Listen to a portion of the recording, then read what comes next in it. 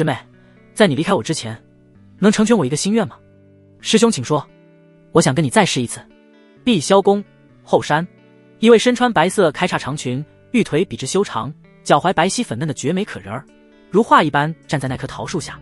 她是当代圣主云清离，已度过成仙天劫，眼下飞升在即。云清离身侧是个老者，一名闲散长老，修炼废柴。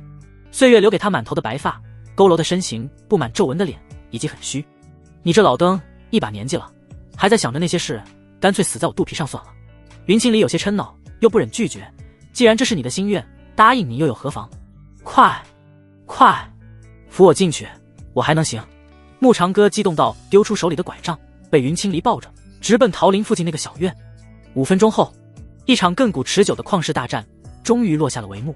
木长歌扶腰来到了窗前，看着外面飘落的桃花瓣，心生感慨。师妹，今日一别，或许再无相见之日，不能陪你走到最后，但与你相守了数百年，我没有遗憾了。他看着娇羞坐于床前，脸上残留着淡粉色的娇美可人儿，叹了口气，我只是不知日后想你了该咋办。木长歌眼里的小梨儿如初见时那般美，奈何他到了垂暮之年，修炼了上千年，浪费无数天才地宝，依旧止步于金丹境界，眼看寿元将近。好在他有双发现美的眼睛，让他在云清离入门时一眼看中了这个小师妹，并多加照拂，这才有信结为道侣。然大道漫漫，终有分离时，他早就预料到了这一天。那我给师兄留下一道灵身可好？云清离撇了下薄薄的红嘴唇，也不知道他说的是哪个日后，正经的吗？躲过他那火热视线，他低头整下理了下衣裙。还好这老登不是年轻那会儿，不用他换套衣服再走。莫非师妹瞧不起我？木长歌一脸郑重且严肃地伸出所有手指，1道怎么够？我要至少10道。灵身是消耗品，10道也不过上百次，宁可牡丹花下死，不做床头一枯骨。云清离挥手间幻化出10道与他形神相似的娇俏可人，被木长歌收进了储物界。轰！一道嗡鸣声震颤九霄。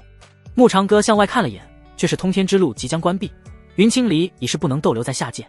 两人并肩走出小院，踏着满地桃花瓣，向着飞升台赶去。飞升台位于碧霄宫的山巅，高耸入云，四周云雾缭绕，与天地相接。数万年来，有众多修士在此踏上登天之路。师兄，就送到这里吧，此间你我因果已了，你自行珍重。飞升台符文闪烁，灵气萦绕，似是等待他的到来。木长歌松开他的手，看着他那娇俏身影被天幕降下的璀璨金光包裹，他紧紧锁定着那张容颜，想要将他的一颦一笑永远铭刻于心。小梨儿，木长歌低声唤道，到了上界就忘了你这个不成器的师兄吧。他那身影在光芒中逐渐变得虚幻，上空传来一阵悠扬的钟声，四面八方涌现出无数道流光，落地后化作一道道身影，正是碧霄宫的众弟子。他们神情肃穆，眼中却难掩激动与崇敬，为首的几位长老更是神色庄重。恭贺圣主飞升，成就无上道果！恭贺圣主飞升，成就无上道果！木长歌悄无声息回到了小院，他身前放着拐杖，倚靠在摇椅上，前摇后晃。一杯清茶，一壶浊酒，笑看世间，等待寿命走向终点，何其无奈，何其遗憾。木长歌仰头望着天空，手中握着一壶浊酒，轻轻抿了一口，酒液入喉，带着一丝苦涩，又透着淡淡的回甘。他目光有些迷离，似乎透过那漫天的桃花，看到了曾经的点点滴滴。小梨儿，你终究还是走了啊。他怀里抱着一道云清离的灵身，给他喂食着葡萄，身后的一道灵身给他捏着肩膀，另外一道灵身给他揉捏着双腿。木长歌点了下，躺在他怀里，那道灵身的鼻子尖，你们以为我很快乐吗？不，我的快乐你们想象不到。哎，对，就是这儿，用点力。他吃了口葡萄，又冲着捏腿的那道灵身示意满意的微笑。咕咚咕咚，辛辣的酒水大口吞咽入腹。当他准备再饮一口酒，脑海忽然响起冰冷而机械的声音：叮！检测到宿主寿元将近，符合绑定条件，攻略返还系统正在绑定中。绑定成功。木长歌一愣，手中的酒壶的差点掉在地上。他推开怀里的灵身，跳下了摇椅，砰的一声砸掉了酒壶。系统，你知道这上千年我是怎么过来的？老子连个穿越者的标配都没有，如今就是老婆都飞升了，你猜出来？刚来到玄武大陆那几年，他不是没尝试过各种激活系统的方法，但始终没有得到回复，后来也就放弃了。万万没想到，这狗系统居然是等到他快死的时候才符合绑定条件。早知如此，他又何必浪费各种丹药，将寿元强行增加了几百年？系统，你必须补偿我！木长歌呼哧呼哧喘着粗气。叮！检测到宿主情绪波动剧烈，抚慰大礼包发放中。恭喜宿主获得先天洗髓露1，重塑身体机能。恭喜宿主获得躺平修仙诀。牧长歌手中多了一枚瓷瓶，以及一篇功法自动融入他的神识，泛起点点星光。什么是躺平修仙诀？玄武大陆上的功法典籍众多，他可从未见过全篇内容只有躺平2字。躺平修仙诀未知品级，修炼方式独特，只需保持躺平状态即可自动吸收天地灵气，提升修为。牧长歌沉默了片刻，自嘲般的仰头一笑，努力不一定成功，躺平一定不吃亏。这功法深得他心，他用笑声发泄着这些年积压的无奈和不满。凭什么努力的废柴依旧是废柴？凭什么天赋异禀的修士就能轻轻松松突破瓶颈，飞升上界？去他妈的努力！老子要以躺平的方式挣到飞升。牧长歌将先天洗髓露一饮而尽，顷刻间神色焕然一新。他躺回那张摇椅，闭眼享受着3道灵身带给他的服务。起初牧长歌并没有感觉到异常，而后一股股微弱的灵气从四面八方渗入了他的体内，充盈着他的经脉。是躺平修仙诀发挥了作用。他欣喜地睁开眼，目光瞄着那几道灵身跃跃欲试，以及不怀好意。丁，你想逆袭吗？你想翻身做男人，再也不躺下吗？你想重回青春，找回老婆吗？本系统可助宿主完成所有心愿。丁，检测到气运之女，宿主是否完成攻略，实现伟大复兴？气运之女怎么攻略？我该如何做？牧长歌感到疑惑，这桃林除了他之外，再没有其他人来过，只有小梨儿会在出关时前来尽一下道侣的责任，少则3-5天，多则10天半个月，但凡他有所抗拒，就会被一口吞掉，直到老实为止。至于攻略是什么，他决定先摸清其中的规则，也好知道这系统的作用。丁，经系统检测到的气运之女，宿主让他们爱上你、喜欢你、臣服你、膜拜你，皆可达成激活条件，并获得他们的气运值返还。气运值可用于兑换修为、功法、法宝、丹药等资源。牧长歌不禁犯了难，这个要求换作以前不难，可他是个白胡子老人了，谁会喜欢他、膜拜他，更不用说臣服他。气运之女必定精彩绝艳，以他金丹3阶的修为，那也打不过。系统又是他逆天改命唯一的指望，若是不能激活系统，不但无法飞升上界与小梨儿重逢，他这条老命也不知道能活多久。以及老婆刚飞升就让他去攻略别人，这系统正不正经？友情提醒宿主，您当前寿元只剩下10年。牧长歌再也不淡定了，系统正不正经的他不知道，反正不如保命要紧。只有活着他才能飞升上界，只有活着才能找到小梨儿。攻略灵身算不算？以小梨儿的天资，必然是气运之女，灵身与她息息相关，何况系统给了提示，说不定检测到的气运之女就是他们。天色已晚，我们回去休息。牧长歌一左一右搂着2道灵身，身后还跟着一个，一同向着房间里走去。全都努力，把腰做折了为止。天一亮，牧长歌就来到了院子里。他坐在石桌旁的石凳上，脸上写满了忧愁。昨晚他使出了浑身解数，将那几个灵身彻底降服，甚至抽搐求饶。遗憾的是他没有激活系统，更没有获得气运值返还，修为倒是突破了1阶。至于那寿命，仍剩余10年先前由于气血干枯，无法自主摄入灵气，躺平修仙诀弥补了这个缺陷，因此而突破。可这没啥用，远水解不了近渴。他要死了，灵身又不是气运之女，付出再多的混沌之精也无法给他带来好处。想要增加寿元，就只能突破到元婴境，攻略气运之女，获得气运值是最快最为稳妥的一种方式。这气运之女到底在哪？丁，请宿主尽快攻略气运之女，达成系统激活条件。催什么催？没看到他正在想办法吗？牧长歌没好气地骂了句。如今他状态这么好，不如去外面转一转，看看这碧霄宫内有没有气运之女可以攻略。他刚想质问系统昨天检测的气运之女在哪，院子外就传来一道怯生生的声音以及轻微的脚步声。牧前辈，您在家吗？这声音如黄鹂般清脆悦耳。他站起身整理了一下衣袍，缓步走向院门，只见外面站着一个面容清秀、眉目如画的女孩。那女孩身穿外门弟子服饰，该凸的地方凸，该翘的地方翘，眼眸中透着一股灵动与纯真。你是？牧长歌略有疑惑地问道。外门弟子林婉儿，见过牧前辈。少女见他出来，连忙躬身行礼，又递上了果篮。我特意采摘了一些灵果，希望能为前辈补补身子。其实他昨天就来过桃林，只是不曾贸然进入，远远的看了一眼也就离开了，毕竟空着手不礼貌。今日一大早，天还没亮，当他采摘到足够多的新鲜灵果，才鼓足勇气正式登门拜访。林婉心里依旧泛着嘀咕，他听说这位牧前辈尽管很好相处，但是个喜好清静之人，向来不喜他人打扰。不知自己此番前来，会不会惹他厌烦？特别是在牧长歌的注视下，他的身子不知不觉有些发抖。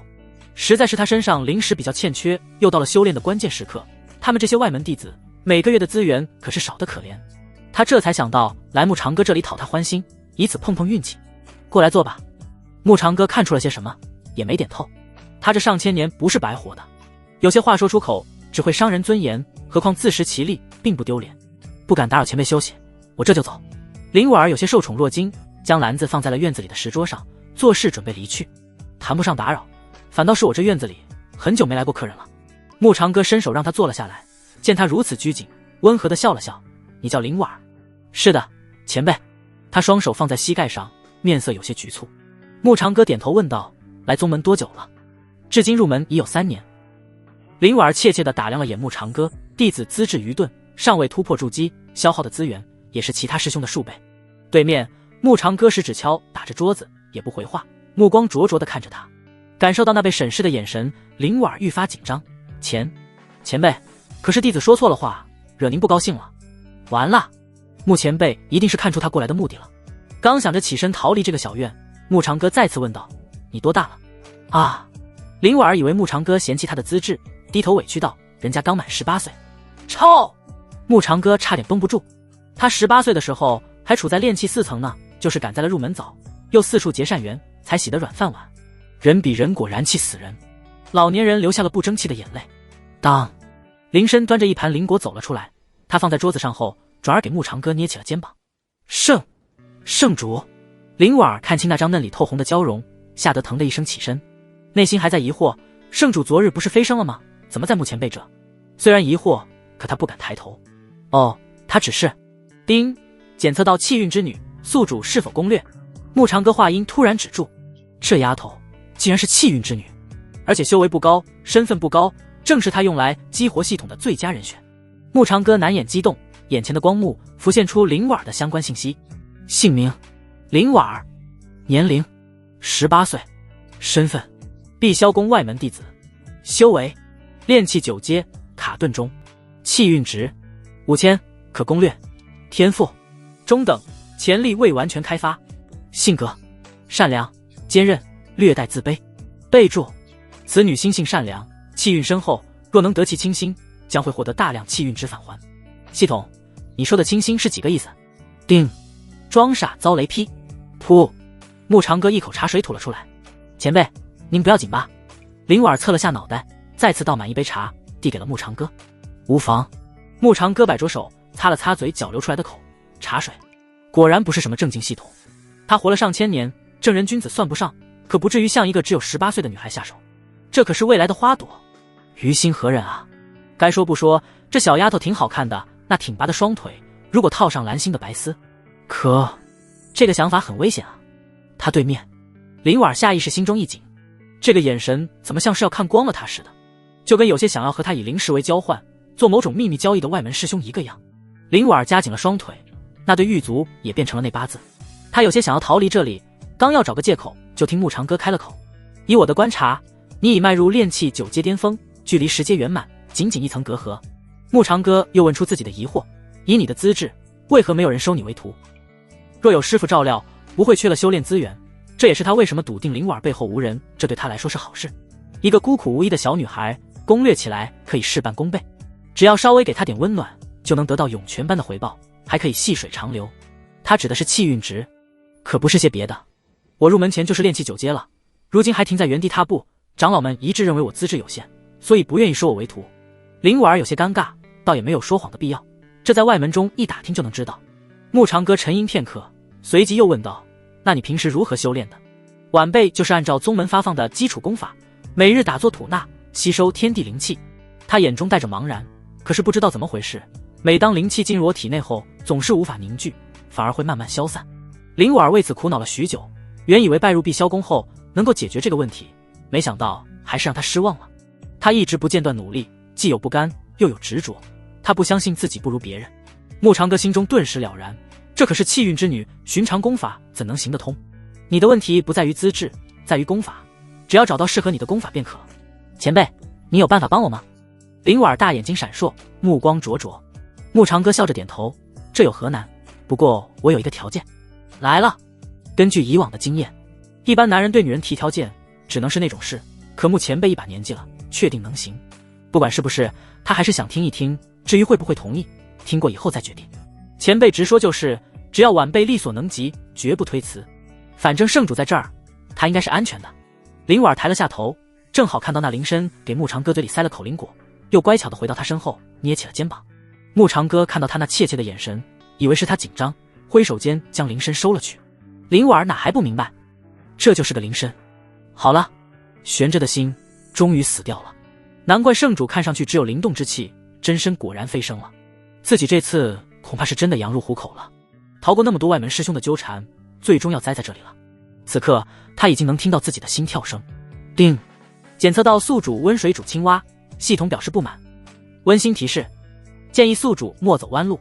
牧长哥嘴角抽搐，暗骂了句：这狗系统真是越来越没节操了。他懒得理会这个建议，转而看向林婉，只需你每天来这里陪我聊聊天，顺便帮我打扫一下院子便可。就这，吓死他了。他还以为会提出那种条件呢，到底是自己多想了，实在是司空见惯了那些小头支配大头的男人，以至于见个陌生人就多了些防备。林婉想也不想就答应了下来。圣主飞升，只剩他一个孤寡老人，难免心里空落落的。他若表现得好，讨他欢心，不说功法，修炼用的资源更不会少前辈，那我这就去帮您打扫庭院。林婉心情放松了许多，说干就干。牧长哥一边品着茶，一边看着他忙碌，动作虽说笨拙，但十分认真，连角落里的落叶都不放过。3年的修行，修为毫无半分增长，哪怕如此，依旧不曾放弃，不曾走上歪路，只想通过双手获得想要的东西。如此看来，心性也还不错。只是，什么样的功法才能适合他，总要对症下药才是。系统可有适合这丫头的功法？一道光幕在牧长哥眼前浮现，上面呈现出林婉的体质气息。灵虚之体，寻常功法难以匹配。更有一道信息呈现在后，灵虚诀，仙品功法，专为灵虚之体量身打造，修炼后可大幅度提升灵气吸收效率，突破瓶颈如饮水般轻松。纵然有了解决之法，牧长哥的心情反而更加不美妙了。玄武大陆的修炼功法等级从高到低依次是天地玄黄，天级功法尚且稀罕到可怜，又去拿整仙级功法？即便他有仙级功法，又怎可轻易传授？否则怎么解释功法来路？可有其他解决方案？牧长哥皱眉问道。随着系统叮的一声，答案跟着出现在脑海里：沾染凡尘气息，自可正常修行。如何沾染？自行领悟。摆在他眼前只有2个选择，要么按照系统提示的方法来做，要么放弃林婉，重新寻找其他的气运之女。但像是林婉这样的外门弟子，真的还能找到吗？牧长哥无比纠结。恰好打扫完院子的林婉听到声音走了过来，他捡起了地上的茶杯。前辈，可还有其他事吩咐弟子去做？唉，牧前辈真是可怜，茶杯都攥不稳，自己可要悉心照顾他才是。同时他又看到了许多灵石以及各种修炼资源在向他招手，想想就流口水。你跟我来，我给你看个好东西。牧长哥转身就走，后面传来林婉娇娇柔柔的疑问：前辈要给弟子看什么？保证你没见过。牧长哥停顿脚步，回头看了他一眼，放心就是，老夫不是什么坏人。还有流口水的不一定只是嘴角。牧长哥点到为止。林婉愣在原地，前辈他果然看出了自己的目的，这是在提醒他不要太过分吗？就是不知前辈会给他看什么宝物，他愈发期待。直到进去后，他惊呆了。呀，牧前辈，你别这样。3个时辰后，牧前辈，没想到你是这样的人，人家真是看错你了。房间内，林婉衣衫凌乱，蜷缩在床角，双手紧抱着膝盖，泪眼婆娑。你怎么可以这样？我明明那么信任你。他似是一只受惊的小兽，湿红的脸颊沾着几缕发丝，看上去那般的楚楚可怜。自己的清白就这么交代出去了，还是一个马上就要埋进土里的糟老头子。林婉一边抽泣，一边瞥向床边的牧长哥，有愤怒，有羞耻，有失望。牧长哥佝偻着身子，双手拄着拐棍，悄然运转灵力，让自己的脸色看上去无比苍白，又上气不接下气地说：你先别哭，查看下自身修为。他咳了几声，踉跄着步子在一旁的椅子上坐了下来，又牛饮了几口水。咦，我怎么突破了？林婉惊喜地发现，他不但突破了修为，还直接达到了炼气10阶巅峰之境，随时可尝试突破筑基。牧长哥叹了口气：你体质特殊，寻常功法无法帮你突破瓶颈，我只好用了一种特殊的方法帮你破解了体质。从今以后，你就可以正常修炼了。倒是老夫为了帮你，晚节不保啊。他痛心疾首地拍了几下自己的胸膛。你这丫头之上进，懂礼貌，又有天资，老夫实在不忍心拒绝你，更不忍你这样的天骄就此埋没，也就只好豁出我这把老骨头，大不了招来骂名就是。他说的潸然泪下，反正老夫已是没几年活头，骂名又有何惧，就当是为你和宗门做出最后一点贡献好了。小梨儿，我对不起你啊。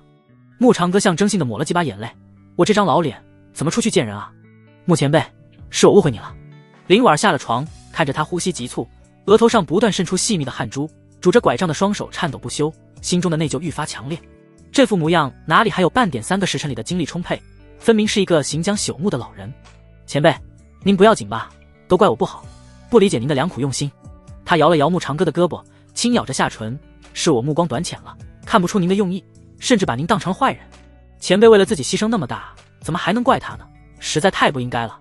他跟圣主感情那么好，做出了这样的事该有多自责啊。更何况穆前辈都累成什么样了，人家支撑下来容易吗？他真是太好了，燃烧自己照亮别人。穆长歌摇了下头，我无妨，能帮你解决了问题就好。看看什么叫高人，什么叫前辈，高风亮节啊。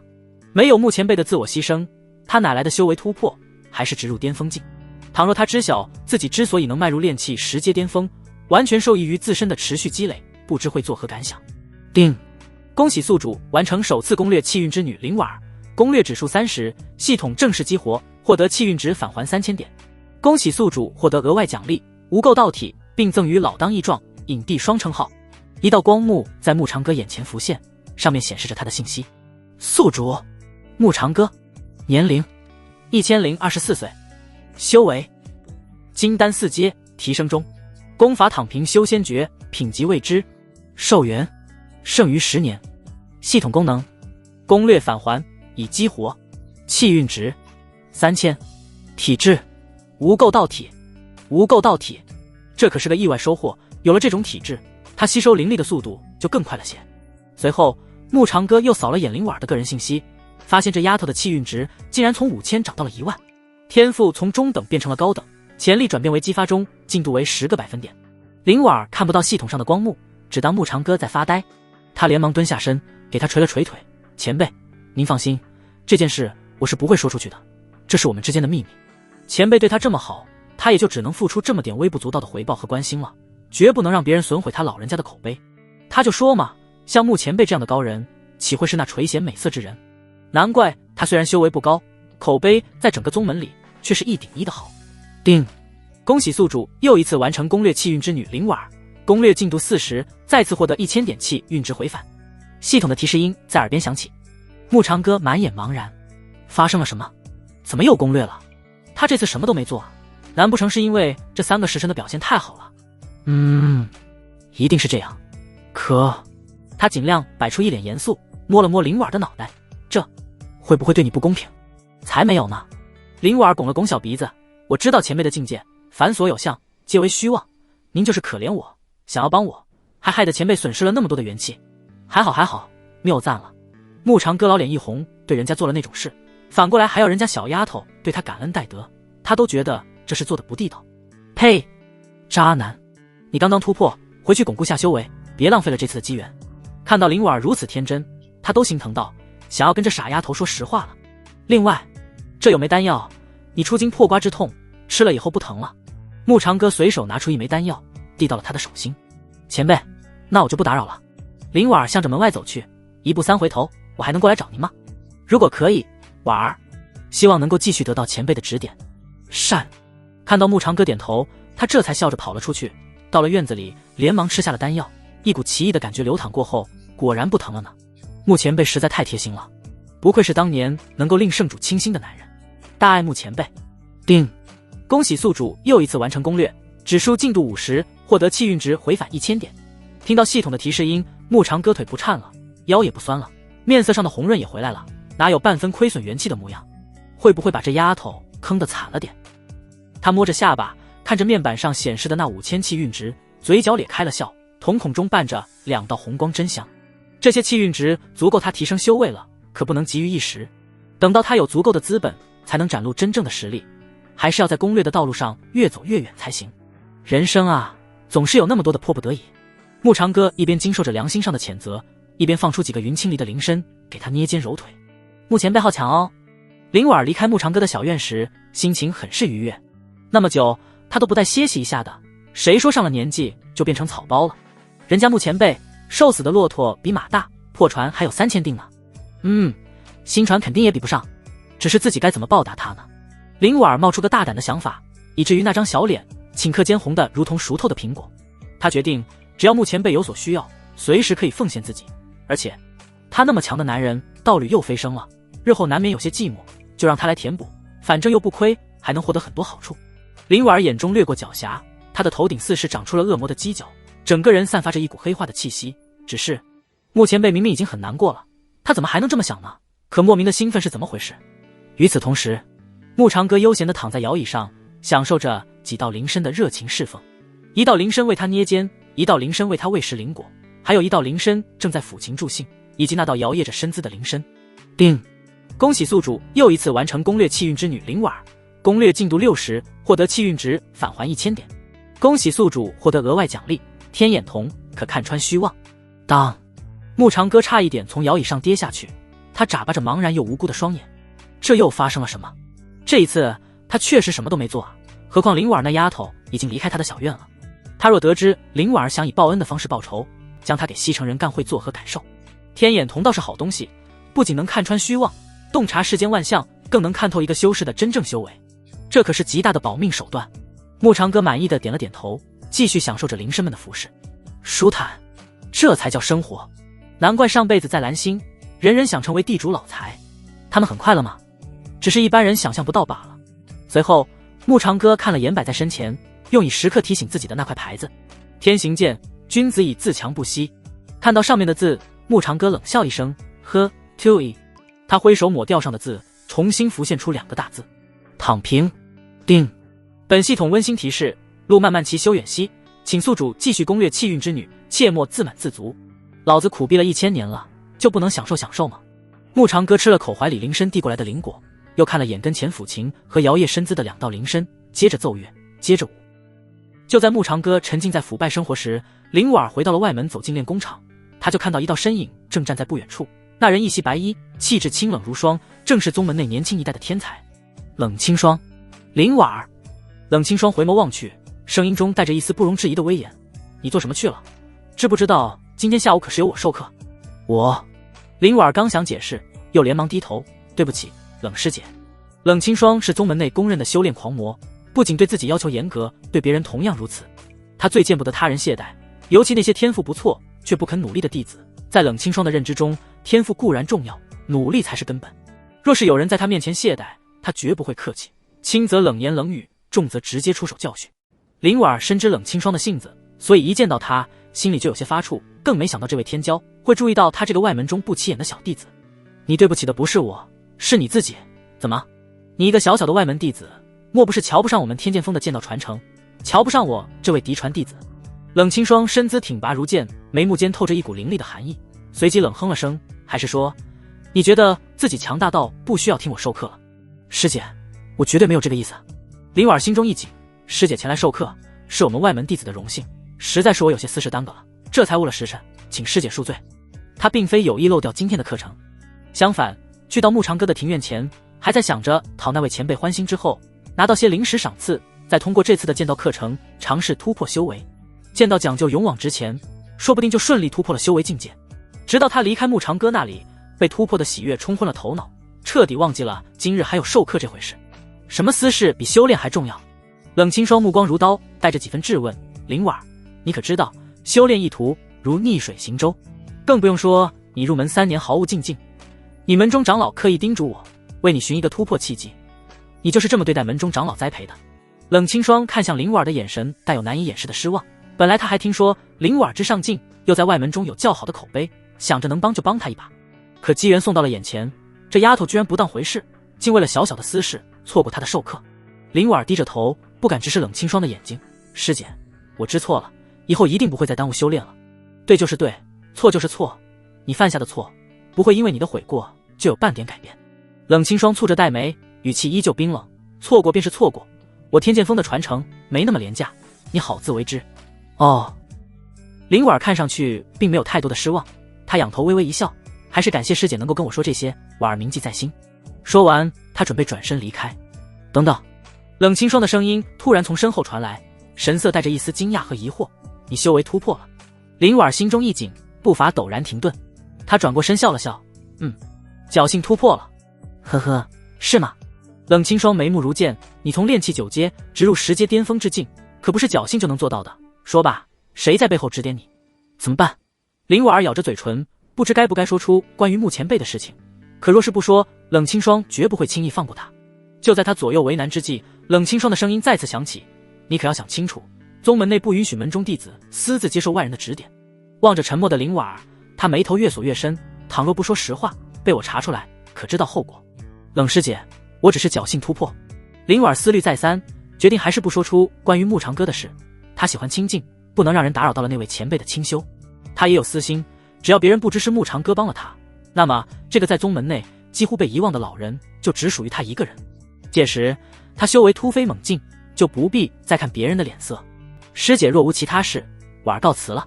他的步伐看似从容，实则心中早已翻江倒海。冷清霜的怀疑不会轻易打消，让他继续追问下去，自己恐怕难以招架。况且这件事他根本没法解释，总不能说是跟穆前辈允许了3个时辰，自己就能继续修炼了吧？那样他不但有可能会被打死，就是穆前辈也难以在宗门中立足，他可不能恩将仇报。眼下的关键是要尽快突破筑基期，以此进入内门或者其他山峰，只要获得足够多的修行资源，他就能在宗门内站稳脚跟。林婉儿，既然你不肯说实话，那我就亲自去查，我绝不允许宗门内有任何隐患存在。冷清霜始终盯紧他离去的背影。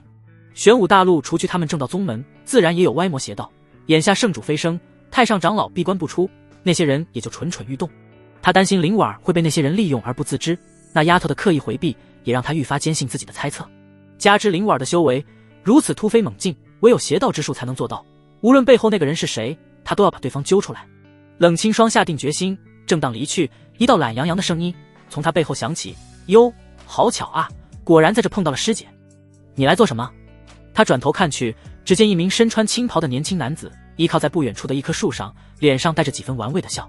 来人名叫李长风，与他一同来自天剑峰。冷清霜向来与他不对付，这厮行事举止轻佻，仗着自身天赋，完全不将他这位大师姐放在眼里，还曾散布关于他的谣言，说他性格孤僻，难以相处，甚至暗示他与某些邪道势力有染。这些谣言没有确凿证据，可让他的名声受到了不小影响，为此只能用闭关去隔绝这些外界的谣言。听说外门出了个天才，只可惜入门3年毫无进境。李长风目光在林婉儿离去的方向看了一眼，又听闻师姐刚结束闭关，就来外门传授剑道，我就想着过来碰碰运气，看看能否为师姐出点力。他绕到冷清霜身后，对着他的耳垂吐了口气。冷清霜蹙了蹙眉头，与他保持一定距离。我的事情轮不到你来插手。师姐，你我可是同门，何必拒人于千里之外？李长风也不恼，一脸笑呵呵。你知道我对你倾慕已久，只盼着早日能与师姐结为道侣，满口胡言乱语。冷清霜额头青筋暴跳，探手闪过灵光，握住一柄长剑，我劈了你！嗡，长剑嗡鸣，剑势炸响。师姐莫要动怒，动怒可就不美了。李长风身形闪避，打开折扇，扇了2下，又拨开他指向自身喉咙的长剑。我不过是表达倾慕之意，接不接受是师姐的事，何必大动干戈呢？你再敢胡言乱语，休怪我不客气。冷清霜斜睨他一眼，眼神中的杀意无可遏制。同门相残乃是大忌，他不会失了理智，更不会给人留下把柄。师姐且慢，我是来帮你的。他挡住冷清霜的去路，要我说，何必为了一个外门弟子劳心费神？林师妹的突破未必有你想象那么复杂。什么意思？冷清霜手中长剑紧握，剑尖微微下垂。你知道些什么？我说他未必走了邪道，他应当只是遇到了自己的机缘。李长风收起折扇，凑近冷清霜，比如后山那座桃林，我亲眼所见，他去过那里，回来之后就是你看到的这样了。李长风，你当真死性不改，竟然跟踪外门中的一名弟子？冷清霜怒目而视，手中的长剑又一次指了过去。很快他又皱了皱眉。后山桃林，那里不是穆长老的地盘吗？难道林婉的突破跟穆长老有关联？这怎么可能？穆长歌在门中资历极高，奈何碍于天赋，止步于金丹境界，已然垂垂老矣。门中诸多长老都无法解决的问题，他怎么做到的？莫非是……看来师姐想到了什么。李长风挥动着折扇，倘若此事与这位有关，师姐又何必担忧？穆长老为人低调，又为太上长老的亲传弟子，保不齐有咱们不知晓的底牌。师姐若感兴趣，大可求证一番就是。你倒是会为自己的荒唐行径找借口，就算与穆长老有关，也不该是你偷摸跟踪的理由。冷清霜缓缓收回长剑，目光依旧冷冽。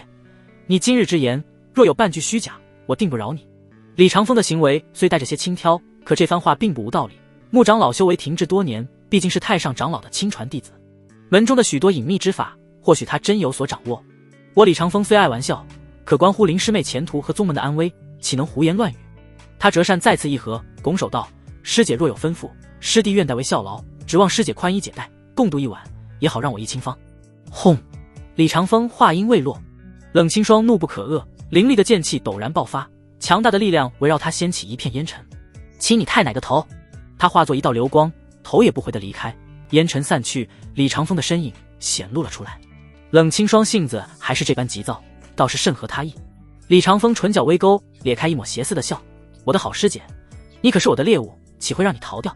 他那双眼闪烁起异样的光芒，幽深而诡谲，似是隐藏着无尽的黑暗，而后化作天际的流光，消失在原地。夜幕降临，月色笼罩着大地。桃林小院，穆长歌悠悠转醒，擦了擦嘴角上的口水，茫然地看了眼那几道铃声，怎么停了？换一曲，接着奏乐，接着舞。叮！本系统友情提醒宿主多干点正事。系统机械性的声音多了丝鄙夷。童子，你说的对。穆长歌跳下摇椅，左拥右抱，都随我回去，今夜奋战到天明。日月轮替，阳光笼罩着大地。房间内，林婉儿吐纳一口浊气，他的修为境界已然稳固。目前被帮助他的方式虽说独特了些，但效果立竿见影，已经能够正常修炼了。下床后不由得皱了皱眉，不能让冷清霜查到关于自己与穆前辈的事，赶紧去趟桃林之会他。桃林中晨雾缭绕，花瓣随风飘落，景色如画。林婉儿快步穿过丛林，心中反倒有些隐隐不安。他总觉得有暗处有一双眼睛，可又什么都没发现。呼，吐了口浊气，可能是我想多了吧。穆前辈这里怎么会有人来呢？林婉儿摇了摇头，可一道身影突然窜出，挡住了他的去路。林师妹，这么早来后山，可是有什么急事？李长风嘴角上掀起玩味的笑意，目光在他身上游移不定。婉儿师妹人如其名，温婉可人，是个美人胚子。小丫头年纪轻轻，修为静静倒是不俗。既如此，不如顺势将她拿下，对她日后行事也会大有帮助。你是天剑锋的李长风，李师兄？望着眼前之人微翘起的嘴角，他心中一紧，下意识地后退了一步。那个李师兄，我只是来散散心，没什么事的。这人的目光好讨厌，似是要把他吞噬殆尽一般。可毕竟是天剑锋的师兄，而他只是个外门弟子，无论是修为还是在宗门的地位，他都远远不如对方，否则一定要挖出他的眼睛。婉儿妹妹，这桃林可不是随便散心的地方。李长风轻笑一声，手中的折扇轻轻摇动，此处是穆长老的地盘，从一定程度来讲，何尝不算碧霄宫中的禁地呢？师兄说的是。看着他愈发靠近，林婉儿脸色微变，强装镇定，我只是路过，这就离开，别着急走啊。李长风一步跨前，将他拦下，既然凑巧遇上了，不如陪我聊聊，我可是对师妹你很感兴趣的。我跟师兄没什么好聊的。林婉儿内心深处警铃大作，她看到李长风盯紧自己的眼神，透露出危险之意。她下意识的想要绕过，反被李长风握住了手腕。她翘着嘴角，眼底的邪肆愈发浓郁。师兄有那么可怕？林婉儿挣扎着，脸色涨红。李师兄，请你自重。放心，师兄对你没有恶意。他凑近林婉儿的耳朵，吐着气息，我只是想帮师妹检查一下，是否保留着处子之身。你无耻！林婉儿抽回自己被握住的那只小手，狠狠抽向李长风。李长风轻易避过，反将他抵在一棵桃树下，眸光犀利。怎么？你以为我不知道你的秘密？他轻笑一声，我擅长阴阳之道，你身上有男人的阳刚之气，说明你已失身，你失身之人便是穆长老，可对？你胡说八道！林婉儿那张小脸顿时失去了血色，她的秘密怎么会被李长风一眼给看穿了？可是关穆前辈，无论如何他都不能承认。李师兄，请你放我离开。他咬着下唇，眸光波光粼粼，楚楚可怜。师兄欺辱我，我自是无力反抗，但你诽谤穆前辈，实在胆大包天。这么快就学会搬靠山了？李长风不以为然地笑了笑，抬指勾起他下巴，事实究竟如何，你让为兄一试便知。他挥动几下折扇，指向一旁，那边草丛怎么样？师兄我会尽快的，说不定你以后还会爱上这个呢。滚开啊！林婉儿惊恐万分，万万想不到李长风如此肆无忌惮，甚至敢在后山桃林对他欲行不轨，他就不怕被赶出碧霄宫吗？奈何李长风作为天剑峰首座的弟子，素来又有天才之名，只要那些真正的亲传弟子不出，谁人是他的对手？宗门又岂会为了他一个外门弟子，惩治李长风这样的天才？更大的可能是扣以他勾引嫡传弟子的罪名，将他废除修为，赶出去以作惩戒，这才是李长风肆无忌惮的真正缘由。想通这些的灵婉儿声音中带着一丝哀求：李师兄，你放我走好不好？待你成全了师兄，我自会放你走。李长风笑得更加肆意，让我开心了，日后师兄在宗门内定会照顾你。灵婉儿怒目而视，心中一阵绝望，以他的实力完全无法与李长风抗衡，他所依仗所信任的穆前辈也不会是李长风的对手，何况他都那把年纪了，一身实力还能剩下几成？呼喊求救反而会害了他，可他也绝不会任由李长风羞辱，但凡找到机会他就会杀了他。在李长风看来，灵婉儿已经认命，他笑了笑，很好，你做了个明智的决定。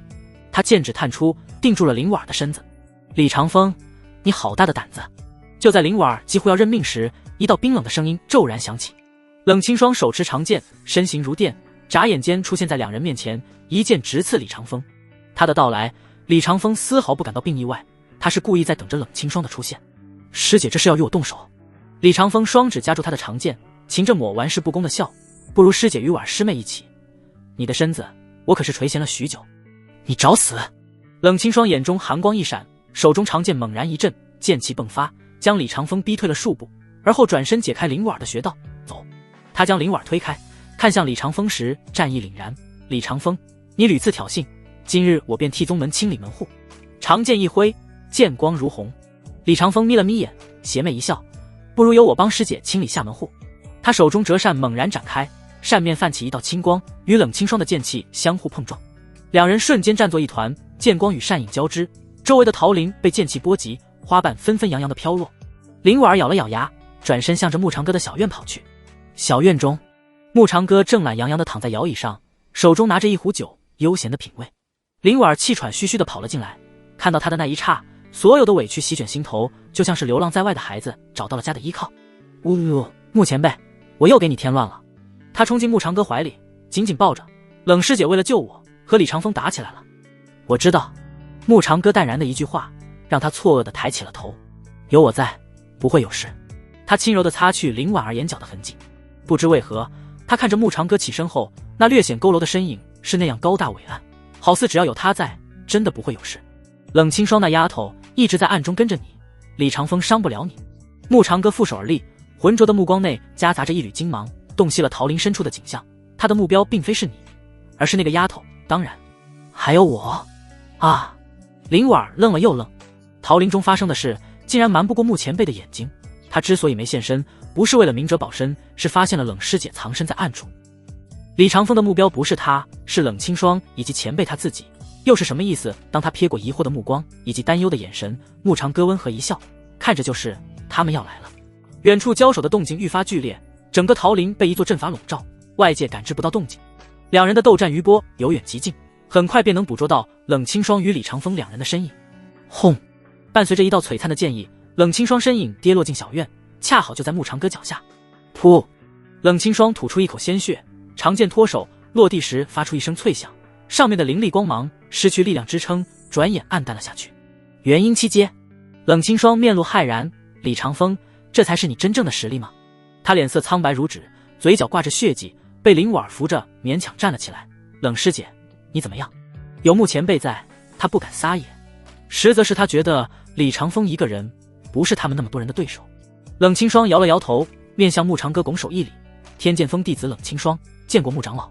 他眸光深处聚敛着狐疑之色，他都不是李长风的对手，只有金丹境修为的牧长哥又能有什么办法？何况他垂垂老矣，一身实力发挥不出全盛时期的1/10，到底什么缘故让林婉儿如此信任他？难不成他修为无法突破瓶颈，果真是被眼前这个老人指点解决的？还是如李长风言说的那般，他与林婉儿之间存在那种关系？冷清霜清冷的脸颊上掠过些许难以察觉的红润，他甩了甩头，清空所有思绪，眼下可不是胡思乱想的时候。再说穆长老都这一把年纪了，哪还有精力去做那些事？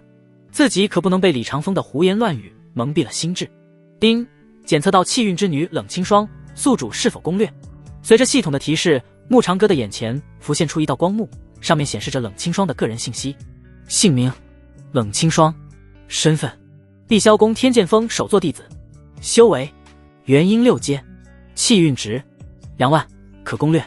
性格外冷内热，性情坚韧，心思缜密，对宗门忠诚，对同门护短，对陌生人戒备心极强。体质玄冰灵体。备注：冷清霜自幼被天剑峰首座收养，天资卓绝，因体质特殊，情感压抑，内心渴望温暖。慕长歌眼中闪过思考，冷清霜那股拒人于千里之外的气质来自于体质，内心深处封闭着一个弱小的自己。他能为了一个素不相干的外门弟子与李长风大打出手，就说明他有一颗火热的心。只要破解了心结，就能攻略了这个丫头，他的实力也能更上一层楼。第一步就是要他对自己产生信任以及依赖，展露些实力是最好的攻略方式。以冷清霜的孤僻性子，肯定最为崇拜强者，只有强者能带来安全感。冷师姐，看来你并不是我的对手。李长风矗立在院墙之上，对着慕长歌拱手一礼，晚辈见过慕长老。虽值弟子礼，他眼中并无多少敬意。慕长老，李长风的实力超越了我的预料。您……冷清霜见他沉默不语，忍不住开口提醒，他不觉得慕长歌能拿下李长风。慕长歌浅淡一笑，放心就是。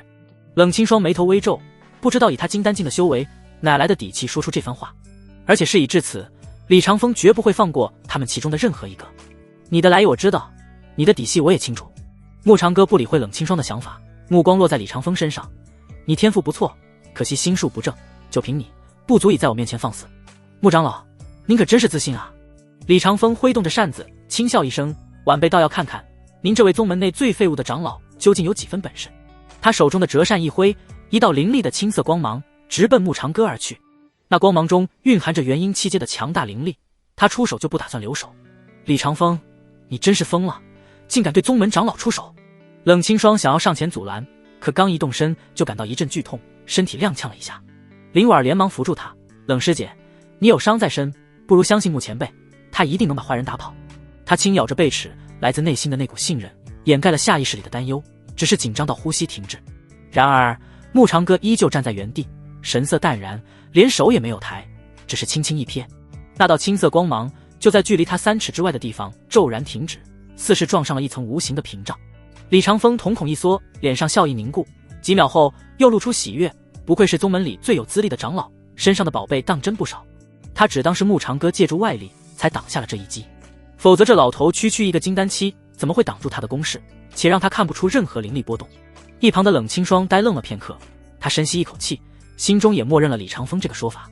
慕长老，最好把你身上的宝贝全都交出来，我可以给你一个痛快的死法。李长风看向慕长歌的眼神犹如瞄着一座移动的宝藏，反正你要死了，与其将宝物留在手里蒙尘，不如交给我。就你这个败类，妄想贪图慕前辈的宝物，我呸！林婉拱着鼻子尖，忍不住大骂。冷清霜则是握紧了手中长剑，李长风，你这么做可能承担后果，杀了我们，你又如何向宗门交代？师姐啊师姐，说你聪明吧，你又很天真。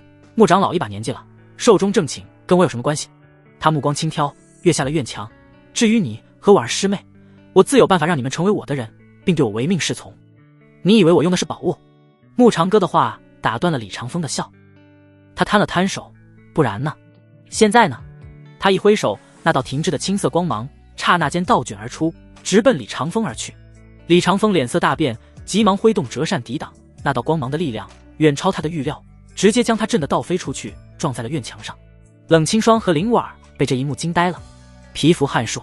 慕长歌扫了他一眼，撞坏我院墙的钱由天剑锋来赔，姑且算1000灵石。冷清霜眼角微抽，都这个时候了，慕长老还在惦记着灵石，他一个寿元无几的人要那些东西做什么？难不成是为了？他悄悄看了眼林婉儿，只见那丫头双眼放光芒，一脸崇拜地看着慕长歌，那表情里的淡定似乎早已预料到了这样的结局。冷清霜心中了然，果然这丫头的修为能够突飞猛进，是这位前辈的手笔。他有些羡慕起了林婉儿，若不是为了这丫头，宗门内这位最是低调的长老兴许不会出手的吧。有如此依靠，也就难怪林婉儿昨日不去听他的授课，跟这位前辈比起来，他确实有不小的差距。自己在天剑峰乃至整个宗门一直要强，一来是在天剑峰众多师弟师妹面前要有个大师姐的样子，二来是不想让师父失望，也想用自身的实力来回报师父的养育授业之恩。可时至今日，他才发现自己的内心居然一直是空落落的，这种被长辈保护、被关爱的感觉才是他最想要的。就像是无论在外闯出什么祸，只要回到家里，就会有人告诉你一句放心就是，可平。不知不觉，冷清霜看向慕长歌的眸子萦绕起了一丝水汽，内心深处紧绷的那根弦也有所松动。丁，恭喜宿主成功攻略气运之女冷清霜，攻略进度 10%， 获得气运值返还2000点。恭喜宿主获得额外奖励，玄冰灵体部分能力加成，同时解锁冰系功法精通。听到系统的提示音，慕长歌的嘴角不可察觉地翘了翘。噗！李长风在重击之下吐出一口鲜血，狼狈地从地上爬了起来。他不敢相信慕长歌竟如此轻易地将他重创。你不是慕长歌？他声嘶力竭，双拳紧握，眼球中夹杂着血丝。你到底是谁？我不相信你一个废物能有这般修为。这一刻，他清晰地感知到慕长歌击败他没有借助任何外物，那是实打实的灵力气息。他不是废物吗？不是半截身子都埋进黄土里面了吗？怎么可能有这般恐怖的底蕴？年轻人嚣张要有个限度。慕长歌极具高人风范，你终会为自己的无知付出惨痛的代价。他眸光杀意凛然，区区邪祟之辈竟敢来碧霄宫作乱，当我宗门无人了？老东西，不要以为您定了。李长风抹去嘴角血迹，狞笑一声，你隐藏的深，我也有底牌。话音未落，李长风身上的气息骤然暴涨，原本元阴7阶的修为直接攀升至9阶巅峰。此外，他的周身弥漫着一股阴冷而狂暴的魔气，整个人如同地狱中走出的恶魔，气势骇人。李长风，你竟然是魔修！冷清霜咬牙切齿，亏他一直以来以维护宗门为己任，更处处提防着魔修潜入宗门，可就是没想到魔修一直在他的眼皮子底下，他竟然无从察觉。倒是与他初次见面的穆长老眼里没有丝毫诧异之色，好似早已洞悉了李长风的真实身份。冷师姐，这股气息好可怕。林婉缩在一旁紧紧抓住冷清霜的手臂，我们宗门内怎么会出了魔修？魔道功法诡异，更有侵蚀他人心智、同化为魔的秘术，使被同化之人变为一具行尸走肉。冷清霜眸中恨意冷冽，他李长风是魔道潜入碧霄宫的案子，他至今记得自己有一次出任务，反被同门师弟暗中出手偷袭，若非反应得快，他已然被重创，甚至会被同化成魔。如此看来，一切都是李长风的手段。他终于明白李长风为何要故意引他来桃林，只因这里是他下手的最佳时机。但凡将他同化成魔，他就会对李长风唯命是从，甚至宽衣解带而不悔。想到这些，他就无比抓狂，更恨不得将李长风挫骨扬灰。穆长老，我们联手杀了他。他强忍伤势，咬牙切齿，绝不能让这个魔道败类给逃了。冷清霜不敢想，天剑峰内有多少同门遭了李长风的毒手，迷失了本性。哈哈，蝼蚁再多，终究是蝼蚁。李长风笑得癫狂。冷清霜，你明白了又能怎么样？等本魔子解决了穆长歌这个老东西，再来收拾你们。他扫了眼冷清霜与林婉，眼中闪烁着毒蛇般的光芒。也只有他们这样的天之娇女，才值得自己消耗魔功本源同化他们。至于那些庸才，自是不屑一顾。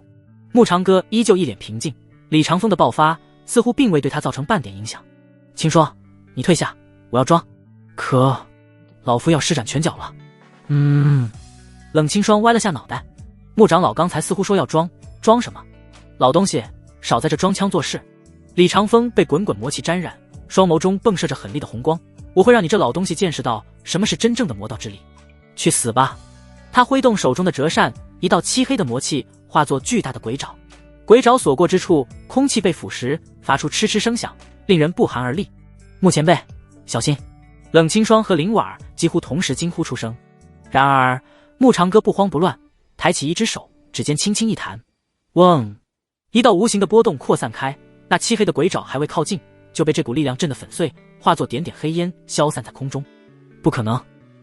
李长风很难相信自己的全力一击，又一次被穆长歌轻易地化解了。我是元阴9阶，而你只是个废物，凭什么赢我？元阴9阶很强吗？穆长歌面无表情，在我面前，你不过是个跳梁小丑罢了。与此同时，穆长歌的身影骤然消失在原地。下一刻，他已经出现在李长风面前，一掌轻飘飘拍出，砰！李长风来不及反应，被这一掌拍飞了出去。他撞在了院墙上，气息骤然间萎靡了下去。不可能，绝对不可能！李长风眼中流淌着惊惧之色。你究竟是谁？为何会有这样的实力？如你看到的这般，我只是个风烛残年、不善与人争斗的老人。穆长歌微笑着看向他，你今日的所作所为，注定了你的结局。如果有下辈子，牢记我说的这3点：第一，绝对不意气用事；第二，绝对不漏判任何一错事。第三，在稳妥中决定胜负的关键。冷清霜站在一旁，听着这番话，心中不由泛起阵阵涟漪。他反复念叨着那几句话，忽然意识到，这不仅仅是对李长风的警告，更是对他的一种点拨。一直以来，他都在单纯的追求力量，从未想过真正的强大，不仅仅是修为的提升，更是心境的升华。慕长歌那种从容不迫、举重若轻的姿态，好似天地间的一切都在自身的掌控之中。原来，真正的强者是这样的。慕长歌的这番话，更像是为他量身定制的教诲。他为人强势，行事果断，因此常常忽略了细节，某些时候又过于冲动。或许我该放下一些执念，试着与人为镜了。只有这样，才能提升心境。他看向慕长歌的背影，莫名多了一些崇拜感。叮，冷清霜对宿主的好感度再度提升，攻略进度 20%， 获得气运值返还2000点。慕长歌嘴角微微抽了抽，怎么个情况？这丫头又被攻略了？总不能是因为自己信口胡诌的几句话让他顿悟了。他那是想装一装高人风范，完全没其他意思啊。谁让他一直以来在宗门内存在感低到了尘埃里。不过自己花费了2000气运值兑换的一张隐藏性修为提升的出窍净体验卡，不仅回了本，又额外赚了2000点。目前他的气运总值到了8000。慕长歌暗自窃喜，表面上纹风不动。他目光冷冽，看向了李长风，你可还有遗言？老东西，你别得意，就算我死了，魔道也不会放过你。李长风眼中满是怨毒与不甘。你今日杀了我，明日就会有更多的魔道强者来碧霄宫找你报仇。跳梁小丑，来之何惧？慕长歌轻蔑一笑，至于你的出现，仅仅作为一枚棋子而已。棋子？李长风内心深处被狠狠捅了一刀。他不是李长风，世上根本没有李长风，他是来自魔道那位大能的分身。你闭嘴！李长风厉声嘶吼，你们正道都是一群伪君子，休想蛊惑我。无论正道还是魔道，只是道不同，老夫从不会看清任何人。慕长歌迈步向前，道无法定义人的好坏，魔亦有道，人只会死在贪婪与野心之下。闻言，李长风眼中闪过些许错愕，随即陷入了短暂的沉默。他的表情从疯狂逐渐转为复杂，这种情绪持续了片刻，就被他的执念和怨恨再次淹没。他发出一阵癫狂的笑声，若今日赢的人是我，你是否能说出这些可笑之言？唉，慕长歌不再浪费任何口舌，你安心的去，这对你是种解脱。他抬起手掌拍在了李长风的天灵盖上，指尖又冒起一团灵火，焚烧着他的躯体。尘归尘，土归土，往事随风。李长风的躯体在灵火的焚烧下逐渐化为灰烬。慕长歌收回手掌，神色淡然，这波装的应该很有腔调吧，顺理成章的再攻略一波，很合理吧。他负手而立，观望着远方，保持高人风范了许久，也没等来系统的奖励。正当他想回头看看那两个丫头的反应，没想到林婉儿一个箭步冲上前，抱住了他的胳膊，狠狠挤压着，差点将他撞翻个跟头。慕前辈，您真是太厉害了。他欢快的像只小兔子，不断冲着慕长歌眨着电眼。那一掌简直太酷了，还有那团灵火，让李长风那个坏蛋连灰都没有剩下，实在太解气了。此刻林婉儿那双水灵灵的大眼睛似乎写着3个字：求推倒。冷清霜站在不远处呆愣愣地看着，小脸有些泛红。他从林婉儿的行为中学到了什么？撒娇女人最好命，难怪慕前辈这样的世外高人会这般恩宠他。慕前辈，多谢你救了我。清霜感激不尽。他眉目传情，眨巴着可怜兮兮又很无辜的大眼睛。与人亲近最一步，先讨得慕长老欢心。他又学着林婉儿的做派，抱紧了慕长歌那另外的一条胳膊。不是吧？冷清霜，你也来？你高冷的人设呢？这就崩塌了。还好。慕长歌脑门上倒垂着几道黑线，用了些力气，才从这两个女人身上抽回了胳膊。那个，你们没事吧？两女整齐地摇了摇头，紧跟着对视一眼，空气中似有无形的电流闪过，彼此之间谁也不让，双方又各自拽住了慕长歌的胳膊，向他们自己跟前拉扯。慕长歌左右摇晃，险些被他们拉扯到散了架。停！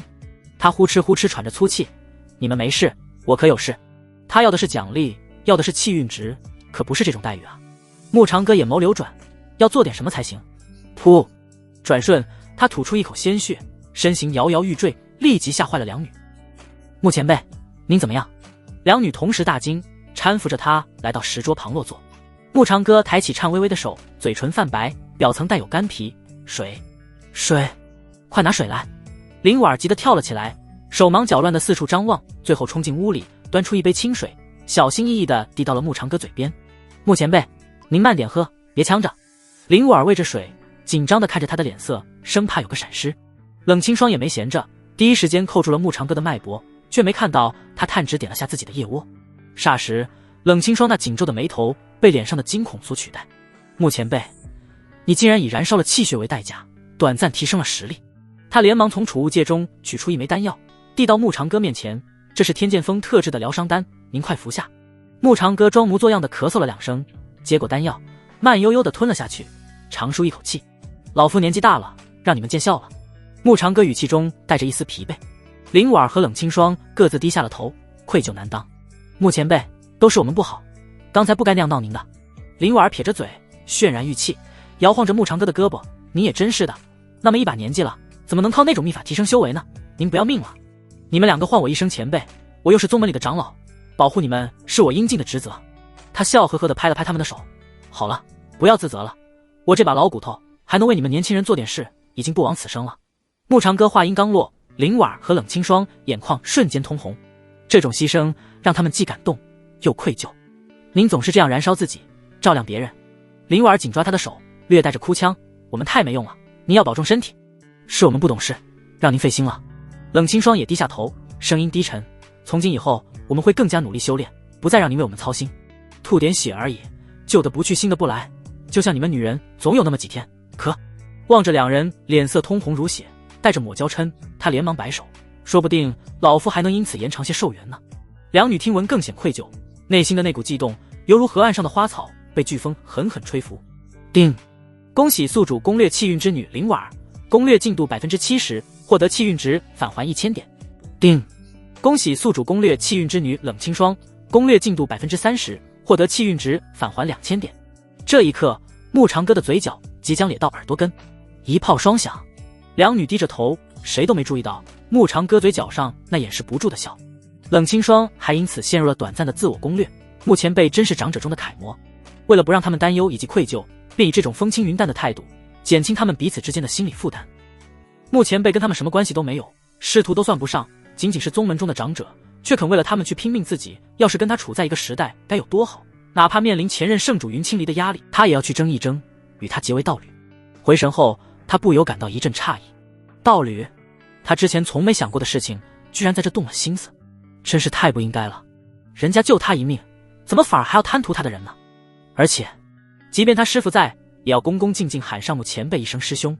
他却想着去做恩师的师嫂去了。想到这，冷清霜的脸颊愈发红润，还泛着些许的窘迫，看向穆长歌的眼神却多了些含情脉脉。当穆长歌看向他时，他又将目光快速移开，低下了小脑袋。这丫头在想什么？怎么感觉她看着自己的目光像是在欣赏什么美味的食物？错觉，一定是错觉。他虽说老当益壮，可是个老头子，人家如此貌美，又是个未经人事的小女孩，怎么可能对他有想法？做人可以自信，但绝对不能自恋。可穆长歌轻咳了声，清霜啊，你有伤在身，就这么回到天剑峰，你那些师弟师妹们会担心的。这有枚丹药，你且服下。看着冷清霜接下丹药，却没有服下，他再次笑道，这是玄冰丹，与你体质相合，可助你恢复伤势，提升修为。玄冰丹。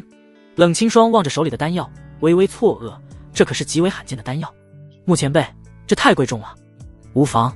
穆长歌笑了笑，你为保护婉受伤，就当作是给你的奖励。冷清霜心中感到一阵失落。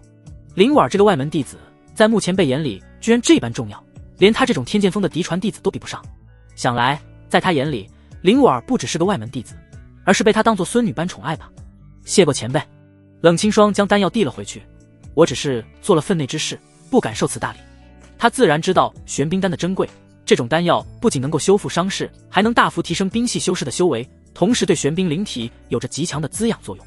在整个碧霄宫，玄冰丹都是极为罕见的灵药，即便他的师父是天剑锋首座，也做不到轻易拿出这样的丹药。清霜不必推辞，丹药是死物，发挥价值才是物尽其用。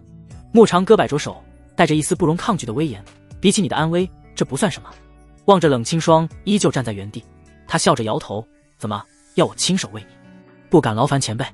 他俏脸绯红，终于不再推辞，将玄冰丹放入口中。丹药入口，化作一股清凉的灵力，迅速流遍全身，那因战斗而消耗的灵力得以恢复，比之前还要更加充盈。轰！一股气机爆发，舒适无比。元婴七阶。此丹果然名不虚传。就是这般珍贵的丹药，穆前辈丝毫不心疼的就送给了他，还说他的安危非是一颗丹药能够相比，这岂不是说自己在穆前辈眼里的地位未必就输给灵婉？美滋滋。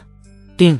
恭喜宿主再次攻略气运之女冷清霜，攻略进度 40%， 获得气运值返还2000点。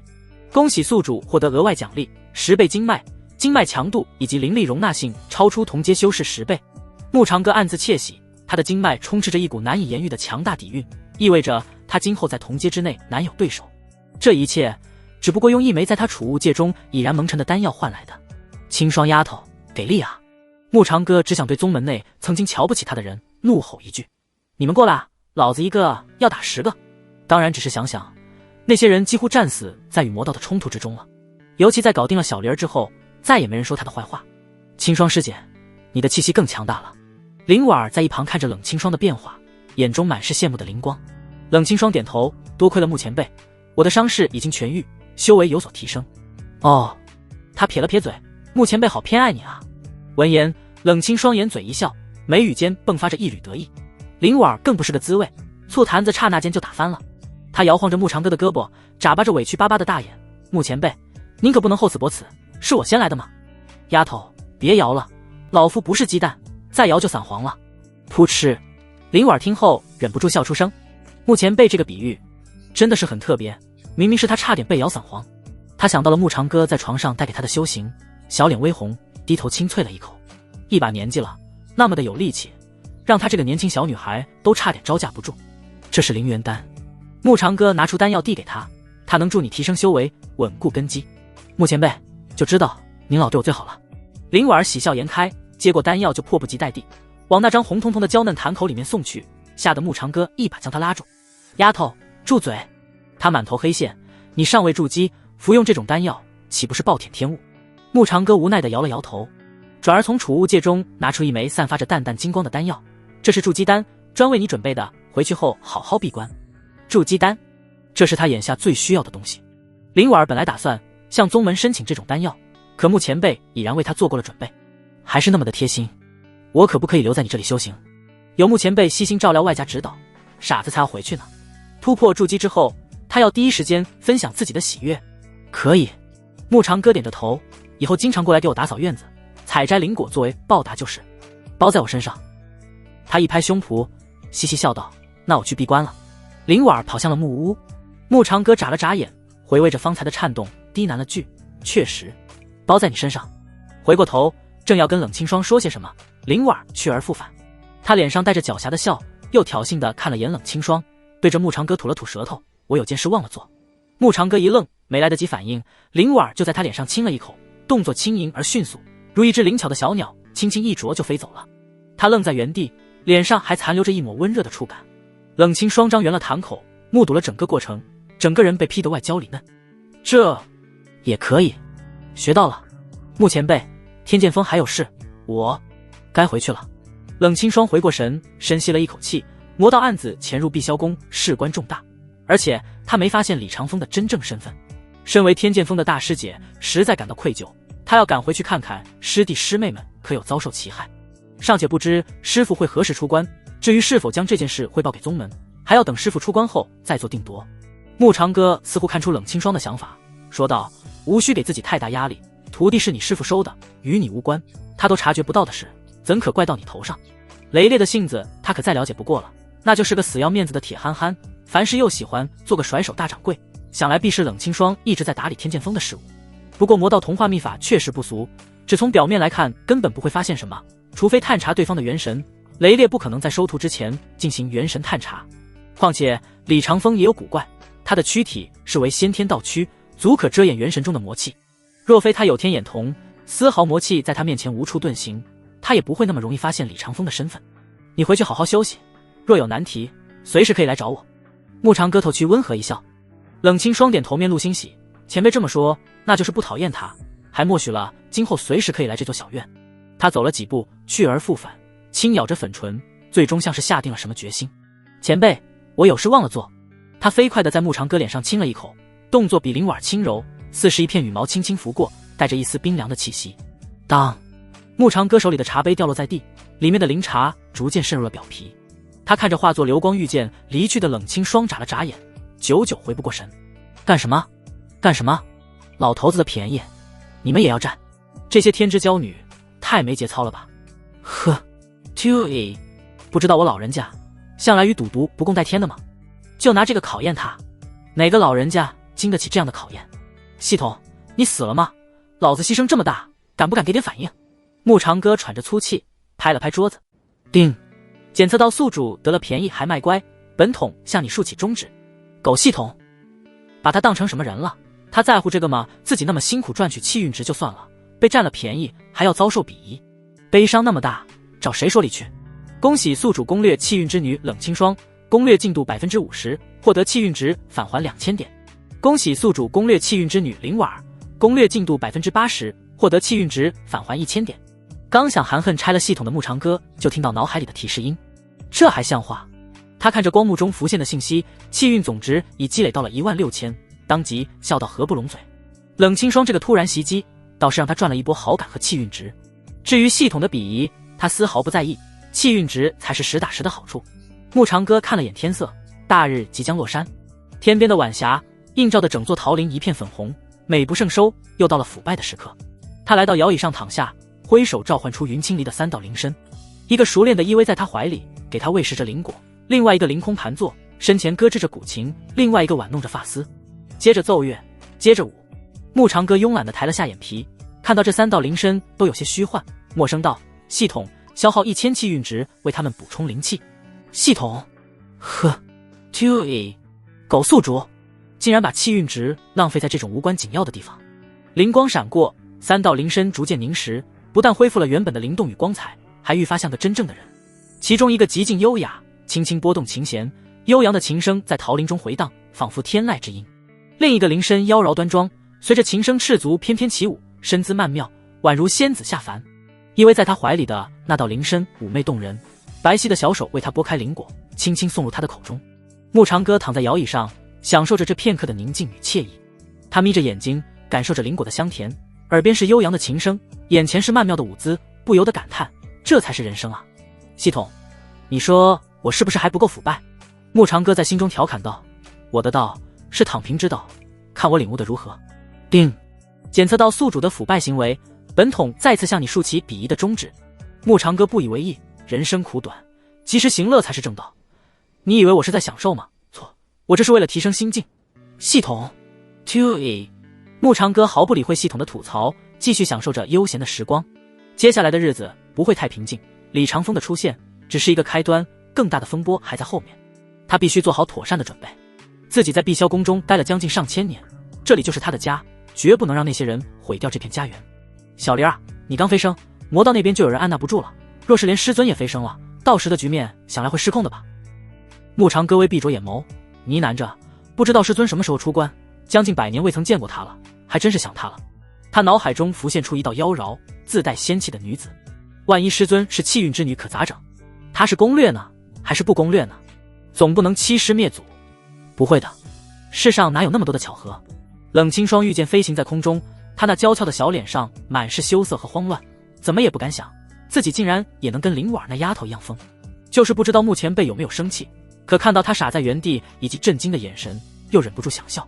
冷清霜沉浸其中，完成没注意到飞剑下落石前方的景象，直到砰，他一头撞在一棵古树上，整个人从剑身上跌落，摔在了柔软的草地上。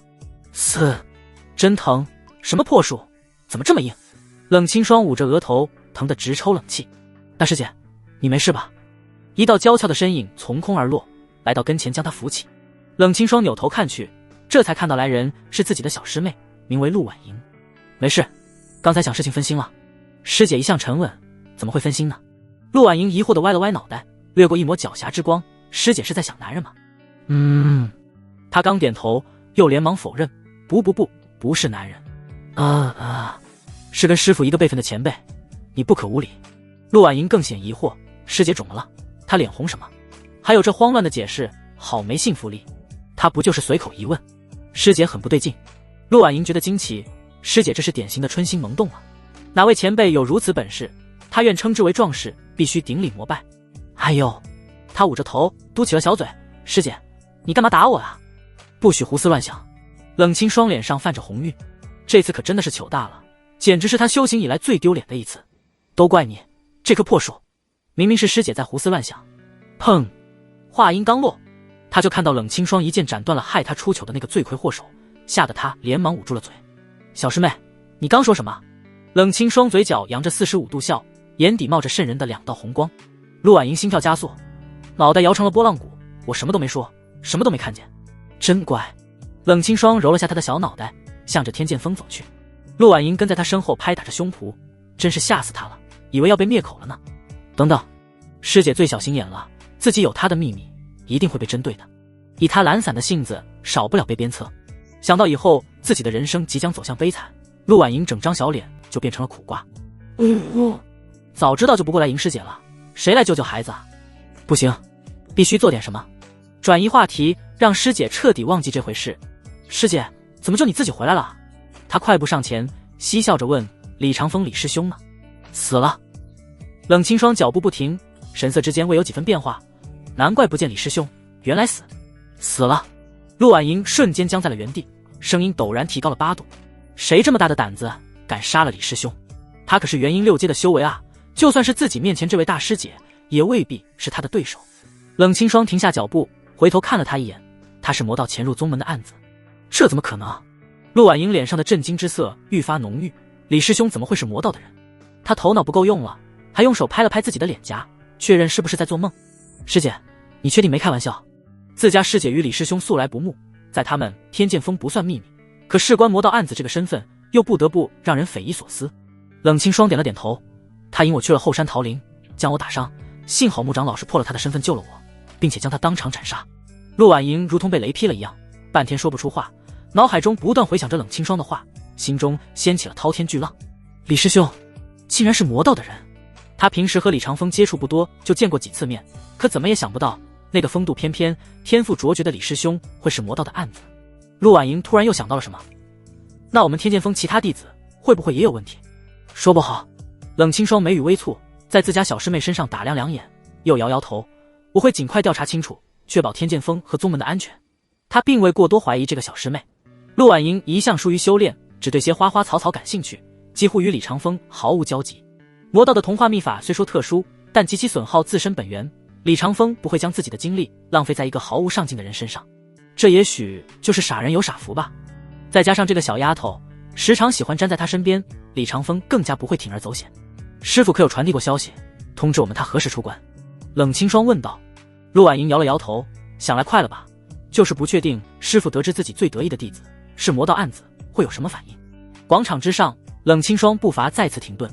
雷烈一向对李长风寄予厚望，得知此事恐怕会大受打击，还有他那火爆的脾气，不知会不会恼怒穆前辈。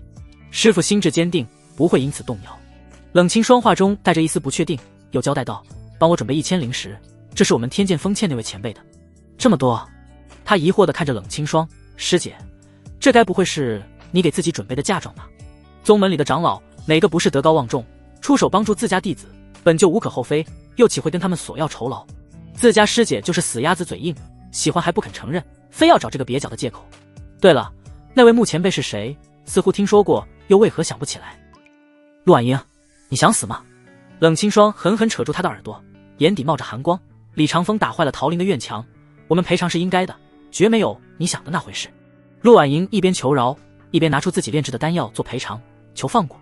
就你的丹药，我可不敢吃。冷清霜直翻白眼，这丫头整日除了正事不做，其他事一样不差。身为天剑锋弟子，不研究剑道，反而钻研一些稀奇古怪的丹药和丹方。我这可是玄冰丹。陆婉莹手掌灵光闪烁，浮现出一枚灵丹。这种丹药在咱们宗门宝贝的很，尤其对师姐你大有好处。你炼制出了玄冰丹？冷清霜望着单手叉腰，一脸得意的陆婉莹感到了匪夷所思。他拿起那枚丹药仔细看了看，又感知了一下。你确定这是玄冰丹？比起真正的玄冰丹是差了一点了。陆婉莹露出一抹略带尴尬的憨笑。我第一次炼制嘛，以后会越来越好的，总比没有强。师姐要不要试试？我服用过真正的玄冰丹了。这小丫头又想在他面前献宝，可看着他那富期待的模样，转为失落。冷清霜既无奈又好笑，只好收下。你这枚丹药比起真正的玄冰丹，具体差了多少？他一边问，一边放在鼻子下闻了闻。陆婉莹更显尴尬，其实不多了，效果仅仅差个9成8。冷清霜眼角狠狠抽搐了几下，这丹药怕不是玄冰丹拐了7大姑8大姨的远房亲戚了吧？为难你了。冷清霜面无表情，下次不要练了。师姐好讨厌，不领情就算了，干嘛打击她？陆婉莹委屈巴巴地低着头，视线被雪峰遮掩住，看不到自己脚尖，人家可是很努力的，努力修炼才是正事。冷清霜揉着他脑袋，去帮我准备零食，明天我要送给穆前辈。哦，他应了声，跑开了，又回过头，师姐，你说的那个穆前辈，不会就是桃林里的那位吧？啪！冷清霜无语拍着额头，自己怎么会有这么个蠢萌的师妹？才反应过来是谁。师姐，你不可以喜欢他的，他都是个糟老头子了，就像你说的，不能算个男人了，你不会幸福的。闻言，冷清霜脸色黑如锅底，逐渐冒出2道青筋，跺脚怒吼：快去！陆婉莹一个机灵，急速遁逃。桃林小院，阿嚏阿嚏！穆长歌接连打了2个喷嚏，又是哪个迷恋老夫的美少女在念叨我？他的房间还被林婉占着，不好进去休息，更不能做一些少儿不宜的行为。唉，只好将就一晚了。望着几道娇滴滴的铃声，穆长歌却不能做些什么，别提多难受。他这副身躯看似苍老，内里实则在先天洗水露的作用下，恢复到比年轻人还要旺盛的地步。他跳下摇椅，挥手间在草地上铺下一张干净的布单。穆长歌躺在草地上，脑袋枕着一道铃声柔软的腿，仰望着夜空中的繁星。今晚的星星真亮啊！他抬眼看着给他揉捏头部的铃声，勾住那尖翘的下巴，不足你的1/10。铃声脸颊透露出些许的红润，轻轻地为穆长歌梳理着有些凌乱的白发。另一道铃声指尖轻拨琴弦，悠扬的琴声在夜空中回荡，与星辰共鸣。穆长歌闭上眼睛，心中的烦躁渐渐平息。小梨儿，你要是在就好了，桃林的夜晚和你一起看最有意思。铃声感受到了他的心情，抚了抚他的额头，似是给予安慰。穆长歌握住他的小手，不说了，你们能陪在我身边，算是一种慰藉了。琴声渐渐轻柔，穆长歌的呼吸逐渐平稳，眼皮越来越重，最终在铃声的腿上沉沉睡去。夜空中星光闪闪，桃林中的一切显得格外宁静。铃声为他盖上一条薄毯，继续守护着他，直到天明。翌日，阳光洒落，穆长歌睁开眼睛，伸了个懒腰，这一觉睡得真舒服。铃声抿嘴一笑，扶着他起身。穆长歌活动了一下筋骨，感受着体内充盈的灵力，心情大好。他的修为还是金丹4阶，但由于经脉扩充了10倍，就是10个同为4阶的修士，也未必是他的对手。他挥手收去那道抚琴的铃声，只留下身边这道，又看了眼正在努力向着筑基境界突破的灵婉。见他进展顺利，就迎着明媚的骄阳来到了石桌旁落座。身后的那道铃声自然而然地给他捏起了肩膀。辛苦你们了。穆长歌拍拍他的手，要不要回去休息一下？那道铃声笑着摇头。铃声虽是云青离的灵力所化，却与他有着同样的温柔。小梨儿，我会尽快飞升上界去找你的。他微笑着看向天空，再见面时希望能给你一个惊喜，也希望你继续喊我一声夫君。桃林外，2道流光遇剑而落。师姐，那位穆前辈真的有那么厉害吗？陆儿跟着冷清霜的脚步，忍不住问。他不是宗门里有名的废柴吗？据说只有金丹境修为，怎么可能杀了元婴6阶的李长风？穆前辈是宗门中的长者，修为深不可测，最让人敬重的不是他的修为，而是为人。冷清霜微勾红唇，李长风的真实修为也不是元婴6阶，而是元婴9阶巅峰。什么？陆婉莹一脸诧异，那穆前辈到底什么修为啊？他这么强，怎么会传出废柴的名声？还有，他不是快要死了吗？不许胡说！冷清霜横了他一眼，提起穆长歌，眸光转而柔和似水。他是我见过最让人敬重的长辈，为了保护我们，不惜燃烧了气血。他真的这么做了？陆婉莹以为他只是个普通的宗门长老，甚至觉得大师姐堕落了。他那么高傲的一个人，竟然欣赏这样的废柴。冷清霜眸光复杂，似有百般滋味。以穆前辈的修为底蕴，换作年轻时堪称同阶无敌。他这么做也是不忍我们受到伤害。师姐，那穆前辈会不会很凶啊？他可是听说了，穆长歌这处小院没有外人进得去，更听说他喜爱清静，不喜欢被人打扰。如此性格孤僻之人，比起他的这位大师姐，有过之无不及。奇怪的是，自从师姐昨日回到天剑峰，似是换了个人，给人的感觉不再那么的冷冰冰，偶尔还能开几句玩笑。若是之前他这般调侃师姐，可能会被打死，最少也要罚他去面壁思过。可昨日他拿灵石回来后，冷清霜只是问了他有没有在修炼上遇到难题，回答之后就那么轻易放过他了。昨晚还留他睡在了一个房间，又给他贴心的盖上了被子。天亮以后就带着他出了天剑峰，来到了这处桃林。穆前辈为人温和，从不摆架子，冷清霜的笑融合着阳光，多了些温暖。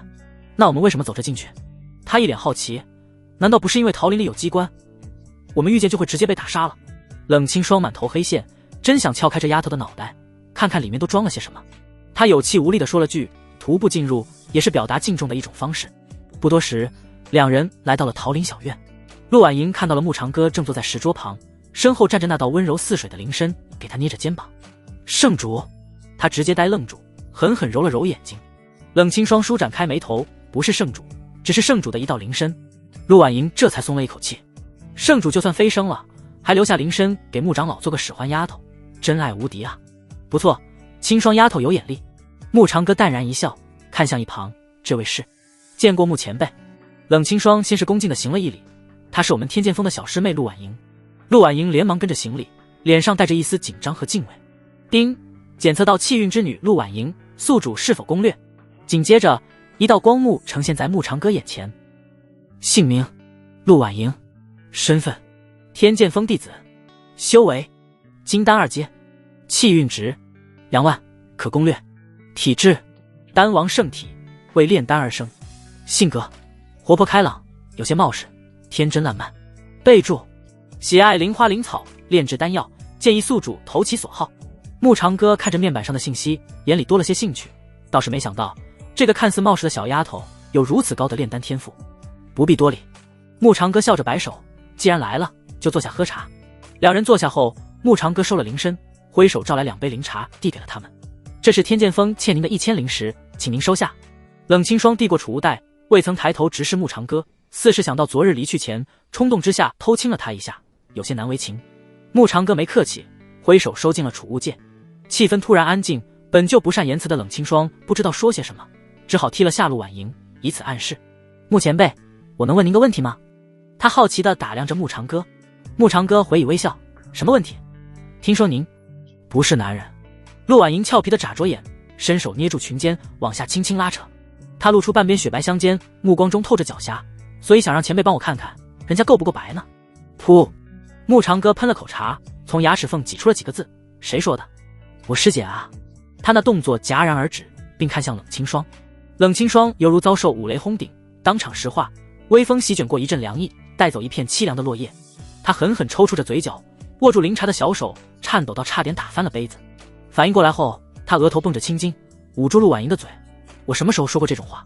死丫头，简直是把她往火坑里推。他让她去找话题，没让她直接献祭师姐。牧长哥看向他的眼神虽是带着微笑，可他总感觉其中带着一股刀人的寒气。陆婉莹挣不开冷清霜的手，只能发出含糊不清的声音。最后干脆拿出留影球，播放着他昨日回到天剑峰说过的话。冷清霜看后整个人都麻了，哪个正常人会随身携带留影球？此刻他窘迫到恨不能一剑劈了这个白痴小师妹。自己叫他过来是让他充分发挥呆萌的优势，博取牧前辈欢心的，可不是让他过来给自己置办棺材板的。有图有真相。陆婉莹得到自由后嘻嘻一笑，师姐你自己解释吧。他那眉飞色舞的神采，似是在说话题给你找出来了，怎么发挥可就是你的事了，不用感谢我，这都是师妹应该做的。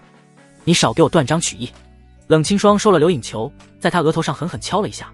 我的意思是牧前辈非同一般人，我敬重他，爱慕他。哦。陆婉莹笑得更加璀璨，你说爱慕，这可真是个意外收获，师姐竟然情急之下口吐真言了。就是这样，喜欢那就大胆去追求吧，前任圣主都那么喜欢的男人，绝对不会差点哪里去。再加上牧前辈那高尚的品行，堪称好男人中的典范。唯一可惜的是年纪太大了，不知道还能不能给师姐带去温暖。不过那不重要，人要活在当下，以后的事以后再说，眼下开心了比什么都强。牧前辈，我先失陪一下。冷清霜的声音几乎从牙缝里挤出来，等我把这丫头打杀了再回来，别弄脏您的院子。啊，师姐，我错了，你别要我命啊。陆婉莹吓得逃到牧长哥身后，牧前辈，您救救我，我就是开个玩笑的，再也不敢了。哈哈哈哈！牧长哥被逗到大笑，清霜啊，你这小师妹可真是有趣，我很喜欢。你吓唬吓唬她也就罢了，可别真的打杀了。闻言，陆婉莹冲着冷清霜吐了吐小舌头，似乎在说看吧，牧前辈被我逗笑了，你该怎么感谢我？回去再收拾你。冷清霜坐回到自己的位置，脸上依旧带着一丝尴尬和窘迫。他低着头，不敢看牧长哥的眼睛，声音细如蚊蝇，前辈，我刚才的话您别放在心上。什么话？穆长歌笑着问。陆婉莹及时补刀，师姐说爱慕你这句。噗！冷清霜刚品进小嘴里的一口茶尽数喷了出来。臭丫头，没完了是吧？砰！她白皙的小手拍在桌子上，其上萦绕着恐怖气息。陆婉莹噤若寒蝉，瞳孔中倒映着石桌即将毁灭的场景。师姐，要是弄坏前辈的桌子，我们又该赔偿零食了。她缩着脖子，那暗中的眼神却在鼓励冷清霜赶紧拍碎这张桌子，这样又有理由送给穆前辈零食，助他疗伤了。冷清霜感受到小师妹的眼神示意，愣了片刻，随即反应过来，不由满头黑线。这丫头天真中透着古灵精怪，总是不按套路出牌。她再次深吸几口气，用略有歉意的眼神看了眼穆长歌。前辈见谅，这丫头向来口无遮拦，以后我定会对她多加管教。穆长歌岂能看不透这小丫头的想法？无妨无妨，区区一张桌子而已，坏了就坏了。他话锋一转，这样回到天剑峰找你们管事的，就说你们不小心毁了我的桌子，要赔偿100零食，你自行留下用作修行就是。穆前辈好心疼师姐哦。陆婉莹笑嘻嘻地道，暗中戳了戳冷清霜的胳膊。师姐，前辈对你这么好，你可要好好报答前辈才是。冷清霜狠狠瞪了他一眼，偷偷瞄向穆长歌时又泛起一抹红润。穆长歌摇头失笑，比起这些外物，多给他点气运值返还才是对他最大的回报。前辈，你要老婆不要？看着气氛又一次沉默，以及师姐的从心，陆婉莹内心叹息一声，再次语出惊人：我让师姐跟你好怎么样？不用公开的那种哦。她眨巴着卡姿兰大眼睛，水波潋滟。唉，还得看他的，一个个的都让人那么不省心。穆前辈倒是如师姐说的那般随和，看来外界的传言不可信。冷清霜一张小脸绯红如云霞，窘迫到恨不能挖个地缝钻下去。清霜啊，你这次来不仅是为了送零食吧？穆长歌也有些招架不住这丫头，主动转移了话题，同时为冷清霜化解尴尬。冷清霜脸色一红，前辈慧眼如炬，我确实有一事相求。想来穆前辈看出了自己的尴尬，以此给他个台阶下。他不仅有长者的威严，还有对晚辈无微不至的关怀。叮！恭喜宿主攻略气运之女冷清霜，攻略进度 55%， 获得气运值返还1000点。恭喜宿主获得额外奖励炼丹手册大全，包罗万象。瞌睡来了送枕头啊！他正愁着怎么攻略陆婉莹呢，只是空有手册，没有炼丹手法，未免美中不足。就如同一个孩子眼前放着开天巨斧，根本拿不起来，那就再试着攻略一下，看看还能不能获得些额外的奖励。哦，他饶有兴趣的一笑，说来听听。李长风是魔道案子，我怕师父难以接受这个事实。他蹙了蹙眉，我想请前辈在家师出关时帮忙开导1、2。你师父性子刚烈，得知此事确实会大受打击。穆长歌一边点头一边又道，我尽力开导就是，他一个大男人又是天剑峰首座，太过矫情就不用坐在那个位置上了。哇，前辈好霸气哦。陆婉莹双眼泛着小迷妹般的光芒，可是我师父脾气可暴躁了，动不动就发火，您当真有办法？软的不行，那就来硬的。穆长歌不以为然的笑着，轻抿了口茶，老夫虽然不善斗战，但也略通些拳脚，实在不行，我上头有人，家师太上长老妙音仙子。噗嗤，冷清霜忍不住笑了声，穆前辈真是太幽默了，他怎么一本正经地说出自己不善斗战的？李长风在他手里没有任何还手之力的好不好？叮！恭喜宿主再次攻略气运之女冷清霜，攻略进度 60%， 获得气运值返还1000点。恭喜宿主获得额外奖励吞天造化鼎，可炼丹可斗战。卧槽，穆长歌人妈了，给他个鼎做什么？还不是不会炼丹，总不能拿他去砸人吧？穆长歌暗自吐槽，这吞天造化鼎听起来很厉害，但他对炼丹一窍不通，总不能真的拿他砸晕了陆婉莹这个小丫头，并大喊一声交出你的气运值，那也太二了。如果不是来自系统的返还，他也没有掠夺别人气运值的能力。就在这时，一道气息扩散开来，直冲云霄，直至阻拦在桃林的结界范围之内。哈哈哈！穆前辈，我突破了。紧接着就见灵婉跑了出来，穆前辈，您给我的筑基丹效果太好了。咦，清霜师姐也在。他看了眼坐在冷清霜身旁的妙龄女子，这位是冷清霜。随后介绍了陆婉莹的身份，灵婉有礼貌地喊了声陆师姐好。陆婉莹起身回了一礼，见他坐下后，一双好奇的目光不断打量在灵婉身上，隐隐透露出一股敌意。这个女孩的姿色不在她和师姐之下，看起来穆前辈对她也不错，不但亲自指点她的修行，还让她留在这里修炼，这算什么？金屋藏娇。婉儿师妹，恭喜你突破筑基境。冷清霜嘴角含笑，虽然他知道灵婉昨日在穆前辈这里吞服了筑基丹，可没想到他在桃林里待了一整夜。此处房子就这么大点地儿，那木前辈昨晚睡在了哪儿？如果他们孤男寡女处在一个房间，会不会发生点让人难以接受的事情？木前辈他倒是不担心，可就是怕林婉儿把持不住啊。这丫头的主动，他看在了眼里。思绪至此，冷清霜一颗心不由得揪紧。换做他也想跟木前辈的关系再进一步，而且木前辈与其说是苍老，不如说是仙风道骨多了一些，这对少女来说可是极大的杀伤力。突破了就好。木长哥摇头笑了笑，不枉我在外睡了一整夜。前辈，外面天凉，您怎么不进去？林婉儿嘟着小嘴，脸上的兴奋全然消失，取而代之的是一抹心疼。她该不会怕是进去睡以后就真的进去了吧？那是不是说自己在木前辈眼里还是很有魅力的？林婉儿那张小脸顷刻间变得滚烫。倒是冷清霜大松了一口气，心中感叹着，前辈为了他们这些后辈真是太辛苦了。叮，恭喜宿主攻略气运之女冷清霜，攻略进度 70%， 获得气运值返还2000点。恭喜宿主又一次获得额外奖励，炼丹手法精通，已自动融入宿主识海。木长哥心底一乐，更加摆出一副长者的姿态。婉儿啊，老夫虽说上了年纪，可终究男女有别。他叹了口气，万一传出点什么，你这丫头将如何自处？睡在外面也不错，顺带欣赏下夜景。前辈，您真是太为我们着想了。林婉低着头，美眸中聚敛着丝丝感动，更多的是一种难以言喻的失落。冷清霜同样泛起一阵复杂的情绪，也感受到了莫名的压力。目前辈对他们这些后辈的关怀，实则是无微不至，乃至到了让人心疼的地步。陆婉莹则是一脸好奇地看着林婉，眼中带着一丝探究。她年纪是小，可不代表不谙世事。她清楚地察觉到林婉对木长哥有特别的情感，她眼中的失落就证明了自己的猜测，恐怕木长哥只要有想法，这个丫头自己就会宽衣解带，奉献上完逼之身。师姐啊，此女果然是你的情敌呢，还是让师妹为你做些什么好了，谁叫咱们是最好的姐妹。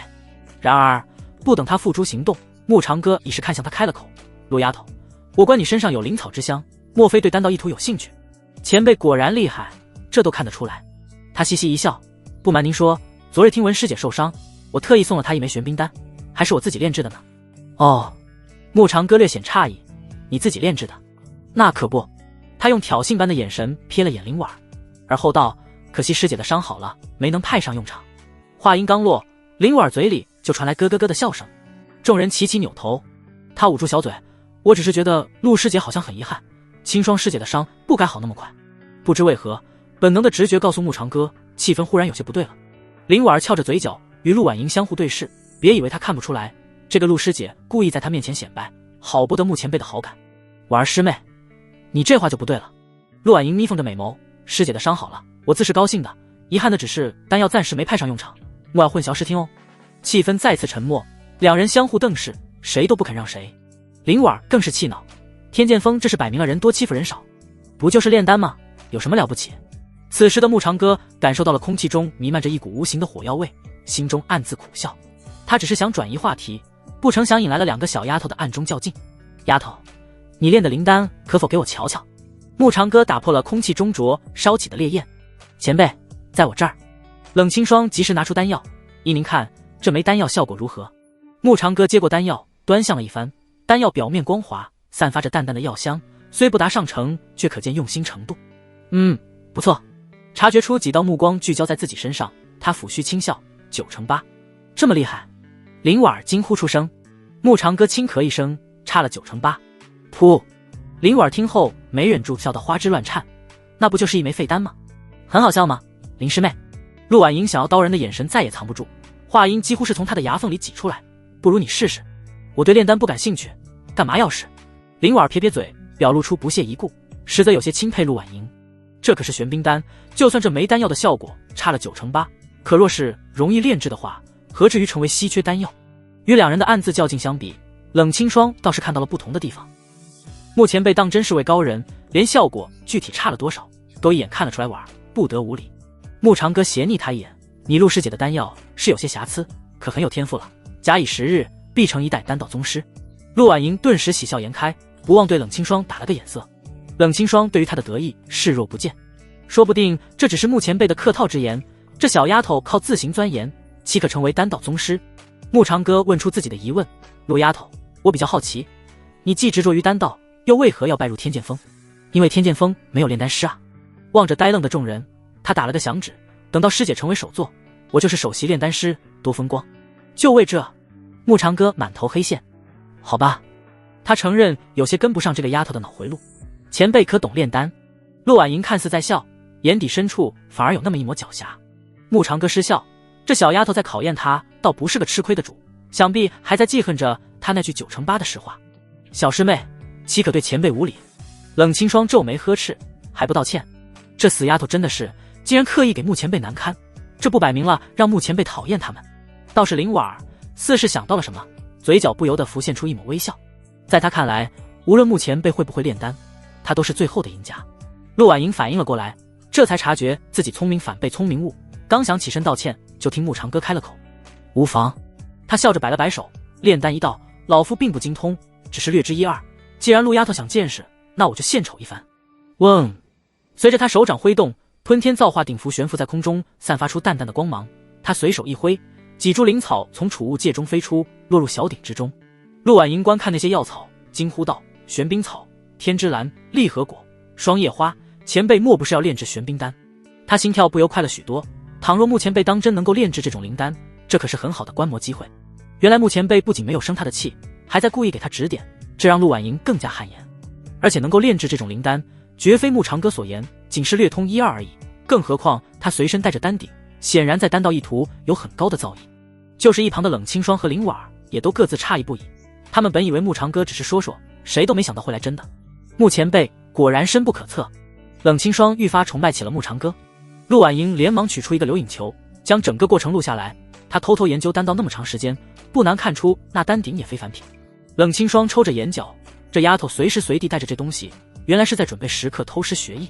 穆长歌专注着炼丹，没有理会众人的心思，他手指轻轻一点，鼎中的灵草迅速融化，化作一团晶莹的药液。炼丹之道讲究的是火候、时机、灵力的掌控。他一边操作，一边看向陆婉莹，火候太猛，药液容易流失；火候太弱，药效难以凝聚，灵力的注入要均匀，不可急躁。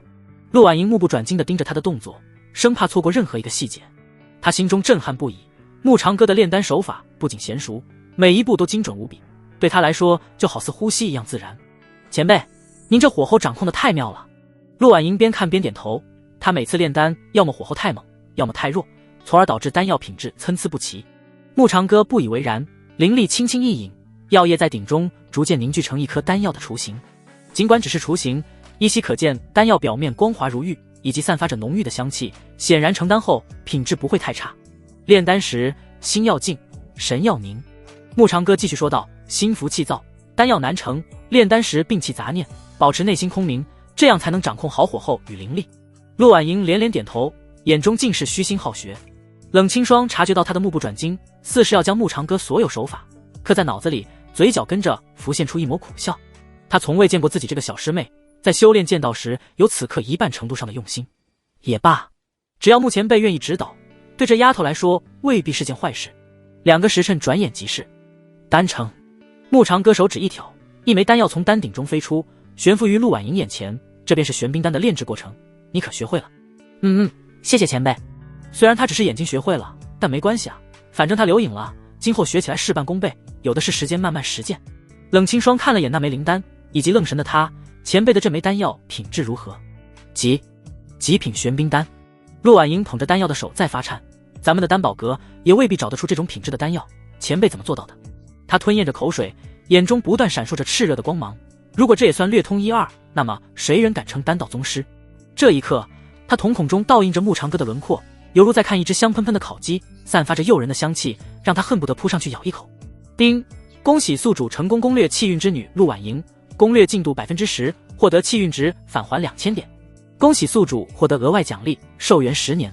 穆长歌眼前一亮，这波操作不但攻略了陆婉莹，还意外增长了10年寿元。冷清霜和林婉儿也用那带有崇拜的目光看向穆长歌，前辈他真是太低调了，明明一身通天的本领，却甘愿待在这灵气最为稀薄的桃林小院，哪怕在宗门内传出废物的名声，也毫不在意。这就是前辈的境界吗？他们果然差得远。前辈，请收我为徒吧，我要跟您学炼丹。陆婉莹眸光中聚敛着点点星光。我也要学。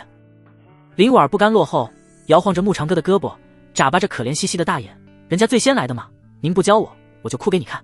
炼丹可不是什么人都能学的，要有天赋。陆婉莹轻嗤一声，在错误的道路上越坚持越错。某人有天赋，结果9成8。你……两人拍桌而起，狠狠瞪着对方。冷清霜瞄了眼慕长歌，长叹一口气。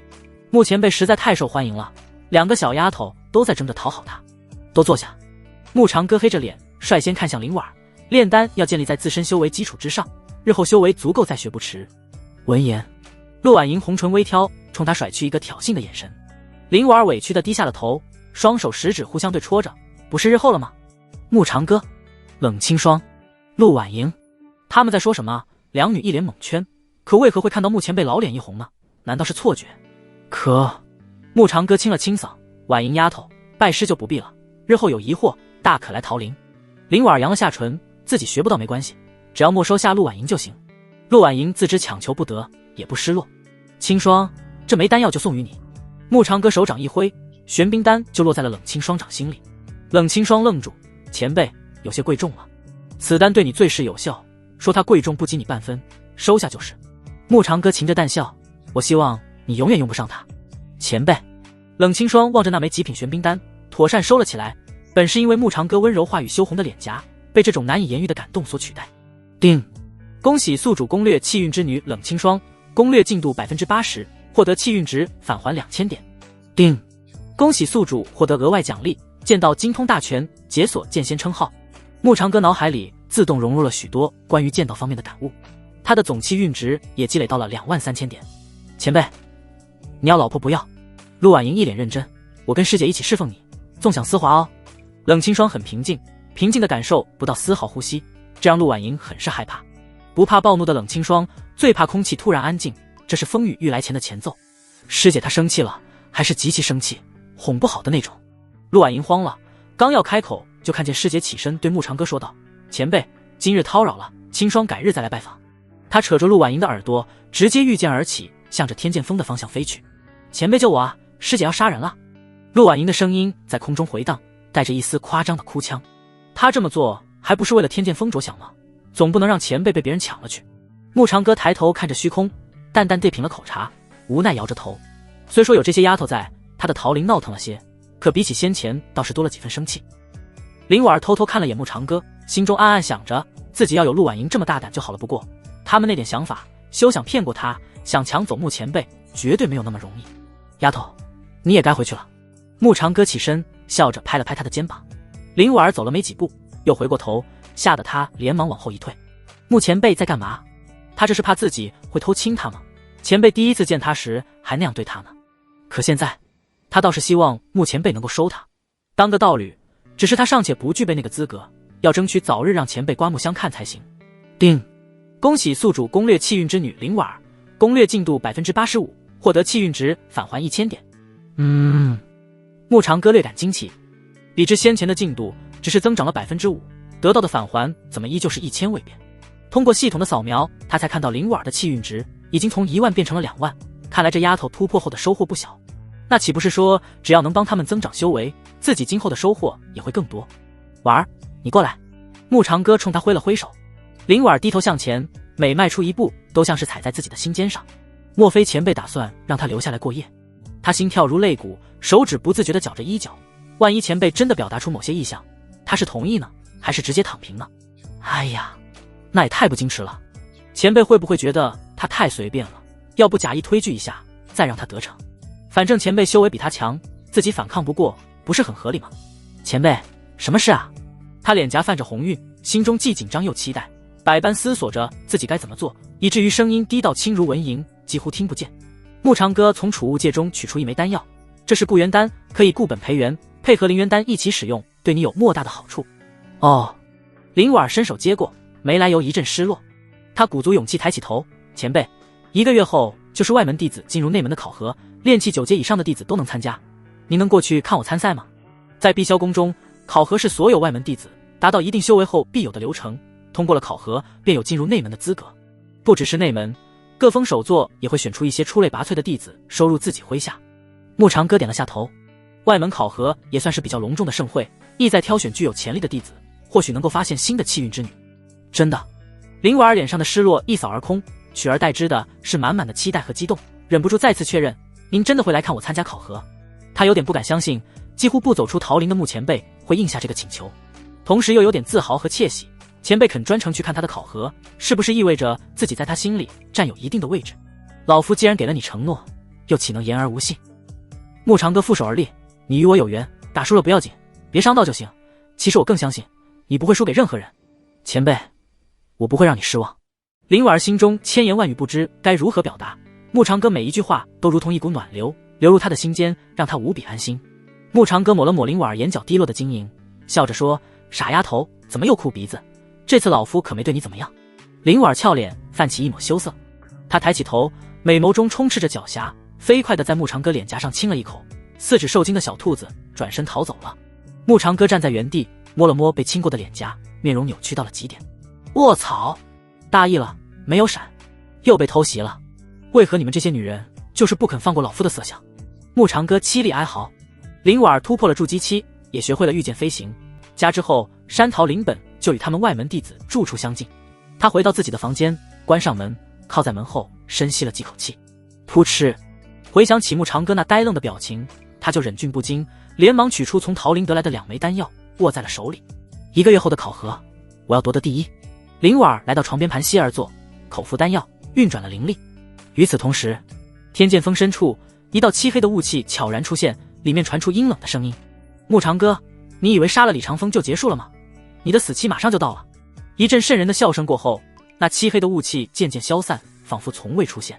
冷清霜扯着陆婉莹的耳朵，一路御剑飞行，终于回到了天剑峰。刚一落地，他就捂着耳朵，委屈巴巴地嘟囔着：师姐，你下手好重哦，人家的耳朵快要被你揪掉了。谁让你在穆前辈面前胡说八道？冷清霜松开手，瞪了他一眼：什么纵享丝滑，跟谁学的？知不知道羞耻？我这不是为了师姐你好吗？他揉着发红的耳朵，撇了撇嘴：穆前辈要是被抢走了，有你哭的时候，还敢胡说？冷清霜俏脸通红，抬手作势要打。陆婉莹躲到一旁，笑嘻嘻道：师姐别生气嘛，我可是看出你对穆前辈有点意思的，对不对？穆前辈是长辈，我对他只有敬重。冷清霜脸上的红晕深了几分，背过身小声道：我哪有你说的那种心思？是吗？陆婉莹眨了眨眼，那在桃林里，你怎么看穆前辈一眼就会脸红呢？罚你抄写门规200遍，你就是罚我抄写300遍，我还是这么说，姻缘不是等来的，要主动出击。他凑近冷清霜那发红发热的耳朵根旁，循循善诱：师姐，难道你就不想得到穆前辈的心，然后修为超越师傅，将他赶下首座的位置，我们姐妹占山为王啊？冷清霜满头黑线，什么占山为王，什么主动出击，他们又不是土匪。等他反应过来，陆婉莹早已跑远，气得他直跺脚不过。自己若成为天剑峰的首座，那跟穆前辈会不会真的有可能呢？到时他就将穆长歌据为己有，没有他的命令，谁也不敢放他离开天剑峰。呸！自己都在胡思乱想些什么？都怪小师妹，害得他不知道该怎么去面对穆前辈了。要不明天再过去一趟，就说他已经狠狠罚过那丫头了，让穆前辈不要把今天的事放在心上。对，就这么办。他又有理由去找穆前辈了。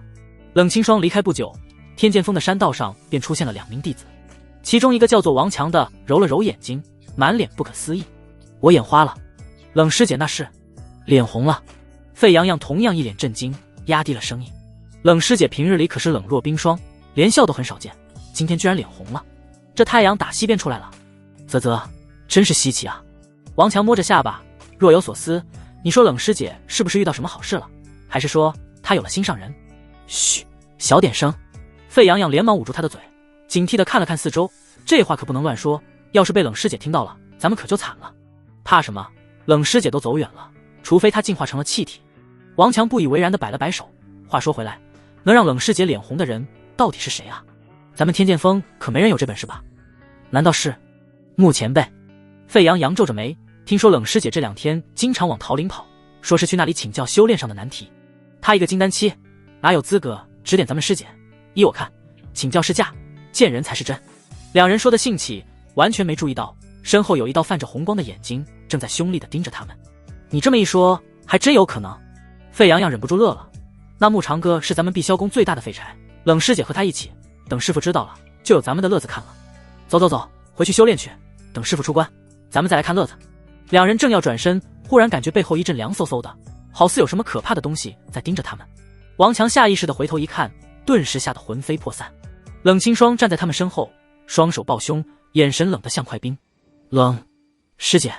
他遍体生寒，脸上的笑容以及身体的动作陡然僵住，像是被人施了定身咒。什么冷？费阳阳转过身，看到冷清霜那阴冷的眼神，腿一软，差点没跪下去。师姐，您怎么在这儿？他脸上堆砌着讪笑。冷清霜挑了挑眉，语气轻飘飘的：哦，我不能在这儿吗？还是说你们有什么悄悄话，怕被我听到？他早就察觉背后有2道鬼鬼祟祟的身影，这才假装离开，等他们自己现身。本以为这2人或许沾染了魔气，不成想是在议论他的事。冷清霜松了一口气的同时，又感到那么的可笑。但嗡，他指尖闪起了灵光。不，师姐，您听错了。2人额头冷汗直冒，连连摆手。整个天剑峰上下，谁人不怕大师姐冷清霜啊？他们修炼上的功课很多都是这位大师姐代为传授。王强吞咽着口水，我们是在讨论修炼心得。对，就是修炼心得。他的笑万般的勉强，就差用手强行挑起2边脸颊，用以保持住微笑。这样啊。冷清霜指尖泛着寒光，那你们说说我进化成气体，还有目前辈是废柴这件事，算哪方面的修炼心得？2人脸色惨白，连忙摆手摇头。师姐，我们错了，我们胡说八道的。对，目前辈英明神武，怎么可能是废柴呢？咕咚，2人口水艰难吞咽，背后冷汗直流，双腿不断打颤。跪下！冷清霜一声呵斥，扑通，2人毫无抵抗之力，跪倒在地。这2个字就似有某种魔咒一般，令他们发自内心的恐惧。对，绝对不是怕，只是些许的恐惧。既然你们这么喜欢嚼舌根，那我就帮你们尝尝记性。冷清霜指尖的寒光越来越亮，红唇上扬起的笑更显瘆人。放心，我不会扒了你们的皮，只是抽你们而已。啪！他抬手一挥，2道灵力化作长鞭狠狠抽在他们身上。啊！2声惨叫划破天际，那2人如同2颗流星一样被抽得飞了出去，划出一道优美的弧线，最终消失在远处的山间。让你们乱说话！冷清霜拍了拍手，冷哼一声，目前辈才不是废柴呢。这一次他真的离开了。走之前，他嘴角扬起了迷人的弧度，教训了2个不长眼的家伙，心情倒是好了许多。与此同时，那2个人正躺在山间的草丛里，浑身酸痛，欲哭无泪。完了，脸先着地了，我英俊的容颜毁了，这下可惨了。费阳阳哀嚎着，师姐下手太狠了，都怪你嘴欠，非说目前辈是废柴。王强捂着快要摔断的腰，龇牙咧嘴，这下好了，又被师姐打飞出去了。你有脸说我？还不是你起的头？费阳阳瞥着他，一脸鄙夷，谁知道冷师姐会突然出现在咱们身后啊？2人互相埋怨了一会儿，最后无奈地叹了口气。算了，以后少说话，多修炼。王强摇头苦笑，不然下次冷师姐再出手，咱们就不是流星，而是陨石了。对，以后见到冷师姐，还是绕道走好了。费阳阳深以为然，依旧心有余悸。2人艰难地从地上爬起来，一瘸一拐地向着天剑峰走去，背影显得格外凄凉。对了，这2天好像不见李师兄呢。管他呢，反正师父闭关，他死了也没人管。虽说李长风是他们师父最为看重的弟子，可正因如此，没人看得惯他那种高高在上、目中无人的态度。若非打不过，定要教训他一顿。冷清霜已经回到了自己的住处，他站在窗前，看着外面的景色，心事重重。穆前辈，真的会被抢走吗？他脑海中不由自主地浮现出穆长歌那温和的笑容，努力平复了一下心情。窗外月光如水，洒在天剑峰的山间，格外宁静。小师妹说他怂，才不是呢，最多有些从心而已。可也承认那丫头有句话说得很对，林婉一直对穆前辈虎视眈眈。他冷清霜堂堂天剑峰首座大弟子，绝不会输给一个外门弟子。谁能告诉我，这就是喜欢一个人的感觉吗？会不会太荒诞了点？他那张小脸再次泛起一抹红晕，又连忙摇头，将那些杂念压下，回到床边盘膝而坐，开始修炼。桃灵，定！恭喜宿主再次攻略气运之女冷清霜，攻略进度 85%， 获得气运值返还1000点。卧槽！穆长歌猛地从床帐里钻了出来，他那脸上还带着几道明显的口红印，这又发生了什么？他一脸懵，眨着茫然的眼，这大晚上的，那丫头怎么又被攻略了？算了，不管了，气运值到手了，其他的都不重要，正事要紧。他钻回床帐，继续他的修炼。然而进去没多久，整个木屋开始剧烈晃动，床帐内的穆长歌被震得东倒西歪，差点没从床上滚下来。卧槽，又怎么了？他掀开床帐，骂骂咧咧，大晚上的谁他妈不让人睡觉啊？有没有公德心？骂归骂，牧长哥意识到了不对，桃林的结界已经被触动。紧接着，一道漆黑的身影从结界外冲了进来，直奔木屋而来。牧长哥眉头一皱，眼中掠过一抹冷意，又来一个送死的。他身形闪动，眨眼间出现在100米之外，与那黑影对峙。你们这些魔物，当真不知死活！牧长哥负手而立，看向他的眼神极为不屑。李长风都不是我的对手，何况是你这个不如他的蝼蚁。这些魔道中人可真是好大的胆子，竟敢把手伸向了碧霄宫。真以为小梨儿飞升，师尊闭关不出，他们就能为所欲为了？下一秒，牧长哥通过天眼瞳看出这黑影的真正容貌，有几分神似李长风。想来是他分化出的那些本源之力感受到本体的死亡，自身也难以存活于世，干脆来找他报仇。这也是他并不急着去探查天剑峰其他弟子是否遭受了李长风魔化心智的原因所在。你今天必须死！黑影声音沙哑，眼中跳动着血红之光。杀了牧长哥，吞噬了他的神魂，他就有了活下去的可能，从而取代之前的李长风。也只有牧长哥适合作为他的猎物，只因他修为弱，又燃烧了气血，他可以轻而易举得手。牧长哥摇头叹气，怎么一个个都这么自信？灵智尚且不全，也敢对老夫出手？谁给你的勇气？梁静茹吗？那黑影显然被激怒了，他怒吼一声，直接向着牧长哥扑了过来。牧长哥站在原地一动不动，直到黑影冲到面前，他抬起手一巴掌扇了过去。啪！黑影直接被拍飞了出去，重重摔在了地上，半天爬不起来。就这，牧长哥神色间遍布着失望，以为能有点乐子呢，结果就这么点本事。你怎么会这么强？黑影感受到那一掌的力量，骇然地从地上爬了起来。你分明被我的本体逼迫到燃烧了气血，怎么可能还有这么强的力量？到底是心智不全的魔物，杀他李长风配让我燃烧气血？牧长哥嘲讽般的笑了声，既然来了，那就做些什么好了。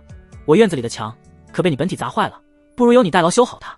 黑影显然被牧长哥的话惊到了，并且愣在了原地。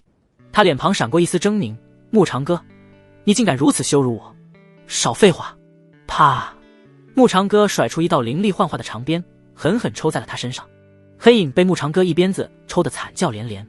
好汉不吃眼前亏，他眼眸流转，似是在思考着什么，而后却是修补起了院墙。牧长哥悠闲地躺在一旁的摇椅上，手里拿着一把蒲扇，轻轻地摇晃着，抬头欣赏着夜空中的繁星。今晚的星星真不错。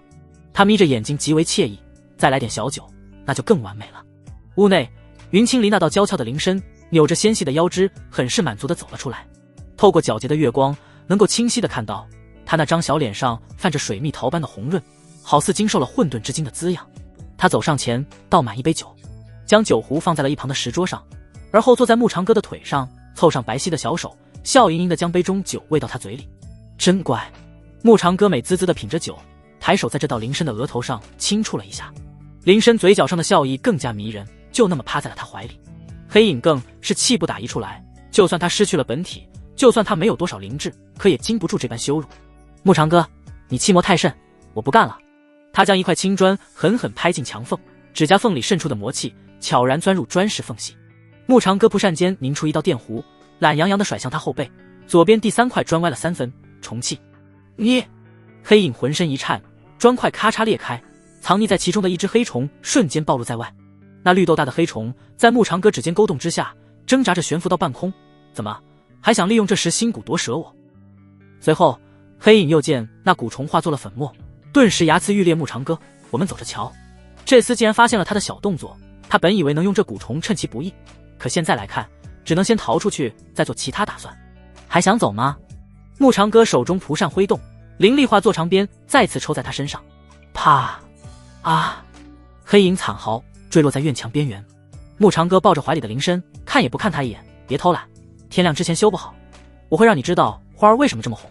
黑影很憋屈，牧长哥可不管这魔物，他一边欣赏着星空，一边时不时抽上他几鞭子，被搅扰的心情变得格外愉快。哎，你说你好好的魔物不当，非要来找我麻烦，等到自身力量耗尽自然消亡，岂不美哉？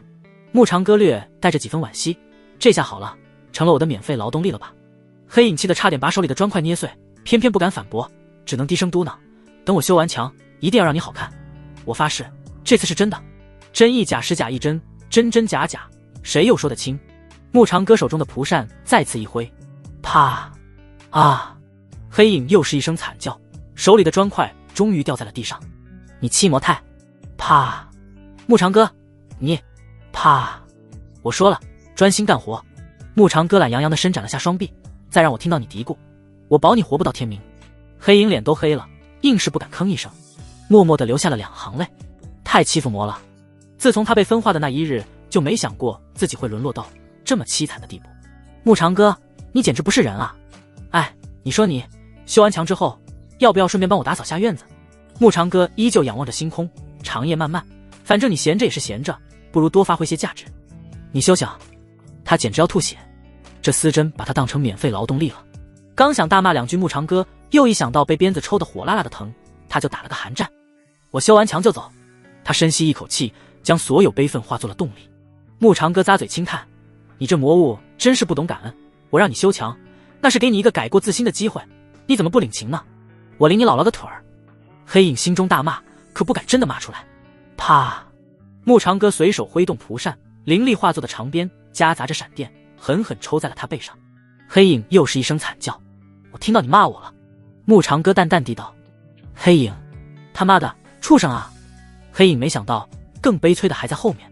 等到他把所有墙修好，牧长哥履行了诺言，果然送他走，还是被灵火生生烧成了灰烬。翌日，温热的阳光洒在桃林，透过层层叠叠的桃花，洒下斑驳的光影。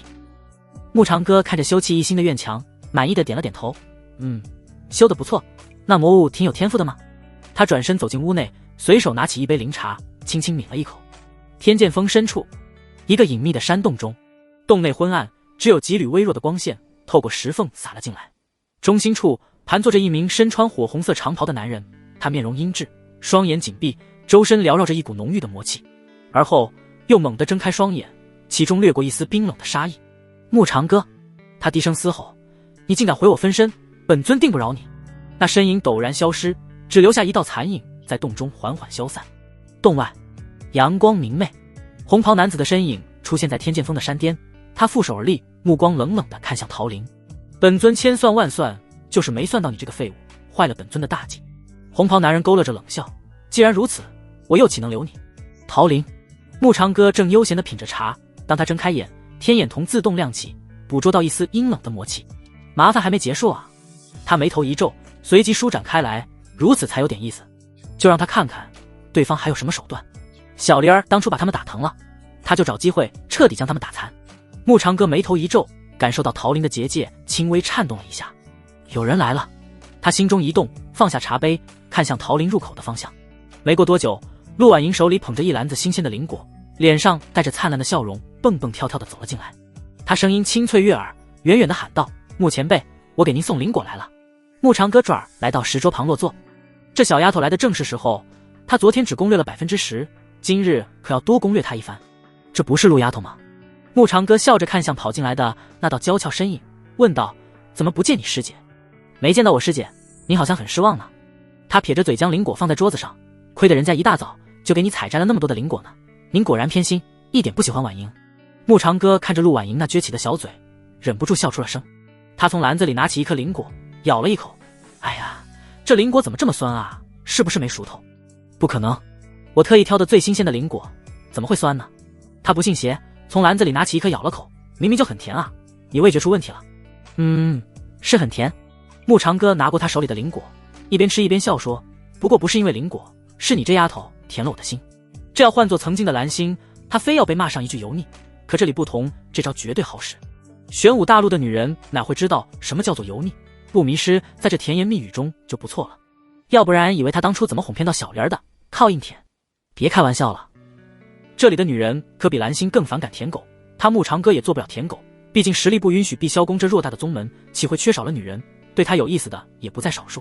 曾经小莲儿可是过5关斩6将，将争抢他的女人通通踩在脚下才得以上位。他的成功是建立在自信之上，自己都没信心，还能指望他人瞧得起。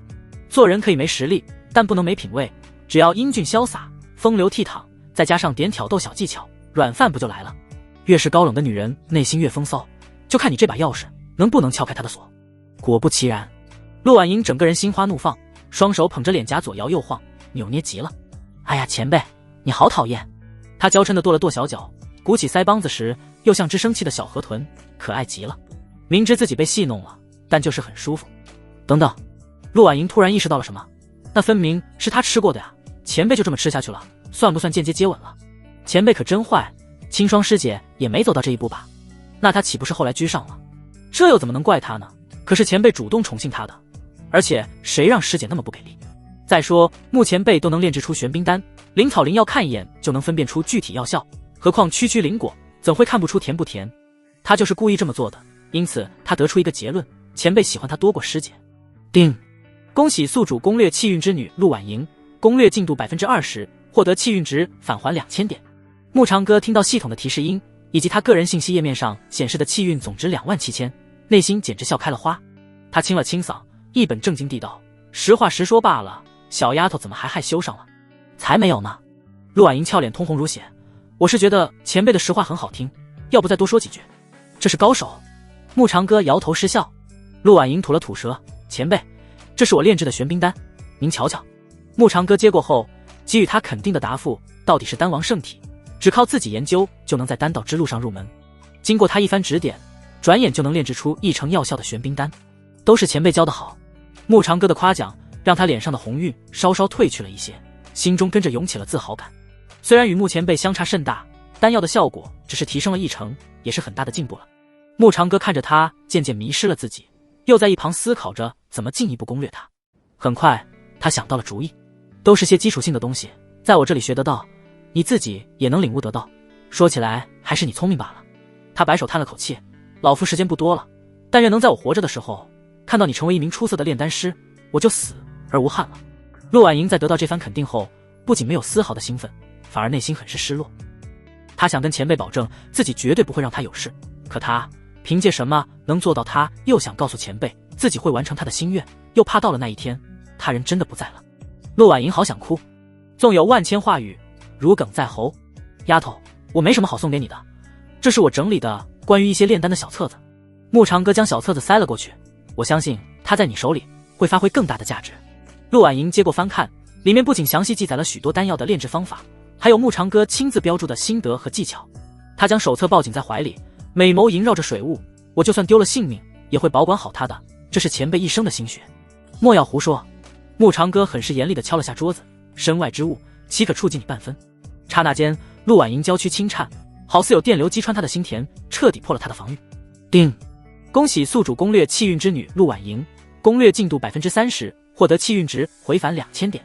恭喜宿主获得额外奖励天地囚笼，此阵法专克魔物。牧长哥暗暗点头，有了这座阵法，针对那些魔物他就更有胜算了，毕竟那些魔物手段诡异，而且天剑锋那个魔物就算自己不去找他，他也会过来找他的麻烦，只是他尚且不知那究竟是谁分化出来的本源之力。不过根据他的观察以及猜测，那魔物本源的本体应当是天魔门中顶级的强者。牧长哥心中暗自思索着，目光不由得深邃起来，嘴角悄然浮现出一抹冷笑。无论那个人是谁，胆敢来到碧霄宫作乱，那就别想完好无损的回去，斩了这道本源之力，那人的本体同样会受到些创伤。前辈的话我记住了。陆婉莹见牧长哥神色凝重，忍不住又低下了头。他原来这么在意自己，虽然此刻的样子看上去有些让人怕怕的，但温暖了他的心。陆婉莹偷瞄着牧长哥那凝重的神情，内心泛起一阵甜蜜的涟漪。完了，师姐，我好像真的有点喜欢上牧前辈了，怎么办啊？你知道了会不会打我啊？打就打吧，这是爱，不可否认。叮，恭喜宿主攻略气运之女陆婉莹，攻略进度 35%， 获得气运值回返1000点。牧长哥一愣，再看陆婉莹那羞答答的眼神，这丫头是不是误会什么了？她是真的在想事情啊，怎么就又给攻略了？罪过啊，可不是她哄骗懵懂少女，实在是自己这该死的人格魅力万丈光芒，怎么藏都藏不住啊！前辈，我来了。一道流光落在院子里，冷清霜轻吟一声，师妹，你也在啊？怎么就允许师姐一个人来啊？陆婉莹稍作愣神后，掩嘴一笑，目光充斥着百般意味。我还以为师姐不敢来前辈这里了呢。她有什么不敢来的？冷清霜脸色一红，扭头看到牧长哥正笑盈盈地看着她，娇嗔了一句：臭丫头，都怪你口无遮拦，害我在牧前辈面前出丑。略。陆婉莹口吐香舌，若不是师姐有想法，你干嘛害羞？闻言，冷清霜作势要打，吓得他连忙捂住了脑袋。见他没有真的要打，陆婉莹嘻嘻一笑：师姐，你今天来找牧前辈做什么？要你管。他娇哼一声，又面向牧长哥：前辈，昨日之事实属我们失礼，还望前辈别往心里去。我已经罚过这丫头抄写门规300遍。哦，穆长歌似笑非笑，略有深意的眨着眼。怎么这丫头跟我说你没罚她啊？她还炼制了一夜的丹药呢，这枚玄冰丹就出自她的手笔。啊，这……冷清霜俏脸绯红，更显窘迫。陆婉莹在一旁实在忍不住，笑了个花枝乱颤。她跑到穆长歌面前，摇晃着他的胳膊：“前辈，你有所不知，我师姐刀子嘴豆腐心，她才舍不得罚我，就是吓唬我一下而已。”这样啊。穆长歌笑着点头：“其实我是看透不说透。清霜丫头虽与我相识不久，但她的性子我还是能看透的，不然我也不会那么欣赏她。师姐，你听到没？前辈说欣赏你呢。”他拉扯着冷清霜的小手，眨动着暧昧的大眼睛：“是不是该轮到你表个态了？”表什么态？冷清霜眼神躲闪。陆婉莹嘟了嘟嘴：“师姐，你又装糊涂，喜欢那就大胆说出来啊！像你这样畏首畏尾怎么行？你就不怕前辈被别人给抢走吗？去你的，不许再胡说八道！”他故作严厉的呵斥，转而羞赧的看向穆长歌：“前辈，我今天过来其实是……”冷清霜大脑飞速旋转，想着用什么理由才好。都怪这死丫头，让他头脑一片空白，事先想好的理由都忘记了。对了，他突然想到了什么，连忙道：“前辈，我是来帮你修墙的。”修墙？穆长歌一愣，而后笑了笑。这丫头真是傻得可爱。他刚要开口，就见陆婉莹抢了先：“师姐，你看看那边。”他指着原本院墙破损的地方。冷清霜扭头看去，俏脸上更显尴尬，只因那院墙已然修补到完好无损。陆婉莹看到他那出糗的神色，更难掩小脸上的喜悦。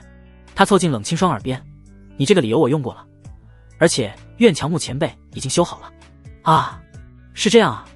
他不敢抬头，穆前辈真是辛苦了，院墙坏了还要亲力亲为，这要是换做其他长老，怎么可能屈尊做这种事情？早就安排其他弟子过来把院墙修好了。穆前辈真是太好了，不但关心门中弟子，还事事为他们着想，更不会把他们当作随意指使的后辈，而是当作朋友。定，恭喜宿主攻略气运之女冷清霜，攻略进度90%，获得气运值返还1000点。定，恭喜宿主获得额外奖励斩魔散破葫芦，可炼化魔气本源，用以增强自身。穆长歌眼中闪过诧异之色，陆婉莹这丫头简直就是助攻小能手啊！还有这斩魔散破葫芦，也是个难得的至宝。无妨，反正闲着也是闲着，就当锻炼身体了。回神后，穆长歌一本正经地清了清嗓：“你们两个好歹也是天剑峰的弟子，岂能给我干这些杂役之事？”他又邪魅一笑：“清霜丫头，告诉你个秘密，这丫头骗你的，她根本就没提过修墙的事，就是想看你出糗而已。哈哈！哎呀，前辈，您怎么能这样？人家那么喜欢你。”哎呦！他话未说完，就被冷清霜揪住了耳朵，疼得他直哀嚎：“师姐，我错了，我再也不敢了，你饶了我吧。饶你是老天爷的事，而我的事……”冷清霜话语一顿，红唇上迸发着瘆人的笑，连带着美眸闪烁着璀璨的红芒，是送你去上天。两女打闹成一团，桃林外忽然传来阴冷的气息，只见一道高大的身影缓缓走进桃林，他面容冷峻，目光如电，周身散发着一股强大的威压。师父！冷清霜面露惊喜，看向身穿火红色长袍的那个中年男人：“您终于出关了。”来人正是天剑峰首座雷烈。此刻的陆婉莹似乎察觉出有什么异样，蹙了蹙可爱的眉头。她只觉得自己师父这次出关后，好像跟之前不一样了。他身上散发的那股气息，自己不是很喜欢。穆长歌，还我徒儿命来！雷烈面容冷峻，目光如电，手握一柄烈焰色的巨剑。冷清霜小脸瞬间煞白：“师父，不关穆前辈的事。李长风是魔道潜伏在咱们天剑峰的案子，徒儿这条命还是多亏了穆前辈。”他就要冲上前阻止，反而被穆长歌拉住了手腕：“别过去！”穆长歌目不斜视：“你师父他被魔物本源控制了。”冷清霜顿时愣住，有些不敢相信，以自己的耳朵，以师父的实力，如何会被魔物本源所操控？可是看雷烈身上的邪气，他就知道穆长歌所言不假。他紧紧抓住穆长歌的袖子：“前辈，求你想办法救救我师父！”哈哈，就凭他一个废物，识破了又怎样？雷烈面露凶煞：“今日本尊亲自出手，定叫他魂飞魄散。”师大算了吧，好大的口气！穆长歌示意冷清霜不必担忧，区区魔物，能奈我何？冷清霜轻咬着贝齿，欲言又止。穆前辈为了他们已经燃烧过一次气血，更何况自己师父的修为远不是李长风可比。即便穆长歌再次燃烧寿元，那也不是他的对手。够狂！雷烈一声狞笑，在桃林中布置出一座结界，阻止外人探查的同时，又避免让眼前之人逃掉他。又看了眼冷清霜与陆婉莹：“放心，本尊不会杀你们两个，我会把你们变成忠于本尊的奴仆。你到底是谁？冷清霜咬紧银牙，可敢离开我师父的身体，与我光明正大一战？难不成你们魔道就只是嘴上逞能的无胆鼠辈？他尽可能的在激怒对方，只要这魔物离开自己师父的身体，雷烈也许就能醒过来。即便他暂时无法恢复神智，碧霄宫中必定有人能够感知到魔气，这样穆前辈就不用再以身犯险。哈哈，你们当本尊是傻子吗？会被你一个小丫头三言两语就激怒？雷烈脸上浮现出讥讽的笑。穆长歌，本尊给你一次出手的机会，有什么本事尽管使出来。他将大剑戳在地上，双手抱胸，甚至不曾正眼看穆长歌。区区一个即将入土的废物，能死在他手里，是这老东西的荣幸。魔物，你以为控制了我师弟，就能在我面前嚣张？真是可笑。穆长歌缓缓上前一步，目光直视雷烈，语气淡然，再不离开我师弟的身体，我定叫你这缕本源灰飞烟灭，让你试试反噬之痛。前辈他真的有把握吗？冷清霜站在一旁看着，明明他们之间实力相差悬殊，可给他的那份安全感是怎么回事？陆婉莹眨巴着水灵灵大眼，一颗芳心犹如小鹿乱撞。他探手握住了长剑，一身灵力催动了极致。前辈，你快走，这里有我和师姐顶着，不要白白葬送了性命。在他看来，穆长歌是打算拼上自身性命，为他们争取逃走的时间。虽然与这位前辈昨日才相识，但内心有个声音告诉他不能退缩，否则自己一定会后悔。哪怕自己今日香消玉殒，也定要护住这位前辈。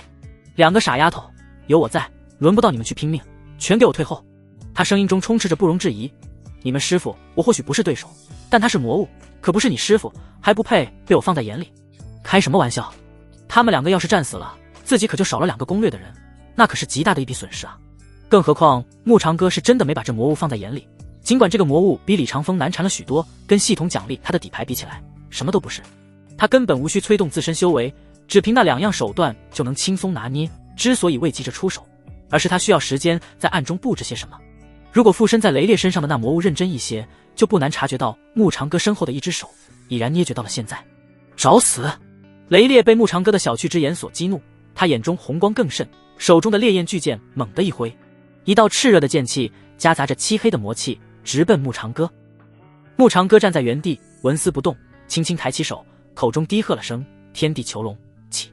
瞬间，一道金色的光幕在他面前铺展开来，炽热的剑气劈在光幕上，发出一声巨响，却未能撼动分毫。雷烈瞳孔剧烈收缩，那金色光幕破灭了他的剑势后并未停止，反而向他逼近，且让他无论劈砍出多少道剑气都无法阻止。这是什么？他心下惊骇，不好！他感受到一股束缚之力，其中蕴含的力量似是他的克星，让他生出一种无力感。不信邪的他又狠狠劈出了几剑，哪怕是在冷清霜与陆婉莹眼里能够轻易让他们烟消云散的剑势，无论如何掀不起任何波澜。那光幕稳稳地向前推进，势不可挡。这到底是什么鬼东西？那魔物眼中涌起一股前所未有的恐惧，在想退去时，发现他被四面八方的光幕围拢在内，找不出一丝缝隙。天地囚龙锁。穆长歌手中法诀又一次变换，随着话音，几道金色光幕化作一座牢笼，将雷烈牢牢困在其中。囚笼内数条闪烁着金光的锁链凭空出现，如同灵蛇般缠在他身上，将他死死锁住。不，放开我！雷烈拼命挣扎，可那锁链越缠越紧，任凭他如何发力都无法挣脱，气得大骂：穆长歌，你有种别用阵法，与我堂堂正正一战！直到此刻，他哪还看不出自己被对手困于阵法之内？这阵法实在诡异，对他们这些魔气分化出来的本源有极强的压制力。自他控制了雷烈之后，从未得知碧霄宫内有这样可怕的法阵，阵法也是手段之一。穆长歌面无表情，轻哼了声：你这魔物恬不知耻，占据他人肉身，何来颜面敢称堂堂正正一战？他说完，抬手一挥，囚笼内顿时电闪雷鸣，一道道金色的雷电凭空而现。冷清霜与陆婉莹本来还担忧会伤到他们师父，没想到那雷电劈在雷烈身上，并未对他自身造成半点伤害，倒是有个低沉沙哑的声音从雷烈身上传进了他们的耳朵里。啊！那凄惨的叫声令人不寒而栗。雷烈周身的魔气似是遭受了净化，竟逐渐溃散开来。前辈果然厉害，想不到他还精通这种精妙绝伦的阵法。冷清霜觉得自己在穆长歌身上看到的只有冰山一角，他本身实力分明有限，偏偏各种手段层出不穷。陆婉莹望着穆长歌那苍老中又带有霸气的容颜，双眼绽放开星光，大喊道：穆前辈，就叫我师父，我跟师姐一起侍奉你哦，再附赠整个天剑锋做陪嫁。穆长歌脚下一个趔趄，差点没站稳。冷清霜目瞪口呆，额头垂下一排黑线，伸手揪住他耳朵：“臭丫头，回去我就把你关进小黑屋，抄写门规1000遍。”他又羞又窘迫，今后发誓再也不跟小师妹一同出现在穆前辈的桃林里了。陆婉莹嘴上求饶，实则大眼睛流转，看不出任何悔改之意。丁，恭喜宿主攻略气运之女冷清霜，攻略进度 95%， 获得气运值返还1000点。丁，恭喜宿主攻略气运之女陆婉莹，攻略进度 45%， 获得气运值返还2000点。恭喜宿主获得额外奖励9天玄阵秘录。穆长歌脑海中涌入了大量关于阵法的知识，无数玄妙的阵法在他眼前展开，每一个都蕴藏着无尽的威能。从防御到攻击，从困敌到杀敌，应有尽有。其中他最感兴趣的是一个名为幻梦迷星阵的法阵。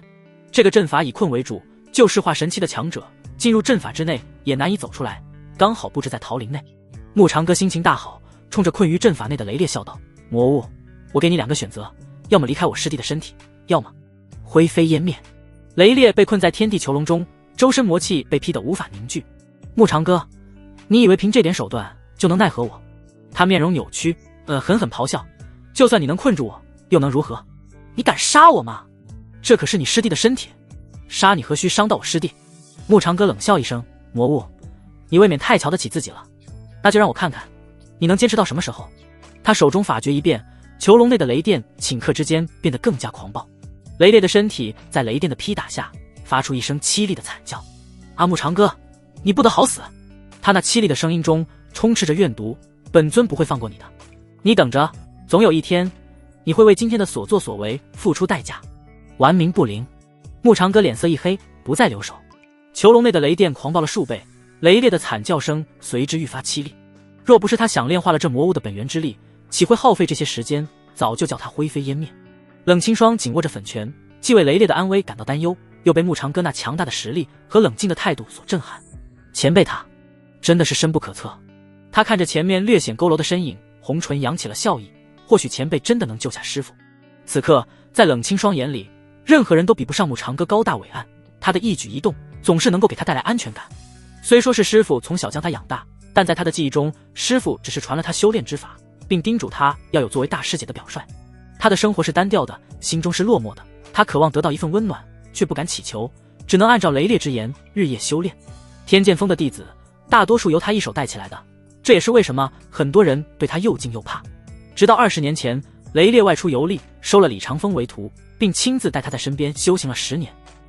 那时整个天剑锋轰动，并传出雷烈有意将李长风当作接班人培养的言论，毕竟就是他也没有过这样的待遇。如今看到穆长歌再一次不顾自己安危，挺身而出，他那颗心感受到了久违的温暖。穆前辈，加油！冷清霜的嘴角浮现出一抹迷人的笑意。与此同时，陆婉莹看着那道弱不禁风又毅然决然站在他们面前的那道身影，内心深处不受控制的产生了一丝悸动。师姐说的对，穆前辈才是真正的高人，他会炼丹，又懂阵法，就是自己师父雷烈都比之不及。他娇嫩的红唇上不禁流露出一抹羞涩的笑意。今日他若大难不死，今后定要侍奉在穆前辈左右。就这样，两人谁都没有想着逃走，那是他们打心底相信穆长歌不会败给这个魔物。事实证明，他们眼中看到的一切已经说明了所有。丁，恭喜宿主攻略气运之女冷清霜，攻略进度 100%， 获得全部气运值返还22000点。丁，恭喜宿主获得额外奖励9仙剑天级法宝可进阶。丁，恭喜宿主攻略气运之女陆婉莹，攻略进度 55%， 获得气运值返还2000点。丁，恭喜宿主获得额外奖励寿元10年。穆长歌收获满满，可困在天地囚笼阵法内的雷烈凄惨的哀嚎声不断响彻。穆长歌，你这个卑鄙小人，用这种下三滥的手段对付本尊，你胜之不武。他厉声咆哮，双目猩红。穆长歌负手而立，一声嗤笑，看来苦头还没吃够，那就打到你骂不出来为止。他抬手一挥，雷电噼啪作响，顺着锁链劈在雷烈身上，直入神魂深处的那团魔物。停，快停下，我认输。雷霆营绕内，雷烈那张面容极为扭曲，他咬牙切齿，眼中恨意十足。本尊这就离开他的身体，好汉不吃眼前亏。这座阵法对他有天然的压制力，只要摆脱了这个牢笼，以他的实力，即便不借助雷烈的修为，也能轻易斩了穆长歌。他却是料不到，穆长歌根本不会给他这个机会。当他离开雷烈的身体，已然看到一个红葫芦对准了他。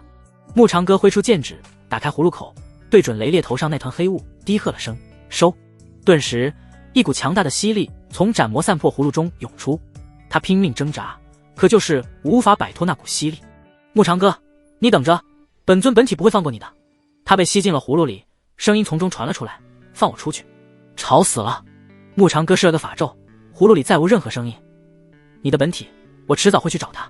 他挥手间散去法阵，冷清霜连忙迎向了雷烈。他拿着一枚灵丹递给了雷烈嘴里。过了片刻，雷烈悠悠转醒，我这是怎么了？他看了看四周，眼中满是茫然，又皱了皱眉头，似乎回忆着发生了什么事。冷清霜将他扶起，您被魔物控制了心神，是穆前辈救了您。穆前辈。雷烈眉头越皱越深，转而看到笑盈盈的木长哥向他走来。雷师弟，好久不见，你可差点吓坏了为兄，还好没事。是你救了我。雷烈面露鄙夷道，你有这个本事？不是他不想相信木长哥，只是自己这个师兄究竟有几分本事，他心知肚明。连他都无法抵御那股魔道本源，更何况是这个糟老头子。师傅，您怎么说话呢？陆婉莹娇哼了声，一脸不满。要不是穆前辈，咱们天剑锋可就惨了。试问天剑锋的首座都被魔物所操控，那他们这些弟子有一个是一个，早晚都跑不了。倘若他们在与魔道之人里应外合，对整个碧霄宫而言都是场难以挽回的浩劫。届时就算他们恢复了神智，可也为时晚矣。雷烈尴尬地轻咳了声，那魔物呢？老子要将他大卸八块。不用了，他跑不出去了。木长哥拖着自己的斩魔散魄葫芦，我这葫芦能够炼化这魔物，让他彻底消失。雷烈点了点头，格外看了眼那葫芦，倒也没问些什么。自己这师兄的确是个废柴，可活得久，又是太上长老的弟子，还是前任圣主的道侣，有些特别的法宝护身，没什么值得他惊奇。对了，师傅，你不是闭关了吗？怎么会被魔物给控制了？陆婉莹眨巴着水灵灵大眼，好奇问道。雷烈面露窘迫，这个，想来你师傅这次闭关，正是为了抵御这道魔气本源。木长哥笑着摇头，雷师弟，太过高傲会害人害己。你少得意，我这是一时不慎。雷烈瞪了他一眼，不否认这是事实。他堂堂天剑锋首座，若让人得知自己沾染了魔气，还向人求救，哪还有脸执掌天剑锋？而后根据他的诉说，众人得知，他10年前教授完李长风剑道精髓，这个弟子为表感激，为他寻来一份礼物。打开木匣后，一道漆黑的魔雾溢散了出来，毫无防备的他被这缕魔气入侵了神魂。之后的时间里，他便与这魔气斗争了将近10年，直到不久前，他的神智被彻底镇压。李长风呢？雷烈攥紧铁拳，我要将这个逆徒剥皮抽骨。这个混账害他至此，就是将其挫骨扬灰，亦是难消心头之恨。穆前辈已经替您清理过门户了。冷清霜把此前在桃林发生过的事大概讲述了一遍。雷烈听到李长风已死，眉头微微一皱，倒是便宜了他。若他还活着，本座定叫他生不如死。李长风罪大恶极，竟是连他也欺骗了过去，又险些让他成为碧霄宫的罪人，所幸尚未铸成大错。不过他这口气短时间内咽不下了，倘若传出他收了个魔子为徒弟，还当成了宝贝，作为接班人培养，那他这张脸就彻底丢尽了。唉，想到自从李长风来到了天剑锋，自己就愈发忽视了冷清霜的感受，他就忍不住一声叹息。清霜，为师。雷烈欲言又止。冷清霜微勾红唇，师傅，事情都过去了，而且穆前辈肯定会为您保密的，今日之事不会传进其他人耳朵里。话落，所有人看向了穆长哥。穆长哥摊了摊手，向着雷烈伸出手指，5000灵石，外加你手中那枚破镜丹，我可以帮师弟你保密。你，雷烈脸色一变，这是趁火打劫，张口就是5000灵石，这老东西怎么不去抢？还有破镜丹，虽然他有那玩意可以穆长哥的资质，就是给到他也是浪费。你要是不愿意，那就算了。穆长哥再次摊开手，要是哪天碧霄宫的长老和弟子们都知道，你堂堂天剑锋首座被魔物控制了心神，差点酿成了大祸。他咂了咂嘴，我是无所谓啊，到时你被追责，务必会被宗门罢黜你的首座之位，谁让徒弟是你收的呢？刚好让清霜接替你。你，雷烈被气了个脸红脖子粗，指着穆长哥的手不停颤抖，就是说不出一句话。冷清霜想开口劝说，又不知该说些什么是好。倒是一旁的陆婉莹忍不住掩嘴娇笑，她可没见过脾气火爆的师傅在别人面前吃过亏。妖邪，你这是赤裸裸的妖邪。雷烈大喘了几口气，拿出自己的储物戒丢了过去，就这么多了，你爱要不要？自己的名声与宝物相比，哪个重要？他果断选择了前者。等等，眼见着牧长哥就要把戒指里面的灵石收走，他挑了挑眉：“师兄，不是我瞧不起你，以你的修为，如何杀得了李长风？”他看得出牧长哥方才那个红葫芦，好似只对魔气本源有天然的压制力，控制他的那缕魔物，大意之下吃了亏，倒也能理解。可李长风却是实打实的元婴修士。李长风是什么性子，他多少有些了解，再加上他这些年灌输的思想，狮子搏兔，义用全力。要说李长风大义，他实属有些不幸。是穆前辈为了保护我们，燃烧了自身的本源。冷清霜抿着粉唇，眼角余光流淌着心疼与愧疚。雷烈听闻，虎目陡然瞪大：“你疯了，简直不要命了！你一个金丹期，能有多少寿元让你这般霍霍？”他又连忙翻找，这才想到自己的储物借给了穆长哥。冷清霜扬了扬嘴唇：“我将师父赐予的那枚气血丹送给了穆前辈，师父若要责罚，弟子一力承担就是。”雷烈点点头，又岂会责罚冷清霜？他叹着气，迈步走向穆长哥：“师兄，你年纪大了，好好养老就是，万一有个意外，你让师弟良心何安？”雷烈不难想到，这一次若非穆长哥挺身而出，他这两个弟子还有自己，已然坠入了魔道。无妨，你不欠我什么。穆长哥收走了储物戒中的全部灵石，这些灵石就是你请我出手的酬劳。师兄，雷烈躬身一拜：“多谢。”这声谢发自肺腑，他从未想过自己眼里一直不中用的师兄，自始至终以德服人。想当初他入门时，也曾受到过这位师兄的照拂，只可惜穆长哥天赋有限，一生只能止步于此，而他却成为天剑锋首座多年。哪怕如此，他也自问比不上穆长哥，明知自身寿元无几，为了帮他擦屁股，毅然决然挺身而出。事后看着用这件事作为要挟索取他的宝物，实际上只是通过这样的方式让他不要有心理负担。师兄啊，这么多年你依旧未变，还是曾经那个众多小师弟眼里的好师兄。自己这师兄有太上长老这个师傅，还有云青离这位前任圣主为道侣，岂会缺少宝物？找这个借口还不是为了他的颜面着想？少来恶心老子！穆长哥翻着白眼，一脚踹在雷烈屁股上。通过这番试探，他也得出一个答案：系统给他的奖励只会来源于攻略气运之女。在雷烈这就不会有丝毫反应，穆长哥也就失去了耐心。可雷烈不敢躲，更不曾以灵力防御，就那么被踹了个趔趄。他挠挠头，一脸尴尬：“师兄，青霜和婉莹这丫头还在呢，你多少给我留点面子。”“给你留个屁！”穆长哥又是一脚踹了出去，自己丢的脸自己想办法捡回来。若不是看在这两个丫头的面子上，老子才懒得给你擦屁股。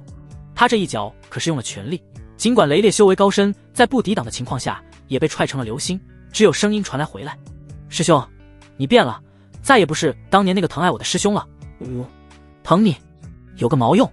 是冷清霜和陆婉莹这两个气运之女不香，还是他有多想不开？以前他自知天赋有限，为了今后能够安心的在宗门养老，当然要找一些资质不错的师弟师妹们混混关系，那叫投资。如今有了系统，可以逆天改命了，又何必将时间浪费在没用的人身上？这叫现实。永远不会有人无缘无故对另外一个人好。”冷清霜与陆婉莹对视一笑，他们似乎见到了自己师父的另一面。娇弱，你们两个千万别学你们师父。望着他们含笑点头，穆长哥将破镜丹递给了陆婉莹：“这个给你，想要炼好丹，就不能忽略了修为。”“前辈。”陆婉莹接过丹药，手指摩擦着玉瓶，抬起闪闪亮亮的大眼睛。原来前辈跟自己师父要破镜丹，是为了他。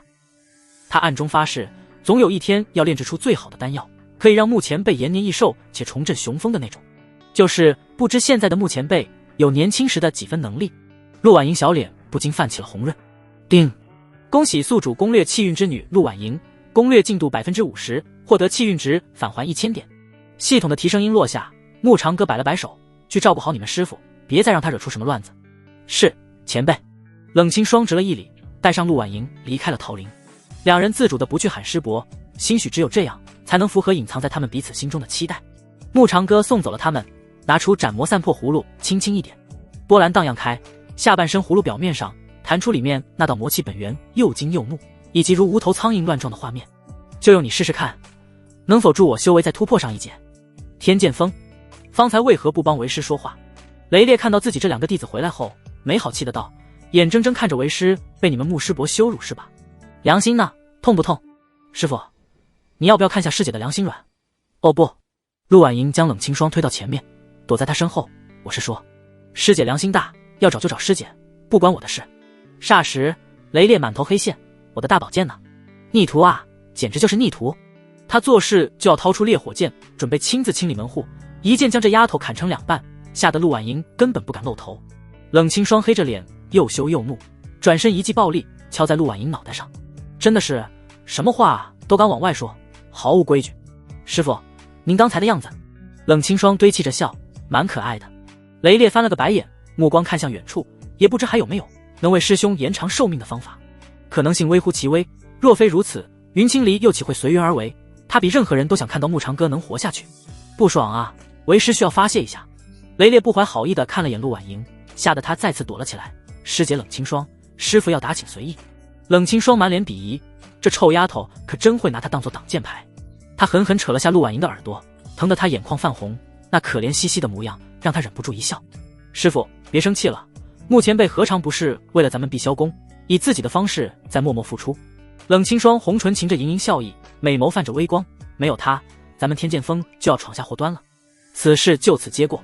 雷烈眸光深邃，日后收徒自当小心谨慎。被自己引以为傲的弟子所暗算，冷清霜明白雷烈作何感受。清霜，你切莫让为师失望，天剑锋的将来要靠你。他眼底充斥着落寞，走出没几步后回过头，对了，你们两个怎么在桃林？这个冷清霜俏脸一红，我们两个是为了报答穆前辈的救命之恩，所以过去探望他。雷烈狐疑的扭过头看了眼陆婉莹，以冷清霜的性子，要言谢恐怕当日就谢过了，更何况连那仅此一枚的气血丹都给了穆长歌，又何必再跑一趟？陆婉莹察觉到雷烈的目光，连忙小鸡啄米般的点头。也罢，雷烈不再多想，日后与你们穆师伯保持些距离，他喜爱清静，不喜被人打扰。他没说的是，穆长歌命不久矣，自家这个大弟子外表冰冷，内心极重感情，真怕有一天自己那位师兄化作一堆尘土，会对这个丫头造成打击，以免影响了道心。还有陆婉莹这个小弟子不思进取，偏偏喜爱摆弄些灵花灵草，自暴自弃，实属与穆长歌为一丘之貉。小徒弟就算了，冷清霜被带歪，他非要咬碎了后槽牙。陆婉莹拍着胸脯保证，我们日后一定会的，对不对师姐？他冲着冷清霜眨了眨眼。冷清霜抬起粉拳在他脑袋上砸了下去，疼得他差点咬了舌头。雷烈在大笑中化作一道流光远去。此时陆婉莹正在蹑手蹑脚的逃离，忽然感受到身后响起灵力波动产生的嗡鸣音，机械般的扭过头，恰好看到冷清霜握住了玄灵剑。他那娇唇挑起邪魅以及冷酷，小师妹，不妨咱们算个总账。师姐，我错了。陆婉莹一边狂奔一边回头求饶，脚下一个踉跄，险些摔倒。冷清霜哪里会给他机会，剑势如虹，直追而上。陆婉莹只觉得背后寒意袭来，完了完了，又要被打飞了。果然，下一秒，剑势精准地命中了他的屁股，音爆炸响，他惨叫一声，整个人如同被弹弓射出的石子，瞬间飞了出去。那曼妙的身影在空中划出一道优美的弧线，伴随着嗖的破空声，直冲天际。远远看去，就像一颗流星划过了苍穹，璀璨而短暂。师姐，你又打我屁股！陆婉莹幽怨的哀嚎从远处传来，带着几分委屈和无奈。冷清霜收起玄灵剑，嘴角微微上扬，道心清静。雷烈远远看到这一幕，忍不住失笑。这就是飞扬的感觉啊！原来看别人飞和自己飞，心境完全不一样。陆婉莹差点飞出天剑锋所笼罩的范围，只身坠落在一片灵草丛之中。她四仰八叉地躺在地上，头上还顶着几根灵草叶，整个人看似十分狼狈。哎呦，我的屁股！陆婉莹龇牙咧嘴，刚想抱怨几句，忽然眼前一亮，发现身旁竟然长着一片稀有的灵草，千叶草、洛神花、血灵芝，发达了！炼制气血丹的主材料竟然就在他眼前。气血丹之所以珍贵，一是炼制条件苛刻，需要以自身寿元为代价，再就是格外考验炼丹技巧，另一个就是灵草稀缺，整个天剑锋也就雷烈手里有那么一枚。师姐这一剑居然让他因祸得福了，陆婉莹掩饰不住的兴奋。从今以后，这片宝地就属于他的了，拿着这些灵草去讨慕前辈欢心，可比送多少灵石都管用。他哼着小曲，采摘着灵草，心情美美哒。然而一道声音从他身后传来，师妹，你这是在采药还是在挖坑？陆婉莹浑身一僵，缓缓转过头，只见一位身穿白衣的女子站在了她身后。女子眉目如画，噙着嫣然浅笑，正是她的二师姐白芷。白师姐，真是巧啊！陆婉莹尴尬地笑了笑，连忙把身后的灵草藏在身后。我就是路过，顺便看看风景，所以看到灵草丛里去了。白芷似笑非笑，目光落在陆婉莹头顶的几根草叶上，顺便还把自己给种进去了。师姐，你怎么在这啊？陆婉莹干笑两声，白芷红唇扬起诱人的弧度。我在附近演练阵法，忽然听到一声惨叫，于是过来一看，原来是师妹你在天上飞。告诉师姐，你怎么飞那么高的？她比划着手势，笑容逐渐璀璨。我这是在练习御剑飞行。陆婉莹撇着小嘴，一脸的委屈巴巴。师姐真的是动不动就给人家的屁股来上一剑，疼死了。更无语的是，以前飞出去那就算了，好在没人看到，这次谁成想被二师姐白芷碰了个正着。这么糗的事，她才不要承认呢。哦，白芷凑近她的小脸，笑容璀璨。我怎么没看到你的剑？难道是用屁股飞的？才不是。陆婉莹刚挺起胸脯，又如同泄了气的皮球。好吧，我承认我是被大师姐打飞的，你取笑我好了。你呀，又惹青霜师姐生气了。白芷摇着头，伸手摘掉她头上的灵草，颇为无奈的道：这次什么原因偷吃她的灵果，还是把丹药换成了你炼制的糖丸？什么糖丸？我的丹药是有品质保证的。陆婉莹一脸不满。可以说她不务正业，懈怠修行，但绝不能侮辱她的炼丹水平，更何况自己在穆前辈的指点下已然突飞猛进了。她嘟着嘴，我只是跟她说了几句实话而已。她不想承认，那就恼羞成怒了啊。陆婉莹低着头踢飞脚下的一颗小石子。师姐真的是狗咬吕洞宾，不识好人心，没有她的助攻，什么时候才能得到穆前辈？白芷轻笑一声，拍了拍她的肩膀。行了，别抱怨了，谁让你总是调皮捣蛋？这丫头可真是他们天剑峰的活宝外加开心果。也是因此，陆婉莹在整个天剑峰备受宠爱，谁都不舍得欺负她，大师姐除外。不过那是爱的教育，我哪有调皮捣蛋，人家明明很乖的。陆婉莹不服气地嘟囔着，话说师姐，我是咱们天剑峰最小的弟子，我不好好修炼就算了，可你总是偷偷学习阵法，不怕师傅知道了打你屁股？她扬着嘴角，暗里带有一股威胁之意。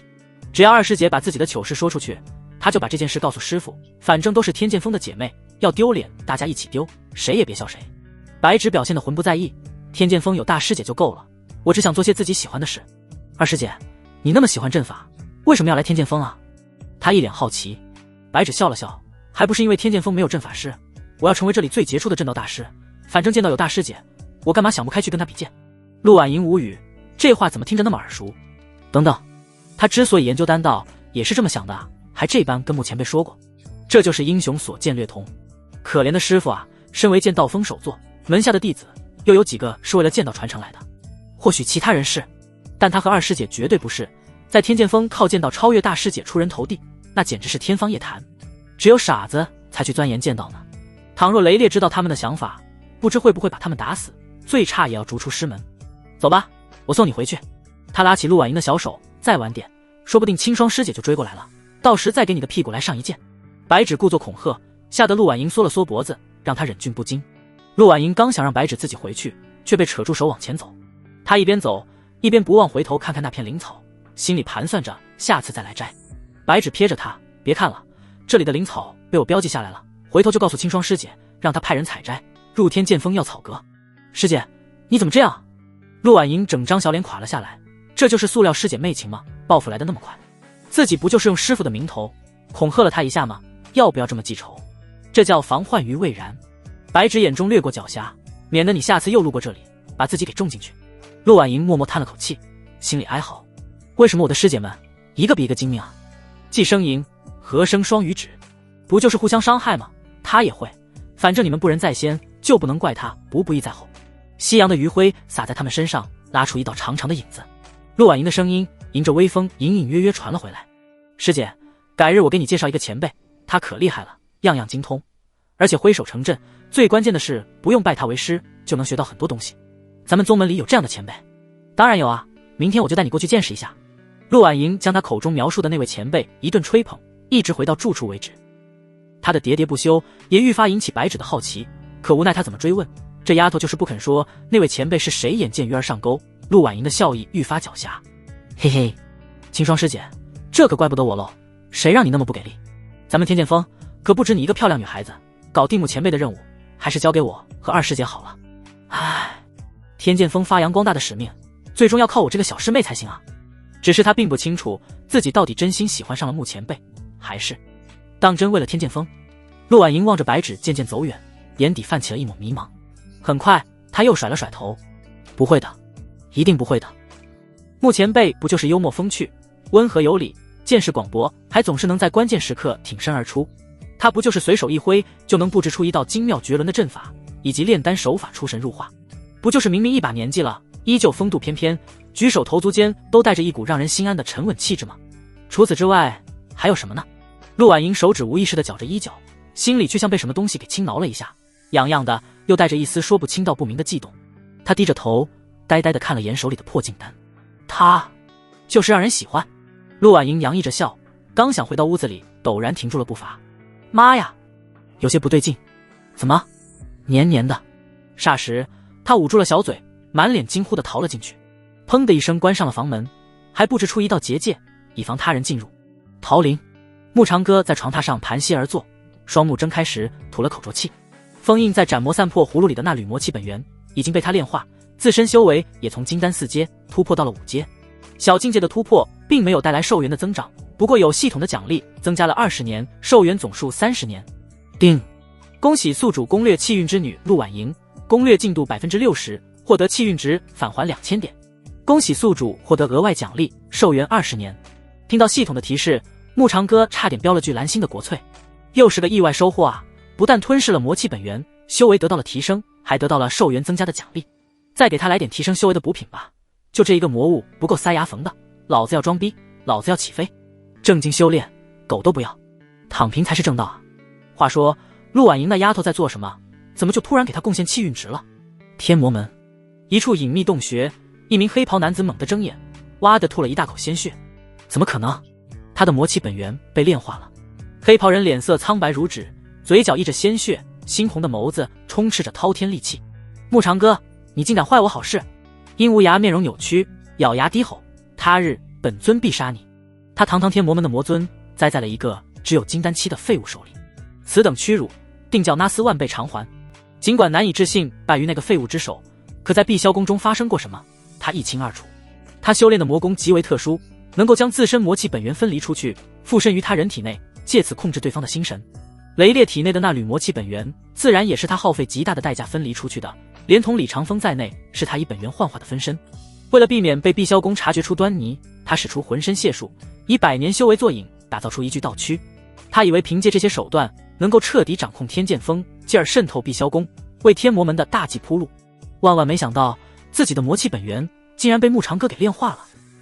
区区金丹期的废物，哪来那么大的本事？还有他手里那个诡异的葫芦，以及那个神秘的阵法，又是什么？为什么这2样东西都对魔气有天然的压制力？恐怕就是妙音亲自出手，也只能依仗自身修为将他镇压，断不可能如穆长歌这般轻描淡写。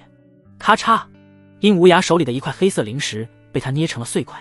尤其想到自己的计划毁在一个最不起眼的废物手里，胸腔中的怒火就无可遏制。他日定将这匹夫剥皮抽骨，永镇魔渊之下，日日饱受万箭穿心，雷霆淬身之苦。殷无涯冷哼一声，走向洞穴深处。一座巨大的祭坛矗立在那里，上面刻着诡异的符文，在祭坛后面的柱子上捆绑着发不出声音的几个年轻男女。那些人看到殷无涯走了过来，眼中流淌着惊惧之色，奈何呜呜的发不出声音。能为本尊补充元气，是你们这些蝼蚁的荣幸。殷无涯走到祭坛前，嘴角浮现着狞笑。片刻之后，祭坛上的符文闪烁起幽暗的光芒，而柱子上的那些男女气血快速流失，身体以肉眼可见的速度干瘪了下去。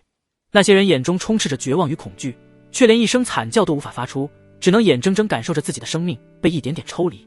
碧霄宫，桃林，穆长歌并不知道自己已经成天魔门的眼中钉，他正沉浸在修为突破的喜悦中。这些魔物的魔气本源真是个好东西，想到此前就这么杀了李长风，不禁感到了可惜。穆长歌叹了口气，暴殄天物啊！要是多搞几缕纯正的魔气本源来炼化，那他的修为还不原地起飞。只可惜当时没有系统奖励的斩魔散破葫芦，若不然他不会直接碾死了李长风，而是要炼化他的本源，以此提升自身的实力。不过他早晚有一天要离开碧霄宫，日后再碰上天魔门的魔物作乱，直接炼化了他们就是。天魔门最好别来惹到他。穆长勾勒着笑，眼下还是要继续猥琐发育才行。没有足够自保的实力之前，暴露了自身的秘密，等待他的只有死路一条。小梨儿们，天色不早了，我们去完成今晚伟大的事业。躺在床上的穆长歌抓住给他喂食着灵果的那道灵参的小手，一个翻转就将其按倒在床。他捏着那道灵参的脸颊，坏笑道：你们全都给典礼，别逃那么快。一个林深幽怨地翻了个白眼，小脸上潜藏一抹红晕。另外一个坐在床角的林深掩嘴一笑，落下床帐，衣物自躯体滑落，紧跟着钻了进去。翌日，阳光洒落，微风吹拂，带来阵阵清香。陆婉莹来到了桃林外，身后跟着一脸好奇的白芷。这里是？他环顾四周，眼中带着些疑惑。小师妹，你昨日与我说的那位前辈，莫非是木长歌木长老？他虽然没来过后山的这处桃林，可也知道此处是谁的居住之地。陆婉莹笑嘻嘻地点着头，美眸中蕴含着狡黠之意。能住在这般清幽之地的，当然只有木前辈了。白芷无奈扶额，摇头叹了口气，转身就走。哎，师姐，你怎么回去啊？陆婉莹连忙将他拦下。白芷没好气地翻了个白眼，你神神秘秘地跟我说要带我去见一个样样精通、挥手成阵的前辈，我真是信了你的邪。果然，期待越大，落差也就越大。他就不该信这丫头的鬼话，若非于心不忍，好想把她打成流星，体验下大师姐的快乐。昨天夜里，师父命大师姐通知我们，今天所有人要去听他讲道。白芷伸出指尖戳了下陆婉莹的额头。穆长老是德高望重，但他也是咱们碧霄宫出了名的闲散长老，他根本不信穆长歌懂什么阵法，8成是这丫头不想去听讲道，故而拉上他一同做个难解难寐。更何况穆长老本身寿元将近，如今也只不过在这处清幽之地，等待走到尽头罢了。现在去听师父讲道还来得及，跟我回去。白芷拉起陆婉莹的手就走，却被他甩开。他撇着嘴，师姐，人不可貌相嘛，而且穆前辈那也是一表人才，就算上了年纪也掩盖不住他的英俊潇洒。望着白芷手扶额头，他嘻嘻一笑，穆前辈很有本事的，你信我一次，进去看看就知道了。看什么？莫不是去看穆长老喝茶赏花，还是斗鸟遛弯？白芷无奈道，师妹，并非我不信你，只是穆长老一言难尽。穆长歌典型的在养老，他若这般出色，为何只有金丹境的修为，又为何依靠各种天才地宝才将寿命延长至今？等等，他貌似看出这丫头眼神里有一抹狡黠之意，自己这师妹不会是看人家寿元将近，所以蓄意接近，然后想人前献媚，得到些实在的好处吧？师姐，你要是这么想的话，那就大错特错了。陆婉莹食指点着自己的下巴，穆前辈是深藏不露的高人，连大师姐都对他佩服得五体投地。他不但杀了魔道案子李长风，救了大师姐一次，更救了被魔物控制了心神的师傅，这可都是我亲眼所见。话音刚落，他就捂住了小嘴。糟了，怎么这把回事给说出来了？师傅要是知道了，估计还能飞一次。什么？白芷张了张红唇，瞪圆了杏眼。李长风是魔道案子，师傅还被魔物给控制了心神，自己这是听到了什么？倘若传出去，就是在整个碧霄宫都能引起轰动。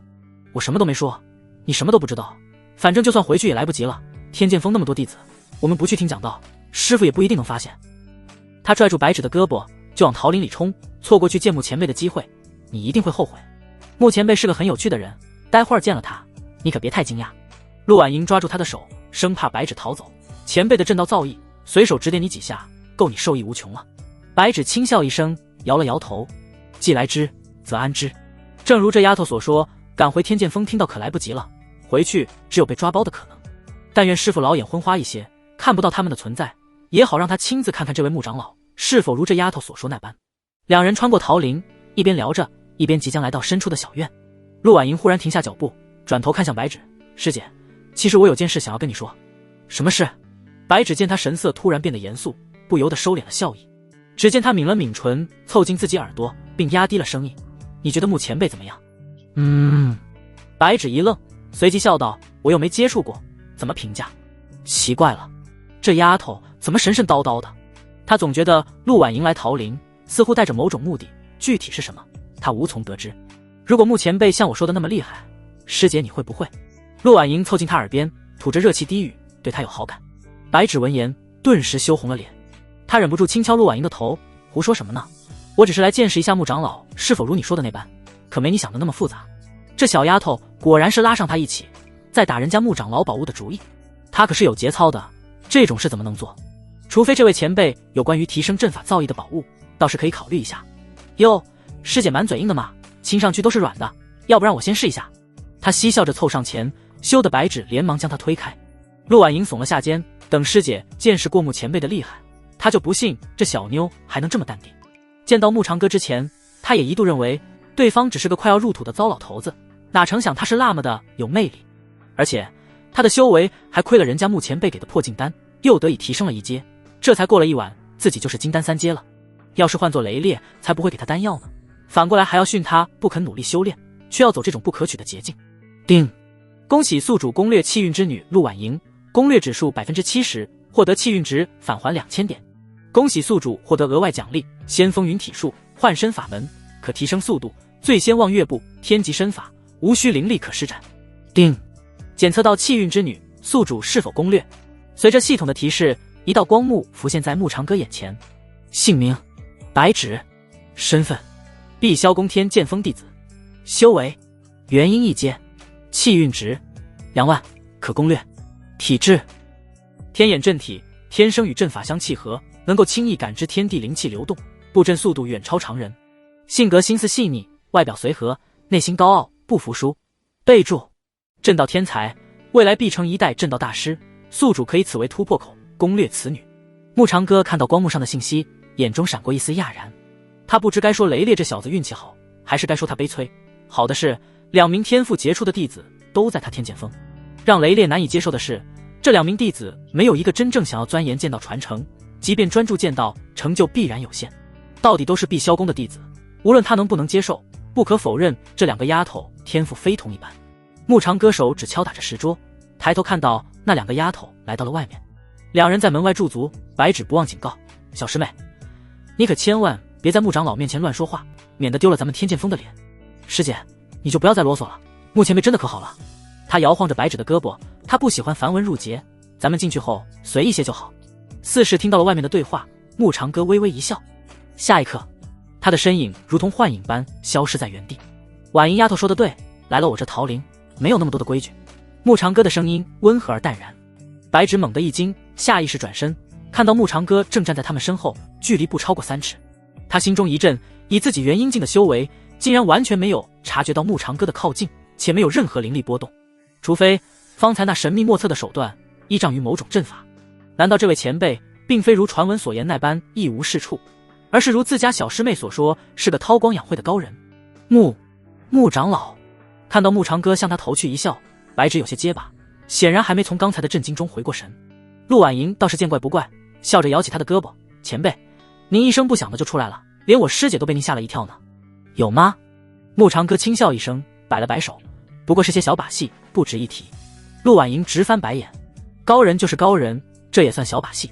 还好他们是自己人，若是其他修士，说不定他跟自己师姐的小命都没了。看来真是赌对了，昨日看到目前被施展的阵法，只是他实力中的冰山一角。这下看师姐怎么说。他连忙向着白芷打了个眼色。白芷回过神，拱手行礼：晚辈白芷见过牧长老，方才失礼了，还望长老见谅。不必多礼，我这桃林向来清静，难得有人来，随意些就好。他转过身向着小院走去，边走边说：都进来坐，我刚泡了一壶新的灵茶，正好与你们品一品。白芷再度冲他的身后迎拱手一礼。陆婉莹拉住他的手：你看牧前辈多随和，我就说他不会介意的吧。白芷轻轻点头，心中对牧长歌的印象又好了几分。他原以为对方只是个闲散长老，此刻反而对他这个人产生了浓厚的兴趣。走进小院，牧长歌已经坐在了石桌前，随着一道倩影端着灵果从屋子里走了出来。刚要坐下的白芷美眸陡然瞪大，下意识地直了一礼：天剑锋弟子白芷见过圣主。他背后冒着冷汗，头也不敢抬，却见一旁的陆婉莹坐了下去，咯咯笑道：师姐不用紧张，这是圣主飞升之前留下照顾牧前辈的灵身。原来看别人惊讶这般有趣，他第一次跟大师姐过来，看到这个灵身也被吓住了。白芷这才松了一口气，抬起头看了看，虽然那灵身容貌绝美，气质出尘，与云青离一般无二，仔细观察不难看出眼神里少了些灵动。这位牧长老果然不简单，圣主就算飞升了，还要留下灵身照顾他，想来也是，若没些本事，圣主岂会对他情有独钟？白丫头，尝尝我这茶如何？牧长歌看他坐下后伸手示意。白芷端起茶杯品了品，茶香入喉，顿时心神宁静，连体内的灵力都顺畅了许多。好茶。他放下茶杯，恭恭敬敬地说道：前辈果然博学多才，连茶道都如此精通，晚辈佩服。仅仅一杯茶，似乎具有丹药的效果，这位前辈果然非比寻常。牧长歌笑了笑，看向一旁陆丫头，以为如何？这时的陆婉莹紧皱着眉头，好似思索着什么，口中反复念叨着几位灵花灵草的名字。前辈，我悟了。他一拍美腿，蹭地站了起来，得意地打了个响指：我技术是差了点，但嘴可是很灵活的。等等，牧长哥为何觉得哪里有些不对？白芷愣了愣神，这丫头悟什么了？不就是一杯茶吗？何至于大惊小怪？他在桃林外特意提醒过这丫头，不要在牧长老面前失了礼数，以免丢了天剑锋的脸面。这才坐下没多久，小师妹就一副咋咋呼呼的样子，简直让他这个做师姐的脸上无光。不知道的还以为他们天剑锋喝不到灵茶呢。白芷压低声音，透着几分无奈和责备：师妹莫要在牧长老面前失了礼数。哎呀，师姐你不懂，这茶非凡品，用的灵花灵草凝练出来的。陆婉莹完全没有在意白芷的提醒，前辈，您是将炼制清心丹的灵草提取出药液，又重新炒制成灵茶，以此泡水，也就有了丹药之效。可对，以提取药液的形式泡茶，这可比炼丹还要考验掌控火候的技巧。穆前辈真的是高人，他觉得这不仅是穆前辈对他设置的一道考验，还是他有意在提点自己。这个男人必须属于他们天剑锋。大师姐，小妹发誓，绝对不是垂涎穆前辈的美色，而是要为咱们天剑锋收取这个宝藏。既然是要收取，多少要付出点代价，那么以身报答似乎没什么不合理吧。陆婉莹那张小脸泛起了一抹红润。叮，恭喜宿主攻略气运之女陆婉莹，攻略进度 80%， 获得气运值返还2000点。恭喜宿主获得额外奖励，寿元10年。果然有用。牧长哥眼眸一亮，昨日他闲来无趣，顺手以炼制清心丹的方式制作了些灵茶，就是为了在陆婉莹来了之后招待她，顺带让她品尝出其中的独特，以此完成攻略。事实证明，这丫头没有让他失望，他不但收获了气运值，还又一次增加了10年的寿元。他的寿元总数已是从最初的10年变成了60年。婉莹丫头果然聪慧，牧长哥得到了好处，自是不吝赞扬。看来你在丹道上的天赋确实非同一般。嘻嘻，师姐，前辈又夸奖我了。他得意地扬了扬下巴，别人不识货，可瞒不过我的眼睛，谁让我是天剑锋最厉害的炼丹师呢？白芷听闻，无奈扶额，为何他有种被针对的感觉？而且天剑锋还有其他炼丹师吗？最厉害的是这丫头，最差的也是这丫头。不过这番话他是不能说出来的，以免打击了陆婉莹的积极性。倒是没想到自家这位小师妹在丹道上有如此天赋，在得到穆前辈的指点，未必不能成为一个合格的炼丹师。最令他诧异的还是牧长哥，传言果然不可信，看似一位闲散长老，给人的感觉却是深不可测，难怪能被太上长老收为弟子。这些年表现得碌碌无为，恐怕只是为自己喜爱清静刻意塑造出的一种假象，同时也为给其他人更多机会。这位前辈无愧于长者中的楷模，难怪人人敬重他。叮，恭喜宿主攻略气运之女白芷，攻略进度 10%， 获得气运值返还2000点。恭喜宿主获得额外奖励，阵道真解，讲解各种阵法精髓，可提升阵法造诣。牧长哥眼中掠过一抹诧异，这波操作顺带将白芷给攻略了。阵道真解算是本不错的秘籍，只是对于他已然没有太大的作用，毕竟他在系统的帮助下已然熟知各种阵法。前辈，您是如何想到以这种手法进行泡制灵茶的？白芷收敛了心神，忍不住心中的好奇。活学活用对于他们修士异常重要，这也是悟性的一种，不同的悟性，同样的秘法发挥出的水准与威能天差地别。牧长哥极为低调的笑说，丹道与茶道本就相通，老夫只是闲着无聊，随便玩玩罢了。随便玩玩？白芷与陆婉莹不约而同地抽了抽眼角，这话要是让那些炼丹师听了去，怕是要烧炸了炼丹炉。尤其是陆婉莹撇了撇嘴，前辈真是的，明明是谦虚之言，怎么偏偏听不出任何谦虚之意啊，反倒很想打他一顿。人比人，气死了。哎呀，前辈，既然您那么随便，也玩玩我不是。陆婉莹低垂着小脑袋，窘迫到想要钻进地底，自己真是笨死了，怎么还把怎么心里话给说出来了？要是让穆前辈以为她是个随便的女孩子，那可就得不偿失了。若非为了天剑锋，自己干嘛这么心急呢？青霜师姐，你太没用了，害你可爱的小师妹为你承担了所有。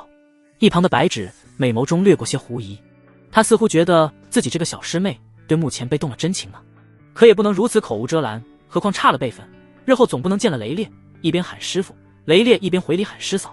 想到那副场景，白芷又忍不住抽了抽眼角。他刚想要开口替自己小师妹圆回些什么，就见陆婉莹怯怯地抬起脑袋，我是说，你也教我玩玩嘛，人家也想学。穆前辈没有发现什么吧？他又一次怯怯地抬头，见他面含微笑，这才松了一口气。贪多嚼不烂，日后再说。这丫头为何如此慌乱？难道自己还不够随和？不应该啊。牧长哥摸了摸自己的下巴，若有所思。一定是这丫头太过痴迷于丹道，以至于见了另外一条路子就保持不住淡定了，这样才好啊。倘若他们淡定，自己可怎么攻略啊？陆婉莹心有不甘，她都留那个林婉儿在这修炼过了，何况穆前辈宁可委屈自己睡在了外面，也不将林婉儿赶走。前辈，您可不能偏心，人家可是很有天赋的。他瘪着小嘴，一脸委屈。您看，我这不是一眼就看出这茶的玄妙了吗？前辈教了我，才能让您的技艺传承下去吗？等你把基础打牢了，老夫便对你倾囊相授。果然啊，这小丫头对于丹道的痴迷已经到了匪夷所思的地步了。只要有气运值和奖励，她何乐而不为？陆婉莹难掩笑意，前辈对她倾囊相授，是不是意味着毫无保留？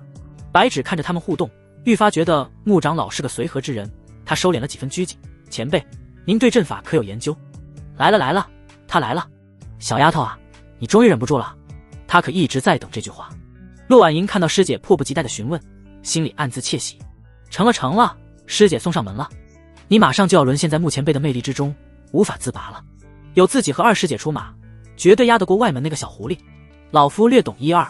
他一挥袖，石桌上浮现出一道道灵光，凝聚成一座小巧的阵法模型。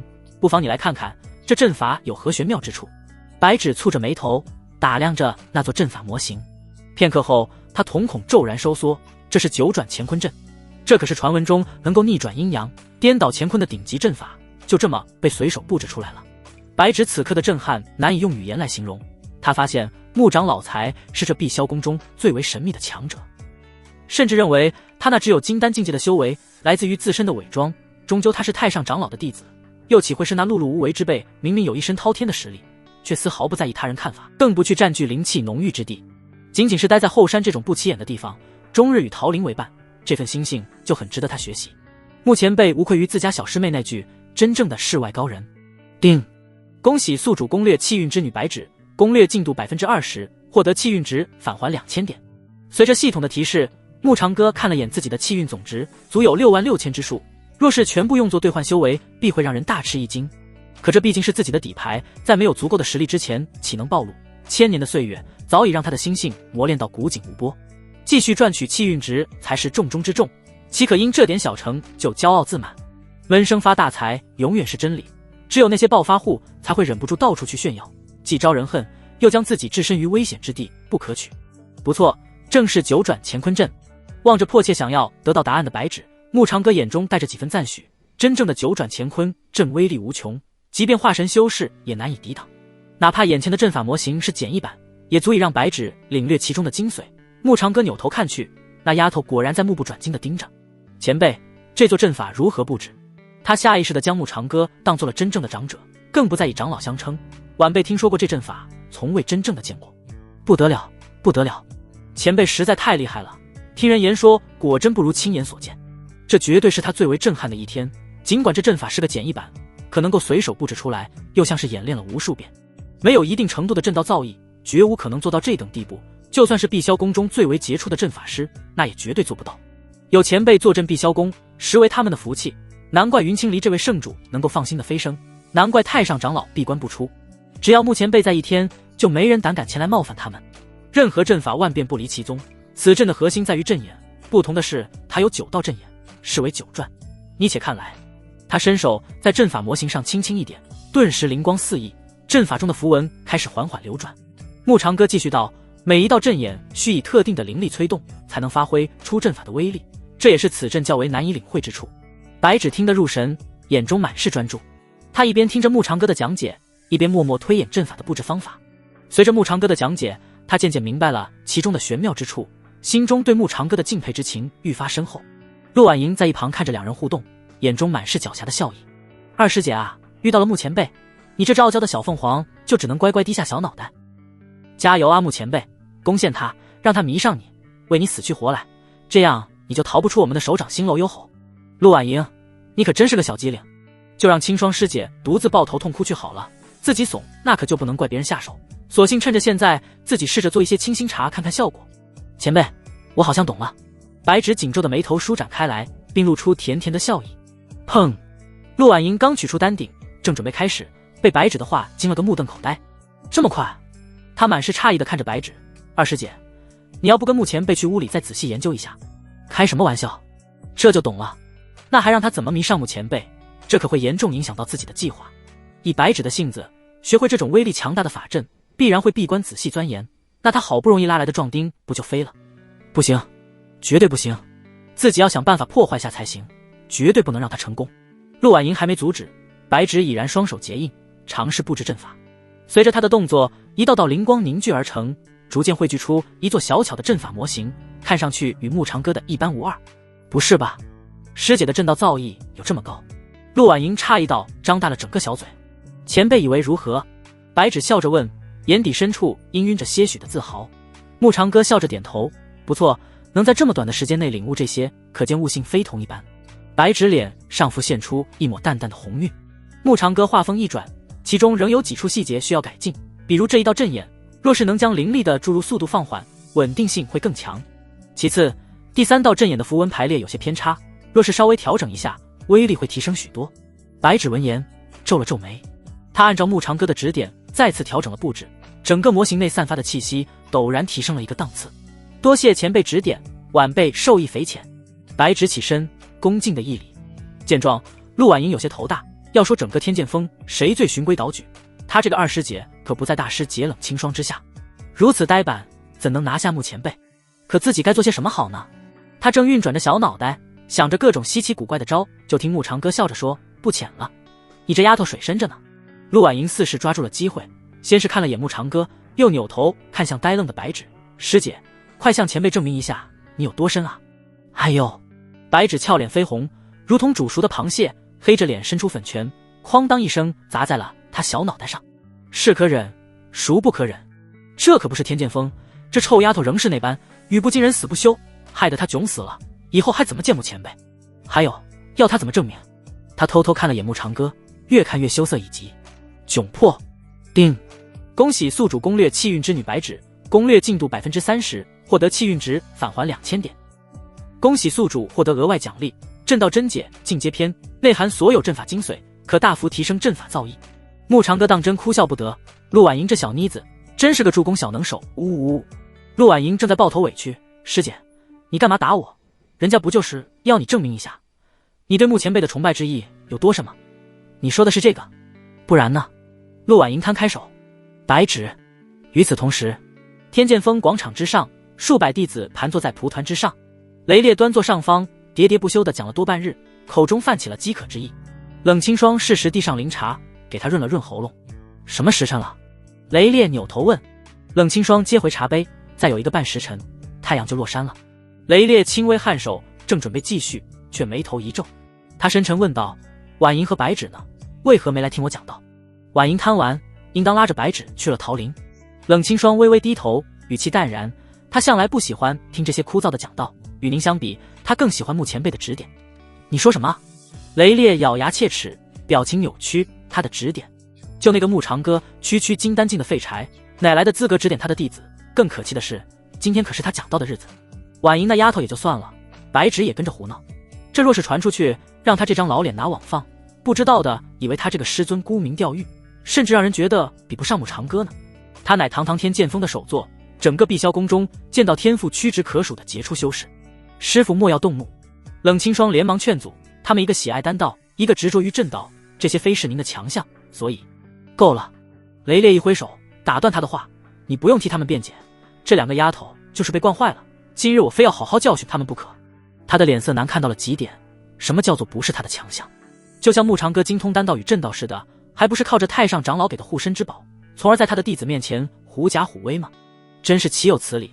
看他不过去拆穿了他的伎俩，这若是被其他弟子发现，自己明确讲道之日有2名弟子未曾前来听到，其中还有一个是他的2弟子，那他这张老脸可就丢在了整个碧霄宫。而下方坐在蒲团上的弟子看着雷烈动怒，都不知发生了什么。清霜，你替为师传道，我去趟桃林，把那2个逆徒带回来。雷烈怒哼一声，甩动衣袖，整个人化作一道流光，消失在天际。也好，此次前去，顺带把昨日丢失的面子找回来。虚空中，他的嘴角扬起了一抹璀璨的笑意。此时，牧长歌正带着陆婉莹和白芷在桃林深处布置了一座迷阵，阵名幻梦迷心阵。这座阵法虽然本身不具备攻击性，可能让陷入其中的人迷失方向，无法轻易走出。前辈，这阵法真的能困住高阶修士吗？陆婉莹一边帮忙布置阵眼，一边好奇地问道。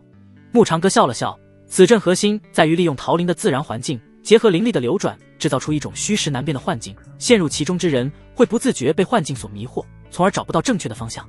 白纸观察得入神，他一边按照牧长哥的指点布置符文，一边低声说道：“前辈的阵法看似简单，实则其中蕴含的阵道精髓极为深奥。他本以为一座极难布置的九转乾坤阵已是穆前辈压箱底的绝学，直到见识了这座阵法，他才发现还是低估了穆前辈。终究，千年的修行，无论是阅历还是所学之道，都远非他能比。不错。”牧长哥给予白纸赞赏的眼神。阵法一道，讲究因地制宜，灵活运用，效果极为显著。任何术法皆为死物，人却是活的。他笑着指了指自己的脑袋。白纸回以一笑，不愧是穆前辈，每说出一句话都能让他受益匪浅。前辈，您布置这座阵法，该不会为了防着谁吧？陆婉英委屈地嘟着嘴。那我们今后怎么来找你嘛？有了这座阵法，那个林婉儿可没那么容易来到桃林了，可他自己今后也进不来了。牧长哥在他和白纸的额头上分别点了一下，这2道印记可使你们不受阵法影响。谢谢前辈。陆婉莹踮起脚尖，在他脸颊上轻点了一下，看呆了身旁的白纸。牧长哥同样呆在了原地。不是，你们这些丫头怎么都喜欢玩突然袭击？跟谁学的？该不会是林婉那丫头教的吧？造孽啊！叮！恭喜宿主攻略气运之女陆婉莹，攻略进度 85%， 获得气运值返还1000点。唉。听着系统的提示，牧长哥叹了口气。为了气运值容易吗？陆婉莹、白纸，你们2个逆徒给为师滚出来！雷猎人未到，怒吼声率先而止。为师亲自讲道，胆敢缺席，看我怎么教训你们！前辈，救我们啊！陆婉莹颇为惊慌地抓住牧长哥的胳膊，就这么被师傅抓回去，我们就完蛋了。白纸也咬了咬唇，美眸深处有着些许的不平静。哪怕来这里跟穆前辈学了许多，可毕竟是师傅讲道之日，他们堂而皇之地缺席，纵有万般理由，依旧难逃责罚。除非让师傅在这里吃些苦头，也好让他得知穆前辈的厉害。白纸向着牧长哥投去希冀的眼神。拜托了，穆前辈，请让雷烈师傅了解一下花儿为什么这么红吧。他内心深处有一丝隐隐的兴奋，似乎很想看到雷烈吃瘪一样。无妨，既然来了，就让他见识一下幻梦迷心阵的威力好了。牧长哥神色如常，挥了挥手，阵法瞬间启动。桃林中的灵力陡然流转，周围的景象逐渐模糊，如同笼罩在一层薄雾之中。雷烈大步走进桃林，目光扫过四周，看着原本熟悉的环境，竟然变得陌生起来。他皱了皱眉，暗自疑惑，奇怪，怎么回事？我走错地方了。雷烈继续向前，无论他怎么走，周围的景象似乎一直重复，根本找不到路。这才心中一惊，意识到自己可能陷入了阵法之中。牧长哥，你给我出来！雷烈的怒吼声在桃林中回荡，尽管气到了红温，仍是不敢在这里自称一声老子。没办法，自己这师兄后台太硬，人缘太好，宗门内的不少长老在年轻时都受过他的照拂。牧长哥和陆婉莹以及白纸站在阵法外的一处高地上，远远看着雷烈在阵法中打转。前辈，师傅他真的被困住了耶？陆婉莹笑到合不拢嘴，整个小身板花枝乱颤。白纸也有些想笑，但还是担忧道，这样会不会不太好？师傅毕竟是天剑锋的首作，化神期的大能，倘若一剑毁了桃林，他若做得到，那就让他试试。牧长哥微微勾唇，火气那么大，降温也不错。噗嗤，陆婉莹再度娇笑，您太坏了，我好喜欢。他抱着牧长哥的胳膊狠狠蹭了蹭。牧长哥清了清嗓，示意他们看向阵法中的雷烈。雷烈越走越烦躁，心中怒火中烧，自己堂堂天剑锋首作，竟然被一座小小的迷阵给困住，简直是奇耻大辱。好你个牧长哥，不出来是吧？那就休怪我一剑劈了你的桃林。雷烈手握烈火剑，剑身燃起了熊熊烈焰。他双手持剑，身形定格半空，与树梢保持平等角度，又举过头顶，滚滚灵力灌输剑身，使其火焰愈发浓郁。陆婉莹扯了扯牧长哥的衣袖，前辈怎么办啊？总不能让师傅毁了你的桃林，要不我们还是跟师傅回去好了。他低着头，不敢看向牧长哥。自己和师姐本就是偷跑出来的，若是因此连累了牧前辈，那就实在太不应该了。大不了回去受责罚就是。白纸跟他抱有同样的想法，展颜笑道，前辈，是我们2个有错在先，不应让您为我们承受损失，请让我们回去吧。怎么，对老夫没信心？牧长哥轻哼一声，我若连你们2个小女娃都护不住，岂不枉活了这些年？他转过身，负手而立，故作高人风范，眼角余光偷瞄着他们，似是在期待着什么。叮！恭喜宿主攻略气运之女陆婉莹，攻略进度 90%， 获得气运值返还1000点。叮！恭喜宿主攻略气运之女白纸，攻略进度 40%， 获得气运值返还2000点。系统的提升音响彻在牧长哥的脑海里，他那嘴角微不可察的翘了翘，再看两女的眼神，无不绽放着星光。尤其是陆婉莹，简直崇拜到快要整个身子贴上了穆长歌。直到轰隆一声脆响，雷烈劈出那极其凶猛的一剑，他才屏住呼吸，看向了陷入阵法内这一剑。只是雷声大雨点小，雷烈可不敢真的毁了穆长歌的桃灵，意在摧毁阵法而已。可就是这让出鞘境修士以下无可抵挡的一股剑势，仅仅引起一棵桃树的晃动。紧接着，自那棵树上掉落下一块悬挂的木牌，上面只有3个字：迷路了。雷烈看着那块木牌，脸颊一阵抽搐，差点吐出一口老血。羞辱，赤裸裸的羞辱！他怒吼一声，手中的烈火剑再次燃起熊熊烈焰，剑势比之前更加凶猛。轰！又是一声剑鸣。这次在另外一棵树上掉落一块悬挂的木牌，阁下来此有何贵干？雷烈面容抽搐，咬牙切齿，老子的徒弟就在这儿！可恶啊！他堂堂天剑锋首座，化神期强者，难道真要被这一座小小的迷阵给困住了？这一定是穆长歌刻意刁难他的，想抢他的徒弟，让他在弟子们面前丢脸，哪有这么容易？甚至他想到了自己若是无功而返，回到天剑峰面对大徒弟冷清霜的质问，那都下不来台。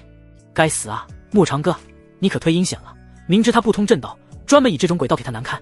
雷烈化悲愤为力量，再次斩出一剑，又是一阵极为残暴的晃动。可阵法依旧不曾毁坏，连棵树也不曾被斩断，倒是有另外一块木牌悬挂在桃树上。阁下可是要拆架？雷烈深呼吸，这已经不是羞辱他了，而是嘲讽到了极点。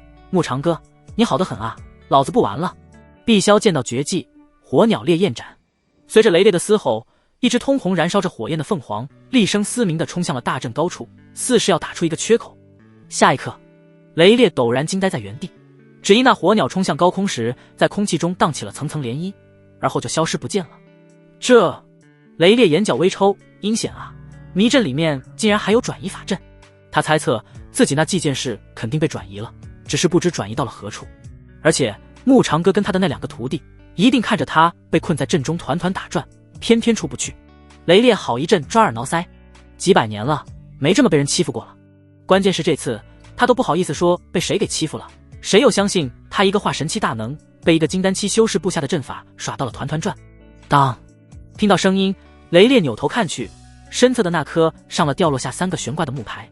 需要帮助请扣1，冥顽不灵请扣2。雷烈看着另外2个木牌上分别写着1和2，眼眸一阵流转。穆师兄，想看我的笑话？没有那么容易。他果断扯掉那块刻有2的木牌，他可不信穆长歌会有那么好心，刻意给他提醒，自己偏要反其道而行。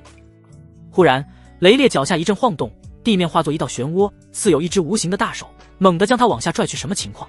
雷烈大惊失色，连忙运转灵力，试图稳住身形，奈何那股吸力越来越强，好似要将他整个人拖入地底才肯罢休。陆婉莹看到这一幕，忍不住惊呼出声：“师傅，你小心啊！”前辈白芷也紧张地看向穆长歌，他不会有事吧？无妨。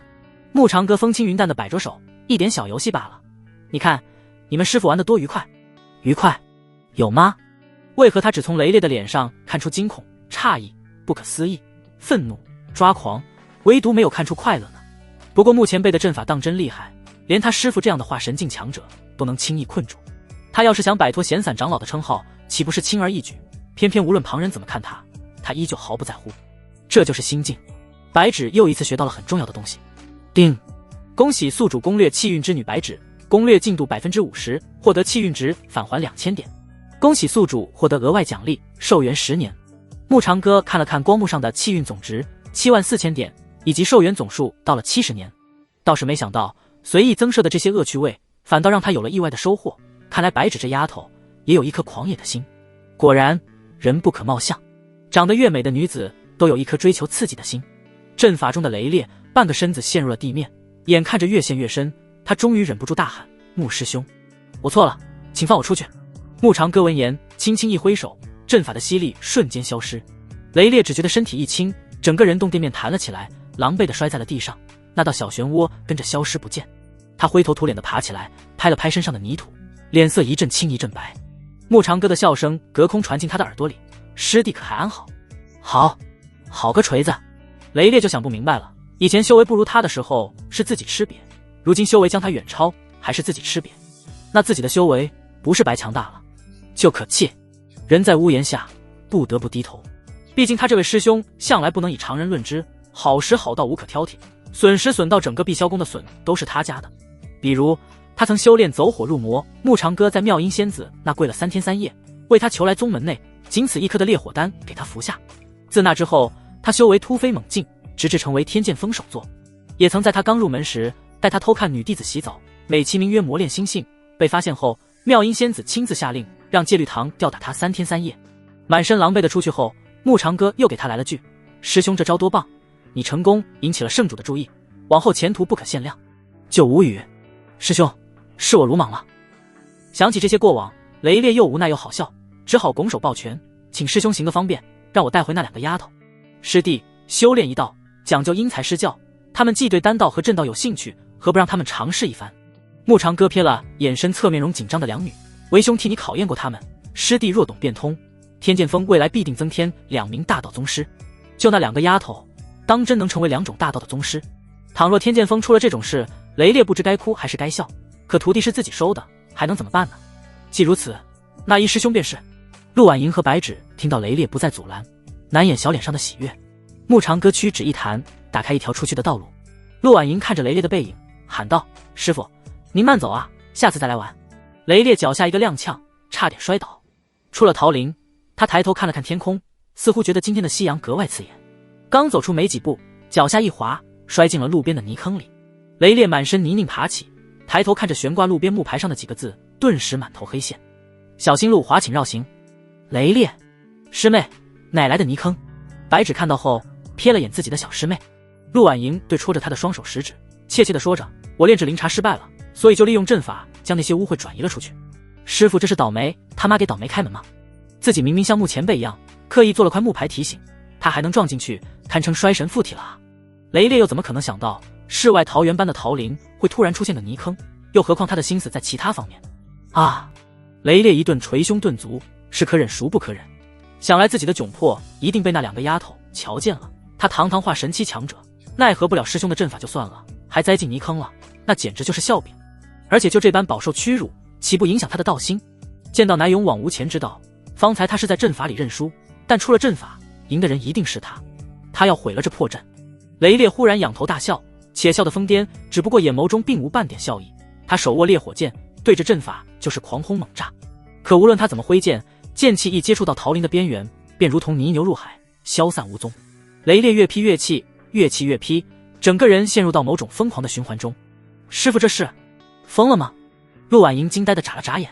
白芷幽怨地瞪了他一眼，这丫头明知师傅外表刚烈，内心脆弱，在目前辈的阵法中受到打击就算了，还偏偏又摔了一跤。前辈，这样下去师傅不会走火入魔吧？木长哥摇头，眼中满是笑意。无妨，让他发泄一下也好，等他累了自然也就冷静下来了。他哪能不知陆婉莹背后做的那些小动作之所以不曾阻止，是对于雷烈来说并无坏处。自己这师弟虽源于烈火丹的缘故，夺天地之造化，改自身之根骨，修为突飞猛进，习得火之剑道，可有个极大的弊端，那便是易怒，极其暴躁，心性受到了影响，只有发泄出去才能恢复本真。果然没过多久，雷烈气喘吁吁地停了下来。他拄着雷火剑，满头大汗，脸色涨红，显然累了个不轻，萦绕在身上的戾气倒是减轻了许多。白芷一脸凝重，似是没想到木长哥布置的这座幻梦迷心阵不但有迷惑困敌之效，哪怕身处阵法之外，这防御也如此强横。他暗捏粉拳，呢喃了句：倘若此阵具有攻击性，就是真正完美到了不可挑剔。那也未必。木长哥勾唇一笑：你们师傅打累了，便以这阵法送他一程。他抬手轻轻挥动，阵法中的灵力骤然运转，那积蓄已久的力量陡然爆发。只见阵法边缘的符文闪烁起耀眼的光芒，紧接着一股强大的力量从阵法中反弹了出去。雷烈刚停下喘息，还没来及反应，刹那间察觉到一股熟悉的力量扑面而来，那正是他之前劈出的剑气，此刻竟然被阵法吸收并反弹了回来。轰！一声巨响，雷烈被击中，如断了线的风筝倒飞了出去。他的身影在空中划出一道优美的弧线，伴随着一声凄厉的惨叫，消失在了天际。师傅，又成流星了。陆婉莹目瞪口呆地看着这一幕，小嘴张得能塞下一颗鸡蛋。白芷也愣住，半晌才回过神，为什么要说又？因为昨天师傅就被目前被一脚踹成流星了。陆婉莹意识到口误，看着一脸震撼的白芷，捂住了小嘴。那个师姐，我什么都没说，你什么都不知道。白芷木讷地点着头，小小的心脏却震撼不已。穆前辈只有金丹期的修为，他怎么做到将自己师父踹成流星的？这位前辈果然越接触越让人感受到他的可怕，还好是自己人，不然的话碧霄宫或许真有点麻烦。不知不觉，他看向穆长歌的眼神变得格外温柔，似有一抹不同的韵味在流淌，连同脸颊泛起了微不可察的红润。叮！恭喜宿主攻略气运之女白芷，攻略进度 60%， 获得气运值返还2000点。恭喜宿主获得额外奖励混沌掩天诀残卷，内功心法。随着系统声落下，穆长歌皱了皱眉，如此强大的功法竟然只是残卷，若是完整版又该怎样的强大？前辈，这是不是有点太残忍了？白芷实在哭笑不得。雷烈到底是自己的师父，虽然他想跟穆前辈学习阵法之道，可擅自逃离讲道本就有错在先。如今雷烈亲自来寻他们，只因恨铁不成钢，何尝不是重关爱？无妨，雷师弟皮糙肉厚，摔不坏的。穆长歌眼中满是笑意。再说了，他刚才不是挺能劈的吗？让他尝尝自己剑气的滋味。白芷忍不住一笑，暗自为自己师父默哀，倒也知道穆长歌这么做是为了帮雷烈发泄心中的戾气，也就没有责怪他的意思。况且本就是穆长歌在忽悠他们，又哪来的资格去责怪？万方有罪，罪在他们，回头再给师父认个错就是。此行最大的收获就是雷烈不再阻止他们两个学习丹道和阵道。天剑峰广场上，冷清霜代替雷烈讲道已然结束，却没人敢离去。师弟，可知道师父去了何处？为何还不回来？下方蒲团上，沸洋洋对着身侧的王强交头接耳。王强抬头看到天际那抹迅速降落的流光，道了句来了。砰一声巨响，雷烈头朝下以倒栽葱的形式跌落在广场上方的蒲团上，他的双腿在空中晃了晃，随后无力地垂了下来。烈火剑则铮的一声插在了他旁边的地面上，剑身微微颤动。时间静止，所有人目瞪口呆。师父，这是怎么了？沸洋洋抽了抽眼角，难不成被谁给揍了？不可能啊，自家师父可是天剑峰首座，谁有那个本事揍他们师父？王强摇头，母鸡啊。冷清霜愣神过后强忍着笑意，师父您还好吧？雷烈的脑袋埋在蒲团里，猛地一用力拔出了自己的头。他满脸通红，头发凌乱，额头上沾着几根蒲团的草线，望着众人看向他的吃惊眼神，雷烈干咳2声，掩饰自己的尴尬。他拍了拍身上的灰尘，故作镇静地说道：为师方才是在演练一门新的剑术，名为天外飞仙，你们不必大惊小怪。原来如此，就说师父怎么可能会被人给揍了吗？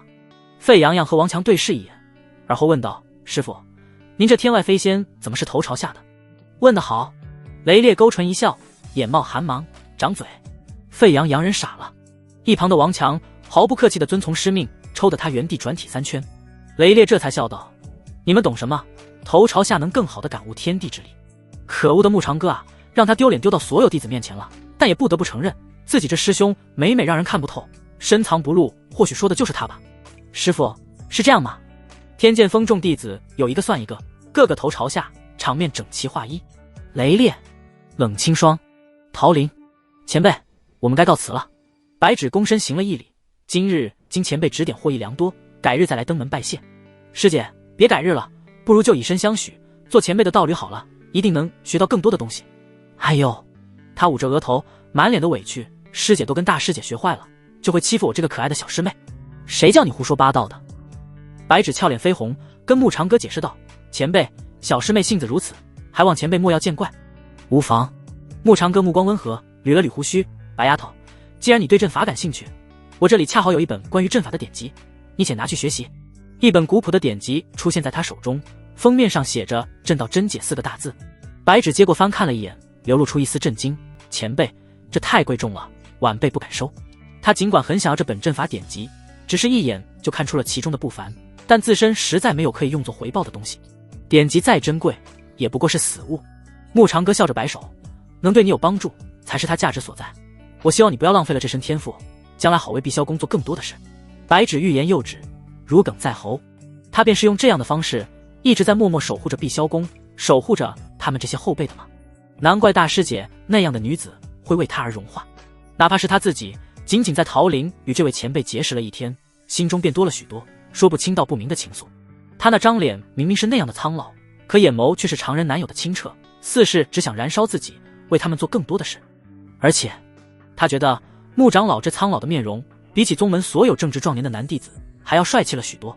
丁，恭喜宿主攻略气运之女白芷，攻略进度 70%， 获得气运值返还2000点。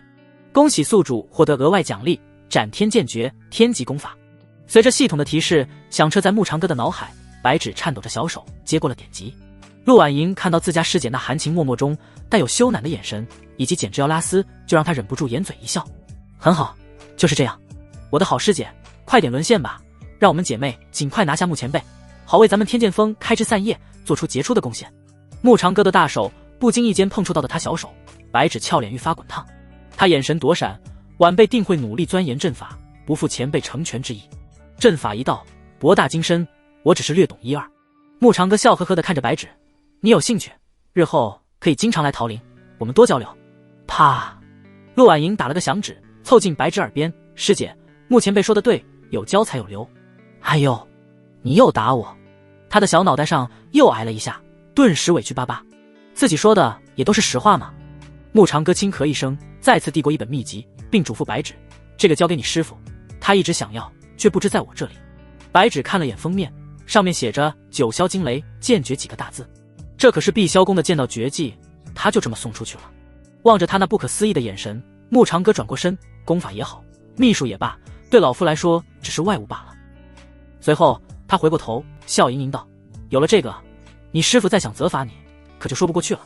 白芷闻言，头更低了，似乎在遮掩那本就羞到了通红的脸颊。原来前辈给师傅秘籍，是担心自己受到责罚。他好暖心，真想跟前辈一直待在这座桃林，过着世外桃源般的生活。如若自己早年就来到碧霄宫，趁早结识了前辈，该有多好。滴答，一滴清水坠落在他心中那平静的水面上，引起了波澜荡漾。叮，恭喜宿主攻略气运之女白芷，攻略进度 80%， 获得气运值返还2000点。系统的提示让牧长哥的嘴角翘起了弧度，只是白芷没有看见，他望着牧长哥的背影，只觉得那样伟岸。他抬起头，展颜一笑，前辈晚安。白芷告辞。几乎是话出口的瞬间，他就拉上陆婉莹一同离开了桃林。牧长哥看着天际的流光，轻声叹了口气，也不知道自己这样欺骗人家小女孩好不好，可要是不这么做，他又无可获得系统的奖励，又如何飞升上界去寻他的小灵儿？罢了，但求无愧于心。牧长哥摇了摇头，他何尝听不出白芷那丫头最后一句话其中蕴藏的含义。那小丫头不再以晚辈自居，是想拉近自己与她的关系，而他能做的便是在阵法上对她多加指导。以他的天赋，或许有缘在上界相见。随着牧长哥回到摇椅上躺下，并挥手放出一道灵身，那道灵身似乎感受到了他的心情，主动俯身在他的胸膛之上，而后又拿起他的大手贴与自己的脸颊，就那样浅浅含着笑意闭上了眼睛。天剑峰广场，众弟子已然退去，只剩雷烈与冷清霜站于高台之上。冷清双眼含笑意看着归来的白芷与陆婉莹，雷烈依旧负着双手背对着他们，也不理会，沉默不发一言。师姐，师父是不是自闭了？陆婉莹不敢上前，扯了扯白芷的衣袖。白芷翻了个白眼，逃的时候没见这个丫头怎么样，现在知道怕了。师父，弟子回来了，请您责罚。两人上前跪在了雷烈身后，沉默了半晌，雷烈呵呵一笑，有牧师兄关照你们，为师岂敢责罚？说不定我这天剑峰门户太小，不足以容下你们。哪能啊，师父，我们知道错了。陆婉莹嘟着小嘴，摇晃着雷烈的胳膊，我们就是跟牧前辈学了些丹道和阵道方面的技巧，将来也好发扬咱们天剑峰啊。起来回话。雷烈的语气软了许多，看着起身的白芷，他当真能教你们这些？他疑惑不已，自己这位师兄究竟在搞什么名堂？分明是个修炼废柴，可自从昨日一见，给他的感觉却像是换了个人。还有，白芷性情颇为稳重，断不会像陆婉莹一样胡闹。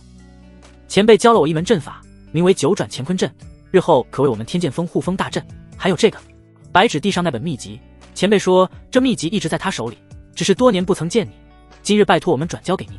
九霄惊雷剑诀。雷烈的目光霎时被吸引住，却在故作冷傲。他牧长哥当本座是什么人？区区一本秘籍就给我打发了？他那双眼睛依旧在偷瞄着秘籍，背在身后的手微微颤抖，指尖不自觉地摩挲着衣袖。切，明明很想要，还要装作不在乎。陆婉莹看破不说破，只是咂了咂嘴。那好吧，反正师父不在乎，我们还给牧前辈就是。住手！雷烈急忙抢过秘籍塞进怀里，那厮如此羞辱本座，这个就当是他给我的赔罪，至于你们两个。抬眼看到雷烈那似笑非笑的眼神，陆婉莹不禁打了个寒战。片刻后，雷烈嘴角微勾，笑意愈发渗人。陆婉莹被盯到一阵心虚，她都收下穆前辈送的厚礼了，该不会还要责罚他们吧？这也太不厚道了吧！师傅能干出这种事吗？陆婉莹想了想，以雷烈的性子还真能，于是她连忙拉了拉白纸的胳膊，示意他说句话，请师傅责罚。白纸一脸认真，我们虽事出有因，但错过师傅讲道，也有大不敬之时，望师傅赐下责罚。徒儿们为师起誓那种人。出乎陆婉莹意外的，雷烈笑着冲他们摆了摆手，这责罚就算了，你们两个各自回去好了。哎，陆婉莹眨了眨水灵灵的大眼睛，这确定是他们师傅？他不是一向脾气火爆，外加小肚鸡肠的吗？今儿个怎么突然变得这么好说话了？当他怯怯抬起头，察觉雷烈嘴角上的笑以及瞳孔中遍布的红光，顿时不受控制的打了个寒战。白纸额头上隐约冒出了细汗，轻咬着背齿，请师傅责罚。自家师傅最看重颜面，今日又在穆前辈的桃林丢了颜面，还是在他们两姐妹的见证下。尽管穆前辈用剑诀抵消他们的罪过，可不让雷烈出口气，他们以后的日子不会好过。事后10之8九雷烈会让他们闭死关，更会亲自下结界封印，那样他们可就彻底失去了自由。哎，既然你们如此真诚的请罚，为师就勉为其难的意思一下。雷烈走到他们中间，拍了2下他们的肩膀，就罚你们抄写门规，1000遍，1000遍。陆婉莹惊呆了，说好的随便意思一下呢，这可真的是太随便了。白纸同样一脸生无可恋，师傅到底是那个师傅？就小心眼。青霜，你负责看着他们，抄不完不许回去。雷烈向后瞥了一眼，转而化作一道流光。冷清霜收回目光，便将陆婉莹和白纸带回了自己那里，安排他们坐下后，拿出一本厚厚的碧霄宫门规，放在了2人面前。开始吧，1000遍，抄不完不许回去。他的笑耐人寻味。大师姐，你来真的？陆婉莹摇晃着他的胳膊，师姐，你就饶了我们吧。这么厚的门规，真要写个1000遍，什么时候是个头啊？这可是师傅的命令，你求我没用。冷清霜淡淡的瞥了他一眼，双手抱胸，真的是早做什么去了，有没有在乎他这个大师姐？陆婉莹眼眸流转，撇了撇嘴，切，什么师傅的命令，他才不会有心思检查他们是否抄写过了。他凑到了冷清霜耳边，师姐，该不会是我们去穆前辈那里没带上你，所以你感到心里不平衡了吧？这才说得通嘛。本大小姐实在太聪明了，她就是吃醋了。谁心里不平衡了？冷清霜俏脸红润，转过身，快写，写不完不许离开。写就写。陆婉莹与白纸对视一眼，无奈叹了口气。白纸狐疑地看了眼冷清霜，再看他那红彤彤的小脸，哪还不知道他们这个大师姐动了真情。唉，都怪穆前辈太有魅力了，就是大师姐都为他沦陷了。为什么要说斗？白纸小脸便烫了几分，脑海中不由自主地闪过穆长歌的模样，又连忙摒弃心中杂念，拿起笔认真地抄写了起来。1个时辰后，冷清霜正在一旁闭目养神，忽然听到陆婉莹的声音，写完了。他哼着小曲调，随手将纸张一甩。这么快？白纸感到了诧异，他一遍都没写完呢，这丫头就全部写完了，他怎么做到的？冷清霜接过低头一看，顿时愣住，那上面密密麻麻的写满了门规2个字，整整1000遍，不多也不少，倒是很讲究。冷清霜将陆婉莹的伟大杰作往白纸和他那里一甩，咬牙道，臭丫头，你这可真会投机取巧啊。师姐，你别冤枉人。陆婉莹摊着手，一脸无辜，师傅说抄写门规1000遍，我严格按照他的要求来的，反正又没说要抄内容。冷清霜额头遍布黑线，他竟然发现自己无从反驳，若是将这股聪明尽用在修行上，何至于只有区区金丹3阶？噗！白纸忍不住笑出声，小师妹真的是蛮可爱，而且很有道理的样子。我任务完成了，穆前辈教了我很多东西，我没消化呢。他笑盈盈地走向门口，又回过头来，对了师姐，我亲了穆前辈哦，还答应他要以身报答哟。岂有此理！冷清霜一颗小心脏似是被某样尖锐物体狠狠扎了一下。嗡！长剑出鞘，一道凌厉的剑气直奔陆婉莹而去。陆婉莹惨叫一声，整个人如同断了线的风筝，她的身影在空中划出优美的弧线，伴随着哀嚎声消失在天际。咕咚！白纸咽了咽唾沫，吃醋了，一定是吃醋了。小师妹投机取巧都不见她动怒，甚至睁一只眼闭一只眼，可就在提起穆前辈之后，那股怒意就再也忍不住。小师妹为什么要这么做？激怒大师姐，吃苦头的是她自己啊。陆婉莹就是要让冷清霜感受到急迫，不然被外门那个小丫头得逞，他们才丢脸呢。天剑峰山脚下，陆婉莹挂在一棵树杈上，下垂着2条手臂，很是狼狈。噗！他吐出嘴里的树叶，叹了口气，以身入局，牺牲真是太大了。还好这次掉落的方向是上次那片林草地，刚好采摘些送给穆前辈。桃林，穆长歌闭眼假寐，眼前的林参一边给他喂着灵果，一边给他饮着酒水。叮！恭喜宿主攻略气运之女白芷，攻略进度 80%， 获得气运值返还2000点。随后，穆长歌看着浮现在眼前的光幕，他的气运总值积累到了8万整。他眼中满是笑意。系统，可是我送出去的剑诀感动到了白芷那个丫头。沉默过后，系统叮的一声检测到冷清霜为你而吃醋，白芷再一次对你产生了崇拜，因此攻略成功。穆长歌听后愣了愣，不是，那丫头真喜欢上了他一个糟老头子。他原本只是想通过送剑诀刷一波好感度，顺便给雷烈一个甜枣，没想到冷清霜吃醋了。这剧情发展有些不对啊，他只是想赚点气运值，再获得些额外奖励啥的，等到有朝一日修为一飞冲天，好去上界跟小梨儿团圆。可这就怎么惹上了感情债？系统，你说我是不是有点过分了？他总感觉欺骗人家感情的这种方式有点渣，换做之前的蓝星，必定是那种让人又爱又恨的海王。宿主，攻略气运之女是您获取气运值的主要途径，至于感情问题，系统不予干涉。系统，你说这个世界有没有母系统？宿主有权保持沉默，接下来的每一句话都会成为你的遗言。翌日，叮，检测到新的气运之女，宿主是否攻略？摇椅上的穆长歌挑了下眉头，暗自好奇检测到的气运之女是谁。一道信息在他眼前浮现：姓名沈碧瑶，身份碧霄宫外门弟子，修为炼气时阶，气运值8000，可攻略。体质玄阴灵体，性格外柔内刚，心思细腻，偶尔有些小傲娇。备注：通过灵婉听闻宿主事迹，心中充满好奇，为与宿主相见，将全身所有灵石给了灵婉。特别提醒：此女与宿主曾有羁绊。穆长歌感到疑惑，一个外门弟子跟他哪来的羁绊？倒是灵婉那丫头蛮会做生意的吗？沈碧瑶在外门中是灵婉最好的朋友，她的改变瞒不过沈碧瑶，灵婉便将自己在桃林里经过指点这件事悄悄告诉了他，作为交换，自然就是他身上所有的灵石以及修炼资源。毕竟太过容易得到的秘密，向来不会有人懂得珍惜。另外，天剑峰有冷清霜和陆婉莹虎视眈眈，说不定还会有其他人介入，与之相比，只有他孤立无援。灵婉就在必死关之前想到了拉盟友的策略，就是沈碧瑶，有点意思。他正想着再怎么去找这位新的气运之女，就感受到桃林内的阵法传来了波动。天眼瞳运转之下，只见一名身穿淡蓝色长裙的女孩小心翼翼地走进了桃林。她容貌清秀，眉目如画，带着几分紧张与好奇。沈碧瑶进入桃林的瞬间，周围的景象突然发生了变化，原本清晰的路径渐渐模糊，四周的树木好似在移动。沈碧瑶心中一惊，她回头看去，发现来时的路消失不见了。怎么回事？她慌了神，四处张望，又发现自己似乎陷入了一个迷宫。无论怎么走，周围的景象都在重复，根本找不到出路。穆前辈，您在哪儿？沈碧瑶忍不住喊道，声音中夹杂着慌乱。穆长歌坐在摇椅上，眼中满是笑意，却故意没有出手相助。系统，这丫头被困在阵法里了，我是不是该救她？他笑着问。攻略气运之女是获取气运值的主要途径，至于如何攻略，系统不予干涉。闻言，穆长歌抽了抽眼角，这狗系统还说什么不予干涉，也不知是谁在灵婉初次露面时向他强烈提出那种攻略建议。他笑了笑，既然如此，那就让他多迷一会儿，等到彻底慌了神，我再出手相助，岂不是更容易刷好感度？系统无语，发出鄙夷的声音：宿主，你是真的狗？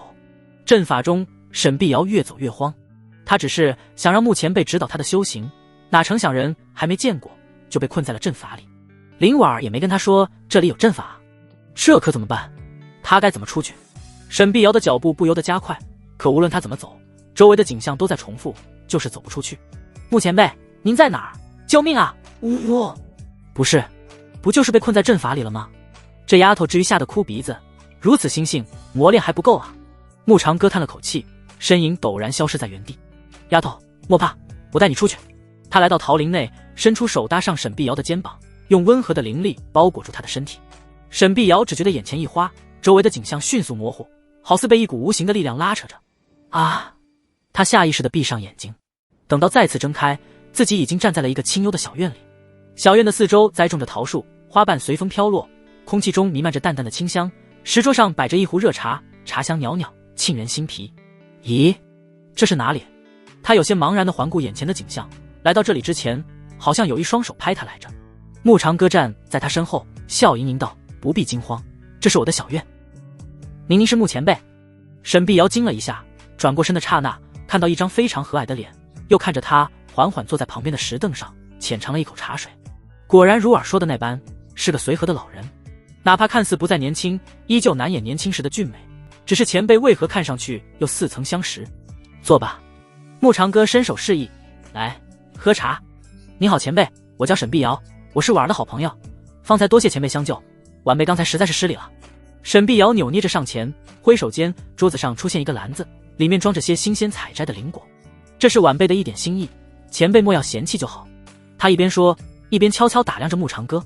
这位前辈看上去只有金丹境的修为，而且丝毫不加以掩饰他的修为气息，可手段却是神秘莫测。听说他还精通丹道，再加上方才的阵法，也让他越发确信这位前辈就是隐居在此的世外高人。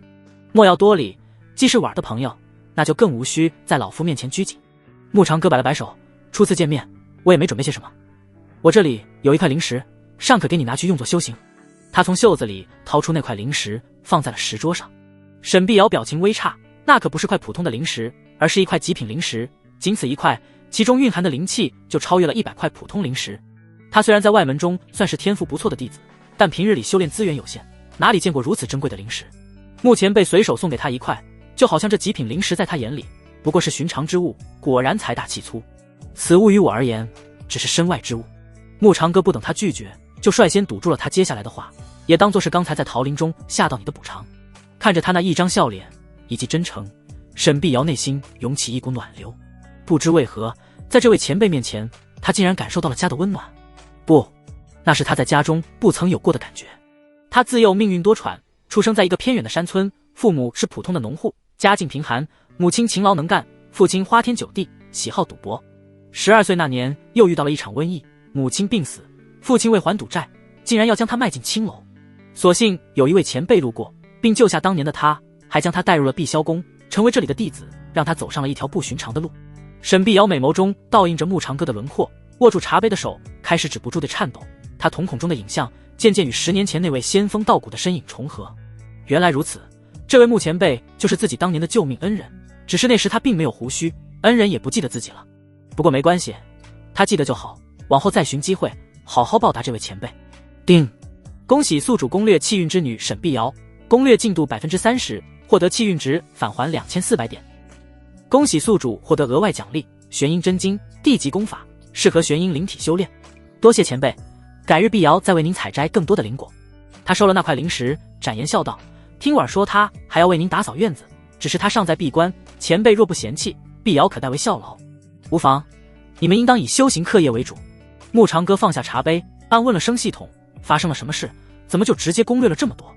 他送出去的尽管是块极品灵石，可也不足以让这丫头对他产生这么多好感。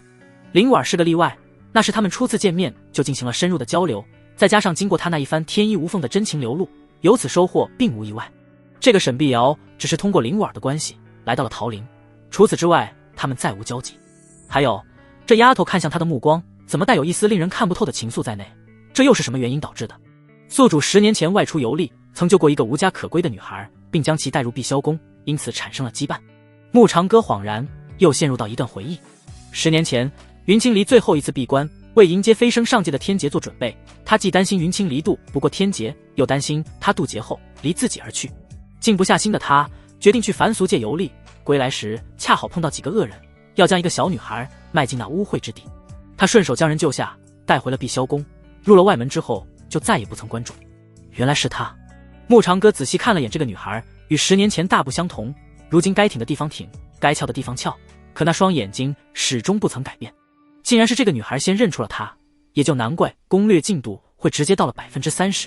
不过他既然选择不相认，慕长歌更不会拆穿，倒不如此般相处比较自在，这丫头心里同样不会有什么压力。慕长歌得到答案过后，又暗问了声系统，这丫头身具玄阴灵体，为何10年过去仅有炼气修为？这是他百思不得其解的地方。他是不知玄阴灵体的真正作用，可每个具备非凡体质之人必定与众不同。就好比灵婉的灵虚之体，他是因宗门内的功法无法与之相配，这才不得已突破。可根据他的观察，沈碧瑶并没有卡瓶颈，反而处在正常修炼阶段，只是进度颇为缓慢，甚至与普通天资的弟子差别不大。定，沈碧瑶命格特殊，未来成就不可限量，宿主若成功攻略他，将获得大量气运值。此外，孤阴不生，孤阳不长，玄阴灵体虽为顶级体质，但需与玄阳之气相辅相成，方能发挥其真正潜力。穆长歌这才有所明白，沈碧瑶多年来修为进展缓慢，是源于自身玄阴之气过剩，又无玄阳之气调和，导致修为难以突破。系统可有办法解决他体内玄阴之气过剩的问题？穆长歌浅尝了口茶水，问道：宿主可以玄阳之物或仙品玄阳功法，帮助沈碧瑶调和阴阳之气。注：宿主是无垢道体。系统，你什么意思？穆长歌眯着眼，隐隐有股不好的预感。仙品功法他是绝对不可能有的，也是绝对不能赠送的。至于玄阳之物，他觉得这个狗系统所指的也不是一般的东西。果不其然，定，建议双修。我去你妈的！穆长歌额头青筋暴跳，直接将手里的茶杯甩了出去。历史总是惊人的相似，林婉那次是他为了激活系统别无他法，真当他毫无下限了。更何况这丫头身世本就可怜，又岂可欺辱？突如其来的举动吓坏了一旁的沈碧瑶，她小脸煞白地起身，轻咬着薄唇，眼眶红红的。可是碧瑶打扰到了前辈，那我方才是我一时失态，与你无关。穆长歌收敛了情绪，脸上挂着温和的笑。来，喝茶。沈碧瑶嗯了一声，低头嗅着沁人心脾的茶香，小嘴轻抿了一口，随着茶水吞咽入腹，她眼眸陡然一亮，只感觉一股暖流徜徉过四肢百骸，连同充斥在经脉内的灵力被带动，运转得更加顺畅。前辈这茶竟有如此神效，敢问茶名？仅此一杯茶就胜过他采摘的那些灵果无数倍，而且前辈还送了他一颗极品灵石，这让沈碧瑶内心有些过意不去。他尚未有机会报恩，却又一次得到了前辈的关照。此茶名为灵运茶，乃是老夫亲手所制，有温养经脉调和灵力之效。你若喜欢，我送你一斤。穆长歌笑着挥手，桌上便多了一个精致的玉盒，盒中装着散发着淡淡灵光的茶叶。沈碧瑶小脸上带着几分惶恐，前辈，晚辈此来本就叨扰了，又岂敢收下如此贵重的灵茶？不过是闲暇时所制，算不得珍贵之物。你既喜欢，拿去便是。穆长歌笑着摆手，你体内玄阴之气过剩，此茶对你有益，算是老夫的一点心意。他又叹了口气，我方才生气，是想到外门那些长老对你的情况竟然不管不顾，如此下去只会影响了修行。原来前辈是为了这个才生气。沈碧瑶俏脸浮现出一抹红润，其实有长老跟弟子提过关于道侣的事，是我没同意，不成想被前辈一眼看穿了。为何不同意？穆长歌笑着问。晚辈心里有了一个人。他俏脸红润，握住杯子的手指攥到发白。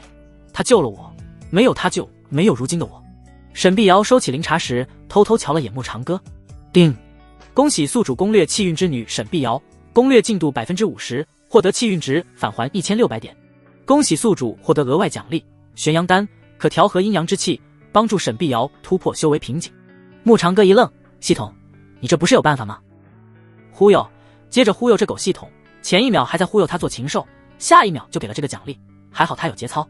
玄阳丹仅做调和，无法解决根本性问题，建议宿主提刀上马，策马奔腾。驾！我驾你妹！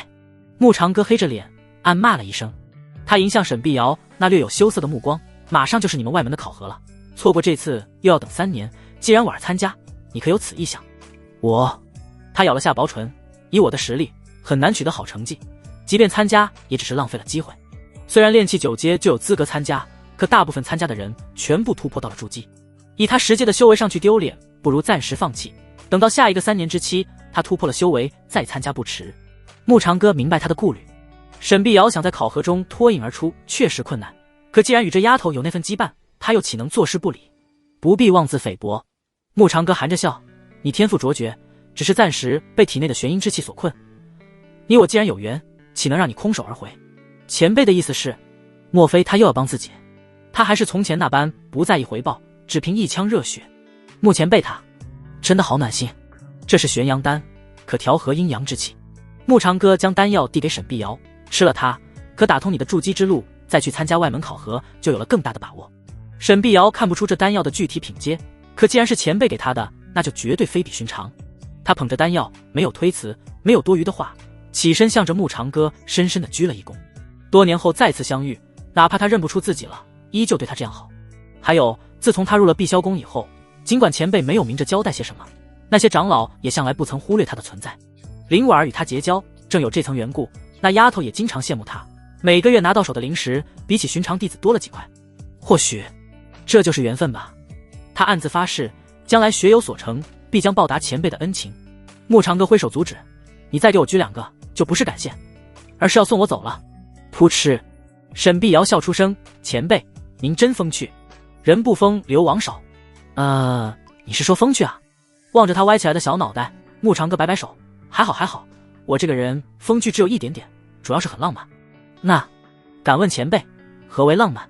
前辈所说的风流，可是在暗示他终日待在桃林该有多孤单。而且他在凡俗路过那家烟花之地救自己时，是真的路过，还是想进去消遣一下？只不过到头来被那几个坏人破了雅兴，所以才返回了碧霄宫。这也难怪前辈当时一脸的郁闷。这么说，都是自己破坏了前辈的雅兴，如果他不嫌弃，那么服侍他一下也没什么大不了。沈碧瑶一颗心犹如小鹿乱撞，跳得飞快丁。恭喜宿主攻略气运之女沈碧瑶，攻略进度 60%， 获得气运值返还800点。这都可以。穆长歌不由得愣了下神。他若知道沈碧瑶的真实想法，不知会不会气到摔桌子。对他来说，那可是纯粹的人格侮辱。小梨儿一个人他都吃不消，哪来的存货给别人？不知所以然的穆长歌决定以这样的方式再次赚取一波气运值。所谓浪漫，总结2点精要：浪一点，慢一点。哎呀，前辈你好讨厌，人家被你给教坏了。前辈真是的，怎么能这样说吗？她可是个未经人事的小女孩呢，可为什么就听懂了呢？都怪我师妹，平时总会拿些什么言情话本换取她的零食，看多了就明白了。这个反应会不会被穆前辈认为是个不检点的女孩？我教你的可是育人之道。他笑声爽朗，你想啊，将来有了道侣，还不被你拿捏死死的，到时无论他有什么宝物，就是委屈了自己也不会委屈你啊。前辈说的是，您真是博学多才。沈碧瑶笑眯了眼，他是怎么做到一本正经胡说八道，听上去又很有道理的呢？穆长歌故作谦虚地捋着胡须，老夫只是略懂1、2，相处过程需记得张弛有度，方能事半功倍。张弛具体何意？是他理解的那个，还是前辈在点化他？沈碧瑶心跳加速，给他倒着茶，前辈请喝牙。喝茶。穆长歌端起茶杯一饮而尽，不小心烫到了舌头，惹来沈碧瑶的一阵花枝乱颤。前辈他好可爱，要是能跟前辈一直这样待在桃林里该有多好。沈碧瑶捧起茶杯，目光透过袅袅升起的茶雾，落在对面那张带着笑意的脸上。此刻似乎这片桃林，这杯茶，这个人都成了他心中最美好的风景。桃林深处茶香绕，微风拂面心自忧。若能常伴君左右，不负此生不负秋。定。恭喜宿主攻略气运之女沈碧瑶，攻略进度 70%， 获得气运值返还800点。恭喜宿主获得额外奖励9神咒，以全身修为作引，斩出必杀一击。穆长歌心中感叹，人生如戏，全靠演技啊！为了攻略这些气运之女，他都快成全能的了。沈碧瑶也知道穆长歌不可能真的会被茶水烫到，只是觉得他逗自己开心的样子很可爱。桃林外传来轻微的脚步声，伴随着2道曼妙的倩影。师姐，你跟紧我，不然就会被困在这迷阵里了。陆婉莹略有兴奋，前辈的阵法可厉害了，师傅嗖的一下就被打成流星了，可好玩了。哥，他昨晚抄写过门规回去后，就研究起了丹道，哪成想天亮后丹药还没炼制出来，大师姐就闯进了他的房间，说什么带他过来为昨天的失礼赔罪，赔罪是假，被他刺激到了才是真。陆婉莹止住笑，鼓励着冷清霜，师姐你勇敢点，喜欢就要大声说出来，见到穆前辈让他给你个印记，这阵法就能出入自由了。砰！冷清霜忍不住敲了他一头暴力。死丫头，说话就说话，能不能正经点？他双手环绕胸前，似笑非笑。师傅要是听到你方才那番话，难保不会让你绕着整个碧霄宫飞一圈。切，他才不会听到呢。陆婉莹扯着冷清霜的小手进入阵法笼罩范围内，他边走边说，师傅他肯定修炼穆前辈给的那本剑诀去了。那可不一定。冷清霜拿出上次从他手里收走的流影球，看这是什么啊？师姐你还给我。陆婉莹慌了，做梦。随着2人消失在眼前，一道身穿火红色长袍的中年男人来到了阵法外，正是雷烈。他抽搐着嘴角，咬牙切齿，这臭丫头竟敢取笑他，简直无法无天。还好自己悄悄跟来了，只要跟着他们就一定能找到阵眼所在，再将这破阵摧毁，一雪前耻。否则他堂堂天剑锋首座，怎么在弟子面前抬脸做人？师兄，我又来了。雷烈扬了下嘴角，绑在额头上的红色丝带写着必胜2个字，这一次赢的一定是我。阵法之中，雷烈小心翼翼地跟在他们身后，冷清霜微蹙着眉头，直到进入其中才察觉出非比寻常。还好有陆婉莹一路指引，不然他早已误入幻境，迷失了方向。这片桃林看似与往日没有区别，实则每一株桃树，每一片花瓣都组成了阵法里的一部分。陆婉莹察觉到他的异样，笑了笑，被目前被的阵法吓到了。是啊，他失笑着摇头，他更像是一个谜，让人看不清真容。无论是丹道还是阵法，任何一样成就都需要耗费无数心血与岁月去钻研。丹道一途，需精通要领、火候、手法以及反复推演，稍有差池就会前功尽弃。阵法一道，更是深奥莫测，需通晓天地之理，推演五行变化，方能布下玄妙之阵。这两者都是极为艰深的领域，寻常修士能精通其一，即可傲视群雄。穆前辈却似乎无所不能，他随手炼制的丹药便是极品，他布下的阵法就是自己师傅这样的强者也是无可奈何。如此成就，绝非他口中的略懂一二。冷清霜的目光落在桃林深处，心中对穆长歌的敬佩愈发浓烈。这位前辈隐居多年，平日里深居简出，就是看似一个平凡的人，拥有着令人难以企及的成就。那是当然。陆婉莹嬉笑凑近他耳边，那你还不赶快跟穆前辈知根知底，多了解一下。冷清霜故作凶煞地瞪了他一眼。陆婉莹耸了耸肩，暗叹自己什么时候能跟穆前辈知根知底呢？碧霄宫中门人弟子以及长老封主众多，可没有人像他那样盯。恭喜宿主攻略气运之女陆婉莹，攻略进度 95%， 获得气运值返还1000点。恭喜宿主获得额外奖励，炼气手法精通。自那2个丫头进入阵法的那一刻，穆长歌就察觉到了他们的到来，可他们并没有发现身后跟了条尾巴。雷烈啊，真是越来越没做师傅的样子了，跟踪弟子这种事也做得出来，至于他想做什么，穆长歌一清二楚。碧瑶啊，你可有趁手的灵兵？穆长歌抚须一笑，和蔼至极，你若需要，我可以为你炼制一把，就是不知你喜欢什么兵器，可习惯用剑？女孩子嘛，用刀不太雅观，外门所修功法大部分与剑有关，若是这丫头在考核中取得好成绩，那沈碧瑶的气运值都会加持在她身上了。我确实没有趁手的灵兵，只有一把普通的长剑。沈碧瑶不好意思地低下头，如果不麻烦前辈，碧瑶对前辈的恩情感激不尽。她抬眼偷瞧，有些疑惑前辈是不是认出了自己，否则他为什么对自己格外关照？你可有什么要求？穆长歌笑着问。但凭前辈做主。沈碧瑶思索片刻，抿了下粉唇，只要是您给碧瑶的，我都喜欢。这丫头可以这么快就学会育人之道了。她活了上千年，岂能看不出沈碧瑶迟疑的片刻是想提出自己的要求，却转而改变了主意。不过这又岂能难到他？穆长歌天眼同亮起一抹异样的光芒，在他娇躯上一番打量。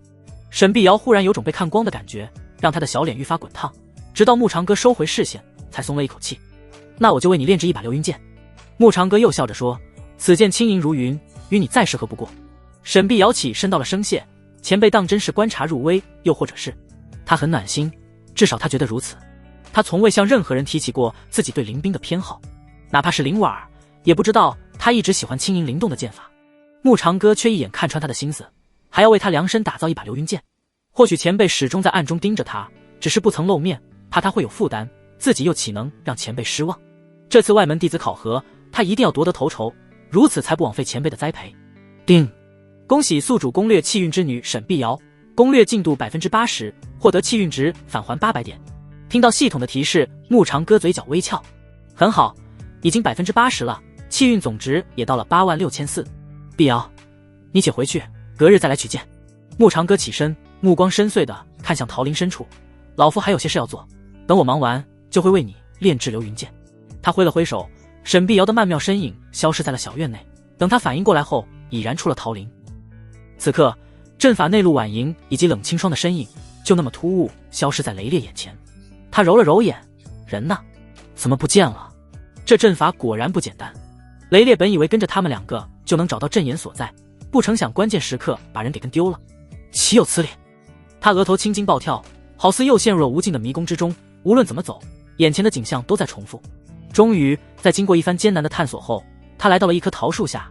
这棵树与其他树木不同，树干上刻满了复杂的符文，散发着淡淡的灵力波动，且这里正是冷清霜和陆婉莹突然消失踪迹的方位。是了，两人绝对不可能凭空消失，此处一定是阵眼。哈哈，就是这里了，看本座一剑破阵。他毫不犹豫地握住烈火剑，剑身上燃烧起熊熊火焰，伴随着一声大喝，悍然一剑劈出。轰！一道炽热的剑气划破长空，即将击中那棵桃树时，一道无形的屏障突然出现，将他的剑气尽数吞噬。什么？雷烈愣神，桃林剧烈震动，无数花瓣从树上飘落，它们似乎受到了一股无形力量的牵引，化作锋利的剑气向他肆虐而来。雷烈瞳孔骤然收缩，连忙挥剑抵挡，却是不想他先前劈出的那道炽热剑气竟被阵法反弹了回来，且威力更盛。剑气夹杂着无数花瓣，如同一道火焰风暴直扑雷烈。这怎么可能？他暗叫不妙，身形径直冲向高空，离得不过10丈，他碰触到上方的转移法阵，眨眼间将他挪回了原来的位置。雷烈除了震惊还是震惊，他眼中还倒映着奔袭而至的剑势，那股剑势狠狠轰在了他身上。啊，我还会回来的。桃林上方打开一道缺口，他的身影化作一颗闪亮的流星，消失在天际。桃林小院，慕长歌悠闲地品着茶，他的阵法若是被一个不懂阵法的给破了，那才叫滑天下之大稽。哎，陆婉莹陡然停顿步伐，师姐，你有没有听到什么声音啊？好像是师父。冷清霜正在注视着遥远的天际，陆婉莹捂住了小嘴，一脸的惊呆。难怪刚才的叫声听着熟悉，原来是师父，他又成流星了。这么说他在跟踪自己和师姐，他堂堂天剑锋首座，怎么能干这种事？太为老不尊了。肯定是想跟着他们找到阵法中的阵眼，但他可是严重低估了穆前辈的阵法造诣。随后他便看到冷清霜似笑非笑地瞥着他，你猜师父有没有听到你跟我说过的话？听到又怎么了？陆婉莹明显底气不足，美眸中透露出一丝惊恐之色，随即又挺起了胸脯，我是有靠山的人，他敢欺负我，我就拜托穆前辈再打飞他一次。冷清霜无奈扶额，真的是笑死了。前辈一晚上不见了，人家好想你啊，每次看到前辈就能容光焕发呢。陆婉莹小跑着进了院子，直奔慕长歌跟前，坐在了他的双腿上，只听咔嚓一声。咦，前辈刚才什么声音？他好奇地歪了下脑袋。慕长歌说，我的腿断了。陆婉莹和冷清霜同时一肩下注，直到一番仔仔细细的探查过后，半跪在他腿边的陆婉莹这才抬起了小脑袋，没有啊前辈，您这不是好好的吗？是我的另一条腿。慕长歌清着嗓说道。另一条腿？陆婉莹先是一愣，而后整张小脸遍布起云霞，直到慕长歌捡起地上那根桃木做的拐杖，还好老夫有存货。你这丫头可该减肥了。陆婉莹满头黑线，这就是您另外一条腿？他指着那根被踩断的拐杖抽了抽眼皮。不然呢？慕长歌似笑非笑，语带调侃，你以为是什么？没什么。陆婉莹俏脸通红如血，前辈真的是坏死了，他还以为是。哎呀，太讨厌了。他双手捂脸，低着头不敢抬起，生怕被人看出自己的窘迫。冷清霜在一旁掩嘴轻笑，前辈的腿被你弄坏了，你打算怎么赔偿？冷清霜忍不住再次笑出声，前辈果然厉害，连他师妹这样的调皮鬼都能治得服服帖帖。那，不如今晚我留下照顾前辈休息可好？听似玩笑之言，并伴随眨眼的俏皮，耳根却染上了一层绯色。哼，谁让前辈那么坏，故意戏弄他，他当然要报复回来，还说他该减肥，自己明明很清瘦的嘛。可万一前辈当真要他留下，又该如何是好？似乎成为自己师父的师嫂也蛮有意思的嘛。就在慕长歌为这丫头的古灵精怪感到无奈时，他脑海中忽然响起了系统的提示声。叮，恭喜宿主攻略气运之女陆婉莹，攻略进度 95%， 获得气运值返还1000。恭喜宿主获得额外奖励，寿元10年。慕长歌心中1万头羊驼在奔腾。这个时候攻略了，莫非这丫头认真的？陆婉莹又连忙拿出准备的多种珍稀灵草，前辈，我给您带了礼物哦，就用这个作为赔偿如何？与此同时，雷烈的身影从空坠落，挂落在天剑峰的一棵树杈上，那里正是陆婉莹接连2次被冷清霜打飞降落的地点。费洋洋和王强正有说有笑地走在这条小径上，手里提着篮子，准备采摘些灵草，跟宗门那里换取些丹药，以此增进修为。紧接着他们就看到那道红光从天而降，重重地砸在了大树上，树杈剧烈摇晃，树叶纷纷落下，似是下了一场绿色的雨。两人被这突如其来的动静吓到，手中的篮子差点掉在地上。神，什么东西？费洋洋急忙扯过王强挡在身前，师弟，保护师兄，有敌袭，你先上，我去喊人。王强无语，他这师兄真的狗脸呢？不用了，是师傅。映入他们眼帘的人虽然披头散发，看不清容貌，可那身火红长袍跟雷烈一个款式。费洋洋松了一口气，看了眼抬起脑袋的雷烈，问了句：师傅，您又在练习那招天外飞仙？闭嘴！雷烈恼羞成怒，你们两个还不快把为师弄下来！两人噤若寒蝉，正要上前合力把他从树杈上扯下，恰好听闻咔嚓一声，树杈突然断裂了。顿时雷烈以大字形与地面做了个亲密接触，费洋洋和王强吓得一左一右，将雷烈扶了起来。师傅，您还好吧？两人各自强忍着笑意。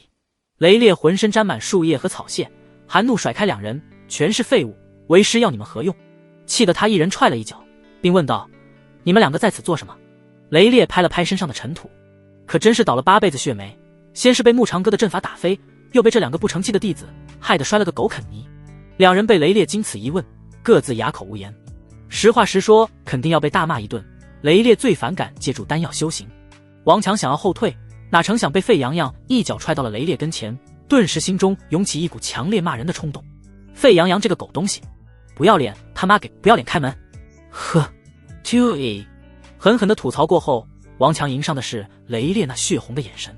他硬着头皮挤出一丝强硬的笑：我们就是散散心。散心？老子都这么倒霉了，他们还有心思散心？没一个争气的。雷烈眼神愈发冰冷，如此不思进取，简直是废物中的废物。既是散心，又带篮子做什么？啊，这……王强结结巴巴，脑子飞速运转，试图编出一个合理的借口。他简直哭死，为何要出来采摘灵草？这下好了，灵草没采到，反而可能要被师傅给采了。他身后的费洋洋偷偷抹了把汗，还好他机智，把王强给推了出去，不然被盯着的可就是他了。王强见雷烈的脸色越来越难看，心中一横，干脆豁出去了，我们顺带采蘑菇，给师傅炖汤喝。呵呵，采蘑菇，采蘑菇！雷烈的笑声愈发瘆人，我把你们抽成蘑菇！一道刺眼的红光一闪而过，两人惨叫一声，化作天际的星辰。舒坦！雷烈嘴角微翘，心情好了许多。他决定去上一趟破天峰。水月师妹擅长阵法，绝对可以破了桃林的法阵。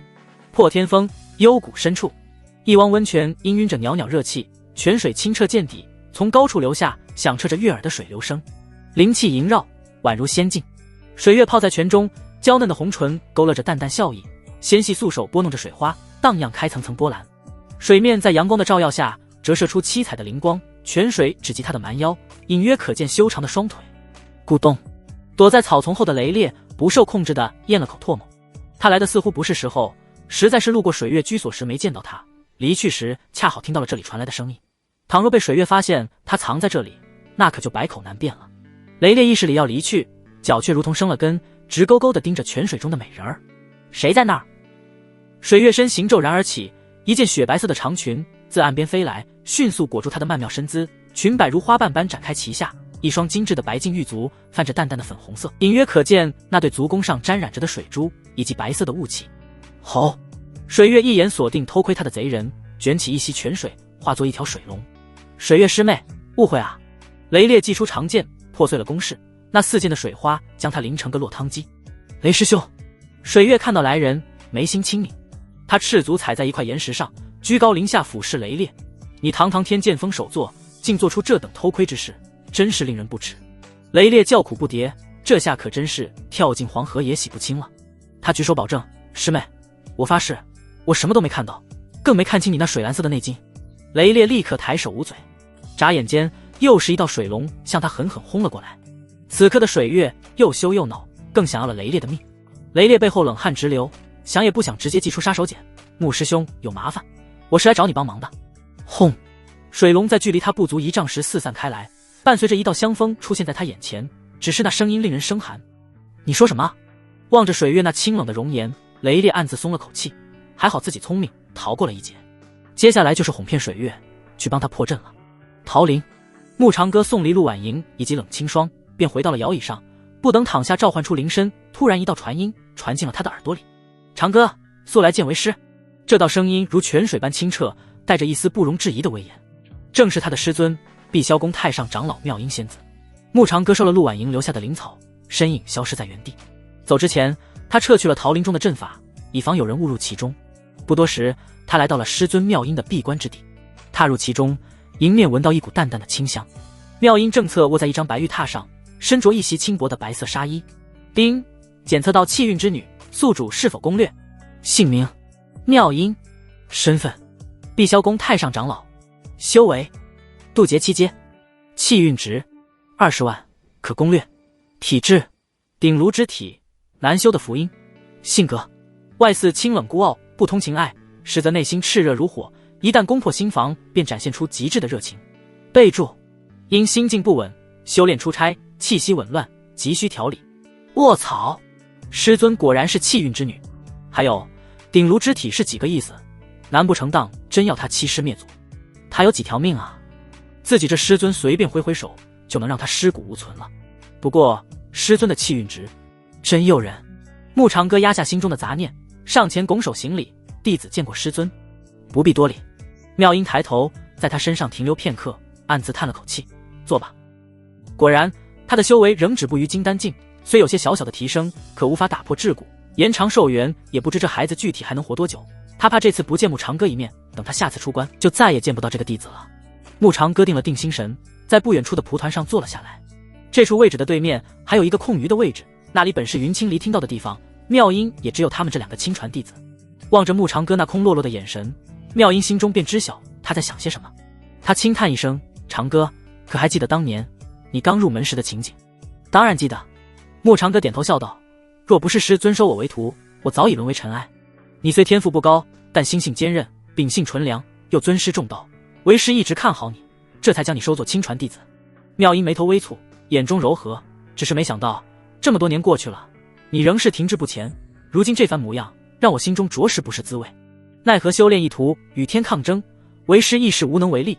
长歌，你可曾怨恨过为师？妙音想到自己这些年只是传授过牧长歌一些修炼功法，以及偶尔讲到几次，其他方面并无太多关心。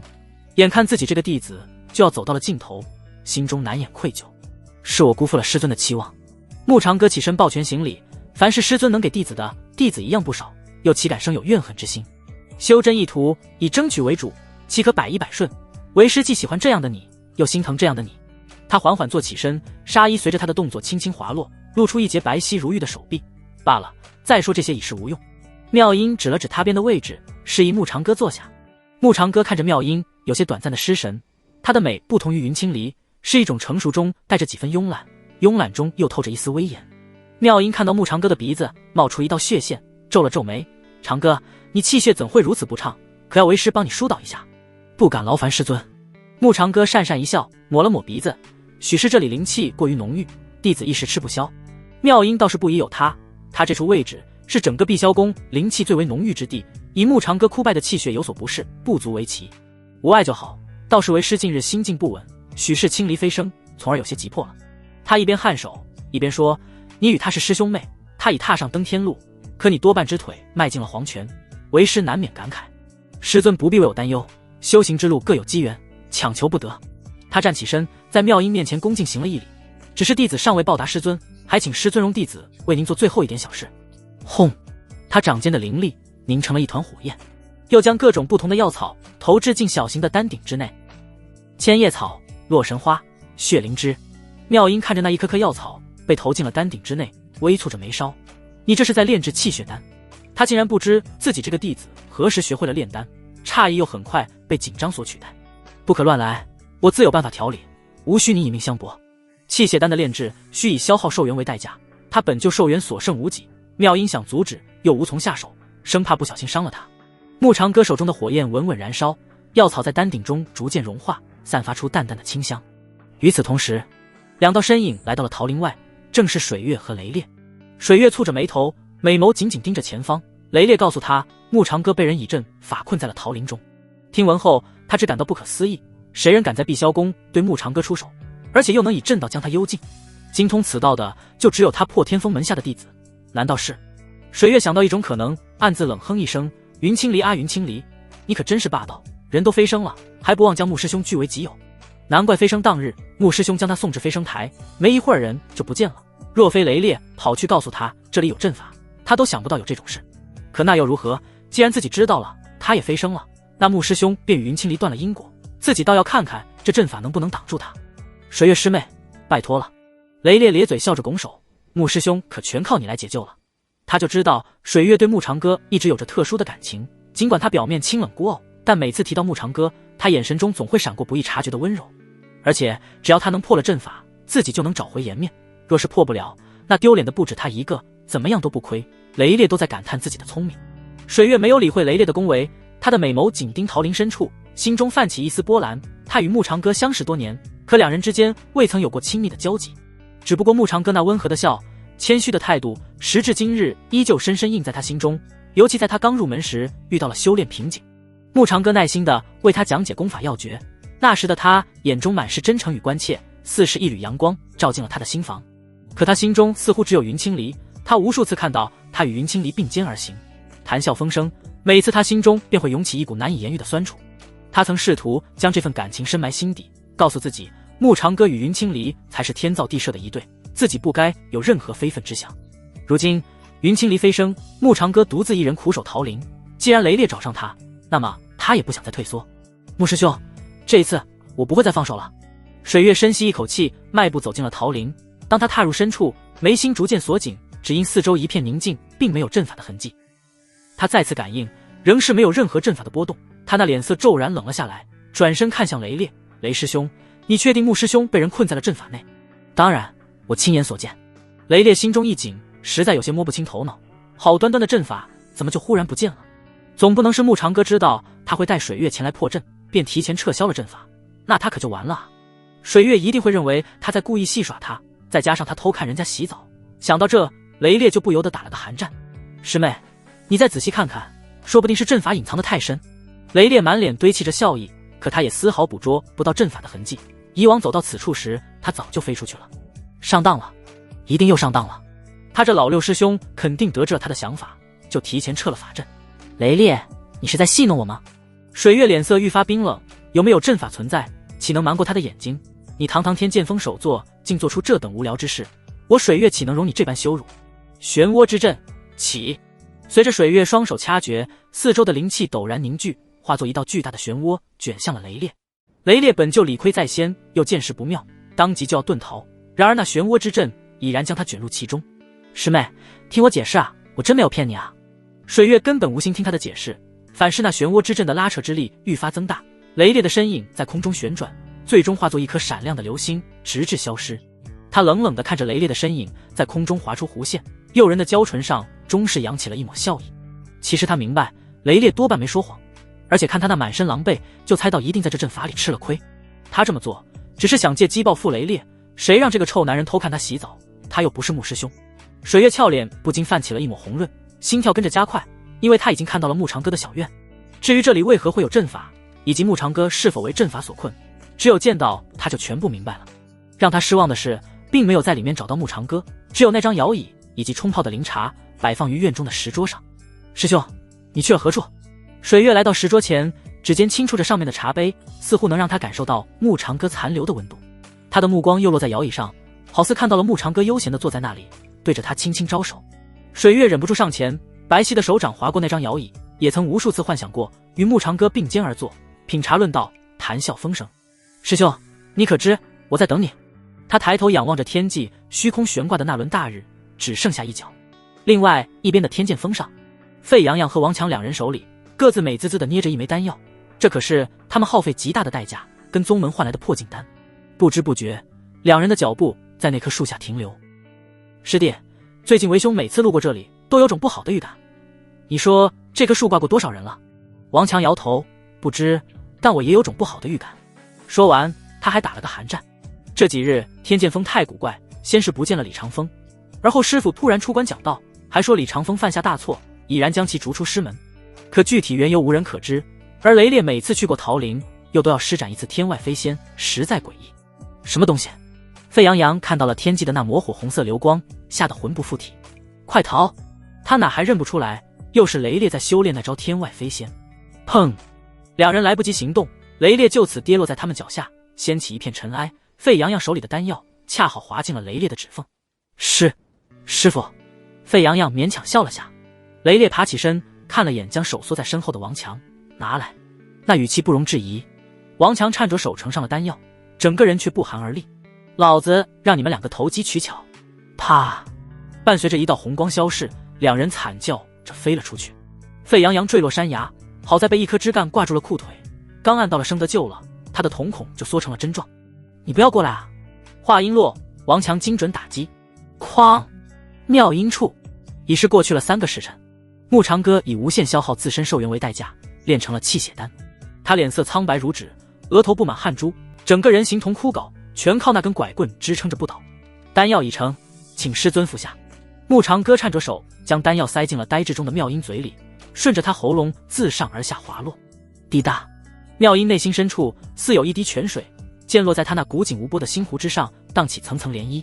他怔怔地看着眼前这个苍老而虚弱的徒弟，那双秋水般的眸子里渐渐地蒙上了一层水雾。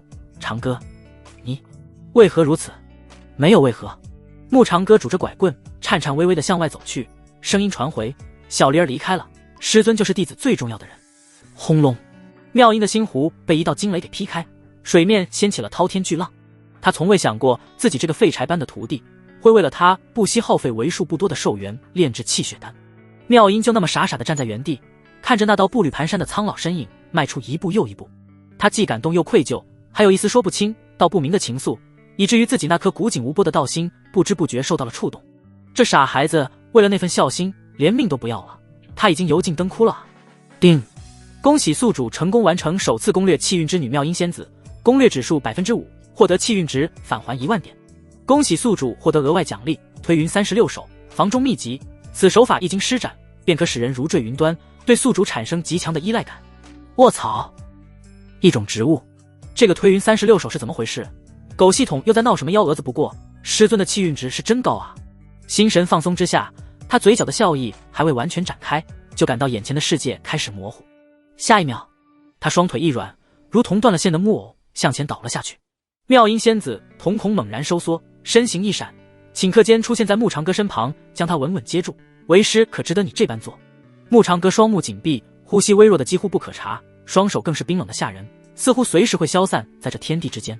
妙音神色中带着一股前所未有的慌乱，他抱起牧长歌，将他放在自己的白玉榻上，伸手搭上他的脉搏，查验着他的身体状况。片刻之后，他那光滑的眉头锁成了川字形。牧长歌的身体虚弱到了极点，无法承受灵力为他过渡生命气息。就算如此，他也绝不允许自己的徒儿有事，哪怕日后付出些代价，也要延长他的寿命。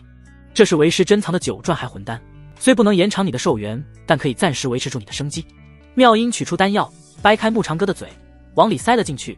丹药入口即化，温和的暖流在他的奇经八脉中缓缓徜徉。牧长歌的脸色恢复了一些，呼吸平稳了许多。我怎么就收了你这么个傻徒儿？妙音刚要伸手抚摸牧长歌那苍老的脸颊，转而感觉到了什么。他收回手，脸上的一滴晶莹雾顺着眼角滑落，坠在指尖之上。妙音怔怔地看着上面的水晶体，心神一阵恍惚。自己修道这么多年，早已心如止水，而今日的他却是落泪了。床榻上，牧长歌忽然蜷缩起身子，瑟瑟发抖。他面容扭曲，额头冒着虚汗，似乎陷入极度的痛苦之中。长歌，莫怕，为师在这儿。妙音也顾不得其他，褪去外面的纱衣，只留下一件轻薄的内巾，随即躺在牧长歌身旁，将他抱在了怀里。好冷！牧长歌身上的寒意让他忍不住想以灵力抵挡，可他又在承受怎样的煎熬？自己的灵力为何运行更顺畅了？难不成他修为无法突破，是源于从未体验过情爱？这有点荒唐。妙音俏脸泛起了红润。叮！恭喜宿主再次完成攻略妙音仙子，攻略进度 10%， 获得气运值返还1万点。恭喜宿主获得双重额外奖励：1. 寿元修复已完成； 2. 隐藏气息卡，使用后可任意显示他人能够感知到的修为。妙音察觉到牧长歌脸色好了许多，也跟着松了口气。长歌真是的，活了1000年的老家伙了，竟然贪恋为师的怀抱。妙音一只手抱着他，一只手托着自己的脑袋，眼神愈发温柔，恨不能将自己所有的关爱一股脑倾泻给牧长歌。他但凡多给他一些关爱，或许就能助他成就元婴境，届时的寿命又岂会像现在这般？唉，真是欠了他好多，实在愧对长歌那一声声的师尊。叮！恭喜宿主攻略气运之女妙音仙子，攻略进度 15%， 获得气运值返还1万点。恭喜宿主获得额外奖励，赠宝返还功能已开启，赠自身宝物与他人，获得10倍返还。注：系统赠予的宝物转送他人，无法获得返还。天边泛起了鱼肚白，晨曦的微光透过窗棂洒了进来，映照在妙音的娇容上。长歌，天快亮了，为师送你回去。妙音抱起昏睡中的穆长歌，化作一道流光，飞向了桃林小院。他动作轻柔而小心，生怕惊醒了怀中的他。流光散去，两人现身在那片院落之中。妙音推开房门，将穆长歌放在床榻之上，为他盖上了被子。你且休息，日后为师再来看你。他取出一枚精致的储物戒，放在了床头。那储物戒上刻着复杂的符文，散发着淡淡的灵光，被他抹去了上面的禁制。最后看了一眼穆长歌，妙音转身离开了小院，娇俏的身影在晨曦中渐渐消失，只留下一缕清香。天亮了，穆长歌睁开眼睛，感受到体内那股温暖的力量，心中一阵舒畅。他坐起身，伸了个懒腰，发现床头多了一枚储物戒。这不是师尊的吗？怎么在他这儿？穆长歌神识扫过里面，咕咚咽了口唾沫。师尊这是把他多年的珍藏全部送给了我。珍宝虽多，可对他来说没太大用处。为了炼制那枚气血丹，差点将他的精气神抽空。难怪气血丹如此珍贵，谁人经得住这般消耗？他要赶紧查看下自己剩下多少年寿元。系统打开面板，宿主穆长歌，年龄1024岁，修为金丹5阶，提升中，功法躺平修仙诀，品级未知，体质无垢道体，寿元80年，攻略返还已激活，赠宝返还已激活，气运值117400。咦，怎么还是80年？气运值总值还多出了2万，并且又有一个赠宝返还的功能。系统，我晕倒之后发生了什么？穆长歌忍不住问道。叮，宿主成功完成了对妙音仙子的进一步攻略，攻略进度提升至 15%， 激活赠宝返还功能。穆长歌一脸不可思议，这出苦肉计收获满满啊。什么味道？他拱了拱鼻子，这才看到自己衣服有些凌乱，而且身上残留着浓郁的清香之气。这味道是师尊的。穆长歌倒吸一口冷气。系统，我身上这香气是怎么回事？是否打开剧情回放？打开。画面中他双腿一软，向前倒去。妙音急忙将他接住，又给他喂了一颗9转还魂丹。看他虚弱不堪，又脱去自己的衣服，将他抱在了怀里。画面戛然而止。穆长歌张了张嘴，那温柔的触感，淡淡的清香，轻柔的呢喃，好似就在眼前。系统，师尊他真的抱着我睡了一整夜。妙音仙子为稳定你的伤势，与你亲密接触，攻略进度因此提升。亏大了，晕倒之后没有感觉的，能不能重来？系统，穆长歌叹了口气，要是自己清醒时能被师尊这般抱着，感受他的温暖该有多好。他眼里的师尊一直那般的冰清玉洁，别说是个男人，就是个女人也不曾与他那般近距离接触。看来自己这次是真的吓坏师尊了，不然的话他也不会紧张成那个样。妙音的反应倒是出乎他的意外，师尊比他想象中更要在乎他一些，不着急，慢慢来，这是个良好的开端，为他以后攻略师尊打下了基础。怕就怕攻着攻着就真的攻进去了，那可真的是大逆不道了。毕竟这狗系统还给了他推云36的奖励，以这系统的尿性，绝对不会平白无故给他这个奖励。不过现在最主要的还是提升自己的修为，有了隐藏气息卡，他也不用再担心暴露自己的实力了。系统使用隐藏气息卡。穆长歌在心中默念，随即感觉到一股清凉的气息笼罩全身，将他的存在感降到了最低。叮，隐藏气息卡使用成功，持续时间永久性，宿主是否以气运值兑换修为？兑换。叮，11万气运值兑换成功，恭喜宿主突破金丹100阶。轰，一股强大的气息充斥着穆长歌的经脉，让他无比舒适。那恐怖的力量，就是一拳打破一座山都轻而易举。哈哈，突破了，老子终于突破到金丹100。等等，穆长歌笑容戛然而止。系统，哪来的金丹100阶？他们玄武大陆的修士修为等级依次是炼气、筑基、金丹、元婴、出窍、化神、法相、洞虚、大成、渡劫，每个阶段又分为10个小阶段，提升到最后一阶，打破了瓶颈就能进阶到下一境。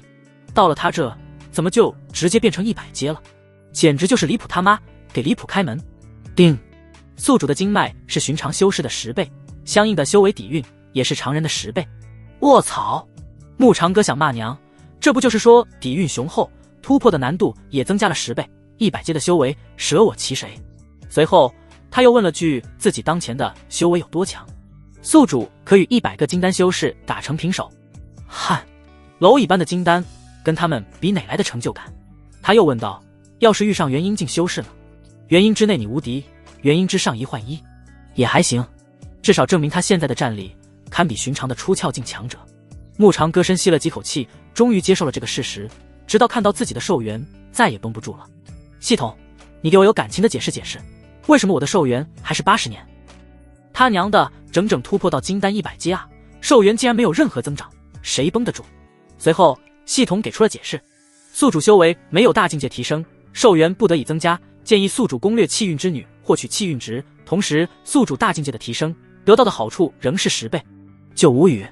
牧长歌倒是听明白了，只要他突破了大境界，寿元也是寻常元婴修士的10倍，看来还是要尽快提升修为才行。牧长歌心中暗忖，他还答应沈碧瑶那丫头帮他炼制那把流云剑，也好试试系统的赠宝返还功能。牧长歌取出炼器所需的材料，指尖凝聚出一缕灵火，火焰在他掌心跃动，散发出炙热的高温。他双目凝神，眼中浮现出详细的炼器步骤，依次将材料投入放大版的吞天造化鼎中。这鼎可大可小，不但能斗战，还能炼丹炼器，用着十分顺手，是个难得的好宝贝。玄铁晶、风灵晶、云纹石，这些材料在鼎中逐渐融化，化作一团闪烁着荧光的液体。牧长歌双手快速结印，灵力如丝线般缠绕在液体上，开始塑形。凝一声轻喝，液体迅速凝聚成一柄长剑的雏形，剑身细长轻盈，通体银白，表面浮现出淡淡的云纹。一个时辰后，牧长歌动了动耳朵，院外传来轻飘飘的脚步声。沈碧瑶手捧一篮子的灵果，站在院外轻声呼唤：前辈，碧瑶来看您了，进来吧。他推门而入，看到正在练气的牧长歌，顿时眼前一亮，轻手轻脚走到一旁，将灵果放在石桌上，目不转睛地盯着。前辈，这就是您说的流云剑吗？他小声问道，生怕打扰到了牧长歌。牧长歌点点头，手中动作不停，再等片刻就好。沈碧瑶看着那逐渐成型的长剑，眼中满是期待，剑身在阳光下闪烁着银光，好似真的有一缕流云在其中游动。不一会儿，牧长歌收了灵火，一柄银白色的长剑悬浮在空中，散发着淡淡的灵光。碧瑶，试试看。好美。沈碧瑶接过长剑，指尖处碰到剑柄，便有一股清灵的气息顺着她的经脉流转，似是为她量身打造。她轻轻挥动长剑，剑身轻盈如无物，却带着凌厉的锋芒。沈碧瑶欣喜地道：前辈，这件太适合我了，这可是玄阶极品灵兵，只有各峰首座的嫡传大弟子才配拥有这样的利器。如今前辈却为了他专程练了一把，他真是对自己太好了，前辈一定没有忘记自己，喜欢就好。望着颔首微笑的牧长歌，沈碧瑶上前一步：前辈大恩大德，碧瑶无以为报，只求前辈当牛做马，我给草。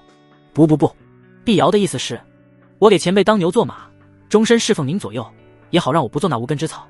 他激动到语无伦次，俏脸绯红。叮！恭喜宿主攻略气运之女沈碧瑶，攻略进度 90%， 获得气运值返还2000点。宿主赠予沈碧瑶玄级上品灵兵，获得10倍返还。恭喜宿主获得地级极品灵兵扶摇流光剑，一柄散发着七彩流光的长剑，凭空出现在牧长歌的储物界中，比流云剑更加精致强大。牧长歌心中暗喜，倘若他炼制出地阶灵兵赠与他人，不就意味着可以得到天阶品质的灵兵作为返还？如若宗门内上上下下的弟子人人一把天级灵兵，又该是怎样的壮观景象？他就是想想，寻常弟子根本无法发挥出天级灵兵的真正威能。整个碧霄宫拥有天级灵兵的，也就是他的师尊妙音仙子，还有已经飞升了的小灵儿。气运值怎么返还了2000点？丫头，恭喜你突破了筑基境啊！牧长歌一眼望去，这才发现沈碧瑶已是突破了筑基境，而且气运值也从8000涨到了1万。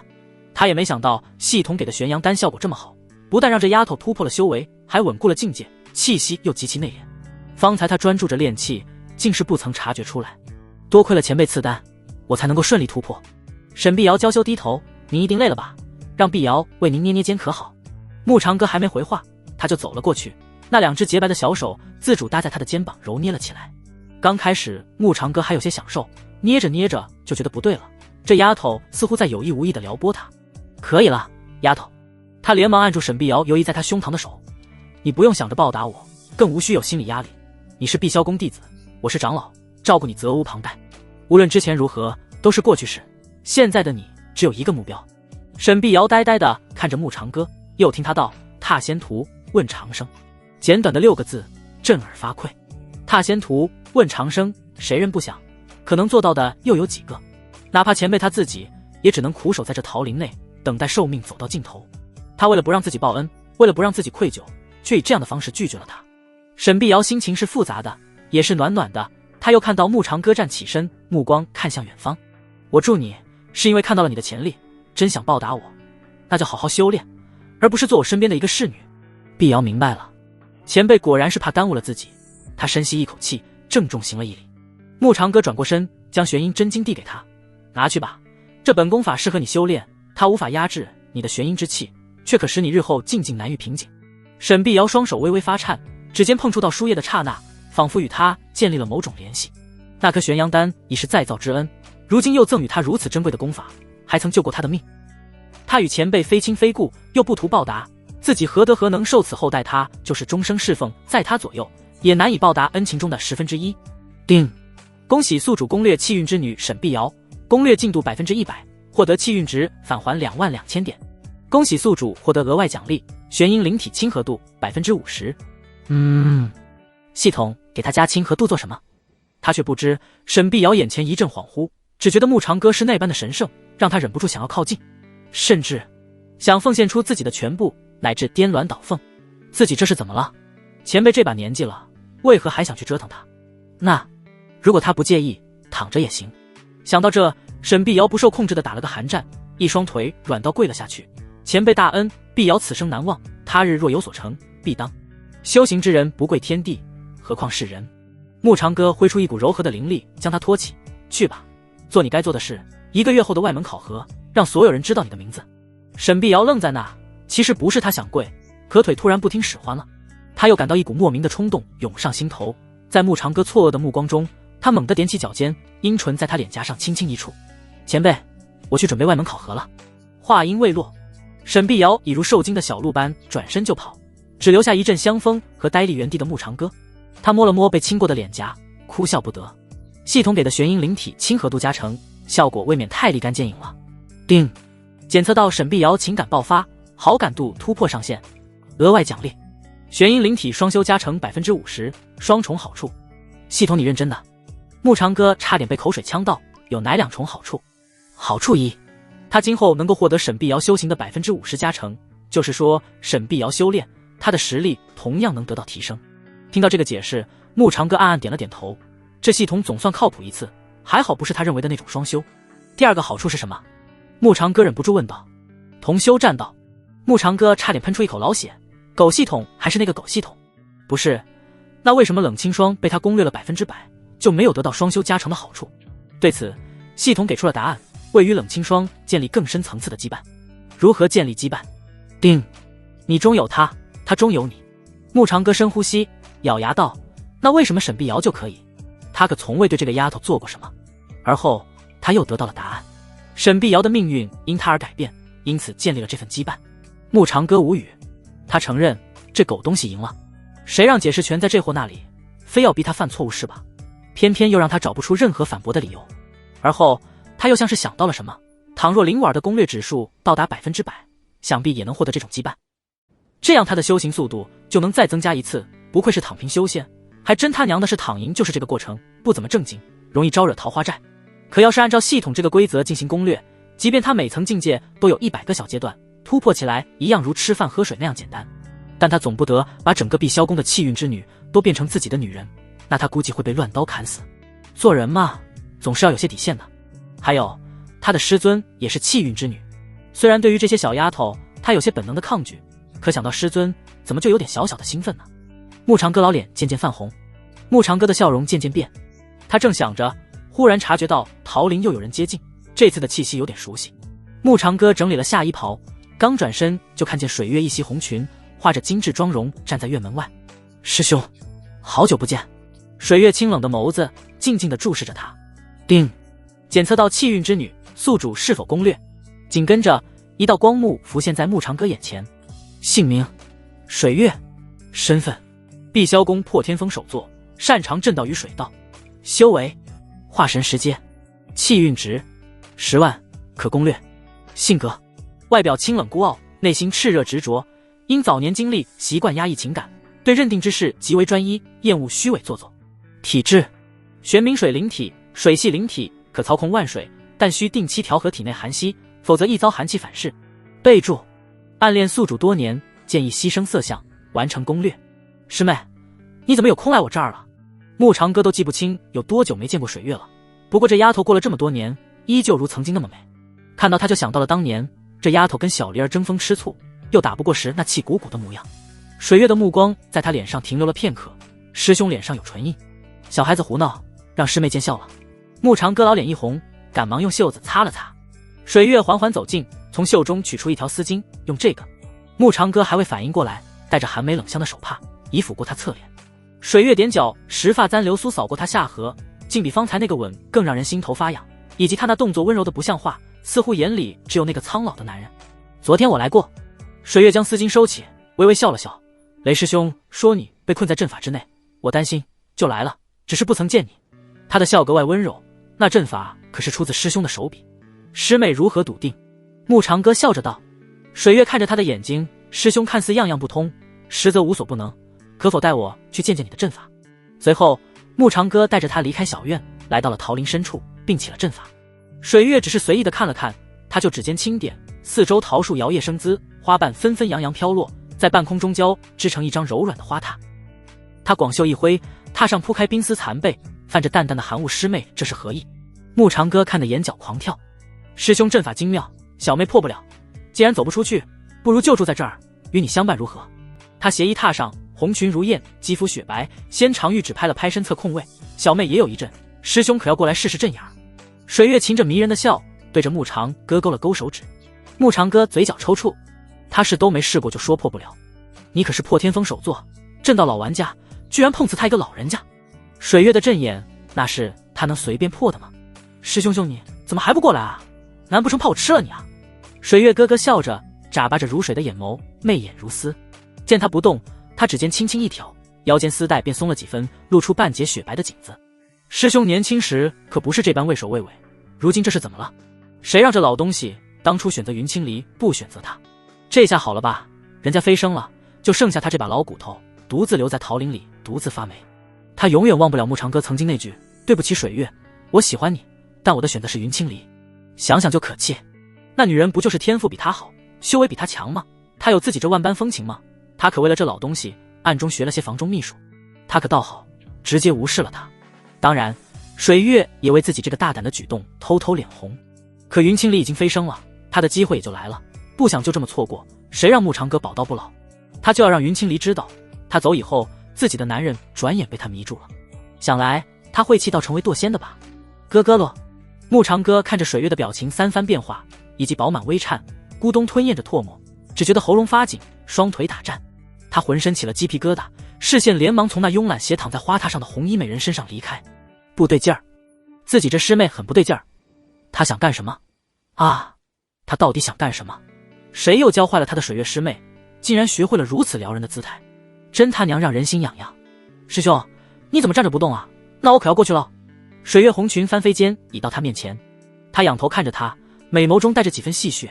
师兄看我一眼嘛，我不信你两眼空空。水月指尖划过他胸前衣襟，所过之处凝结出细小的冰晶花纹。牧长哥退后两步，警惕道：师妹这是何意？你可是破天峰的首座，怎能？他的话被水月搭在他那唇瓣的纤细手指给止住。水月笑得耐人寻味，这里只有我和你，除此之外没有其他任何人和身份。我喜欢你，师兄可要跟我在一起。定，再次提醒宿主，建议牺牲色相，讨他欢心。格外提醒，此女易攻略，气运之高，走过路过别错过。这狗系统又在挑事，看热闹不嫌事大。牺牲色相容易啊，可以后怎么办？招惹了那么多桃花债，谁给他擦屁股？你吗？系统，牧长哥暗骂了句。定，检测到宿主骂人行为，系统开启惩罚模式。模式开启，宿主语言错乱1分钟。等等，狗系统，他什么时候骂人了？自己那是疑问，不是骂人。下一秒，牧长哥当真失去了自我控制。水月师妹，他一把抓住水月的手，眼神炽热到如同着了火。我爱你，我要呵护你，我要和你生100个孩子。水月，这么突然的吗？他惊得后退半步，红唇微张，连腰间松散的丝带滑落都没察觉。牧长哥内心疯狂咆哮：系统，我 X 你大爷！但嘴上却深情款款。水月师妹，你的眼睛比星辰还美，你的嘴唇比蜜糖还甜，我每天夜里都在想你，想到睡不着觉。他一边说着肉麻至极的情话，一边用饱经沧桑的眼睛无比认真地注视着他，好似在宣读什么天地誓言。水月脸颊绯红，耳尖跟着染上了霞光，他不可思议的眼珠交唇，师兄你认真的看我的眼睛，24K 纯真。慕长歌捧起他一缕青丝，深情一吻。我最后悔的事就是当年没有选择你，小玲儿哪有你1/1000好。宿主干得漂亮，一鼓作气拿下他。系统在识海里疯狂鼓掌。慕长歌内心，我特么杀了你。水月被这突如其来的告白震得头晕目眩，他下意识里掐了自己一把，疼，不是吗？那，他声音发颤，师兄可愿与我？愿。他按住水月的双肩，如火的目光紧盯她的美目。双修，现在，立刻，马上。水月，刹那间，水月整个人烧了起来，玄冥水灵体的寒气也压不住他脸上的热度。师兄，好直接。他原本只是想问，他愿不愿意去跟自己到破天峰居住，怎么就牵扯到双修了呢？还有给他生100个孩子。师兄认真的。师兄。他眼神躲闪，羞赧万分。你可还能行？生1000个都行。慕长歌很是郑重地将他的小手放在自己火热的胸膛上。师兄我老当益壮，包师妹满意。那，水月俏脸上的温度更显火热，伏进了慕长歌怀里，似是怕被他看到自己紧张又害羞的模样。云清离真是太亏待师兄了，作为他的道侣，怎么能不想一下他男人方面的需求呢？看把师兄给饿成什么样了。可是师兄的心跳好有力哦，简直像个气血旺盛的年轻人，真的是老当益壮呢。反正不管师兄的寿元还有多久，他能活1天，自己就陪他1天；能活1年，他就陪他1年。总之，要在师兄有生之年，要他体会到男人的快乐。不是师妹，你别啊，个啥呀？慕长歌傻了眼。卧槽，这误会可他妈太大了。他就是跳进黄河都洗不清了，话是他所说的，人是他表白的，惩罚时间过去后，倘若跟水月说一句误会，会有什么后果？怕不是明年的今天，他坟头草有1丈高了。狗系统害我啊！这特娘的可怎么办？叮！恭喜宿主攻略气运之女水月，攻略进度30%，获得气运值返还3万点。恭喜宿主获得额外奖励九阳融血诀，此功法可完美压制玄冥水灵体寒气，双修效果加倍。慕长歌还未来得及查看功法详情，突然感到怀中水月身子一僵。师兄，他脸色瞬间煞白，我寒气发作了，要改日了。他脖子处迅速蔓延出冰蓝色纹路，方才滚烫的脸颊已是覆盖上一层薄霜。慕长歌大惊，立刻运转九阳融血诀，炽热灵力自他掌心涌入水月体内，竟在2人之间形成一道蓝红交织的光晕。水月闷哼一声，他感觉到一股暖流徜徉在四肢百骸，多年折磨他的刺骨寒意在这股阳刚之力下节节败退。他不可思议抬头，却见慕长歌额角渗出了汗珠。师兄，你用的功法莫非是我一直寻找的九阳融血诀？玄冥水灵体可以让他在水之一道遥遥领先，代价也是沉重的，而破解寒气唯有九阳融血诀，他寻了几百年未曾找到，竟然就在自己这位师兄手里。别说话，专心引导灵力。慕长歌沉声道。水月乖乖闭眼，感受着前所未有的温暖。渐渐的，他体内寒气被压制回丹田，周身冰霜化作了烟雾消散。待最后一丝寒气被化解，他瘫软在了慕长歌怀里。师兄，水月娇喘着，眼角带着未消退的红晕，你何时学会了这等功法？刚学的。慕长歌老脸一红。水月笑盈盈地摸上他脸颊，师兄方才说双修是为了救我，他现在说是系统逼的，还来得及吗？见他不答，水月眼中闪过一丝狡黠，他红唇几乎贴上他耳垂。师兄可要说话算话。温热的吐息让慕长歌浑身一僵。等等，他手忙脚乱的后退。师妹，你寒气刚稳，已经没事了哦。水月指尖轻点，四周桃树疯长，将2人笼罩在密闭空间内。多亏了师兄的九阳融血诀呢，要稳就稳。师兄，稳什么寒气吗？他红裙翩跹，步步逼近，现在该兑现承诺了吧？慕长歌后背抵上桃树，退无可退。叮！检测到最佳双修时机，建议宿主采取主动。慕长歌，他只想把系统拆了喂狗，这下可怎么办？为了赚取气运值，他已经牺牲色相了，总不能再被吃干抹净了吧？师兄，你心跳好快。他那纤纤素指抵在慕长歌心口位置，盈盈浅笑。你这般紧张，可是担心自己力有不逮？没关系，有小妹在呢，悄悄告诉你，我专程学了取悦之道，咱们就实践一下。他俏皮的眨着眼，疯狂在放电。听我说，谢谢你。大可不必。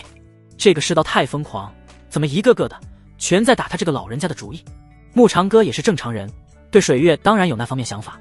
可要是两个女人在仙界重逢，到时他两只耳朵怕不是要被一左一右的扯了下来。想到这，牧长哥就忍不住打了个寒战。水月捂着额头，身前一阵轻微的摇晃。师妹，可是寒气压制不彻底。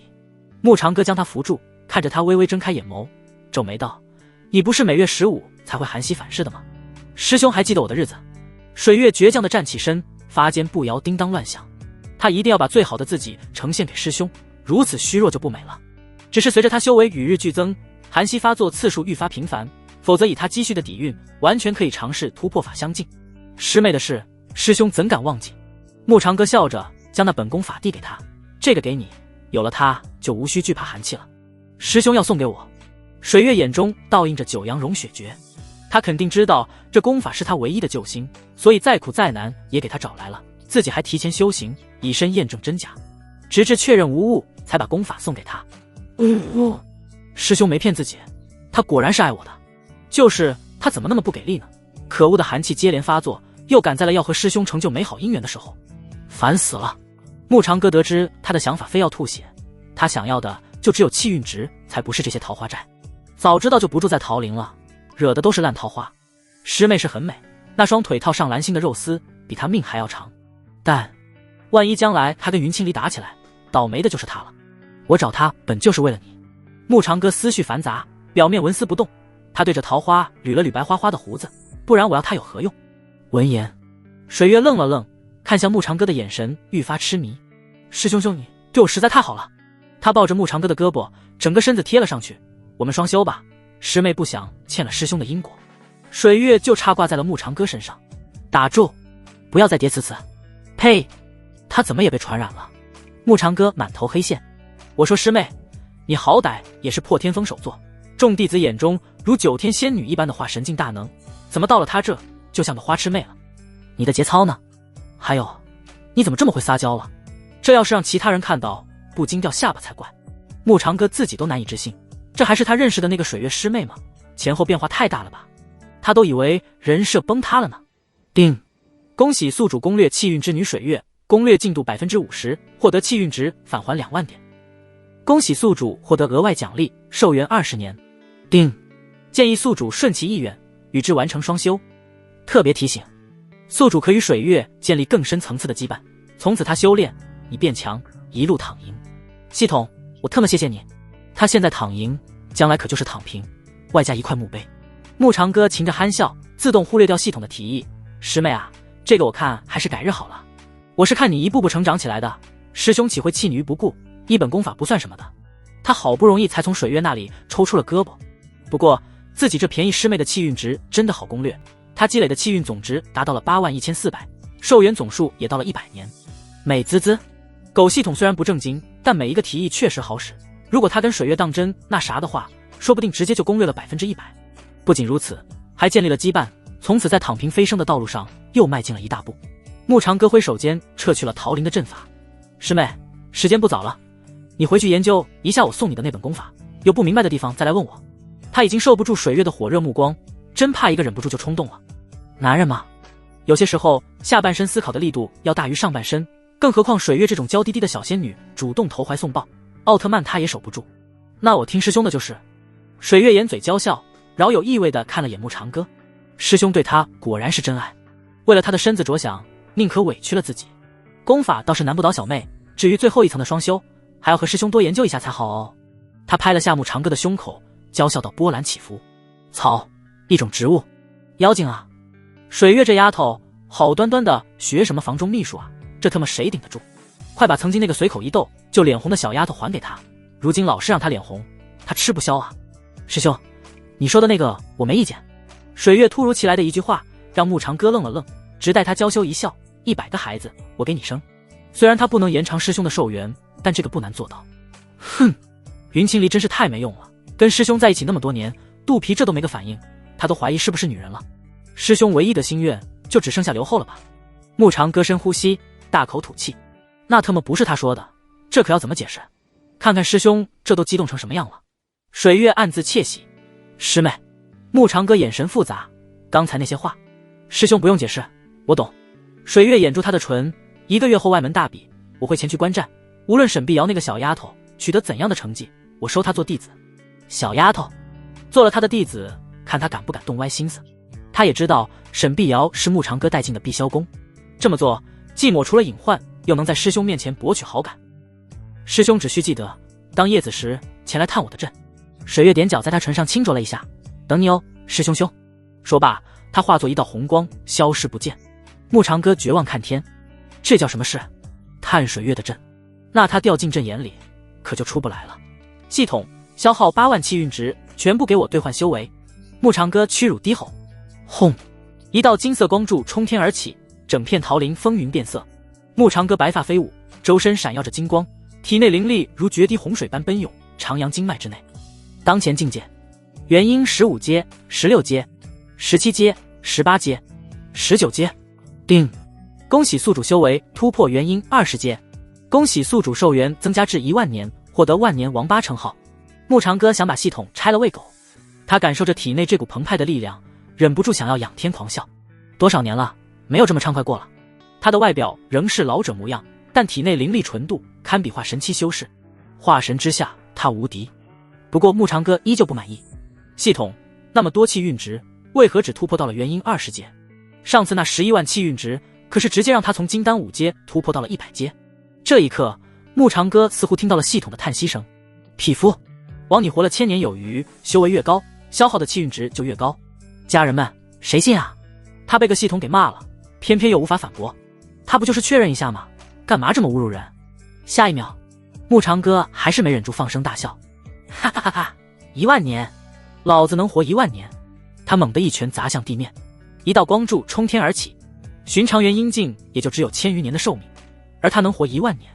虽然他修为突破难度是别人的10倍，但是没关系啊，他有系统，能攻略别人的气运值提升修为，还有躺平修仙诀，更能与气运之女建立羁绊。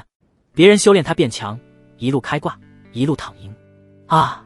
一声惊叫从高空传来，慕长歌抬头一看，一道粉色身影从飞剑上坠落，裙摆如花瓣般在空中翻飞。哇哦，这风景是他不付费就能看的吗？而且，我说美女，你叫就算了，捂眼睛做什么？这要摔下来就成肉饼了。慕长歌一道闪身，稳稳地接住了那个惊慌失措的女孩。多谢前辈相救。女孩惊魂未定，露出一张娇俏可人的小脸。慕长歌刚要把人放下，突然感觉手中一沉，咔嚓，他脚下的地面竟被踩出2道深坑。这丫头怎么这么重？慕长歌极其诧异，明明很瘦小，她怎么做到这么重的？女孩顿时涨红了脸。前辈，您可以先放我下来吗？慕长歌轻咳了声，连忙将人放了下来。那个，你还好吧？他尴尬地摸了摸鼻子。真的是，这若换作他突破之前，非要把自己的老腰折断了不可。定，检测到气运之女，宿主是否攻略？姓名：苏晨瑜，身份：破天峰大弟子，水月嫡传，修为：元婴5阶，气运值3万，可攻略。性格：娇憨软萌，腹黑记仇，吃货属性，喜爱甜食。体质：玄重之体，力有千钧，体重随修为增加。备注：吃货属性，喜爱甜食，崇拜肌肉猛男，痴迷奇门遁甲，建议宿主以此为方向进行攻略。这丫头居然是个腹黑吃货，体重还会随着修为增长，这要是在床上，那不压死个人，谁敢娶？您就是慕前辈吧？苏晨瑜直了个弟子礼，晚辈苏晨瑜，破天峰水月师尊的弟子，天生玄重之体，掉下来时运转了灵力，倒是前辈您没事吧？他打量了眼慕长歌，见他好端端站在那里，不由得惊奇。慕长歌摇头一笑，原来如此，你这体质倒是特殊，看样子只有苏晨瑜运转灵力时才会增加体重，倘若对敌之时催动了玄重之体，对方大意之下极有可能被砸成肉饼，就凭这点得却算得上腹黑。系统果然不会冤枉任何一个人，甚至他都想到了苏晨瑜手执狼牙棒，从高空催动玄重之体所有力道，一棒子打下来会是怎样的恐怖景象。想不到水月师妹收了个这么奇葩的弟子，让前辈见笑了。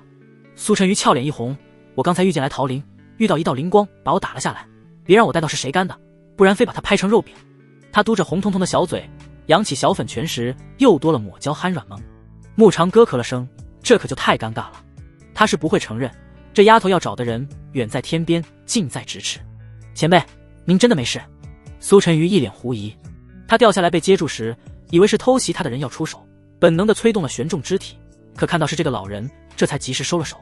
毕竟这位前辈的修为只有金丹期，又垂垂老矣，万一闪了他的老妖，自家师尊绝对不止罚他抄进心经那么简单。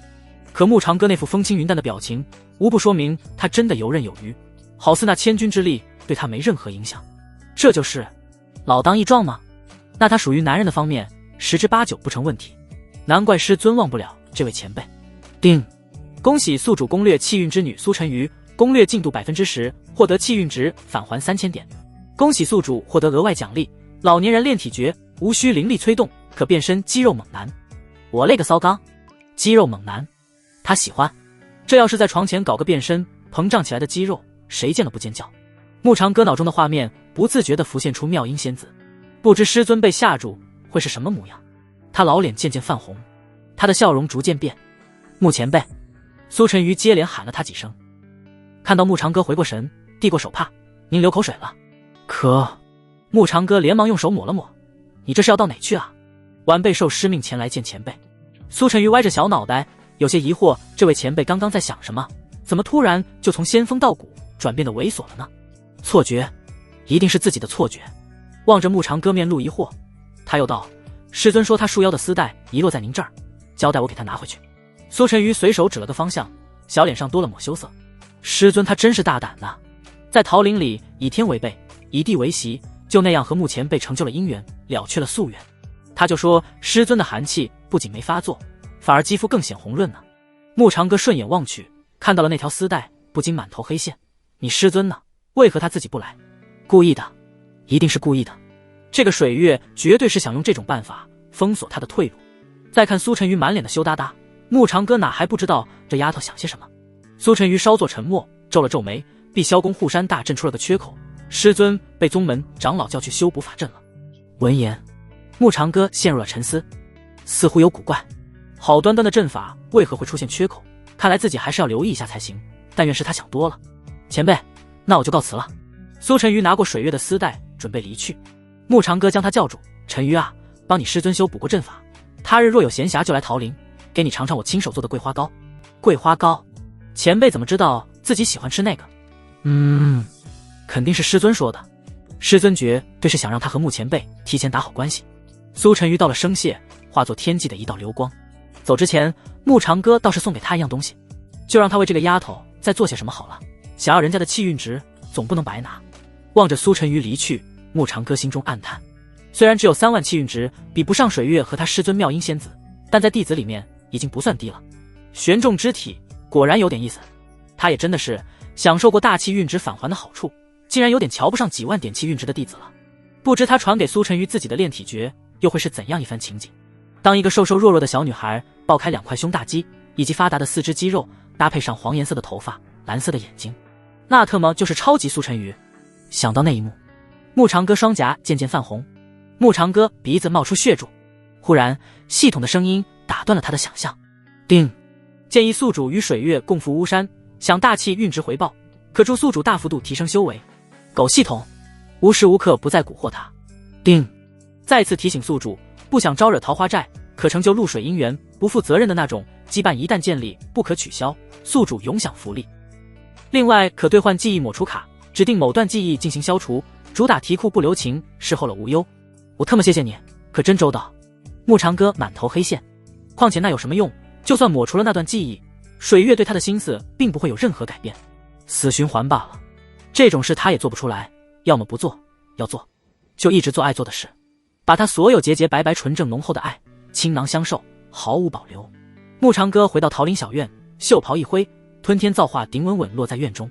他指尖轻点，一缕灵火跃入炉底，顿时火光四起。悬重肢体倒是适合用这个。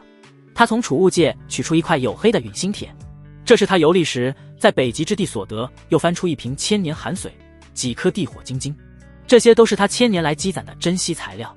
以陨星铁为骨，寒水淬火，地火为魂。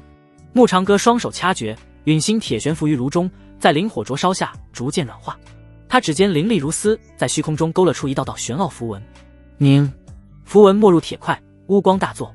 木长歌又将千年寒水注入其中，白雾升腾，铁块凝成一柄3尺长的棒胚雏形。再加点料，他取出一个小玉瓶，里面装的是千钧砂，来自他师尊妙音仙子在古战场收集的奇异砂粒，一粒就有100斤之重。去，千钧砂融入棒胚，乌黑的棒身上浮现出细密的金色纹路。木长歌满意的点了下头，最后将地火晶嵌入棒手。嗡！狼牙棒成型的那一刻，连带着整个小院子为之一震。棒身上尖刺狰狞，又在木长歌一个法诀之下全部缩回，变成光滑的棍身。平时轻如鸿毛，战时重若山岳，还可大可小。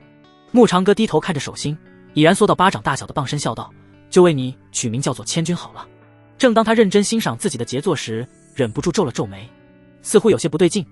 头粗身细，且缩小后这东西的形状怎么那么像蓝星所用物品？木长歌下意识地催动了下法诀，当上面冒出细小的刺刺时，忽然觉得有些莫名刺激了。这就很突然。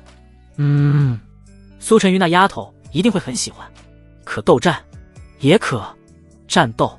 木长歌觉得自己可能炼制了一件了不得的凶器，悬重肢体加上这能随意调节重量以及可控大小的狼牙棒，他似乎看到了碧霄宫未来的护山大阵，维修账单在向他招手。此刻的状态就叫你淑女模式吧。木长歌猥琐地笑了，看他那泛红的脸颊，不知道挠不到了哪些画面。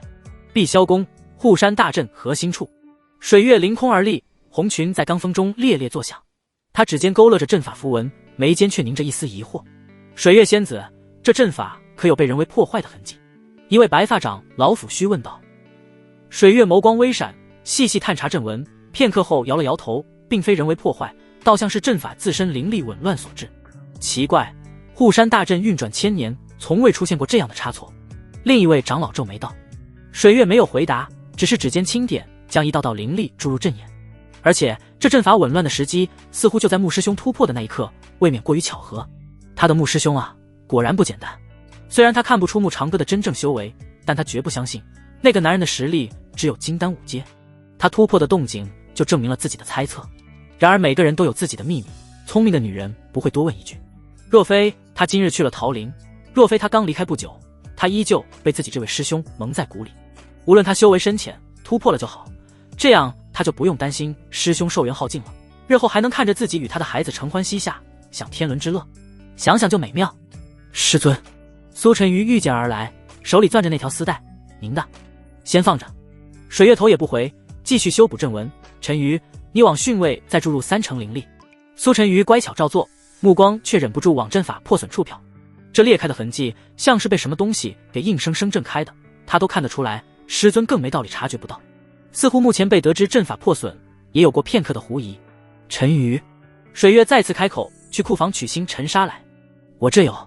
水月指尖灵力流转，正修补着最后一道阵纹，忽见苏晨瑜从储物戒中取出一个玉匣，他双手奉上，凑近水月耳边悄声道：“是目前辈给的。他说这沙子配师尊的红裙最好看。”苏晨瑜抿嘴偷笑，他可没说谎，东西确实是木长哥给的，只不过原话是给你师尊补阵法用，至于后半句，艺术加工而已。多嘴。水月耳尖泛红，回去抄写静心经100，一遍好了。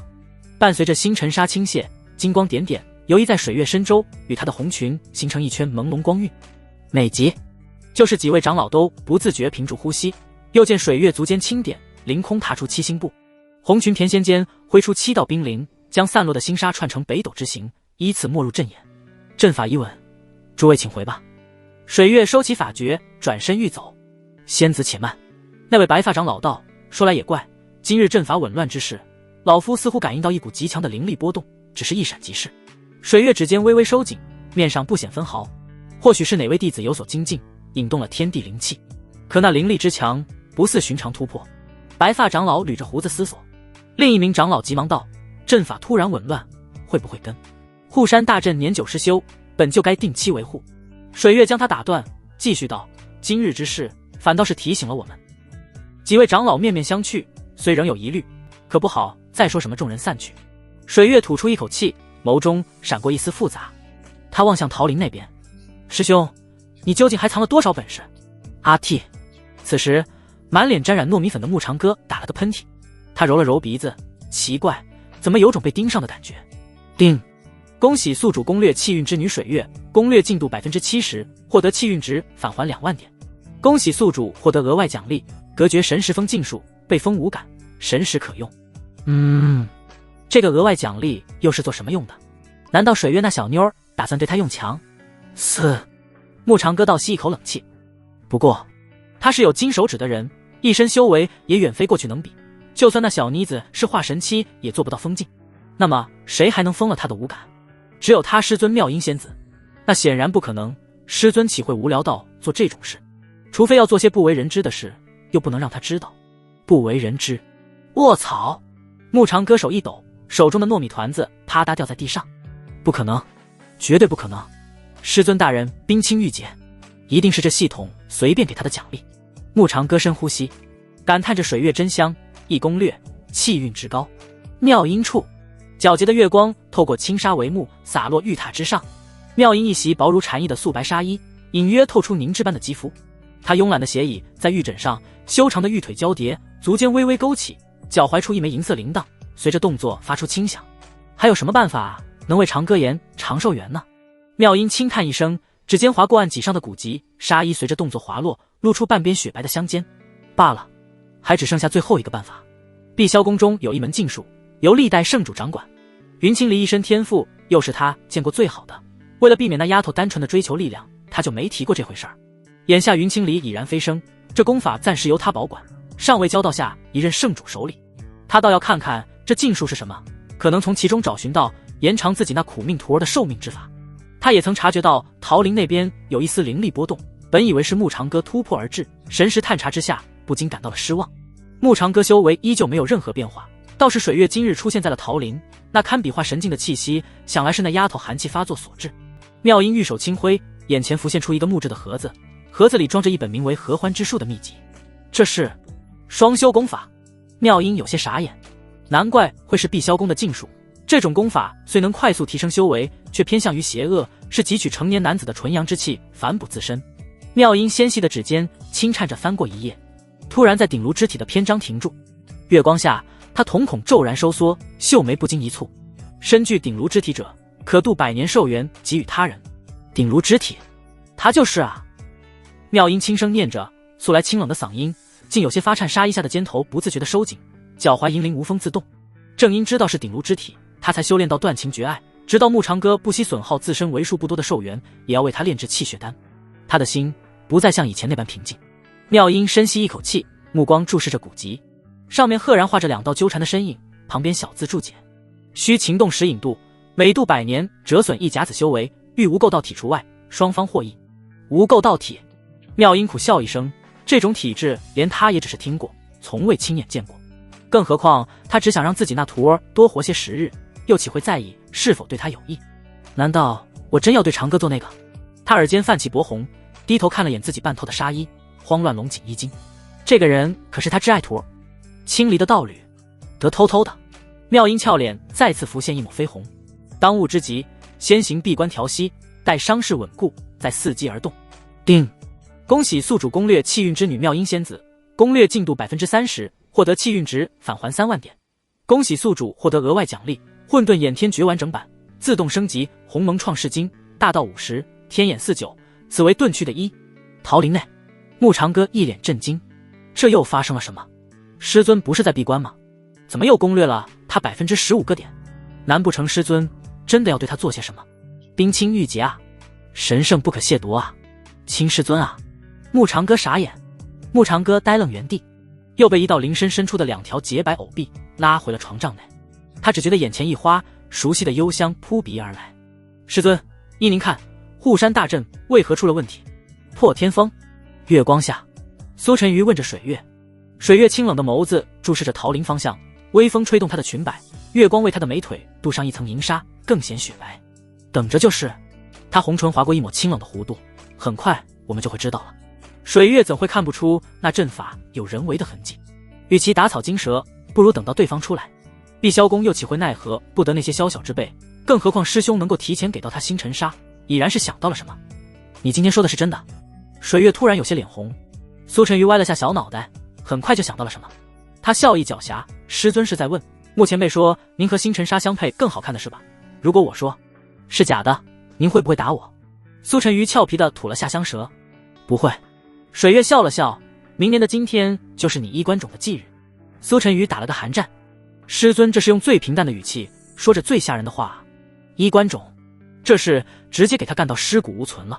为了自己这条小命，苏晨瑜果断选择将善意的谎言进行到底。弟子哪敢骗您啊？苏晨瑜嘟着小嘴，摇晃着水月的胳膊，不信您去问穆前辈，他才不怕呢。反正穆前辈绝对不会说师尊不好看。男人的求生欲嘛，穆前辈可是活了上千年的老男人，又有过道侣，如何哄骗？啊呸！如何对女人倾诉最真实的情感，他再擅长不过了。今日的师兄，水月想到穆长歌对他表白的那幅画面，俏脸愈发红润，跟以前的确有些不一样。而且他很自信，还能有什么比敢让他生100个孩子更自信的事？他们这些修士虽然在凡人眼中高高在上，如同仙神一般，相应的代价却是难有子嗣。可要是在丹药辅助以及勤勉劳作的前提下，还是能有结晶诞生100个孩子。从概率计算，少说要进行10万次辛勤劳作的试验。师兄他很强。咦？苏晨瑜歪了歪头，师尊在想什么？望着水月嘴角溅出的晶莹，他递过一张丝巾，穆前辈用它擦过嘴。他又凑近水月耳边，想师尊想的呢。水月从他手中夺过丝巾，娇躯一颤，休要胡说，当心把你逐出师门。为师这是口渴。的确是口渴，急需灌溉。苏晨瑜掩嘴偷笑，自己这个大弟子可真是太难了，既要时刻听师尊倾诉心声，又要时刻饱受逐出师门的威胁。可是师尊，你否认就否认，倒是把丝巾还给他，收进自己腰包，是怎么回事？师尊。苏晨瑜望着水月要走，连忙叫停他的步伐。穆前辈让我抽空去桃林，说是让我尝尝他亲手做的桂花糕，可要给您带些回来尝尝。为师要闭关。水月摘掉发间的步摇，塞到苏晨瑜手里。你替我把这个给他，若是想我了，就拿出来看看。他化作一道红色的流光，消失在苏晨瑜眼前。苏晨瑜低头看着那个步摇，喃喃道：这可是师尊母亲的遗物，送给穆前辈，那不就是定情信物了？定。恭喜宿主攻略气运之女水月，攻略进度 80%， 获得气运值返还1万点。恭喜宿主获得额外奖励，情丝绕可编织因果情缘，绑定道侣羁绊。翌日，穆长歌刚从床帐中钻出来，就听到这声系统提示。他盯着手中出现的一缕粉色丝线，整个人都不好了。系统，你认真的？他咬牙切齿，这是嫌我死得不够快。定。检测到水月赠礼即将送达，建议用此物绑定步摇，建立双重羁绊。效果，他修炼你变强，他突破你升级。狗系统，就认准了水月是吧？就非要给他找个老婆是吧？小梨儿要是知道他刚飞升，自己转眼又找了个老婆，将来上界重逢，他怎么解释？何况建立双重羁绊有什么用？定。提示宿主，普通羁绊可获得对方修行进度 50% 灵力反哺，情丝绕绑定道侣羁绊可获得 100%， 双重羁绊可叠加。看到这，穆长歌心动了。羁绊叠加，那不就是他可以获得 150% 的反哺，比水月独自修行获得的好处还要多。更重要的一点，水月突破他就能升级，也就是只要水月突破到下一步的法相境界，他就能从元婴直接迈入出窍境，爽歪歪啊！可这个羁绊一旦建立，他就跟水月成为真正的道侣了，躲都躲不掉的那种，真麻烦啊！水月刚入门的时候还是个小孩子呢，他那时都几十岁了，即便修真无岁月，年龄差不足以成为任何问题。可只要水月跟他成为道侣，那整个碧霄宫的人不就知道了，那他还怎么低调？而且碧霄宫内暗恋水月的不在少数，万一那些跟他关系不好的人找他麻烦，他是暴露实力还是不暴露？算了，不想那么多，庸人自扰之。头铁的人向来莽到底，他的头就很铁，只要不暴露金手指的秘密，其他一概无所谓。穆长歌来到院子里，正好看到一道流光落在了门外。穆前辈，师尊让我给您送东西来了。伴随着苏晨瑜笑嘻嘻的银铃声，他来到穆长歌跟前，您猜是什么？总不能是定情信物吧？穆长歌喝着茶，随口笑说了一句。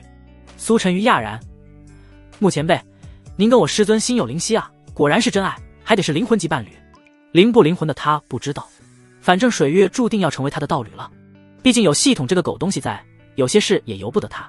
谁让自己的命脉被拿捏住，想要变强飞升上界呢。另外，估摸着那妮子这次闭关结束，有很大概率冲击到法相境，而她也能因羁绊的效果，修为大幅度提升。况且水月那丫头本来就很不错。想通以后的牧长歌反而大松了口气。牧长歌接过苏晨瑜递过来的步摇，将情丝缠绕其上，化作一道璀璨的七彩流光，紧接着消失不见。苏晨瑜看得惊奇，前辈，那是什么？千里情缘一线牵，视为情丝，也代表我对你师尊的心意。牧长歌笑着将步摇捏在手里，你师尊闭关了？是的，前辈。苏晨瑜坐下后抿了口茶，前辈，您好浪漫啊，师尊知道了一定很开心。您是不知道，自从我进了破天峰，拜入师尊门下，只要不闭关，他没有一日不再看着您的桃林发呆。如今看到师尊得偿所愿，我真为你们感到开心。苏晨瑜双手托腮，眼睛弯成月牙，每次师尊看桃林发呆，嘴角会不自觉上扬呢。牧长歌握着步摇的手微微一颤，茶盏中的倒影里似乎看到自己的嘴角也扬起了相似的弧度。水月这丫头还是一如既往的执着。告诉你师尊，安心修行。牧长歌声音铿锵有力，他这道侣我认了，做了我的女人，可就没有后悔的余地。定，情丝绕绑定成功，水月羁绊已建立，修为共享100%。他手中的步摇突然泛起莹莹光华，一道粉色流光顺着他的手腕没入体内。闭关中的水月猛地睁开双眼，他方才似乎听到了牧长歌的声音。傻子才要后悔。他轻笑一声，再次手捏法诀，闭拢了双目。桃林。苏晨瑜突然凑近，神秘兮兮地压低了声音，前辈，您昨天说要请我吃桂花糕。他那期待的模样，似乎嘴里流了口水。牧长歌会心一笑，袖袍金辉间，一碟晶莹剔透的糕点出现在石桌上，糕点表面泛着金黄色的光泽，隐约可见稀碎的桃花点缀其中。来不及去寻桂花，我便用了桃花代替，尝尝看。他推了推碟子，我加了点特别的料，想来你会喜欢。苏晨瑜迫不及待地拈起一块，刚咬下一小口就瞪圆了眼睛。这是千年灵蜜，前辈真是太好了，竟然舍得给他用这么好的东西。他在破天峰那么久都没吃过这么好吃的糕点，果然沾了师尊的光啊。就是师尊可怜了，没有品尝到牧前辈的手艺。我的修为。苏晨瑜体内的灵力瞬间翻涌，一股暖流自他丹田升起。他惊讶地发现自己卡顿的瓶颈竟然开始松动。轰！随着一股气息，苏晨瑜的修为迈入了元婴6阶，他突破了。苏晨瑜满脸不可置信，就是吃了前辈一块糕点，他就突破了。前辈，您怎么做到的？换做他自己修行破境进入下一阶，少说也要10年。这倒不是他天资平凡，而是玄重之体战力非凡，堪称同阶之内无敌手。即便越阶战斗，也不是做不到。至少牧长歌就认为，哪怕在苏晨瑜未突破的前提下，比他高出一阶修为的冷清霜就不是这丫头的对手。当然，生死搏斗另论，毕竟冷清霜的天赋以及剑道领悟力同样不容小觑。牧长歌笑而不语，他在这糕点里可是用了破境桃花蜜，价值1000气运值，系统出品，必属精品。舍不得孩子，套不着狼。再吃一块。苏晨瑜点头接过。轰！吞咽下去的那刻，一股比先前还要强横的灵力在他体内炸开，桃林间的灵气疯狂汇聚，在他头顶形成一个肉眼可见的漩涡。前辈，他声音发颤，周身经脉亮起淡金色纹路，我好像又突破了。苏晨瑜感觉自己在做梦，又怀疑人生。几十年的苦修，竟然比不上牧前辈2块糕点。他这可是刚突破啊，境界还没去稳固，就直接进入了下一阶，犹如有人对他灵力灌顶一般。且那股力量，他没有丝毫不适，更未造成半分根基不稳。这就是牧前辈吗？师尊真是太有眼光了，原来他叫自己过来吃糕点试驾，主要是爱屋及乌，帮助他这个水月师尊最宠爱的弟子提升修为。定！恭喜宿主攻略气运之女苏晨瑜，攻略进度30%，获得气运值返还6000点。恭喜宿主获得额外奖励玄重变身诀，玄级上品，可升级。玄重肢体量身打造，修炼后可短时内战力翻倍。牧长歌心念微动，以神识扫了眼功法的内容。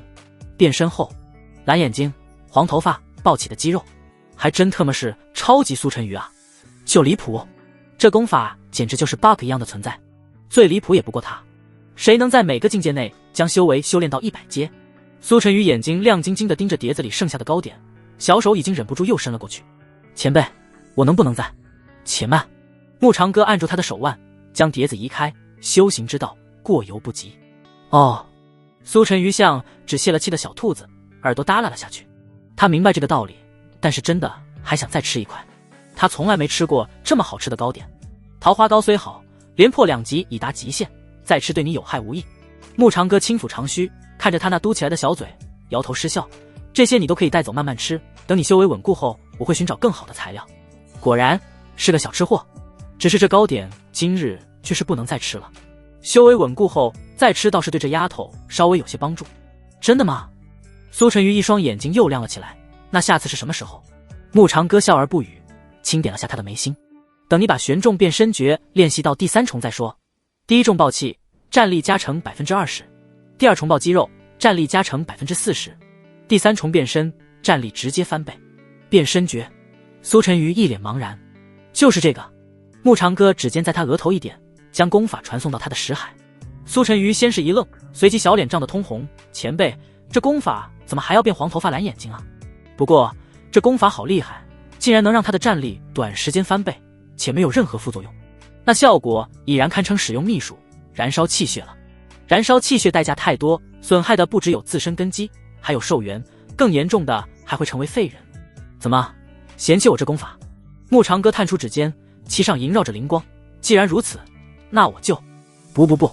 苏晨瑜满脸紧张，嬉笑道：“我是说，前辈这功法好厉害，简直就像是为我量身定做的一样。”可不是，这功法也就只有玄重之体适合修炼，换做其他人，顶多修炼成前面2层，而且远远不如玄重之体发挥出来的威力。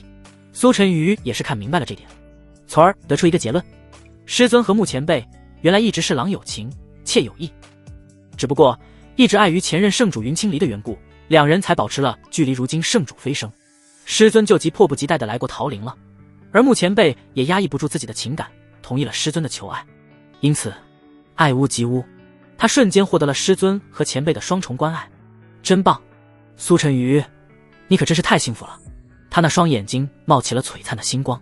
叮，恭喜宿主攻略气运之女苏晨瑜，攻略进度 50%， 获得气运值返还6000点。恭喜宿主获得额外奖励玄重体属性100%。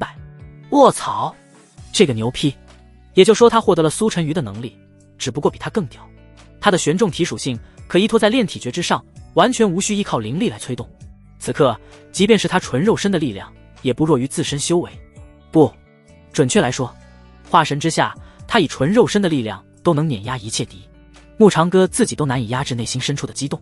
他清了清嗓：“晨瑜啊，你心性磨练不够啊，区区一本功法而已，看把你开心成什么样了。以后我怎么给你上乘的修炼之法？”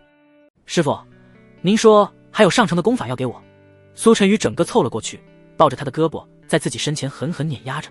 他浑然不觉得自己的动作有多亲密，那双水汪汪的大眼睛里满是期待，娇小的身子几乎要挂在牧长哥手臂上。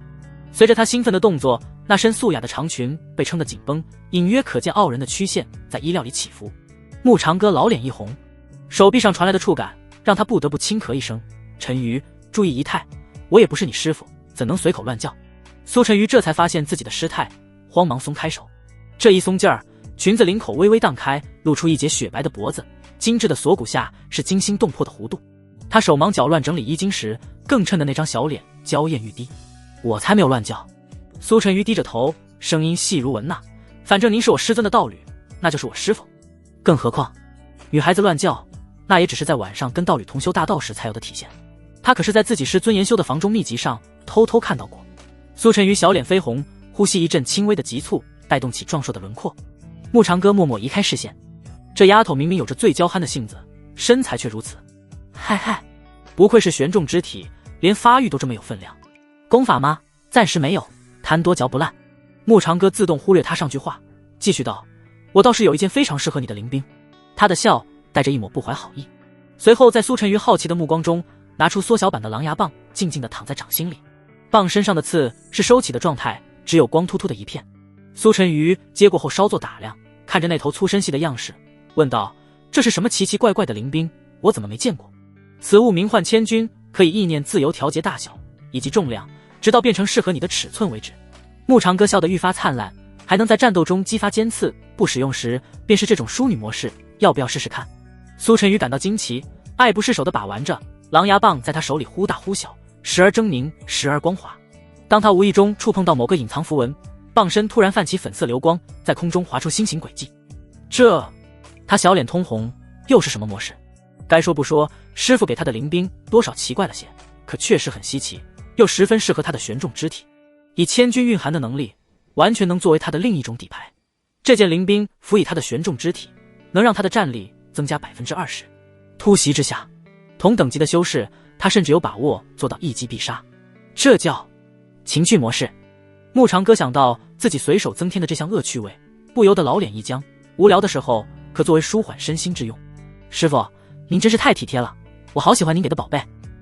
他决定以后抱紧牧长哥的大腿，这简直比他亲师尊还要亲。苏晨宇忍不住在牧长哥脸颊上揪了一口，然后红着脸说道：师尊说这个要我代为转达给您。牧长哥摸着被突袭的地方，突然站起了身。那我去问问你师尊。哎呀，师尊他闭关了吗？您就别去打扰他了。苏晨瑜吓得赶忙拉住他，您若去了，师尊哪还心思闭关？牧长哥要是去了，他一定会被水月给打死的。方才那也是不受自身控制，是真的想要表达感激吗？叮！恭喜攻略气运之女苏晨瑜，攻略进度 70%， 获得气运值返还6000点。恭喜宿主触发赠宝返还奖励：昊天锤，雷属性，地阶极品灵兵。昊天锤，雷属性，还不错。毕竟他送给苏晨瑜的狼牙棒只是玄级。那个，天色不早了，我该回去给师父护法了。他会赶在1个月后的外门弟子考核那天出关。苏晨瑜往院门走去，回头时俏皮地眨了下眼。对了，师父，刚才的事您就别和师尊说了。他红着脸指了指自己的脸颊，化作流光遁去后，留下一串银铃般的笑声。叮！恭喜宿主攻略气运之女苏晨瑜，攻略进度 80%， 获得气运值返还3000点。恭喜宿主获得额外奖励：昊天锤进阶，已具备成长属性。牧长哥摇头失笑，这丫头跟水月一样，也很好攻略的嘛。他低头看着掌心的步摇，上面残留着一缕粉色情丝的气息。系统，水月要是知道我拿他的宝贝刷气运值会怎样？叮！检测到致命问题，建议立即兑换贵的容易护膝一套。牧长哥，他看了眼自己的气运总值64400，足够再次提升修为。不过牧长哥没有这么做，只要等到水月出关且顺利突破到法相境，他就能因情丝牵绕的羁绊，直接从元婴迈入出窍。既如此，又何必浪费辛苦努力换来的气运值？1个月后，碧霄宫迎来了外门众弟子考核的日子，所有准备参加的弟子拭目以待。他们每一个人在为进入内门以及被各峰的首座选中，从而成为嫡传弟子，做出最后的努力。可就在这时，破天峰，天地骤然变色，整座山峰剧烈震颤，一道赤红如火的灵力光柱冲天而起，将云层染成漫天霞光。光柱之中，隐约可见9条冰晶凝成的玄鸟盘旋飞舞，每一片灵羽无不折射出璀璨的星芒。轰！随着一声清越凤鸣，水月的身影凌空而立，红裙猎猎，青丝飞扬，眉心浮现出一道冰火交织的玄奥符文。他周身环绕着浩瀚的法相威压，脚下每踏出一步，便有冰莲绽放，烈焰焚空。桃林小院，牧长哥抬头望天，手中的茶盏突然炸裂。这是……他猛地起身，体内灵力不受控制的沸腾起来。石桌上的步摇绽放出耀眼光华，水月突破时的浩瀚灵力通过羁绊疯狂涌入他体内，检测到法相境灵力反哺，宿主修为突破。当前境界出窍一阶。牧长歌长发无风自动，佝偻的身形渐渐挺直，皱纹以肉眼可见的速度消退。当他再度睁开眼，眸子似有星河流转。他望向破天峰方向，轻笑出声：水月这妮子果然没让我失望，还真让你突破了。牧长歌身影一闪，离开了桃林，率先赶向碧霄宫外门试炼广场。与此同时，水月已然化作一道流光，整个破天峰中弟子齐声喊道：恭贺师尊破化神，入法相。待声音散去，苏晨瑜看向身后一众师弟师妹，交代道：你们在此守候，我随师尊一同前去。苏晨瑜身影瞬间消失原地。恭送大师姐。试炼广场，天际传来凤鸣，在场所有长老以及弟子抬头，只见一只一展百丈的冰火玄鸟法相掠过苍穹，所过之处双火交织，美得惊心动魄。是水月首作。天啊，他突破法相境界了，难怪刚才一股灵气冲霄，咱们碧霄宫又天法相强者了，这已经跟圣主一个境界了啊！众多弟子面露尊崇，毕竟水月是各峰首座中唯一一个突破到法相的人。此外，云清离飞升后，新任圣主便由叶灵犀这个同门师妹担任。叶灵犀并非妙音的弟子，只是在内门众长老之中最为适合这个位置。他的修为也不过法相10阶，正在闭关尝试突破洞虚之境。立！随着一声鸣叫，玄鸟背上红裙女子踏空而下。水月目光扫过人群，最终落在不起眼角落里的慕长歌身上。两人隔空相望，秦思绕同时泛起微光。水月抿嘴一笑，迈动红裙下的修长美腿，在众人瞩目下一步一莲花走向了慕长歌。师兄！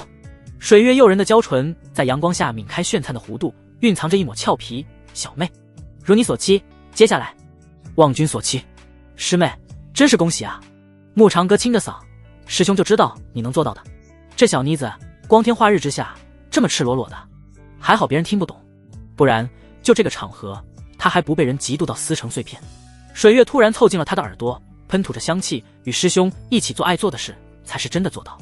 小妮子，你可真会迷死人不偿命啊！这怎么突破法相之后，自己越看他越容易沦陷了呢？等等，水月的气运值竟然从10万涨到了15万，系统，这是怎么回事？慕长歌问道。虽然由化神迈入法相是极其难以度过的一道坎儿，可他的气运值不应该上涨这么多才是。以慕长歌自己的估计，上涨到12万就已经差不多了。定，宿主与水月以情丝绕建立羁绊，对方由此气运值得到增幅，并觉醒冰火双系法相，玄鸟形态象征涅槃重生。慕长歌听明白了，水月并非只是突破了修为，还因为情丝绕的缘故，自身潜力同样得到了增幅。那是慕长老。终于有弟子认出水月身旁的那位老人，貌似就是他们碧霄宫中出了名的闲散长老。他们眼里那位完美到无可挑剔，已然渡劫飞升了的前任圣主云清离的道侣，这位可是他们心目中的楷模，碧霄宫第一软饭王。只有金丹境的修为，却靠着前任圣主的帮持，硬生生将寿元延长了几百年，活到了如今的1000多岁。寿元堪比元婴境修士，圣主就算了，听闻那是早年就相识，怎么水月仙子看向这位慕长老的眼神也带着一丝非比寻常？否则在场那么多人，他为何第一眼看到的就是这位慕长老？至于其他人，都选择了忽略。前辈他真的来了。外门弟子中，林婉儿一双美眸中露出欣喜之意。他是为了自己才走出桃林，前来他们外门弟子考核试炼大会，自己可要拿到这次大比的第一，让他看看他这闭关了1个月所取得的成果。可水月仙子又是怎么回事？怎么看他与慕前辈之间似乎耐人寻味呢？总不能是他也喜欢慕前辈吧？这怎么可能？水月可是破天封的首座啊，又是个封首座中第一个突破法相境的人，他拿什么跟人家抗争？靠凶残吗？他好像没有水月的凶残。怎么办？慕前辈，人家所有的努力都是为了让你多看我一眼，你可不能让其他人给勾了去。定，恭喜宿主攻略气运之女林婉儿，攻略进度 90%， 获得气运值返还3000点。恭喜宿主获得额外奖励灵虚绝残卷，等级玄阶极品，适用灵虚之体。慕长歌心念一动，这才看到林婉儿正在悄悄打量着他。卧槽，这丫头果然身具大气运，1个月不见他就成长到了筑基5阶，气运值也到了3万，哪怕有他给的丹药作为辅助，这也开挂了好吧。当年的他不知吃了多少丹药，通通浪费了而已。慕长歌回过神，给他竖起大拇指以示鼓励。林婉儿羞涩到低下头，水月却在慕长歌腰间拧了一把，附耳道：师兄，外门那个小丫头有我好看吗？慕长歌转头望去，对上的却是一道泛着红芒的眼睛。师妹说笑了，他哪及得上你1/1000？他擦了擦额头上的汗，女人怎么全都一个样？这没和水月怎么样呢？看都不能看别人一眼了，况且他跟林婉儿那小丫头只是正常的交流。慕长歌心里叫苦不迭，云清离在的时候一并如此，但凡他多看别人一眼，那就做好几天出不来房间的准备，直到压榨完最后一滴价值。为了自己的气运值，他只有牺牲自己的色相了，谁让他老当益壮，魅力不减当年的水月轻哼一声，师兄当初就是这么哄骗青离师姐的。不过他那小手却是已经松开，若非顾忌多人在场，又时不时有目光看向他这里，他非要将慕长歌狠狠地据为己有。总之今晚他逃不掉，吸管就是男人的弱点，看他如何以阵法收拾他，不把他抽个干净，枉费他母胎单身了这么多年。哼哼，慕长歌看着水月，时而勾起红唇，时而展露出些许羞涩，不禁面露疑惑，又下意识打了个寒战。系统可能检测到他在想什么，他在心中问道：什么是骗啊？要不要说这么难听？他那叫从心，以及些许作假的实话。林婉儿输给水月的不是容貌，而是那种还未发展起来的韵味。定，检测到水月情绪，醋意30%，期待 50%， 报复心理 20%。建议提前兑换金刚不坏肾宝丸。什么鬼？牧长歌满头黑线。随后，天剑锋首座雷烈以及他的3名弟子来到了试炼广场。雷烈快步向前，大笑着拱手：“师妹，恭喜你突破修为啊，着实令为兄汗颜。”众人诧异的是，面对雷烈的热情，水月只是淡淡的点了点头，与对待牧长歌的态度截然相反。越来越多的外门弟子感到了惊奇，倒是有些外门长老忍不住摇头苦笑。可以小瞧牧长歌的修为，但绝对不能忽视他的为人，尤其是在女人方面，这位可是堪称人生赢家。尤其是冷清霜、白芷以及陆婉莹这3位天剑锋的弟子，各自对牧长歌正重植了一礼，并热情地打着招呼，更看呆了所有人。冷清霜，人如其名，出了名的冰山女人。不说他们这些外门弟子，就是门中众多长老，谁又见过她那发自内心的笑容？一时间，众人忍不住再次对牧长歌投去好奇的目光。又是一道流光落下，不是苏晨瑜还能是谁？牧前辈，我来了。他刚一来到牧长歌身旁，就笑盈盈地挽住了他的胳膊。前辈，1个月不见了，晨瑜好想您啊。此刻那些弟子只感觉大脑宕机，这位苏师姐平日里可是最敬重他师尊水月，这怎么见了水月不打招呼，反而与牧长老这般亲近？这一幕看得陆婉莹咬牙切齿。他只是被师父禁足了1个月，可就是这1个月，又有其他人打上牧前辈的主意了。要不是他师父雷烈以及其他人在场，他绝对会扑上去给苏晨瑜好看。反正有大师姐和二师姐在这儿，他们3人联手，再加上从牧前辈那里学来的丹道、阵法之类的，就算对方是破天锋大弟子，也绝无可能是他们的对手。他可是通过牧前辈那本炼丹手册炼制出一种可以短时间内提升战力的丹药，安全无副作用。嗨嗨，牧长歌感受着手臂上的柔软触感，故作严肃地清了清嗓：“晨瑜啊，这么多人看着呢，老夫不想成为众矢之的啊。”这丫头1个月不见，似乎又发育了几分，就是不知那玄重变身诀，她修炼的怎么样了？牧长歌迫不及待地想要看她展示2块大胸肌了。他老脸渐渐泛红，笑容逐渐变。噗嗤，苏晨瑜娇笑一声。水月在一旁眯起眼睛，指尖不知何时凝出一枚冰晶。晨瑜，不以为师见礼，你倒是先问候起我师兄来了。师尊恕罪。苏晨瑜这才反应过来，连忙松开牧长歌，吐了吐舌头：“弟子这不是。”太师，想念牧前辈了吗？他冲着水月眨了眨眼，凑近耳边：“师尊，人家这是在帮您宣示主权呢。”水月俏脸微红，轻哼一声，没再计较。这幅画面落在众弟子眼里，更是惊掉下巴。素闻向来严厉的水月首座，居然对徒弟这般纵容，传言果然不可信。拜入破天锋，一定要拜入破天锋。谁能拒绝一个仙子般的师尊呢？修为提升什么的不重要，重要的是可以赏花赏月赏师尊。这心情好了，大大的有助于修行。人群中自始至终还有一道不曾移开过目光的眼睛，沈碧瑶。他在牧长歌的丹药以及所赠功法之下闭关了1个月，修为大进，有极大的把握夺得这次大比的头筹。而后林婉儿与他相视一眼，眼底深处各自战意斐然，能作为他们对手的就只有彼此。无论谁得到第1名，都不会影响他们之间的情谊。没有林婉儿的指引，他沈碧瑶就见不到牧前辈这位曾经的救命恩人，也没有他的今天，更不用说站在这试炼广场之上。林婉儿也想看看，向来以真心待他的这位碧瑶师姐，如今修为进展到了哪一步。肃静！一道清冷的声音响彻全场。众人循声望去，只见高台之上，新任圣主叶灵犀不知何时已然现身。他一袭白衣胜雪，眉宇间一点朱砂，周身散发着来自法相巅峰的威压。是圣主？圣主不是在闭关吗？怎么亲自来观看外门考核了？天啊，圣主来了，待会可要好好表现，争取成为圣主的弟子。众所周知，叶灵犀与云清离一般，一心只沉浸于修行。若非他这位前任圣主飞升，叶灵犀莫说接任圣主之位，就是担任长老，也只是想挂个名，不过问实事。丁，检测到气运之女，宿主是否攻略？姓名：叶灵犀，身份：碧霄宫圣主，修为：法相境巅峰，气运值10万，可攻略。性格：清冷孤高，执着坚韧，因常年闭关不谙世事，对人情世故极其单纯，极度崇拜师姐云清离。体质：九窍玲珑体，修炼速度极快，但每突破大境界需特殊契机。备注：以下为攻略建议： 1. 以云清离修炼心得为切入点，为与云清离坐而论道是他最大遗憾。2. 在其突破洞虚境时提供关键帮助，需宿主破其虚洞。3. 利用水月步摇胜于情丝绕，建立辅助修炼羁绊，需水月同意共享道侣权限。牧长哥看着系统面板，差点被口水呛到。这系统是嫌他死得不够快，当代圣主也让他这般攻略。更离谱的是第3条建议，让水月同意共享道侣。他方才不过是与灵婉儿打了个招呼，就差点被拧死。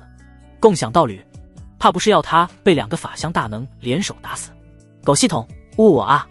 外门考核，现在开始。叶灵犀清冷的声音打断了牧长哥的胡思乱想。随着他玉手轻挥，擂台从地面升起，各峰长老入座评委席，一边观战，一边挑选心仪弟子。3日后，外门考核进入了尾声，场中仅剩3人。第一场，灵婉儿对战沈碧瑶。随着一声令下，2道倩影同时跃上擂台。灵婉儿手持清风长剑，剑身泛着淡淡寒光；沈碧瑶则是双手掐诀，周身环绕着玄阴之气。2人的较量也是众人心中期望已久的决战。自考核开始之日起，只有他们2个的表现最好。碧瑶师姐，请赐教。灵婉儿抱拳行礼，眼中战意盎然。沈碧瑶微微一笑，指尖凝聚出一朵冰莲。婉儿师妹，不必留手。开始。刹那间，剑光与冰莲碰撞，爆发出刺目光芒。灵婉儿身形如电，剑招凌厉，每一剑都带着破空之声。沈碧瑶如谪仙般飘然闪避，冰莲在她周身绽放，将剑气尽数化解。好！雷烈拍案而起，这灵婉儿剑法精妙，何该入我天剑锋？雷师弟此言差矣。观战席上站起一位鹤发童颜的老者，他身披紫金道袍，腰间挂着一枚古朴的青铜药鼎，正是碧霄宫丹峰首座药尘子。剑法好，就非得去天剑锋？药尘子捋着雪白长须，笑眯眯地说道：“这丫头剑招中隐含丹火之气，分明是炼丹的好苗子。看见没？这剑气中融合了真火的特性。”他袖袍一挥，指着灵婉身上流转的淡金色纹路：“若入我丹峰，不出10年，必成炼丹宗师。”药老头，雷烈顿时黑了脸：“你丹峰弟子连剑都拿不稳，别误人子弟。”药尘子不慌不乱地从袖子中掏出一个玉瓶：“林丫头，若入我门下，这瓶9转凝金丹就是拜师礼。”全场哗然。只要不是资质太过平庸，9转凝金丹可是能助修士植入金丹的极品丹药，期间根本不存在瓶颈可言。但凡努力一点，突破起来如同做了火箭。整个碧霄宫的库存不超过10克。切，不就是丹药吗？谁不会是的？雷烈冷哼一声：“我天剑锋也有炼丹师，婉莹，给你药师伯展示一下。养徒1000日，用徒1时。”他都没想到，让这丫头跟随牧长哥学炼丹这种无用的东西，会在此刻派上了用场。要陈子双目一眯，可笑，他雷烈都不通丹道，门下弟子岂会这门技法？是师傅。陆婉莹也知道扬眉吐气，并未目前被争光的时候到了。他拿出2枚丹药递了过去：“药师伯，婉莹惭愧，仅仅刚入门，这是我炼制的玄冰丹，还有您方才说的9转凝金丹。”药尘子原本漫不经心的表情，在接过丹药的瞬间凝固了。他先捏起那枚玄冰丹，指尖灵光闪烁，老眼渐渐瞪大。3成药力。在拿起那枚9转凝金丹时，他的手竟然微微发抖，竟真有1成药效。全场死寂。跟随药尘子前来的丹峰弟子听闻呼喊，张大了嘴巴。他们苦修10年，都未必能炼成3成药力的玄冰丹，更不用说9转凝金丹这种高阶丹药。造成这种丹药库存不多的原因，一是药尘子懂得饥饿营销，物以稀为贵，如此他这位丹峰峰主才能在宗门内永远占据一席之位。其次，这种丹药的确很难炼制，所需灵草又无比稀缺。可如今天剑峰内的一个小丫头就炼制出了这样的丹药，尽管只有1成药效，也足够他震撼了。不可能！药尘子猛地抬头：“你师父对丹道一窍不通，如何能够培养出你这样的弟子？”“我师父是不太行。”雷烈闻言，一个趔趄，差点栽倒，脸上的得意紧跟着不见。要不是这丫头给他争了脸，他都忍不住送他飞回天剑锋了。陆婉莹突然伸手向评委席一指，狡黠的笑了笑：“但是目前备行啊，这都是他教我的，我只是跟前被学了点皮毛而已。”唰，所有目光聚焦到正在喝茶的牧长哥身上。噗！牧长哥一口茶水喷了出来。这小丫头想干什么？就这么把他给出卖了，以后还怎么低调，还怎么制造出其不意？他可不想自己的桃林被人给踏破了啊，那样他就没有舒服日子能过了，还怎么做他的闲散长老？气运之女有多少来多少，他是无所谓，反正能攻略他们气运值。但能有多少气运之女？倘若来一堆男弟子、白胡子老头什么的，他怎么敢忍？师兄，你还懂炼丹？水月一脸诧异，虽然他早就觉得自己这师兄无所不能，可没想到深藏不露到了这般地步。这个，穆长歌擦着嘴角，狠狠瞪了眼陆婉莹，而后笑道：“师妹，我哪懂什么炼丹啊，都是师尊给我的秘籍，我见婉莹那丫头喜欢，就送给她罢了。”水月投过质疑的眼神。这时苏晨瑜凑到他耳边：“师尊，我觉得前辈不但懂，还很精通。我修为突破，就是吃了他给的糕点，而且连破2级呢。”水月美眸中闪过一丝惊疑，看去时发现果然如苏晨瑜所说那般，连破2级。元婴7阶巅峰只差临门一脚就迈入8阶的层次。水月当即笑弯了美眸，给穆长歌传音道：“师兄兄就知道你最棒了，你是不是看在我的面子上才如此疼爱陈瑜的？”穆长歌起了全身的鸡皮疙瘩，撒娇的女人最要命。苏晨瑜看他投来警告的眼神后，却是捂着小嘴偷笑。药尘子的耳朵一直在竖着，以他化神10阶的修为，哪怕苏晨瑜刚才声音不大，在他有心之下也听了去，内心震撼不已。他笃定那绝对不是普通的糕点，而是以灵丹妙药制造出来的，否则绝无可能接连提升2阶修为。到底是什么的灵丹有这等奇效？难道是早已失传的乾元造化金丹？这小子竟然有如此本事！药尘子认识他800年，都没见他摸过丹炉，又或者真的是自己想多了，那丹药只是妙音仙子赐给他的。卧槽！他忽然察觉到穆长歌的修为突破到金丹5阶了。妙音不愧是太上长老，碧霄宫中屈指可数的顶尖大能强者。这家当，谁看了不流口水？穆师兄，你当真不懂炼丹？圣主叶灵犀一脸狐疑，刚才的对话他同样听到了。他卡在法相巅峰多年，碧霄宫的各种灵丹妙药用了不少，就是无法助他突破瓶颈。叶灵犀与药尘子想到了一处去，那就是乾元造化金丹使然，才让苏晨瑜连破2境。穆长歌刚想否认，就见叶灵犀指尖轻点，虚空中浮现出一段影像，正是他当年在后山偷考叶灵犀灵宠的画面。那控火手法分明是顶级丹修才有的水准，画面中还伴随着穆长歌的声音：“红烧鸡翅，我喜欢吃。”叶灵犀每每看到自己养了300年的9灵火凤被穆长歌当成了山鸡，内心就忍不住抓狂。要不是当时云清离给了他许多赔偿，他都提剑杀过去了。穆长歌脸色一僵，这么久远的事了，叶灵犀还记得。女人果然记仇，那时的他可不懂炼丹，就是嘴馋，而且修为无法精进，就一不小心在控火方面取得了点小成就。再说现在的重点，不应该是看林婉与沈碧瑶之间的比试吗？大家快看，2位师妹要分出胜负了。冷清霜及时为穆长歌解围，看到他回以善意的一笑，他又羞涩到低下了头。场中伴随着灵力波动，一道倩影就此跌落，气息紊乱了几分。沈碧瑶的长剑正指着林婉：“师妹，承让了，若非有穆前辈为我炼制的这把流云剑，你我胜负难料。”穆长歌不等松上一口气，心里又咯噔了声。不是，刚才那一茬好不容易蒙混过去了，你又来添什么乱？且慢！神气风手作杨铁心，一道箭步冲向擂台，死死盯着沈碧瑶手中的长剑。这是玄级极品灵兵。杨铁从沈碧瑶手中拿过流云剑观摩过后，面露吃惊之色。开什么玩笑？这把剑的锻造手法居然是天宫9段。什么是天宫9段？高台上雷烈皱眉问道。他这位穆师兄可真是越来越让人看不透了。先是那神秘莫测的迷阵，让他这个化神大能接连吃瘪，后来又是丹道，如今他还会炼气，且让痴迷于炼气之道的杨铁心在一众弟子们面前不顾自身身份大呼小叫。以杨铁心的炼气造诣，只是炼制出一把玄级灵兵，不足以令他动容。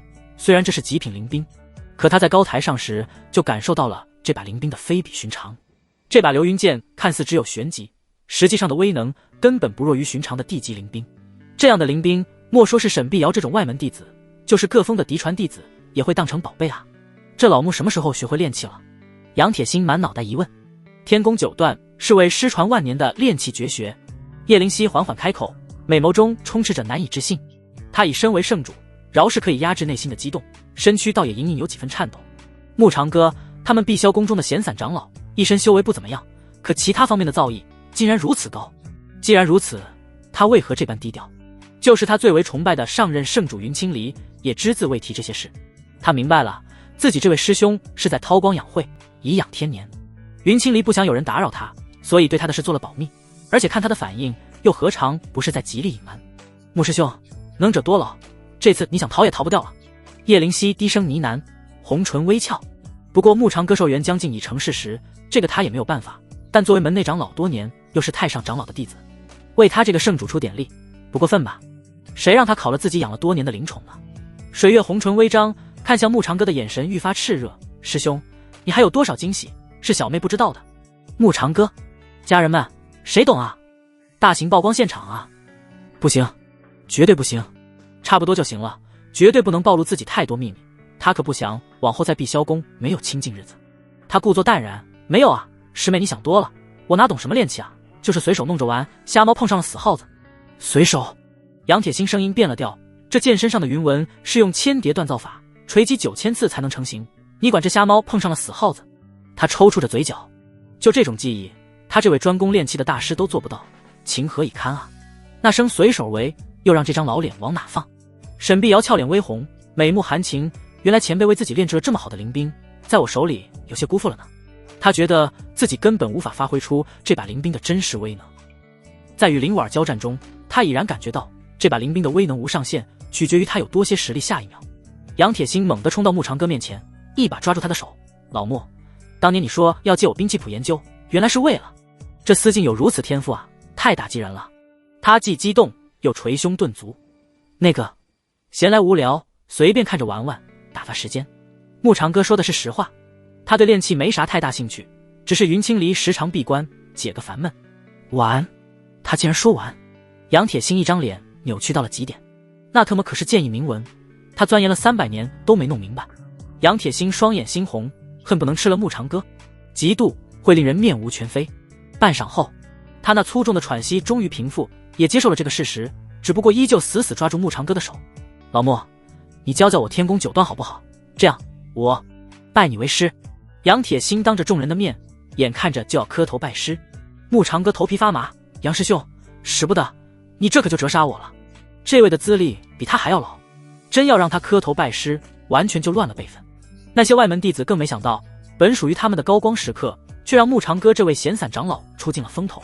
坐在高台上的雷烈笑眯了眼，连杨铁心这样的顽固都能做到这一步，那他在桃林里吃的亏，还能算丢脸吗？完全不是，那是牧师兄的阵法造诣出神入化，无人可破。随后他悄悄看了眼水月，也不知这女人当日是真没能看出阵法的痕迹，还是故意要给他个教训。水月感受到他的目光，只是瞥过去一道眼神，雷烈打了个寒战，似有冰霜之意将他笼罩。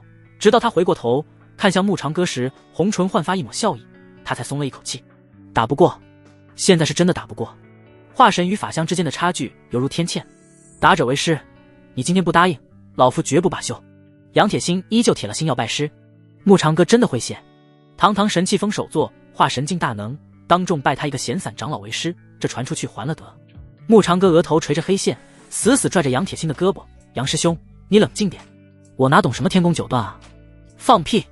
杨铁心胡子在颤抖，这剑上的云纹流转，分明是传说中的千锤百炼手法，没有100年苦功根本练不出来。冷清霜与陆婉莹看着牧长哥一边擦着汗，一边还要想理由搪塞过去，各自忍不住掩嘴一笑。牧前辈真是太低调了，遇上各个领域的行家，想瞒都瞒不住了。就在他们想要开口为牧长哥解围，他脑海里响起了系统的声音：叮！恭喜宿主攻略气运之女白芷，攻略进度90%，获得气运值返还2000点。恭喜宿主获得额外奖励天眼阵体属性50%。这一瞬间，牧长哥就感觉自己在阵法之道的领悟上，比之先前更加得心应手。再看白芷看向他的眼神，泛起了迷离的光芒。不是，这丫头怎么在这个时候被攻略了？她是真没想着去攻略啊！杨师兄，水月自座位上起身，他迈动着2条修长美腿，将他扶了起来，盈盈浅笑：时候不早了，还有一场比试呢，有什么事不妨等考核结束再说。杨铁心只能暂且作罢。外门考核最后一场，由沈碧瑶对战赵无极。高台上声音一落，赵无极紧跟着上了擂台。沈碧瑶望着对方的眼神，丝毫不敢大意。这个赵无极他听说过，与灵婉一样，都是3年前来到的碧霄宫，平日里不显山不露水。他之前的每一场的比试，也几乎都是以险胜收场。可此人却给了他一种极其危险的感觉。但无论如何，他都要夺得头筹，绝不能给牧前辈丢脸。赵师弟，请。师姐请。赵无极嘴角流露出一抹阴毒之色，却不知高台上早有一道目光将他锁定。叶灵犀指尖在扶手上轻轻敲击，眼底闪过一丝寒芒。就在方才，他腰间悬挂的玄天剑魔镜突然传来一丝颤动。这面由云清离留下的至宝，绝不会无缘无故示警。他看了眼牧长哥，发现他的目光比他还要早些锁定在了赵无极身上。有意思。叶灵犀嘴角微翘，倒是有意看下是否如自己猜测的那般？似是受到牧长歌的影响，坐在他身旁的水月，那双美目同样盯紧了赵无极。1个月前的阵法破损，再加上牧长歌为他准备了修补阵法所用的星辰砂，不难让他想到了些什么。如今正是到了验证的时候，倘若如他所料，那他这个师兄才是真正的深不可测了。什么金丹镜，不过是迷惑他人的秘法，以此做出的伪装。甚至水月内心深处有种直觉，或许以他法相境的修为，都不一定打得赢牧长歌。擂台上，赵无极动了，他手执一柄漆黑长刀，泛着森冷寒光，刀身上缠绕着若有若无的煞气。赵无极嘴角微扬，师姐，请赐教。沈碧瑶神色凝重，手中流云剑轻颤，剑锋流转着淡金色的云纹。他身影陡然消失原地，眨眼间与赵无极交锋数十个回合。台上，赵无极身形如鬼魅，刀势凌厉直击要害，时而如狂风骤雨，时而如毒蛇吐信。好强！林婉儿美眸微微收缩，似是没想到这个和他一同入门的弟子有这等实力，难怪他能进入最终的决赛。可他并不认为这人是沈碧瑶的对手，只因他手中有流云剑在。前辈也真是的，怎么能那么偏心吗？他若是有一把玄级灵兵，与沈碧瑶那一战未必会输。牧长歌感受到他那幽怨的眼神，独自清了清嗓，给他传音道：稍后结束来桃林。霎时，林婉儿一双美眸亮了起来，有些期待前辈这次给他准备了什么。那一表感激，他今晚就住在桃林了，也好报答前辈。叮！恭喜宿主攻略气运之女林婉儿，攻略进度100%，获得气运值返还33000点。恭喜宿主获得额外奖励，灵虚肢体属性加成100%。牧长歌眼前一亮，他在这个小丫头身上真的是收获满满啊！至于那体质加成，他也摸清了其中的含义，也就是说，来自不同的气运之女，她们各自的体质都能加持在她身上。这种奖励无疑是逆天的。他积累的气运值也到了102400。轰！随着一声嗡鸣，擂台上刀芒与剑气相撞，爆发出刺目的光芒。沈碧瑶被震退了数步。好快的刀！台下有外门弟子惊呼。赵无极乘胜追击，他的刀势一层快过一层，叠起数不尽的虚影，隐约有黑雾缭绕。沈师姐，你不是我的对手。赵无极嘴里发出怪异的笑声，他刀势骤然一变，刀锋上血光暴涨，一道猩红刀芒横斩而出，直逼沈碧瑶咽喉。不好！台下有人惊呼。沈碧瑶瞳孔微缩，身形急退，流云剑横挡在身前。还没结束，他手中长剑绽放开璀璨金光，剑身上的云纹如同活了过来，化作一道道金色剑气环绕周身。林婉儿见他挡下了那一招，不由得松了一口气。这个赵无极真是太可恶了，招招阴险毒辣，而且用的也不是碧霄宫的功法。也不知道他入门前是来自哪里的散修，又是如何学到了这门阴毒的刀法。此时，沈碧瑶看了眼台上的牧长歌，望着他正看着自己，他俏脸微微红润，继而催动灵力。这一战无论如何他都不能输，他要让牧前辈看到自己跟过去大不相同了，已是有了自保的能力。若是连这外门考核都无法夺得第一，日后还怎么？沈碧瑶脑补了下今后与牧长歌相守桃林的温馨画面，牵引归一。他摒除杂念，化作数十道残影，每一道全部持剑刺向赵无极。赵无极脸色一变，挥动手中长刀，刀光如幕。然而，枪枪枪，剑影如雨，他的刀势被彻底压制，手臂被剑气划出了数道血痕，身形逼迫到连连后退。什么？赵无极瞳孔骤然收缩。最后一剑，沈碧瑶真身倒映在他瞳孔深处，那柄长剑直击他的胸口。他仓促横刀抵挡，咔嚓，刀断了。流云剑的剑尖抵在他喉咙处，只需再近1寸就能取他性命。赵师弟，承让了。沈碧瑶淡笑着开口。全场寂静，林婉儿翘起了红唇。果然，他赢了。他们两个谁都没有给穆前辈丢脸。可惜上一战碰到了碧瑶师姐，不然就算输，还能拿个第2名。好！高台上，雷烈拍手叫绝，笑声爽朗。这丫头剑术非凡，何该入我天剑锋？他得意地瞥了眼药尘子，看这老东西还跟不跟他抢徒弟？总不能这2个丫头都有炼丹天赋，却是不想这次是水月。哼，剑术非凡就该入你天剑锋。他红唇扬着笑，看在雷烈眼里反而有一股凉意。以这丫头的剑道造诣，何须用你这个师傅？碧瑶应当入我门下，剑阵双修。莫非师兄要跟我抢弟子？望着水月眯缝的美眸，刚梗起脖子的雷烈如同泄了气的皮球，讪笑道：哪能啊，能被师妹你看中，这丫头实属有幸。啊呸！雷烈腹诽不断，水月这个疯女人，母胎单身这么多年，谁娶了她谁倒霉啊！长歌师兄太有远见了，难怪他当初毫不犹豫地选择了云青离作为道侣。人家不仅成了圣主，还很温柔，乃像水月似的，动不动就起个漩涡之阵，把人打成流星。现在突破了法相境，再起个阵法，他可能会被卷成尘埃了，绝对不能硬杠。他眼眸一转，凑向了木长歌：“师兄啊，我看这丫头一直在看你，可是跟你有些交情。从对待他弟子的态度，以及他与木长歌相识至今来看，自己这位师兄是个爱才之人。见到这般出色的弟子，入他天剑锋是最合适的。只要有他开口，就算水月强硬，也不敢反驳木长歌。这就叫喜欢一个人，等同于有了软肋。何止有交情，碧瑶能取得这般成果，可多亏了师兄调教呢。”水月斜睨了眼雷烈，那只白皙的小手偷偷伸到木长歌肋下，轻轻一拧：“是不是啊，师兄？”他的美眸眯缝成一道缝隙。水月意外的是，木长歌对于他的举动视若无睹，依旧紧锁着眉头盯着下方。擂台上变故突起，去死吧！沈碧瑶收剑转身的刹那，赵无极低垂的脸上浮现出狰狞的笑，他袖中寒光一闪，3寸长的短刃化作幽光，直取沈碧瑶身后。师姐小心！林婉失声尖叫。高台上，木长歌指尖微不可察的一颤，但比他更快的是始终锁定战局的叶灵犀。他玉指轻抬，一道金色屏障在沈碧瑶身后成型。叮！短刃在屏障上发出清脆声响。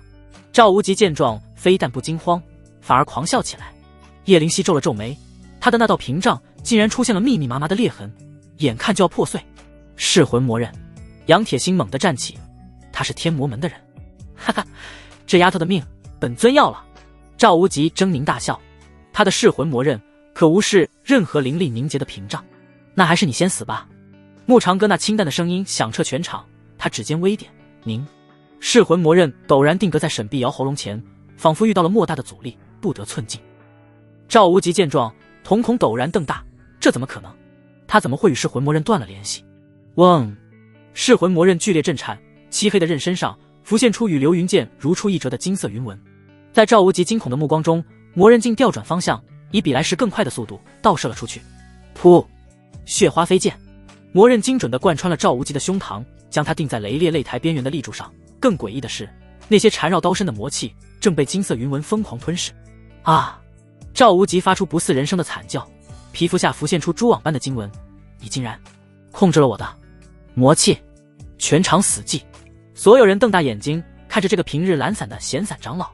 方才那一手以彼之道还施彼身，分明是传说中气心通明的境界。那是连神气风手作杨铁心远远触及不到的炼气之高境。杨铁心嘴巴发颤，装！他倒要看看木长歌这个老东西怎么继续装糊涂。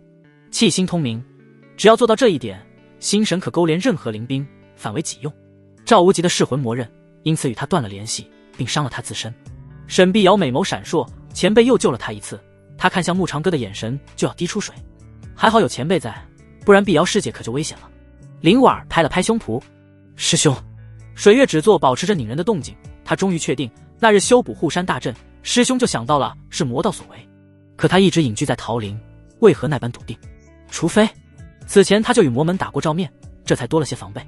可恶的天魔门竟然又一次渗入了他们碧霄宫，这次是赵无极，那么上次是谁？师兄又可曾受过伤？水月看向他的眼眸，掩饰不住担忧。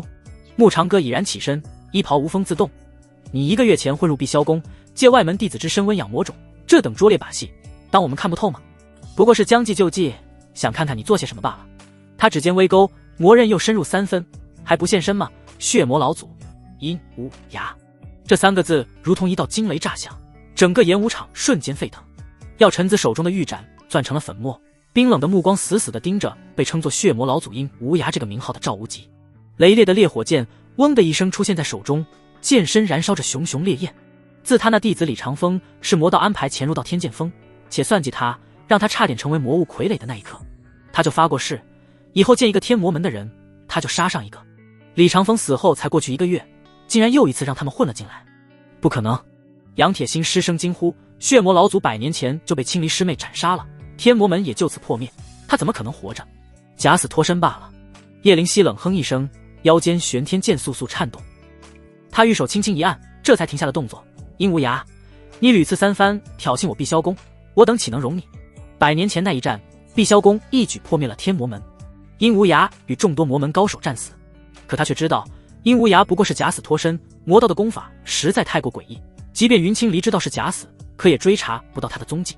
碧霄宫又在暗中追查了多年，直到毫无收获，近日来这才暂且作罢。没想到对方竟敢挑衅上门，哈哈，就凭你们这些废物！赵无极冷眼扫过全场，看向高台上的每一个人。本尊原本是想借助这次外门大比，从而进入你们某座山峰继续潜入，可不需要了。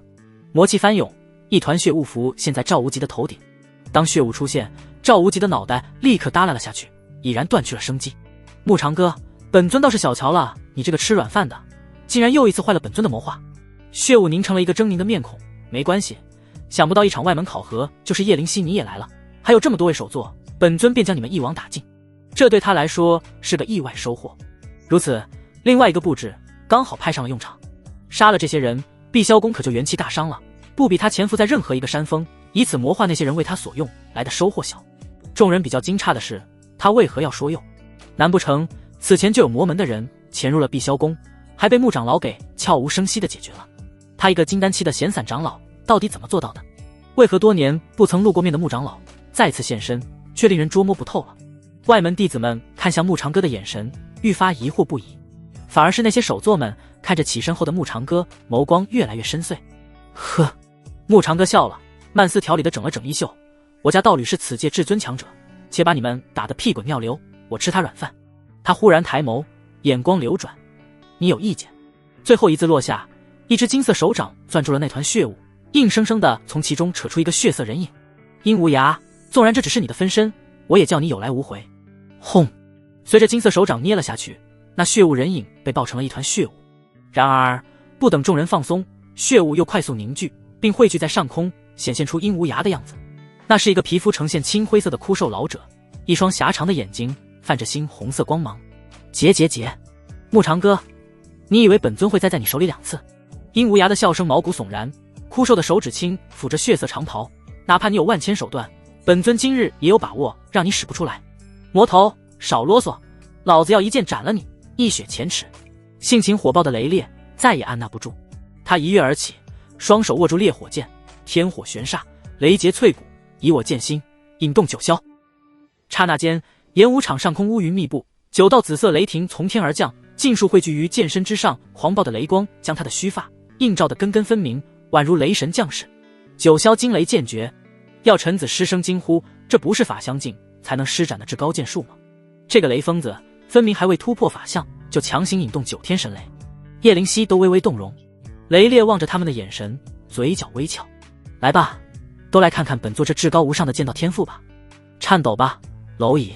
他将目光锁定了殷无涯的那道分身，是要将其一击覆灭在这雷光之内。那么他雷烈就会成为全场最靓的仔，也不怕林婉跟沈碧瑶那2个丫头不拜他为师。谁让他那位穆师兄出尽了风头，这回该轮到他了。他已经看到2个小丫头求着拜他为师的场景了。紧跟着雷烈悍然劈出这一剑，却只有一阵风刮过。老子的雷呢？雷烈茫然地眨了眨眼，他的剑势为何平白无故地散去了？噗！这便是你们的至高剑术。殷无涯捧腹大笑，是想笑死本尊吗？你不对，有古怪。水月及时阻止雷烈，雷师兄快回来，此地已为阵法覆盖。随着水月察觉到异样，整片场地瞬间被一座巨型的阵法所笼罩，并传来殷无涯那阴森的笑声。他也终于明白，魔道潜入碧霄宫最大的依仗便是这座阵法。哈哈，到底是破天峰的首座，可惜你们发现的太晚了。殷无涯的笑声在阵法中回荡，整座广场被一层血色光幕笼罩，无数道暗红色的阵纹从自地面浮现，如同血管般蠕动，爬满整个空间。不好！叶灵犀脸色骤变，他尝试运转灵力，却发现体内灵力如同凝固的铅块。水月同样面色凝重，他指尖刚凝聚的一缕冰霜之力，转眼间就被阵法抽离。更可怕的是，他能清晰地感觉到自己的灵力正被阵法强行抽取，顺着那些血色阵纹流向某个未知所在。水月抬头，他们灵力的汇聚点正是阵法高空处的那块灵晶，那里势必是阵法的阵眼所在。只有摧毁了那块血色灵晶，他们才能破掉阵法，再度恢复自由。可要做到，绝对没有那么简单。扑通！那些修为弱的外门弟子已经跪倒在地，面色惨白如纸。他们的灵力被疯狂抽取，甚至连站着的力气跟着迅速流失。这是什么邪阵？雷烈将烈火剑插在地上支撑着身体，他额头青筋暴露，豆大的汗珠不断滚落。阴无涯的身影在阵法上方缓缓浮现，他彻底散去血雾状态，凝成一具凝实的魔躯。感受到绝望了吗？阴无涯张开双臂，陶醉地深吸一口气。这就是你们苦苦修炼的灵力，多么纯净的能量啊！牧长歌站在原地未动，但眉头已经深深皱起。他能感觉到一股无形的威压，犹如泰山般压在每个人身上，呼吸变得异常困难。师兄，水月艰难地挪到牧长歌身边，这阵法再抽取我们的灵力，为阴无涯的分身塑造道躯，以他们的灵力为引塑造出来的躯体，将来的成就绝对不在阴无涯本体之下，那才是真正可怕的。无妨，不要慌。牧长歌抬头看着阵法上方的那块血红色晶石，毁了阵眼，这阵法自然也就破了。哈哈，牧长歌，你以为你能做到吗？阴无涯怪笑刺耳，他身形一闪，隔着阵法与他相望。这枚血煞灵晶虽防御不强，可也要金丹修为才能击破。而现在呢？他猩红的眼眸扫过众人。叶圣主，法相境修为被压制到筑基的滋味如何？他桀桀怪笑着，指了下叶灵犀，又看向勉强站立的水月，戏谑道：“还有你，水月仙子。至于其他几位首座。”阴无涯勾唇一笑，连站都站不稳了吧？最后，他目光落在牧长歌身上，嘴角咧到耳朵根。牧长歌，区金丹期，哦不，现在连炼气期都不到了吧？阴无涯仰天大笑，本尊倒要看看你们这群蝼蚁如何破我这血煞风灵大阵。前辈，您快想想办法。林婉儿艰难地喘着粗气，众人这才发现，似乎好像只有他没有受到阵法的影响，那苍老的身躯依旧屹立的笔直。阴无涯自然也发现了这点，但是无所谓，妙音的弟子，再加上之前的交手，这厮身上有秘宝护身并不意外，只是这般要想破了他的阵法，依旧痴心妄想。前辈，冷清霜、陆婉莹、白芷、沈碧瑶以及其他人不约而同地看向了牧长歌。虽然在场的很多人并不认为牧长歌有办法，奈何这位老人又是他们唯一的指望。倒是苏晨瑜娇喝一声：“破你这肮脏的阵法，何须用到前辈出手？”他周身突然爆发出耀眼的金光，只见他双臂交叉胸前，娇躯在金光中迅速膨胀，原本纤细的身形顷刻间化作一尊9尺高的女武神，饱满的胸肌几乎撑破了衣襟，粗壮的手臂上青筋暴起，手中不知何时多了一柄丈余长的狼牙棒，正是牧长歌为他炼制的那把千钧。这是什么功法？众多首座一脸惊骇，又同时看向水月。水月眸子中蕴含着一丝骇然，他岂能感知不到这门体修秘术的厉害？随后他又看了眼副手力，风轻云淡背对他的牧长歌，大致猜到了自己这徒儿从哪得来的体修秘术。此秘术配合苏晨瑜的玄重之体，等同于老虎有了翅膀。好大的胸肌！牧长歌眼角的余光瞥着苏晨瑜，鼻孔好一阵火热。只要是个正常男人，就忍不住想冲过去感受一下。水月仙尊坐下大弟子苏晨瑜前来破阵，他声如洪钟，双腿微屈，地面顿时皲裂，魔头吃我一棒！轰！苏晨瑜如炮弹般冲天而起，狼牙棒抡出半月弧光，带着恐怖的破空声砸向血色灵晶，数十道血刃从阵法中射出，叮叮叮，血刃斩在苏晨瑜的防御气罩上，发出金铁交鸣之声，连道划痕都没留下。晨瑜师姐，好强！白芷面露骇然，他从未听说过破天风有这样的体修秘术，难道是？不知为何，他下意识觉得是牧前辈所为，只有他拥有常人难以想象的秘术。冷清霜目不转睛地看着，暗中捏紧了粉拳，似是感受到了压力。同样是首座大弟子，同等的修为，他没有任何把握能够打赢苏晨瑜。高空上，苏晨瑜去势不减，猛地挥舞手里的狼牙棒，重重地砸在了那块血煞灵晶上，大阵摇晃，众人脚下不稳，除却几位首座和牧长歌之外，大部分弟子摔倒在地。沈碧瑶和林婉儿也不例外，他们匍匐在地，巨大的威压让他们站不起来。冷清霜连同白芷和陆婉莹各自保持着半跪之姿，咬紧了银牙，苦苦支撑着。轰！伴随着耀眼的光芒随之消逝，灵晶表面泛起诡异的波纹，苏晨瑜的那股力量尽数被反弹了回来。他瞳孔骤缩，那9尺高的身躯如同断了线的风筝，撞在了阵法边缘的血色光幕上，一口鲜血从他口中喷出，变身状态为此解除，恢复了娇小的身形，手里的狼牙棒跟着变回原样，掉在了地上。晨瑜，水月迈动艰难的步子走过去将他扶了起来。苏晨瑜苦笑着摇头：“师尊，牧前辈，弟子让你们失望了，没事就好。”水月的笑无比柔和，他的弟子能做到这一步，已经超越了在场的许多人。哼，本尊的阵法岂是你这么个小娃娃能破的？殷无涯的狂笑响彻全场。本尊劝你们不要做无谓的挣扎，就是妙音来了，他也只能依靠自身强横的实力破了这阵法。可惜啊，阵法一破，你们必受波及，谁都活不了。就是这外门必然会被夷为平地。这就是他阵法的高明之处，将阵眼设在阵法之内，困在其中的人，哪怕知道那是阵眼，也无力破阵。倘若从外破阵，那便只能依靠蛮力，阵中之人亦是难有活路。反正他只是个分身，即便被妙音杀了，可能换毕萧公这么多条性命，还有当任圣主在内，怎么都不亏，是吗？牧长歌一把扯掉外袍，露出白皙光滑的上身。可我不信。呀，你这是干嘛？水月看着他那一身健壮的身材，捂住了小脸，又悄悄打开了指缝，透过缝隙就那么肆无忌惮地打量着，只是那张俏脸愈发火热，又不由得暗自感慨，不愧是他看上的男人，就是上了年纪也那么的有魅力。师尊，好看吗？苏晨瑜悄悄凑到他耳边，好看就多看会儿，过了这个村就没有这个店了，再想看就只能你们两个回房间。他话还没说完，就被水月揪住了耳朵，望着自家师尊那凶煞的眼神。他吐了吐舌，用眼神暗示他去看看别人。水月看到他身后的几个女孩，只有冷清霜扭过了脑袋，想看又不敢去看。白芷则捂着小嘴儿，眼神却很诚实。至于陆婉莹，差点流了口水。林婉哪怕被威压迫到直不起身子，还不忘暗自感叹，目前被比起1个月前看着更强壮了。而后他又像是想到了什么，整张小脸遍布着云霞。唯一正常的也就是沈碧瑶了，她捂着整张脸，只有一个眼睛透过指缝在偷瞄着，一颗心脏犹如小鹿乱撞。这就是前辈吗？太强壮了。这万一就是有可能的话，他能招架住吗？牧长歌可没空理会他们想什么。老年养生宫第一式，老当益壮。他双臂交叉，摆开马步，在众人惊骇的目光中，那略有干瘦的身躯如气球般膨胀，转眼化作一个身高2米的肌肉猛男。又见他浑身肌肉虬结，古铜色的皮肤泛着金属光泽，花白的胡子随风飘扬，活脱脱一个仙风道骨的肌肉老神仙。这是……杨铁心瞪大了眼睛，什么功法？他很是惊骇，难道这功法是牧长歌传授给的苏晨瑜？可苏晨瑜是玄重之体，能够习得这部法门，他并不觉得惊奇。但牧长歌是个修炼废柴啊，他怎么做到的？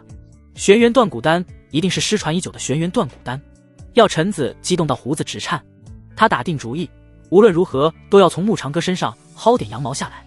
唉，药尘子不由得悔恨，他怎么没早点想到呢？这老东西可是妙音仙子的徒弟，就算自身天赋有限，手里的宝贝那也少不了。再看林婉儿与沈碧瑶，还有天剑锋那几个丫头，也包括那个苏晨瑜，每一个都与牧长歌之间的关系非比寻常，这绝不可能瞒过他的眼睛。他要是早点能想到这层，一早就派出自己的弟子，又岂会让别人捷足先登？不对，牧师兄这是单纯的炼体法门。雷烈看出了这门功法与苏晨瑜那门功法存在的差异。苏晨瑜的炼体法门多少还需要催动灵力，灵力越强威力也就越大，牧长歌的这套法门却毫无灵力气息，似乎只是肉身强度。叶灵犀同样看了出来，他红唇微抿，自己这位牧师兄真是给了他太多的惊喜。那个林婉和沈碧瑶，他偶尔听人提起过，一个卡在炼气9阶3年无法突破，一个碍于玄阴体质修为进展缓慢。时隔1个月，这2个女孩反而成了外门最出色的弟子。不可能！殷无涯率先反应了过来，对着牧长歌怒吼：“你明明是废物，如何修的这般高明的炼体法门？怎么老年人就不能健身了？”牧长歌露出2排闪亮的白牙，他双腿微曲，整个人弹射而起，这一拳叫做夕阳无限好。嗖！牧长歌身影原地消失，只留下一道残影。所有人屏住了呼吸，能不能破除这座大阵，就在他这一拳了。下一刻，他出现在了血色灵晶前，右拳带着刺目的金光重重轰出，清脆的破裂声响彻全场，血色灵晶表面被砸出一个拳印，蛛网般的裂痕随之蔓延，大阵剧烈震颤，血色光幕如同玻璃片片碎裂。不！殷无涯厉声嘶吼，这不可能，我的血煞风灵大阵怎么会被破？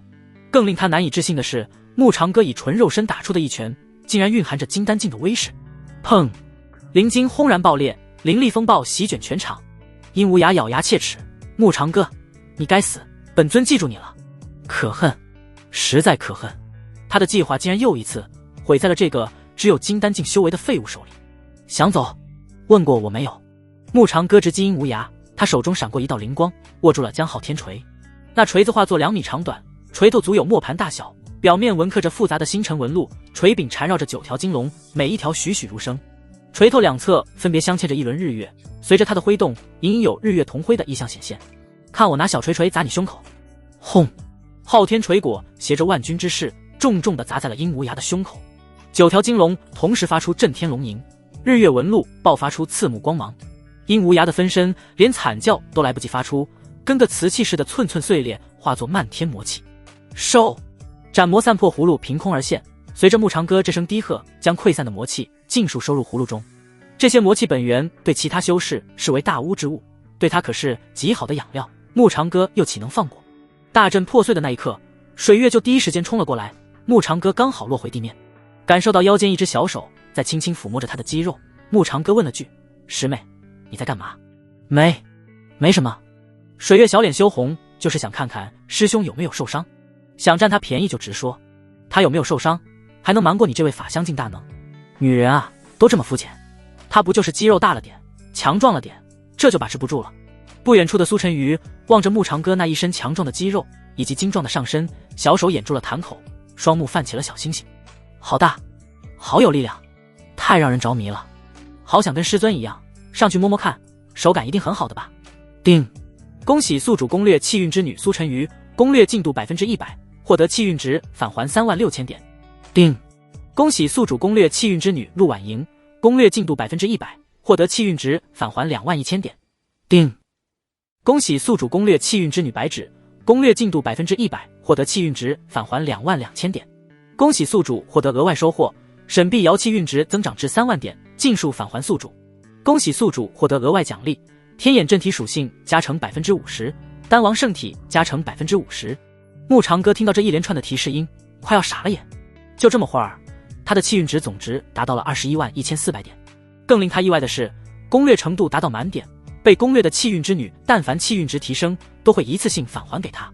这太牛批了，不愧是攻略返还系统，一路躺平一路赢，别人拼死拼活，不如他撩妹一笑。只是他每攻略一个气运之女，系统给他对方的体质加成有什么用？随后系统给出了解释，体质加成到满格就可融合于自身体质。系统要如何将他们的体质加成到100%？牧长歌若有所思。叮！攻心为下，攻身为上。牧长歌听明白了，难怪只有林婉儿的是100%之。可这系统把他当成什么人了？他是那种人吗？牧长歌正气凛然，目光不自觉地扫过在场的几位气运之女。水月正含情脉脉地看着他，苏晨瑜满眼崇拜，林婉儿羞红着脸偷瞄，沈碧瑶欲语还休。牧长歌轻咳一声，收敛了全身肌肉，默默地穿上衣袍。诸位，魔幻已除，看情况是碧瑶和婉儿这两个丫头获得了第1和第2名，只需宣布结果就好。他讪笑着看向一脸震惊的几名首座，既然如此，那我就……师兄，且慢。叶灵溪走了过来，意味深长地看了他一眼。牧师兄，今日之事，你是不是该给我们一个解释？什么解释？牧长歌清了清嗓，叶师妹，你们千万不要多想，老夫只是个闲散长老，不善斗战，今日之事纯属巧合，就这样，我先走了。站住！叶灵溪玉手一挥，一道金色光幕拦住了牧长歌的去路。他美眸微眯，师兄以为凭这几句话能糊弄过去？牧长歌脚步一顿，转身露出尴尬而不失礼貌的微笑。师妹这是何意？他摊了摊手，难不成做师兄的还能扯谎不成？我真的不擅长斗战，也真的都是巧合，是你们想太多了。是我们想得多，还是你隐瞒的太多？杨铁心大步向前，胡子气得直翘。你一个金丹修士，能随意施展气星通明，能随手驾驭地级极品灵兵，还能用出那炼体秘术，信这老登的话，除非见了鬼。方才牧长歌手握昊天锤那一幕，可把他们给看傻了眼。虽说地阶极品灵兵，他们各封的手作人手一样，可要完全发挥其威势，必然要有化神期的修为。牧长歌这个老东西，看着是金丹期，那一锤子的威势要多凶悍就有多凶悍。巧合，都是巧合。牧长歌继续卖弄着糊涂，什么七星通明，什么地阶极品灵兵，我都不知道啊，我不过是随手捡了个锤头而已。还有那什么炼体诀，那是小灵儿飞升之后送给我的老年人养生功，用来保养的，你们可千万别想太多。他维持着脸上的憨笑，看似人畜无害，与方才的高大威猛形象截然不同。药尘子凑了过来，眼中金光闪烁，那你炼制的丹药给陈鱼侄女连破2阶修为也是巧合了。牧师兄，老实交代吧，你到底隐瞒了我们多少？雷烈看热闹不嫌事大，跟着凑了过来。难怪他老是被木长哥打飞，看来不仅仅是阵法的事，还有这老登本身的实力深不可测。木长哥站在中央，看了眼众人的架势，画风变得极具漫画风格。叶灵犀居高临下的俯视他，法相镜微压，化作实质的金色光环。杨铁心如一座铁塔处在左边，炼气宗师的气势让周围的空气变得灼热。药尘子右边捋着胡子，周身漂浮着10几个药瓶，每个瓶口冒着可疑的绿色烟雾。雷烈在后面抱着烈火剑，剑身上的雷光噼啪作响。最绝的是水月，他明明身材娇小，却踩着由寒冰凝结的高跟鞋，硬是比木长哥高出一个头，手里还晃悠着一条不知何时摸出来的捆仙索。木长哥的 Q 版形象在中间缩成一小团，额头挂着3滴冷汗。师兄，是你自己老实交代，还是……叶灵犀笑容甜美的吓人，还是由我们帮你回忆回忆。木长哥给了他太大的惊喜，简直就是碧霄宫的全能型人才。他甚至觉得云清离担任圣主时给木长哥寻找各种灵丹妙药，就是用来蒙骗他们的。不然的话，他那么高傲的一个女人，凭什么看上一个只有金丹期的废物？就算有各种灵丹妙药，他又怎么做到将寿元延长到与元阴镜一样长？根据他的猜想，也只有这般，木长哥既能享受非同寻常的待遇，又能过着世外桃源的生活，他可真滋润啊！叶灵犀嫉妒到咬牙切齿，他这圣主之位简直不想做了，就想跟木长哥那样每天对着风景感悟大道，说不定他就能突破到洞虚境了。这老邓今天不把他底裤扒干净，他就别想溜。望着叶灵犀双手抱胸以及嘴角上的笑，木长哥咽了咽口水。师尊，您怎么来了？突然他抬头看天，众人齐刷刷望去，只感觉到几只乌鸦在头顶飞过。等他们低下头，地上只留下一个替身木偶，上面贴着一张字条：闭关勿扰，有事烧纸。不好，让他给跑了。雷烈气的一剑破碎了木偶，此时却有一道流光冲天而起。木长哥，你给老娘站住！水月的娇喝声响彻全场。圣主，师兄这边交给我就是。那道流光眨眼间消失在众人眼前。至于水月此前的凶煞，自然是故意做给他们看的。如此，他既有正当理由在众目睽睽之下随木长哥去桃林，还能避免其他人跟过去打扰。尤其想到今晚他与木长哥的那个约定，水月既羞涩又难以按捺心中的兴奋。母胎单身了那么多年，终于能吃到荤腥了。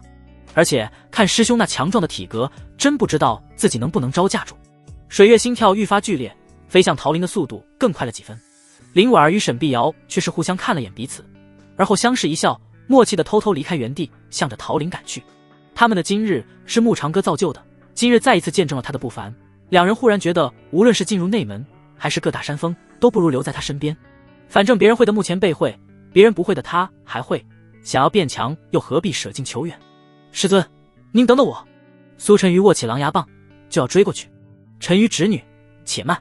杨铁心将他拦住，看出他手里那件灵兵的不凡，惊叹道：你这是玄级极品灵兵，还是进阶型法宝？哪来的？进阶型就意味着这件宝物的等级还可以提升。以他常年练气的眼力，不难看出，此等灵兵进阶到地阶极品，乃是轻而易举之事。这秘宝又可大可小，还可以随意调配重量，分明是为这丫头量身打造。苏晨瑜错愕了一下，又看着众多审视的眼睛，憨笑道：目前辈不让我说。不让你说什么？杨铁心挑着眼角问道。不让我说是他为我炼制的。苏晨瑜丢下一句，直了个弟子里，赶忙顿起流光。众人一头凌乱，还是要陈子先反应了过来。林婉儿那丫头呢？我要收她为徒，继承我的衣钵，将来还要将丹峰首座之位传给她。药陈子心中打着盘算，收了林婉儿为徒，他就能与木长哥的联系更近了一步。到时他还怕得不到失传已久的丹方吗？就算得不到也没关系，林婉儿会就行，将来谁还敢瞧不起他们丹峰？我看沈碧瑶那丫头与我有缘，就拜入我门下，随我去神气峰。杨铁心笑呵呵地捋着胡须，我这一脉后继有人了。药陈子能看出的是，他怎么会看不出来？可以说收了这2个弟子，其中的任何一人都是最大的赢家。放屁！雷烈一声冷哼，不惜当众爆了粗口。此2人都为剑道天才，入你们门下，岂不是平白浪费了天资？雷师弟，依你之见呢？2人眯缝起眸子，各自准备着一言不合就出手。老子全都要！雷烈一声暴喝，周身雷光暴涨，轰隆！一道紫色雷霆从天而降，将3人之间的地面劈出丈许深的沟壑。雷烈须发皆张，宛如雷神降世。他霸气的声音传遍全场：今日这2个徒弟，谁都别跟老子抢，否则老子的烈火剑可不认人。雷疯子，我等怕你不成？药陈子挑眉面露冷笑，袖中飞出12枚金光灿烂的丹药，在空中组成玄奥阵型，老夫的金丹岂是吃素的？来啊，正好试试老夫新练的焚天锤。杨铁心更为直接，他手中那把通体赤红的巨锤轰然砸地，整个场地一阵摇晃。眼看3位首座就要大打出手，叶灵犀指尖轻点，一道金色屏幕将3人隔开。好啊，都很好，那就当着众弟子的面展示一下你们的本事，也省了魔道千方百计的想拿下我们。他挑着柳眉，不怒自威，冷眼瞧了下愣在原地的几人，打？怎么不打了？都给我往死里打，打不死不许给我回去。圣主，我们不是这个意思。杨铁心赶忙收了焚天锤。3人这才发现演武场上数百名外门弟子正目瞪口呆地望着他们，最前排的几个弟子甚至掏出留影石记录这个画面。震惊，3大首座位争徒弟竟要当众大打出手，场面一度十分尴尬。不过那留影石在雷烈一个眼神下却是轰然破碎，吓得那几个弟子浑身发抖。他们刚才也是一时兴起，平日又哪见过这种场面。圣主，魔道屡次挑衅，这次若非穆师兄，我们险些遭了算计，绝不能再放过他们。雷烈收起烈火剑，神色凝重的抱拳道：我这就带人彻查全宗，定要将魔道余孽一网打尽。接连好几次他都在魔道手里吃了瘪，心情是无比的憋屈，可就是想发泄也无可奈何。天魔门早已被云清里打散，哪怕碧霄宫派人调查了那么多年，仍是未找到他们的藏身之地。如此他们就只能被迫采取防守，这让雷烈感到更加憋屈，恨不能直接找到魔门驻地与他们厮杀一场。药尘子跟着急忙表态，老夫这就开炉炼制剑魔丹，分发给各封弟子。神器封上下即刻开始炼制破魔法器。杨铁心拍着胸脯保证，天魔门以人参为血食，待寻到魔门踪迹，定要将他们一网打尽，以此捍卫我正道之威。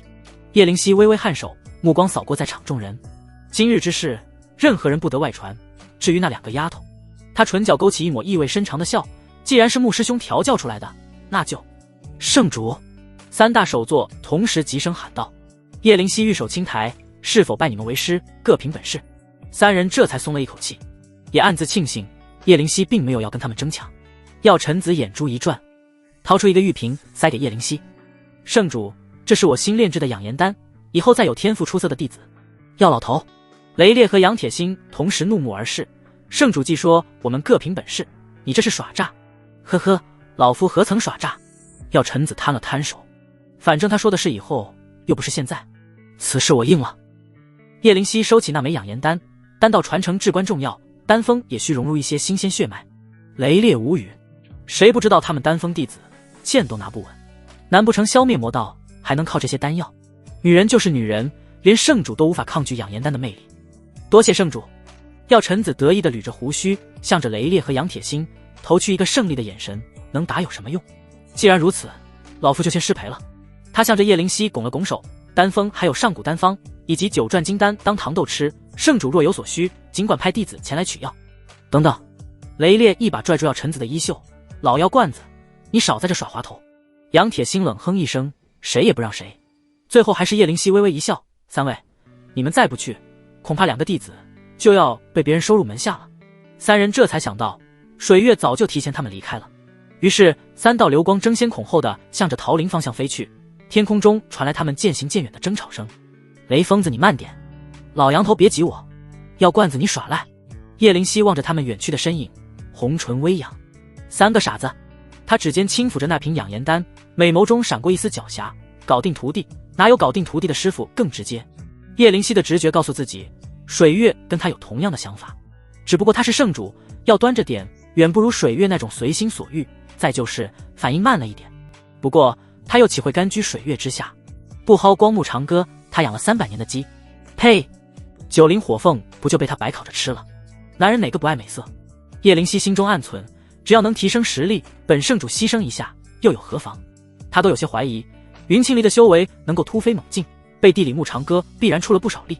随后叶灵犀取出一枚传讯玉简，指尖轻点，写道：师兄，今夜子时后山温泉见，关于魔道之事需单独商议。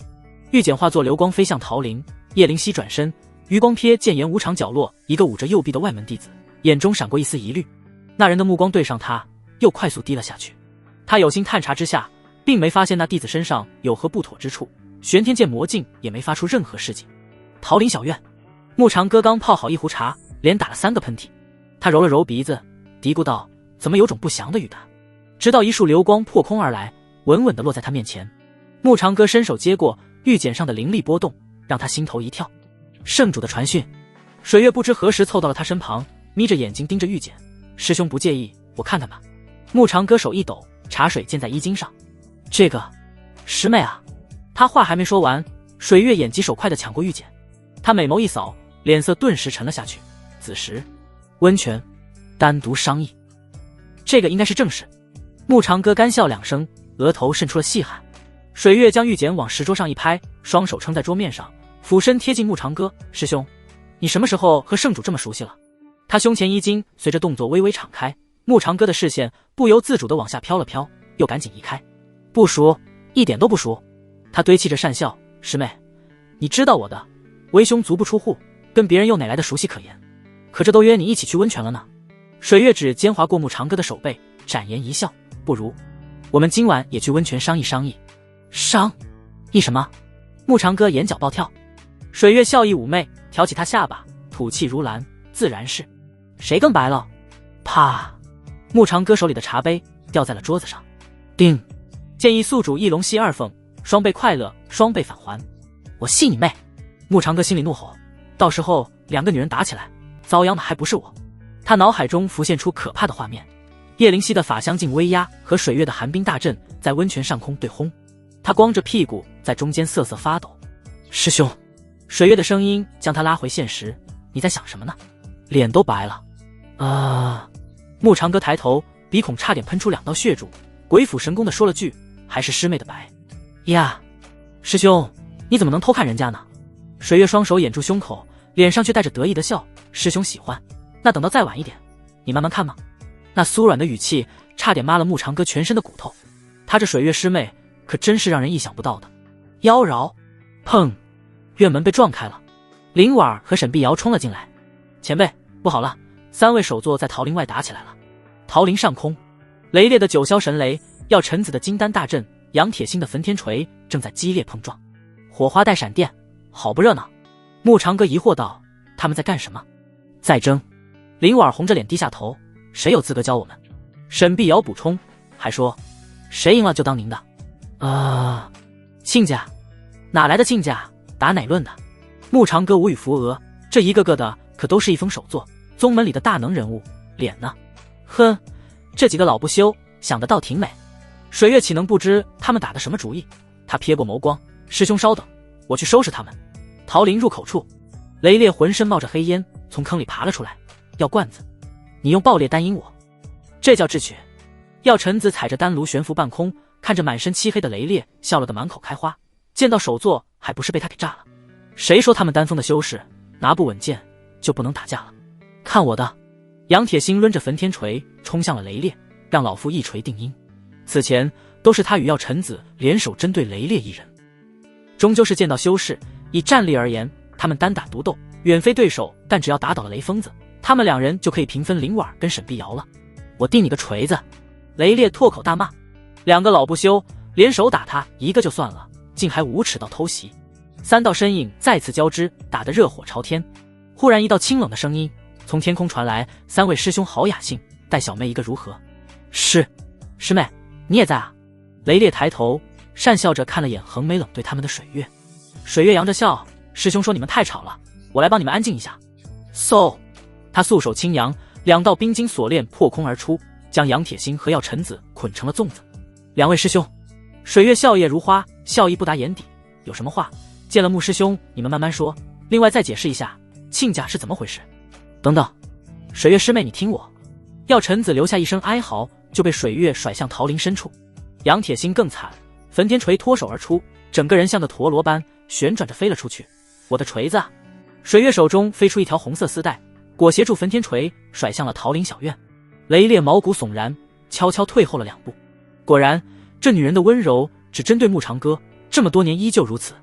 那个师妹，我突然想起天剑锋还有事。雷师兄，一道冰墙拦住雷烈的去路。水月甜笑：来都来了，何必急着走？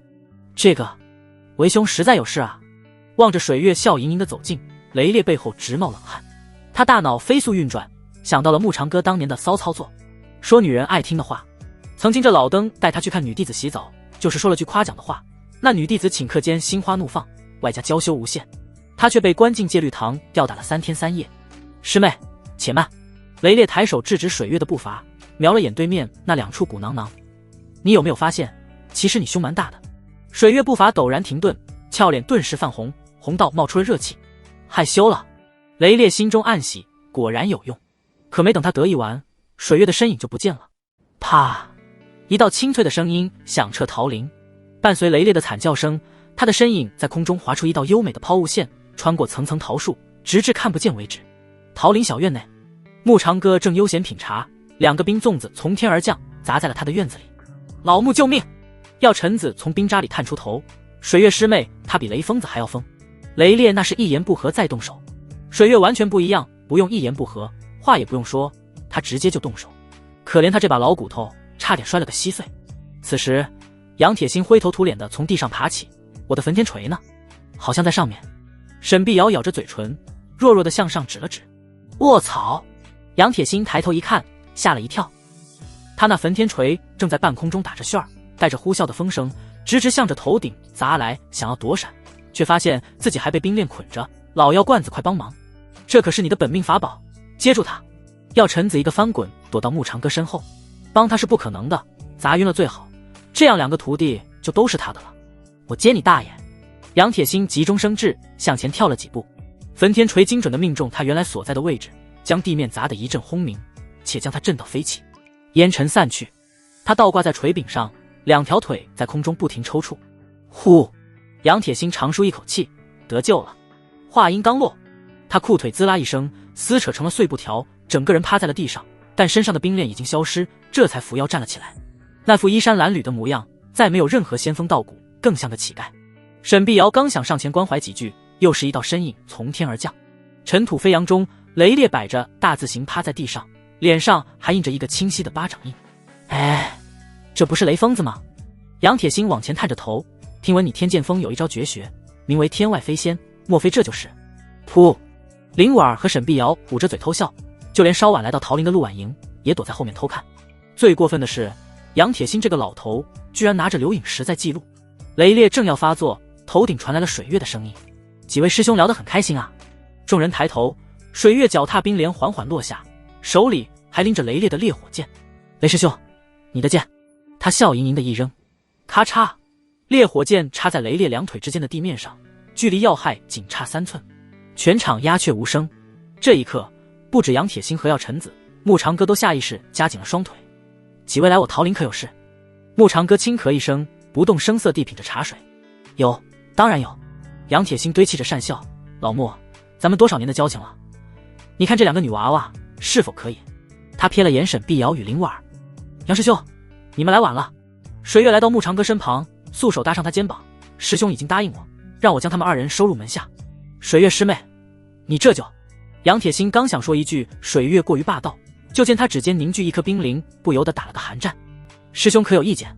他就是有意见，也得保留啊，毕竟还是老命要紧。药尘子悄悄往门口挪，那个老夫丹炉还烧着火。2人离去后，雷烈拔出烈火剑，眼神凶煞。穆师兄，你必须让我收一个为徒，不然我可就不客气了。哦，穆长歌挑了挑眉，你想怎么个不客气法？扑通，雷烈跪扑在地，一把抱住穆长歌大腿。求你了师兄，让我收林婉儿为徒。你看这丫头，那眼睛，那身段，不是，我是说剑骨天成。林婉儿俏脸涨得通红，羞得直往沈碧瑶身后躲。这位天剑锋的手作，倒如传言那般，怎么看怎么不靠谱。他暗自哼了声，真的是瞎说什么大实话。沈碧瑶捂嘴偷笑，一双美眸在穆长歌和雷烈之间来回打量。穆长歌被雷烈的举措弄得哭笑不得，他抽了抽自己的腿，你这有话好好说，师兄不答应我就不起来。雷烈抱得更紧了，天剑锋30年没收过好苗子了，再这样下去我引颈自裁算了。师兄你忍心吗？雷师兄，你这般作态就不怕弟子们笑话？水月看得眼角直抽搐。怕什么？雷烈头颅一昂，扭过去对林婉道：丫头，你若拜我为师，我就把9天玄女剑谱传给你，那可是地阶功法。沈碧瑶她自然是想要的，但她可不敢跟水月这个疯女人去争，退而求其次何尝不是个选择。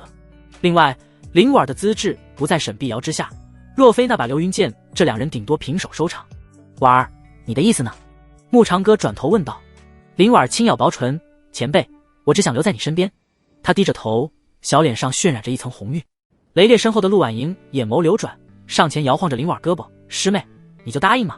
得阶功法啊，我们大师姐修炼的才是玄级上品呢。这林婉没反应过来，这个陆师姐怎么对她这么热情了？陆婉莹露着狡黠的笑，她这叫一箭双雕，既能在雷烈面前讨她欢心，又能让林婉进入天剑峰后成为他们自己人。这样不管穆前辈喜欢谁，最终都逃不出他们的手掌心。除非水月这样的法相境大能以及圣主要跟他们抢人，显然那不可能。谁让他们一个是首座，一个是圣主，都是有身份的人，谁会放下脸面强求穆前辈呢？不过雷烈之后的承诺还是让他低估了自家师傅收徒的决心。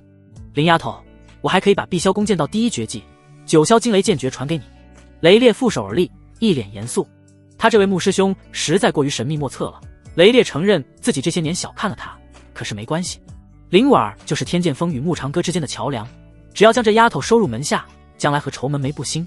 何况他那大弟子冷清霜与二弟子白芷，还有小弟子陆婉莹，都与穆长歌关系不错。如今再来个林婉，天剑峰可就彻底绑死了这位师兄，将来门下弟子若有人犯了错，也好多个撑腰的。听到雷烈的承诺，不只是林婉，就连水月都微微动容。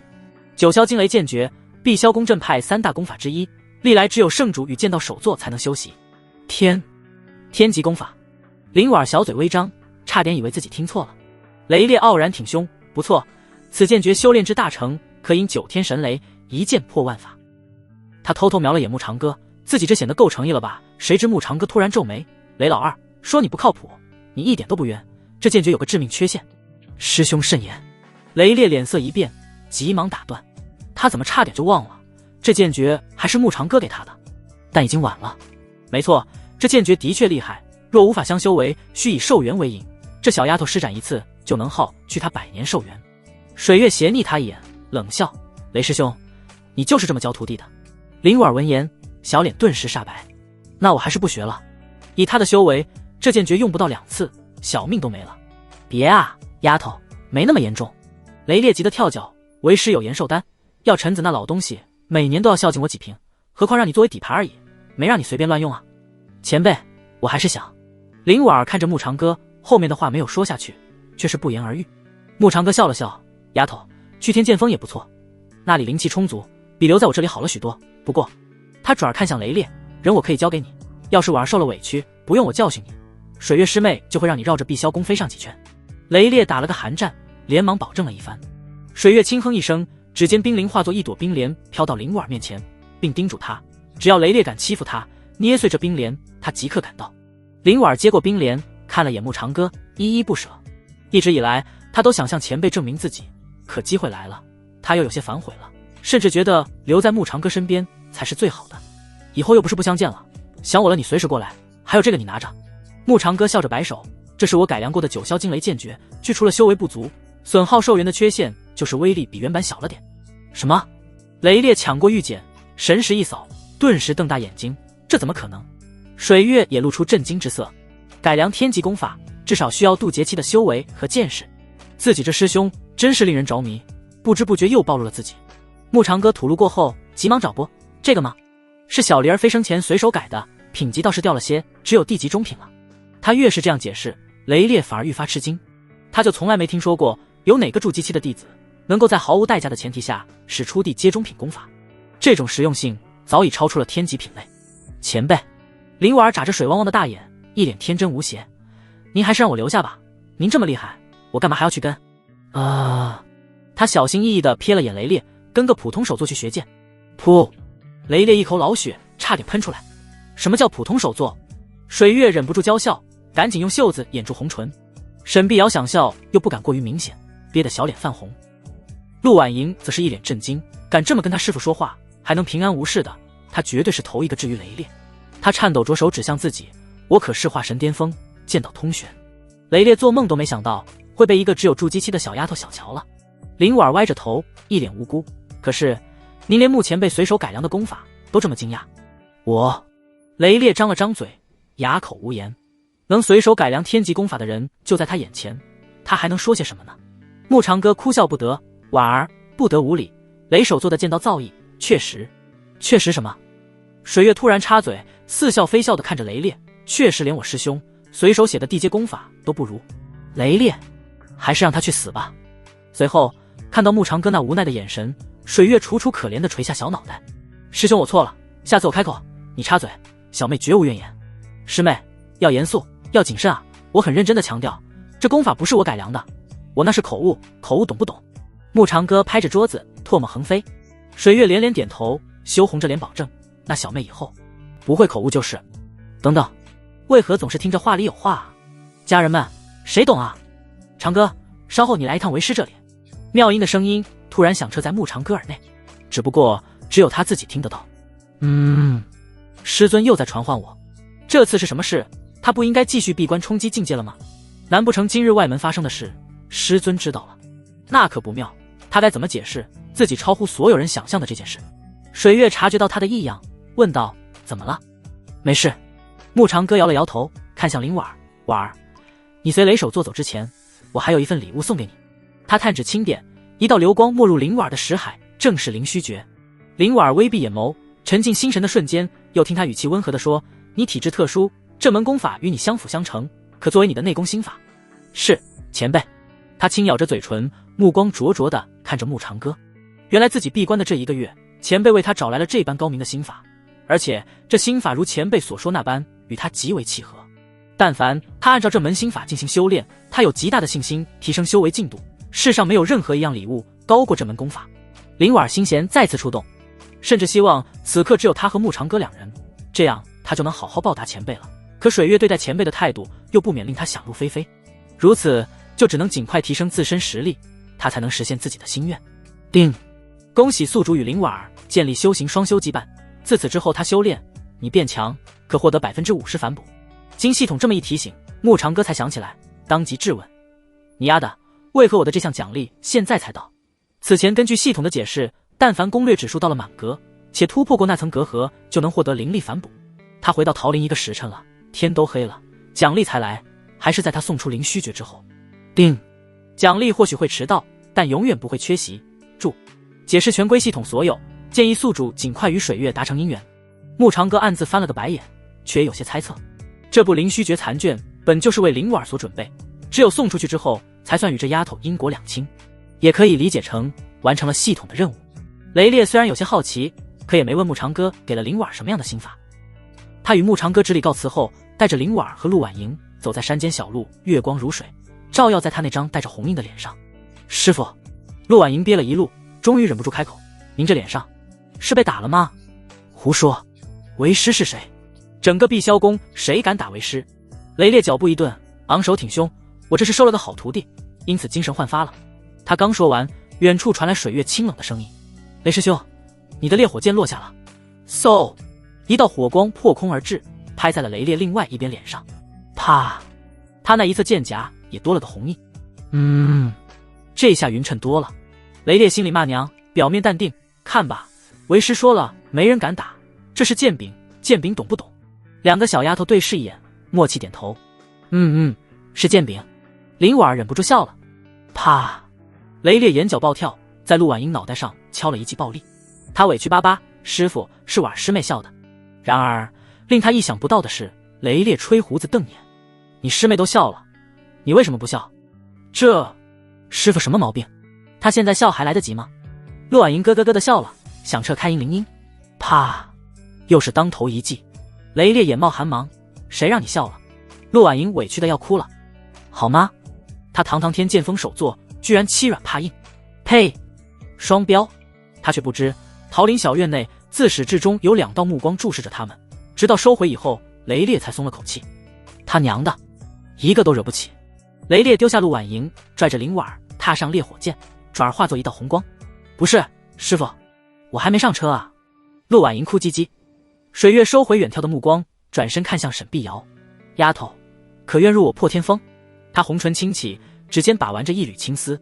沈碧瑶微微一怔，随即恭敬行礼：先别急着回答。水月轻笑着打断他：我破天锋是剑阵双修，可不像天剑锋那般粗鲁。他玉手轻挥，9柄冰晶小剑在空中结成玄奥阵形，剑为骨，阵为魂。你若拜我为师。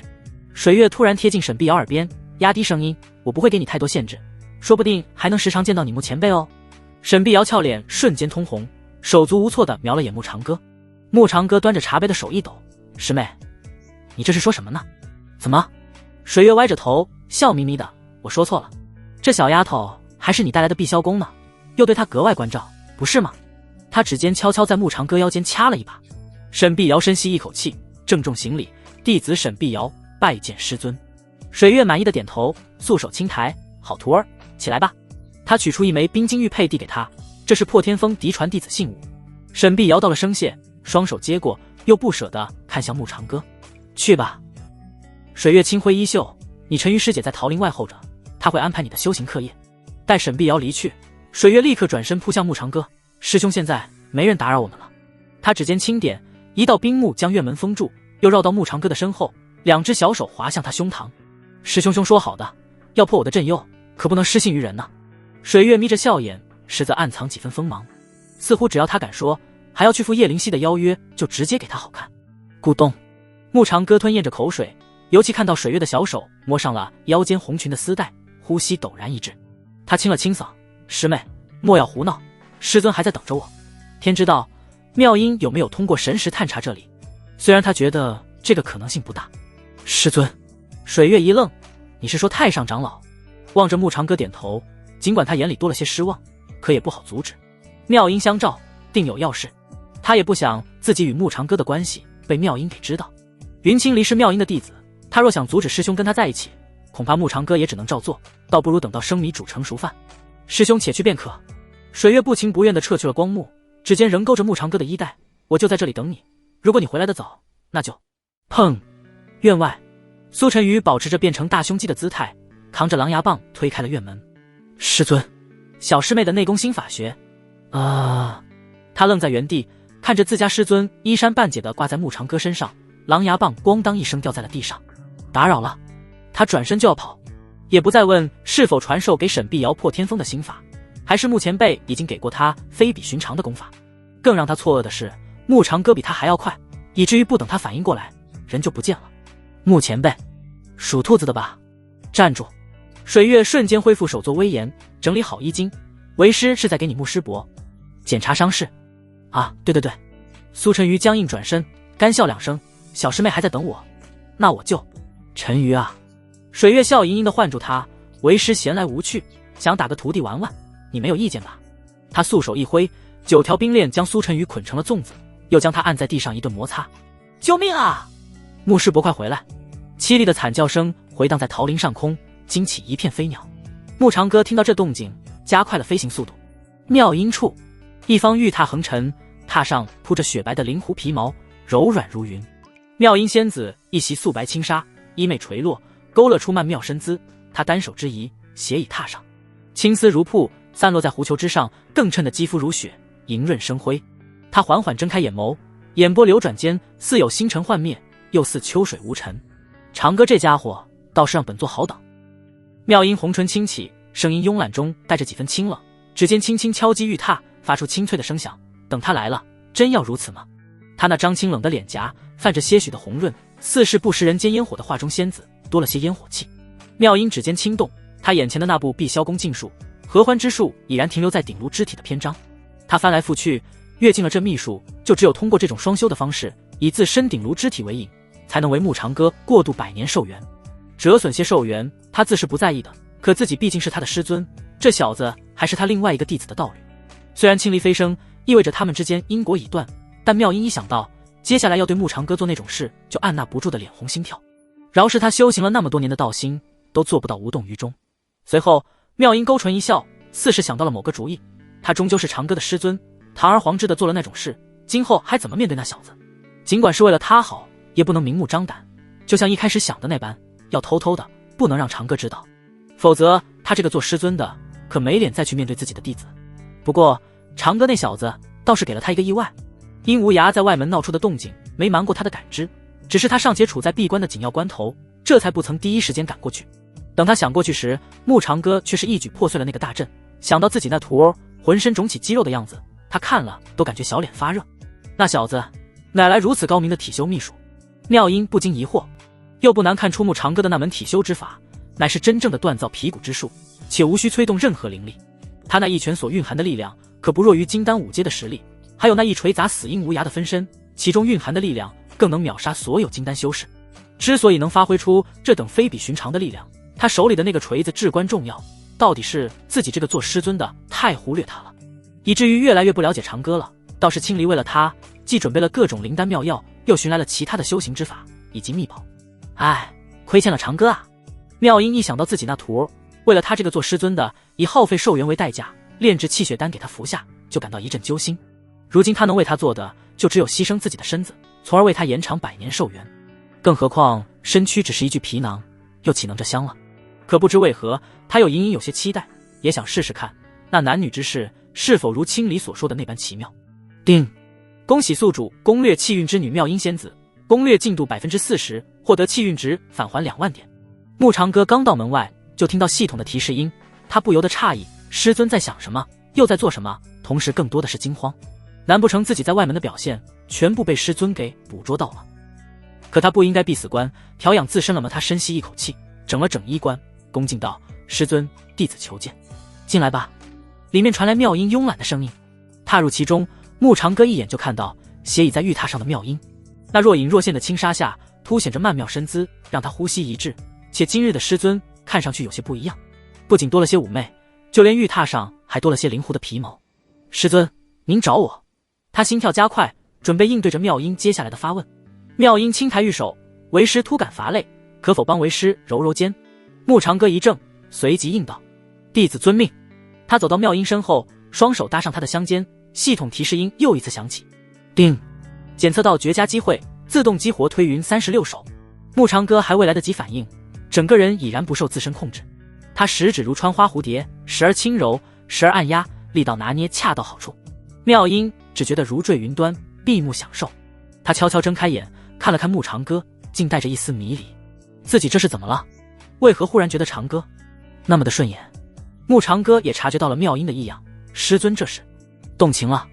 不可能，他师尊可是渡劫期的大能，怎么可能会因为一套按摩手法就沉沦了？可这种眼神分明是女人看情郎时才有的。牧长歌赶紧甩甩头，眼下最重要的是让他师尊没有开口的机会，这样他就不用头疼的回答一些问题了。妙音若问，牧长歌并不想欺骗他，但有些秘密又确实不能说。玉榻之上的妙音嘴角不禁扬起一丝笑意，难怪青离那丫头只要出关就去找牧长歌，他那徒儿这般懂得享受，这套手法一定是青离让牧长歌学来的。妙音玉指紧攥踏边的狐球，将那雪白的皮毛抓出了几道褶皱。与他不同，牧长歌似是累坏了般，这手法耗费灵力太甚，他额头冷汗涔涔，眼前发黑，这才到18式他就撑不住了。妙音陷入某种奇妙境界，身子越来越松快。牧长歌残余的灵力不久之后彻底耗尽，他双腿一软，跪倒在玉榻前，大口喘息：“师尊，弟子力竭了。”妙音美眸微睁，淡淡的点了下头：“那就好好休息吧。”他玉指一抬，一道灵光在牧长歌眼前闪过，牧长歌眼前一黑，五感迅速封闭，身体不受控制的向前栽倒。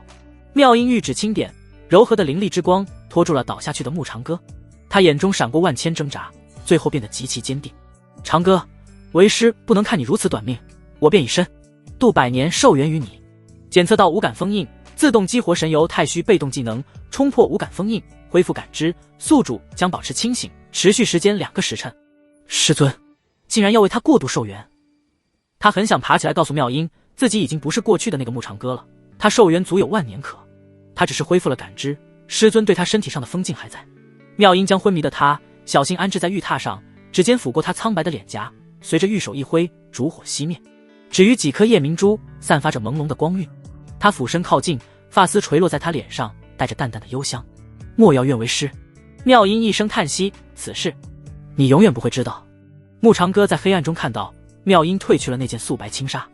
师尊，牧长歌心里哀嚎，妙音是那样神圣不可侵犯，又岂可为了他做这种事？自己为他炼制气血丹，也只是想要他身上的气运值。师尊又何必如此愧疚？该愧疚的是他才是。牧长歌心里五味杂陈，妙音叫他过来，非但不是兴师问罪，反而要用这样的方式给他寿元。他的神识又探查到旁边的一本秘术，那秘术正是碧霄宫禁术合欢之术，其中一页记载的内容便是以这种方式可为他过度寿元。师尊，这一刻牧长歌如果能说出话，声音一定会哽咽。自他拜在妙音门下时，师尊就没有过太多的表达，但他从未觉得妙音对他有所亏欠。没有师尊，就没有他的今日。这并非木长哥当日随口所说，而是他发自内心的声音。滴水之恩，当涌泉相报。师尊给了他亲传弟子的身份，他才能站在长老这个位置上，否则就算他是云清离的道侣，待他飞升之后，自己这个他人眼里的废物也难以在宗门立足。来自他人所有的尊重，何尝不是源于他是妙音的弟子？木长哥想阻止，甚至想要以气运值兑换能够冲开封印的道具，然而系统犹如死机了一般。随后就是一阵清凉来袭，再就是难以形容的温暖。原来如此，他终于明白过来，何谓男女之情，这秘术又该如何正确使用。妙音轻抿着眉头，随着指尖法诀掐动，汇聚出一团灵雾，将两人身影彻底掩盖。奇怪，为何感觉长歌有些紧张？妙音摒弃杂念，施展秘术时，四周大量天地灵气以他们为核心迅速汇聚。木长歌心中苦笑，他倒是想放松，可身体根本不受控制。紧接着他感到一股灵力从两人心神相接处流入体内，如春风化雨，滋润着他的经脉。检测到高阶双修秘术，宿主寿元增加中，10年、15年、20年。妙音动作忽然一僵，好粗的经脉。他面露骇然，只因通过这秘术察觉到木长歌体内的经脉是同阶修士的10倍有余。这小子是怎么做到的？又很快释然，必然是云清离留给他保命的手段。只可惜那经脉中灵力太过稀薄，倒是有些浪费了。木长歌有些不知要说啥了。他怎会想到那推云36手就是个大坑，每施展一式，耗费的灵力成倍数递增，刚想休息一下，哪成想又遭了师尊您的毒手。当他感到一股前所未有的暖流在体内奔涌，连忙收敛了思绪。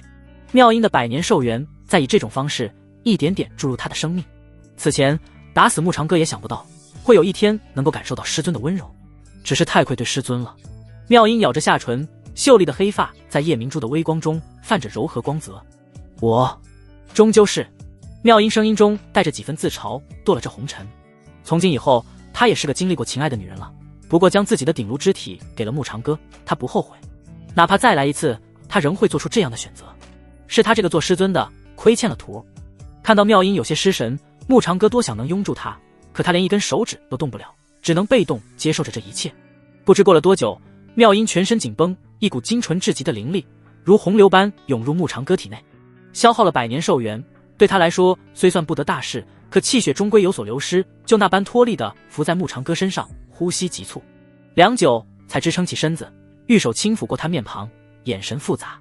定，恭喜宿主攻略气运之女妙音仙子，攻略进度 60%， 获得气运值返还4万点。恭喜宿主获得双重额外奖励，顶颅肢体属性加成 50%， 双修即变强，渡劫破境丹8阶服用稳入9阶。木长歌来不及高兴，他本就消耗了太多灵力，神识愈发沉重，直至失去了意识。他身旁的妙音起身整理过衣衫，又为木长歌穿戴整齐，将一切恢复了原样。最后看了眼仍在沉睡的徒儿，挥手解开了他的无感封印，而他则是盘膝坐在床榻，面容由红润恢复了清冷。桃林小院，水月站在桃树下，指尖内折一片飘落的桃花瓣，月光将他的影子拉得纤细而孤独。子时了，师兄为何还不回来？他轻声呢喃，眉头微蹙，他该不会被惩罚了吧？水月脑海中浮现出木长歌被妙音仙子用捆仙绳吊在树上抽打的画面。不行，我得去救他。他刚迈出一步，又猛地停住，咬着下唇纠结，我若贸然前去，用什么理由呢？何况妙音仙子是师兄的师尊，呸，活该。他可救不了自己这师兄了，谁让他藏得那么深？若不是因无涯混入碧霄宫，险些以血煞风灵大阵将他们一网打尽，他还见识不到自家师兄的实力呢。水月又脑补出另一个画面，木长歌跪在妙音面前痛哭流涕，师尊饶命啊，弟子再也不敢隐藏实力了。噗嗤，他忍不住笑出声，又懊恼地拍拍自己的脸。水月啊水月，师兄有难，你怎能幸灾乐祸呢？唉，可怜的师兄，这可没人就得了你。只是今日与师兄的约定，恐怕不能完成了不过。水月红唇扬起一抹笑意，被放鸽子的可不止他一个。他决定去一趟桃林附近的那处温泉，看一看他们的圣主被人放了鸽子会是什么表情。等水月来到那，错愕地发现叶灵犀手里拎着个鼻青脸肿的外门弟子。圣主？水月皱眉，你这是？魔道奸细。叶灵犀将那人随手往地上一扔，此人刚想在桃林水源里下毒，恰好被我碰上了。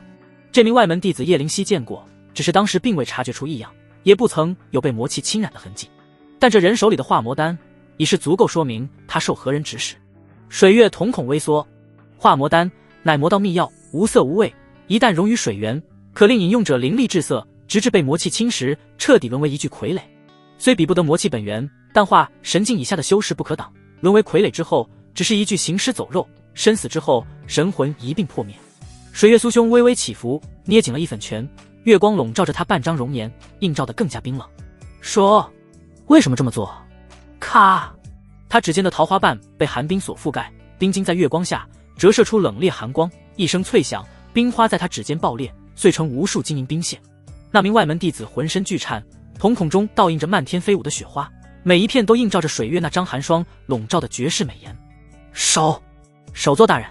他双膝一软，直接跪倒在地，额头重重地磕在青石板上，筑基期的修为在法相大能面前宛如蝼蚁，仅仅是易散的一缕威压，就让他五脏六腑同时震颤。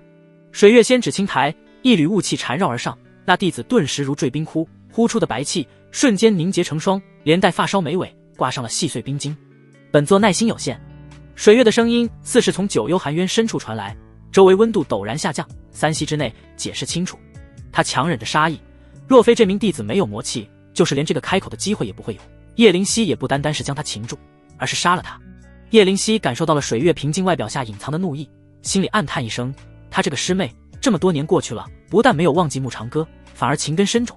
不过云清离既已飞升，的确是个难得的机会，只是眼下看出慕长歌不平凡的人又岂是他一个。叶灵犀不由想到，今晚约在慕长歌温泉边的目的，俏脸微微泛起红润。水月仙尊饶命啊，弟子知错了。那人疯狂叩头，瑟瑟发抖，青石板很快就被他额头的血迹所浸染。他眼眸流转，我有难言之隐啊。水月不言，只是给了他一个眼神。他身上的冰寒之意比之方才更浓郁了几分。是因无涯抓走了我妹妹，我不按照他说的做，他就杀了我妹妹，我在世上就妹妹一个亲人了。他痛哭流涕，求圣主和水月仙尊为弟子做主啊！呜，糊涂！叶灵犀一声冷哼，那殷无涯是什么人？他号称血魔老祖，练得一身血气之法，靠吞食精血提升修为。即便你听他的话，又岂能确定他能放过你妹妹？啊！那弟子一阵哑口无言。水月冷笑，换作是你，到嘴的血石还能让他飞了不成？他殷无涯要有这个善心，怎会修炼此等阴毒之法？砰砰砰！那弟子疯狂叩头，抹着眼泪道：求圣主，水月仙尊大发慈悲，救救我妹妹吧！弟子陈玉堂愿意以死谢罪。闻言，两女默不作声。先不说能不能从殷无涯手里救到人，哪怕能救到，也找不到那厮的藏身之地。陈玉堂似是看出他们的想法，颤抖着手从怀里掏出一枚染血的铃铛，这是小妹被掳走前最后攥着的。叶灵犀广袖轻拂，铃铛凌空飞起，神识扫视下，铃铛表面浮现出丝丝缕缕的黑色魔气，此物有那魔头留下的气息。叶灵犀眉头微蹙，看了眼水月，可通过追踪术找到他。圣主，水月仙尊。陈玉堂见状，磕头如捣蒜，我求求你们救救我妹妹吧，她也是咱们碧霄宫的弟子啊。夜风拂过桃林，卷起几片残花，水月指尖的冰晶早已消散，却仍残留着丝丝寒意。他与叶灵犀对视一眼，皆能从对方眼中看到了凝重。殷无涯，血魔老祖，曾为度劫气魔修，纵横他们北域多年，凶名赫赫，曾为100年前那一场镇魔大战败于云清离之手，假死逃生，掉了修为，可谓百足之虫，死而不僵。谁知这100年的时间，他的修为恢复到了哪等程度？只凭他们两人法相境修为，未必就有完全的把握将殷无涯彻底除掉。圣主意下如何？水月决定先听一听他的想法。叶灵犀皱了皱眉，玉指封禁住铃铛上的魔气。追踪术虽可行，但那魔头狡兔3窟，未必会以真身现身。水月长睫微垂，在眼下投下一片阴影，他何尝不知其中凶险？但殷无涯不死，他绝不会放过慕长歌。明枪易躲，暗箭难防，他绝不会容许这种事再度发生。师姐，水月轻唤一声，语气罕见地带上几分恳求，这是个机会。叶灵犀眸光微动，他自然明白水月言下之意，借此除掉殷无涯，碧霄宫就少了一分威胁。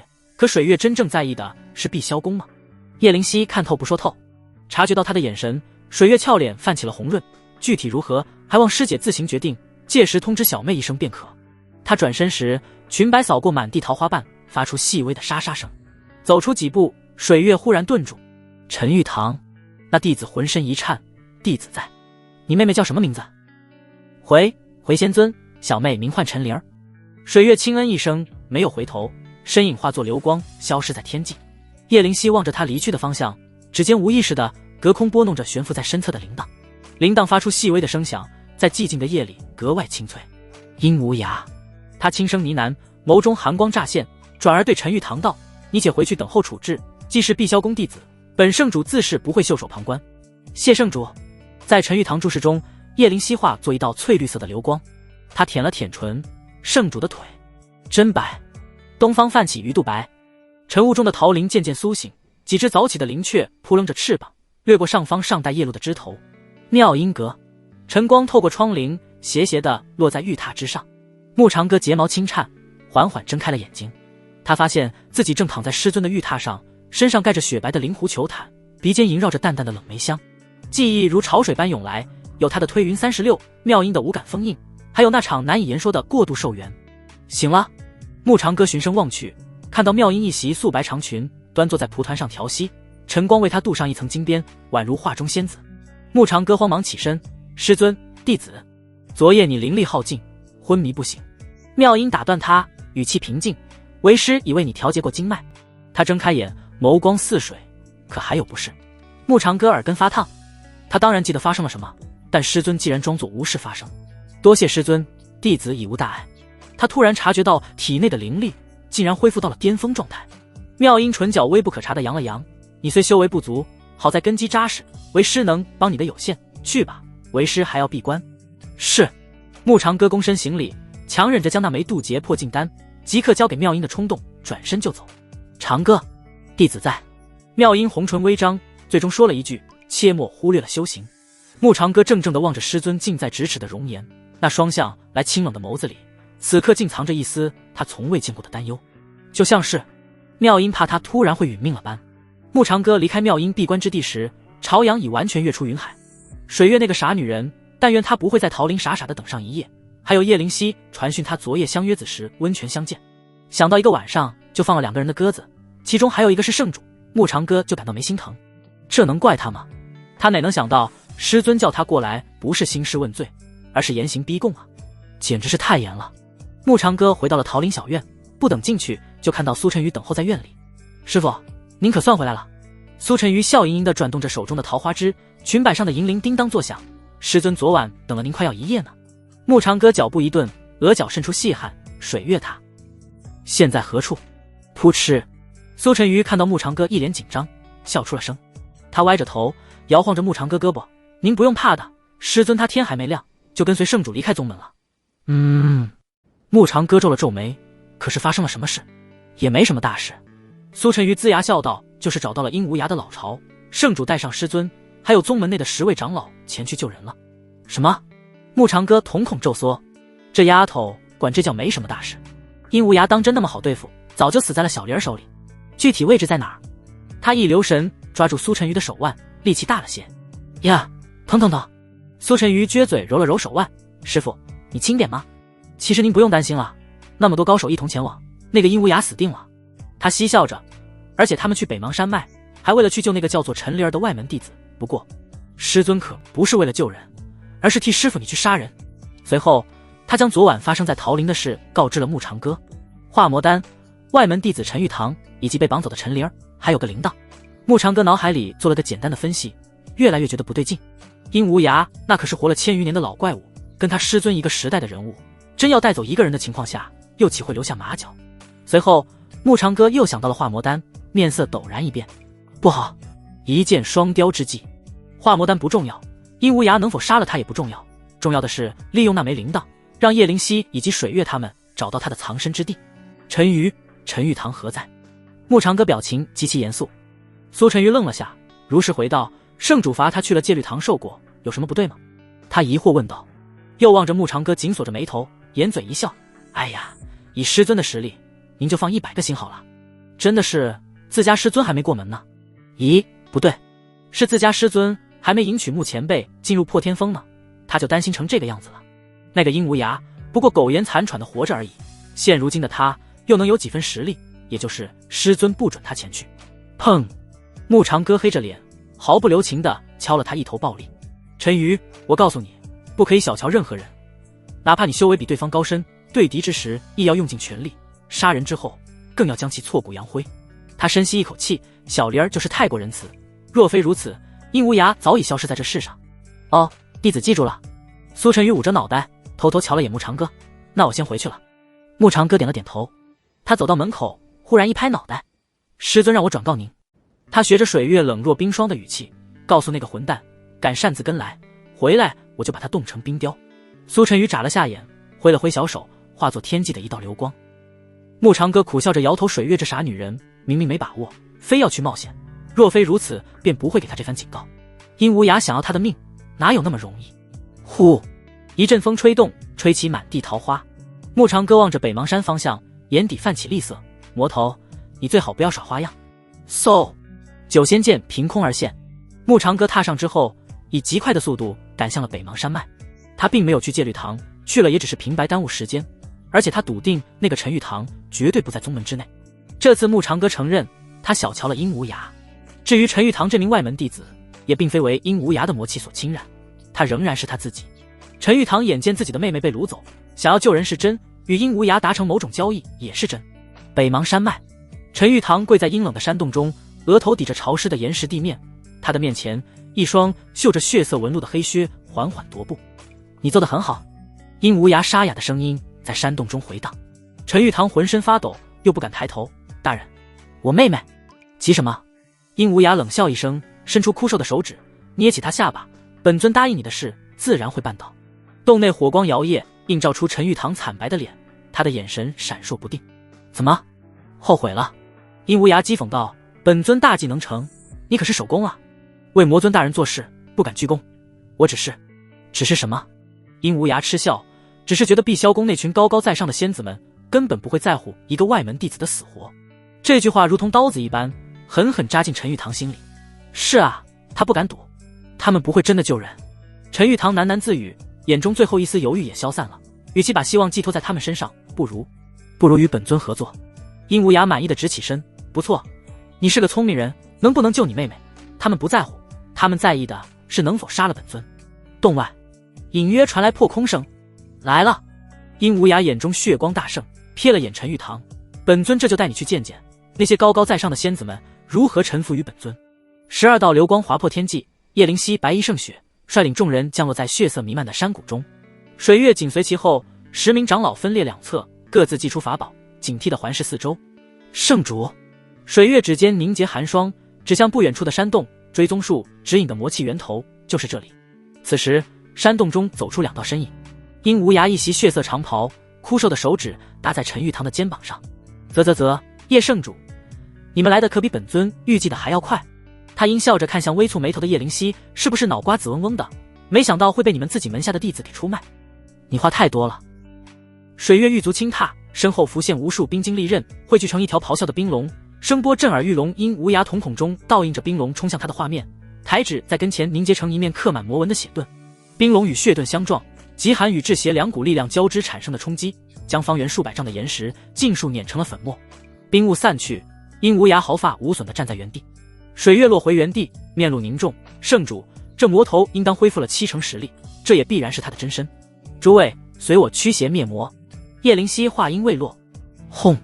整座北邙山脉剧烈震颤，12道血光从众人脚下冲天而起，每一道血柱上皆是浮现出狰狞的魔纹，转眼间交织成遮天蔽日的血色牢笼。不好，这是血祭大阵！一位须发皆白的长老失声惊呼：快解防御阵！然而为时已晚。咕咚咕咚，诡异的吞咽声从地底传来，所有人体内的精血竟开始不受控制的沸腾。修为稍弱的2名长老当即跪倒在地，皮肤以肉眼可见的速度干瘪了下去。殷无涯悬浮在阵法之外，冷眼看着他们。2位法相近，10名化神境，吸了你们的精血，本尊恢复巅峰指日可待。叶灵犀面容骤变，素手掐诀，尽是莲华开。金色莲台在他脚下绽放，暂时隔绝了血迹侵蚀。叶灵犀微咬银牙，苦苦支撑，小脸煞白。水月师妹，快想办法破阵。他额头渗出了冷汗，用不了多久，他就会耗尽全身灵力，如此他们便会成为案板上的鱼肉。水月一身灵力全力运转，周身凝结出层层冰晶护甲。不对，他惊骇地发现体内的灵力在飞速流逝，突然厉喝，地下还有第二重阵法。话音未落，地面浮现出无数血色金簇，每一簇都闪烁着妖异的红光，那些金簇如活物般疯狂吞噬着众人散逸的灵力。血灵晶，叶灵犀终于变色，他竟将整座山脉炼制成了噬灵大阵。现在才发现，晚了。阴无涯的狂笑在血色天幕下回荡，他张开双臂，贪婪地吸收着双重阵法汇聚而来的力量。100年前，你碧霄宫害本尊损失惨重，本尊蛰伏100年，终于轮到你们了。一位圣主，一位法相境首座，外加10名内门长老，他几乎不费吹灰之力就解决了他们。他东躲西藏了那么久，以及1个月前潜入碧霄宫外门，做了多重准备，就是为了今日。阵法之中，2名长老已经昏死过去，皮肤干瘪如枯木，其余人也都是面容惨白。若非有叶灵犀施展的秘法，他们已然惨死在这阵法之内。只是看叶灵犀那微颤的身躯，已然抵挡不住多久。圣主，你怎么样？水月闷哼一声，2条修长的玉腿受到阵法压制，有些发软。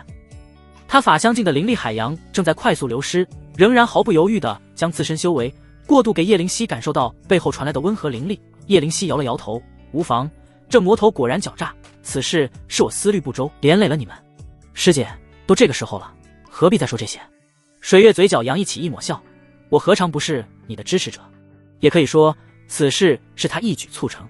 他太想趁着这次机会彻底除掉阴无涯这个隐患，奈何对方不是省油的灯，这才遭了算计。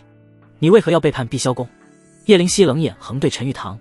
陈玉堂心虚的躲闪，反而听闻阴无涯的笑声。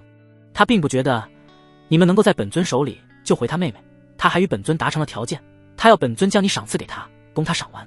阴无涯的笑声带着讥讽之意，嘴角弧度越咧越大。叶灵犀，你这弟子胃口不少小啊，连你的主意都敢打，不过眼光不错，倒是很合本尊胃口，哈哈。放肆！叶灵犀双眸骤然迸发出刺目金光，尽是莲华剧烈震颤。他玉手掐诀，一道璀璨金光直冲云霄，却在半途骤然崩散。噗！一口鲜血从他唇间喷出，染红了雪白的前襟。叶灵犀分出心神，强行催动灵力，最终导致血迹大阵反噬。那些血色金簇如同嗅到腥气的鲨鱼，疯狂向他涌来。圣主，莫要分心。水月以指化剑，剑气横扫，将那些金簇暂时冻结。他是在故意激怒你。果然，随着叶灵犀情绪波动，净化莲华的光照明显暗淡了几分。阴无涯趁机吞噬阵法中的灵力，气息以肉眼可见的速度攀升。他放声狂笑：叶圣主，虎落平阳被犬啊！你连个小小的外门弟子，想杀也杀不掉了，不妨本尊大发慈悲，帮帮你如何？话音未落，他隔空探出一只血色的掌印，扼住陈玉堂的喉咙，将他整个人给提了起来。随后，陈玉堂身上的气血之力源源不断的流逝。魔头，你不讲信誉！陈玉堂艰难挣扎，可就是无法摆脱钳制，彻底惊慌。你答应过我会放了我妹妹，他哪还不知道自己这是被利用了，悔不该错信了这魔头。到手的养料，本尊岂有放走的道理？你妹妹3日前，本尊就把她吸成人干了。阴无涯血色瞳孔中闪烁着残忍的嗜血光芒。不过本尊倒是可以送你去见你妹妹，你就跟她一样，乖乖成为本尊的养料好了。不！砰！陈玉堂的身体如同破碎的布袋，轰然炸开，化作一团血雾，被阴无涯尽数吸收。阴无涯舔着指尖血迹，阴森笑道：叶圣主，这份礼物你可还满意？叶灵犀银牙紧咬，娇躯微微发颤。他堂堂碧霄宫当代圣主，何曾受过这等屈辱？魔头，今日纵使生死道消，本圣主也非杀你不可。叶灵犀酥胸起伏，清冷的眸子里燃烧着滔天怒火，他并指如剑，点在了眉心圣主不可。一道金色道纹自他眉心浮现，整座大阵突然剧烈摇晃。叶灵犀使的是碧霄宫秘传的焚心诀，以燃烧本命精血为代价，强行提升修为。轰！他的修为由原本的法相直入洞虚6阶之境，修为到了后期，每提升1阶都是巨大的跨度，而焚心诀却让他从法相巅峰提升到眼下这等程度，可见这秘术之强。可越强的秘术，承受的代价愈发浓重。倘若叶灵犀不及时收手，莫说修为保不住，恐怕自身也有殒命之危。强弩之末，阴无涯冷哼一声：本尊的大阵，任你们如何折腾，也休想走出去。走不出去，那就破了它。铮！天际传来一声清越剑鸣，只见一柄3尺清风破空而至，剑身缠绕着玄奥道纹，所过之处血色的天幕如布帛般轻易撕裂。什么人？阴无涯厉声暴喝，回应他的是一道清冷声音：破！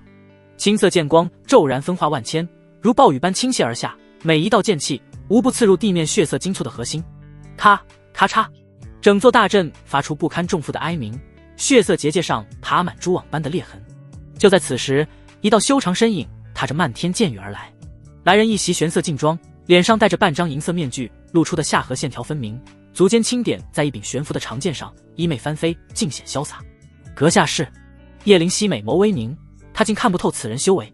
神秘人并未答话，只是并指一挥，九仙剑发出清月龙吟，化作百丈青光，直刺血迹，大阵震眼。轰！震耳欲聋的爆炸声中，双重法阵轰然崩塌，狂暴的灵力乱流中，神秘人衣袖一卷，将叶灵犀和水月护在身后。他们身后的那10名长老被震飞的同时想骂娘，倒是也保护一下他们，要不要这么区别对待？殷无涯被反噬之力震得口吐鲜血，踉跄着后退数步。你到底是谁？神秘人这才缓缓抬手摘下面具，众人视线定格的刹那，不由得露出惊愕之色。面具缓缓滑落，露出一张俊美俊伦的面容。最引人注目的是那双眼睛泛着淡淡的金色流光，似乎蕴含无尽道欲。一头漆黑长发在脑后随意竖起，几缕碎发垂落在棱角分明的脸颊旁，更添几分不羁。这是……水月瞳孔微缩，心头涌起一丝莫名的熟悉感。那挺拔的身姿，那执剑的姿势，分明像极了年轻时的某个人，可这张脸又陌生的紧。叶灵犀微微调息，继而盈盈一礼，多想道友相助，不知圣主不必多礼。神秘人开口，声音清朗中带着几分慵懒，与牧长歌平日语调截然不同。除魔未道，本就是我辈本分。他右手轻抬，九仙剑乖巧地飞回掌心。这个动作让水月又是一怔，这收剑的姿势与牧长歌曾指点他剑法时如出一辙。哼，哪来的鼠辈，安敢在本尊面前耀武扬威？殷无涯喷出一口精血，血雾中浮现出9枚骨钉。不管你是谁，坏了本尊的好事，就给我去死吧！血煞灭魂钉。一位长老惊恐大叫：快躲开！神秘人却不慌不忙，左手掐了个古怪剑诀，九仙剑青光大涨，剑身上浮现出密密麻麻的古老符文。九神咒破邪。随着他轻喝，剑锋划过之处，空间竟泛起涟漪。那9枚袭来的骨钉如同陷入泥沼，速度骤减。怎么可能？殷无涯骇然变色，这是时空剑意。他明显感觉到那剑道痕迹中蕴含着空间法则。想他堂堂魔尊，纵横北域多年，从未见过有人的剑道能够领悟至如此骇人听闻之境。更何况眼前这人看上去是那样年轻，可他却无法查到出对方的修为，实在古怪。殷无涯又见那神秘人嘴角微扬，双眼金光大盛，你的眼界倒是比修为强些。唰，一道剑光闪过，殷无涯的左臂齐肩而断。啊！殷无涯惨叫着暴退，断臂处黑血喷涌。你到底是取你性命之人？神秘人掌发在风中飞扬，仙风云体术。他那身影化作9道残影，每一道凝如实质，手持青光凛冽的九仙剑，从不同方位刺向殷无涯。殷无涯独臂掐诀，周身血雾翻涌，血魔真身。他的躯体瞬间膨胀，皮肤表面浮现出狰狞的血色鳞甲，9道剑光刺在鳞甲之上，发出金铁交鸣之声，溅起串串火星。牧长歌眼中闪过诧异，不愧是活了1000余年的老怪物，跟他师尊妙音一个时代的魔头。他已是将大部分气运值兑换成修为，实力提升到了出窍30阶，且出手就是用尽全力，甚至使出9神咒。饶是如此，还是没能一举将这魔头诛杀。此外，他时刻保持着天眼瞳运转，看出殷无涯的修为远远比不上过去巅峰之态，已是掉落到洞虚2阶。即便如此，也非其他人可比。就这点本事，殷无涯狞笑着挥爪，3道血芒撕裂长空。方才本尊一时大意，莫要太得意了。小心！水月下意识提醒。本想冲过去的他，又不得不强行忍住。万一殷无涯突然调转方向，向着叶灵犀他们攻来，还拥有一战之力的，就剩下他自己了。最先望月步，牧长歌身影瞬间虚幻，血芒穿体而过，却如同击中幻影。下一刻，他已出现在殷无涯头顶，剑锋倒悬。青莲剑歌，剑尖绽放出一朵璀璨青莲，莲半分飞间，无数剑气如暴雨倾泻，每一道剑气无不轰击在鳞甲缝隙，致使殷无涯发出痛苦的嘶吼。啊！该死的蝼蚁！他能感觉到，单以修为而言，这小子并非他的对手，就是不知他哪来这么多稀奇古怪的招式，总能打得他猝不及防。他疯狂挥舞独臂，整座北邙山脉的地脉之力被强行抽取，化作滚滚血浪冲天而起，天空被染成暗红色，远远看去似是末日降临。小心！水月惊呼，他在燃烧本源。木长歌凌空而立，长发在血色天幕下飞扬。他抬起手，掌心浮现一个红色古朴的酒葫芦。酒神技，万剑归宗，这是木长歌能够施展出来的最强招式了。倘若这一击无法消灭阴无涯，那么他将再无余力。此刻，水月的目光紧紧锁定了那个葫芦，葫芦口喷涌出滔天酒浪，每一滴酒液在空中化作一柄青色小剑。转眼间，整片天空被剑雨笼罩。魔头，我要你有死无生！木长歌探出指尖，去！万剑齐发，感受到其中恐怖的阴无涯，惊恐地瞪大了双眼。噗噗噗，无数剑气穿透血浪，将阴无涯定在半空。他的魔躯如同筛子般千疮百孔，黑血如瀑洒落。本尊不甘！阴无涯的瞳孔开始涣散。木长歌飘然落地，剑指一挥，灭！轰！所有小剑同时爆炸，阴无涯的魔躯在刺目青光中灰飞烟灭，最后只剩一滩腥臭的血水滋滋地腐蚀着地面。微风拂过，吹散漫天血雾。木长歌收去一身法宝，直至确定阴无涯已死，他眼眸中的金光这才渐渐褪去，露出一双温润如玉的黑眸。诸位，无恙否？直至木长歌的声音落下后，一众人等才反应过来，阴无涯已死。叶灵犀上前一步，眼神扫在他身上时带着一抹狐疑。此次多谢道友援手，敢问道友名号，若不嫌弃，还望去我碧霄宫做客。不必了。木长歌所化身的那年轻人再度戴上面具，相逢何必曾相识，我只不过是路见不平，拔刀相助，在下还有要事，后会有期。九仙剑青光暴涨，他纵身一跃，踏上剑身，衣袂翻飞间，竟当真有了几分谪仙风采。叶灵犀望着天际出神，忽然轻声问道：水月师妹，方才那人手里的葫芦可否与木师兄的相像？他也知道只凭一个葫芦无法断定那人是不是木长歌，而且那人无论是气息还是样貌都与木长歌截然不同。圣主，我先走一步。水月话音未落，人已化作一道冰蓝色的流光破空而去。叶灵犀还未来得及反应，那道倩影就消失在了天际。云海之上，木长歌暗自松了口气，忽然背后传来刺骨寒意。站住！一声轻喝如惊雷炸响。木长歌心头猛地一跳，卧槽，水月这妮子怎么追来了？他体内灵力几乎耗尽，强行催动九仙剑已是勉强。眼见后方那道冰蓝色身影越来越近，木长歌咬牙掐诀，顿，想逃。水月红唇一扬，玉手探出，复一条赤红丝带从他袖中激射而出，如同灵蛇般缠绕上木长歌，将他拽下了云端。木长歌身体不受控制地向下坠落，即将摔落时，一道冰蓝色的身影拖住了他。这位仙子，你什么意思？木长歌稳住身形后愤愤不平，在下刚刚才救了你，你就是这么报答救命恩人的？水月仙指轻抬，赤红丝带如烟散去，他莲步轻移，眸光转动着几分狡黠。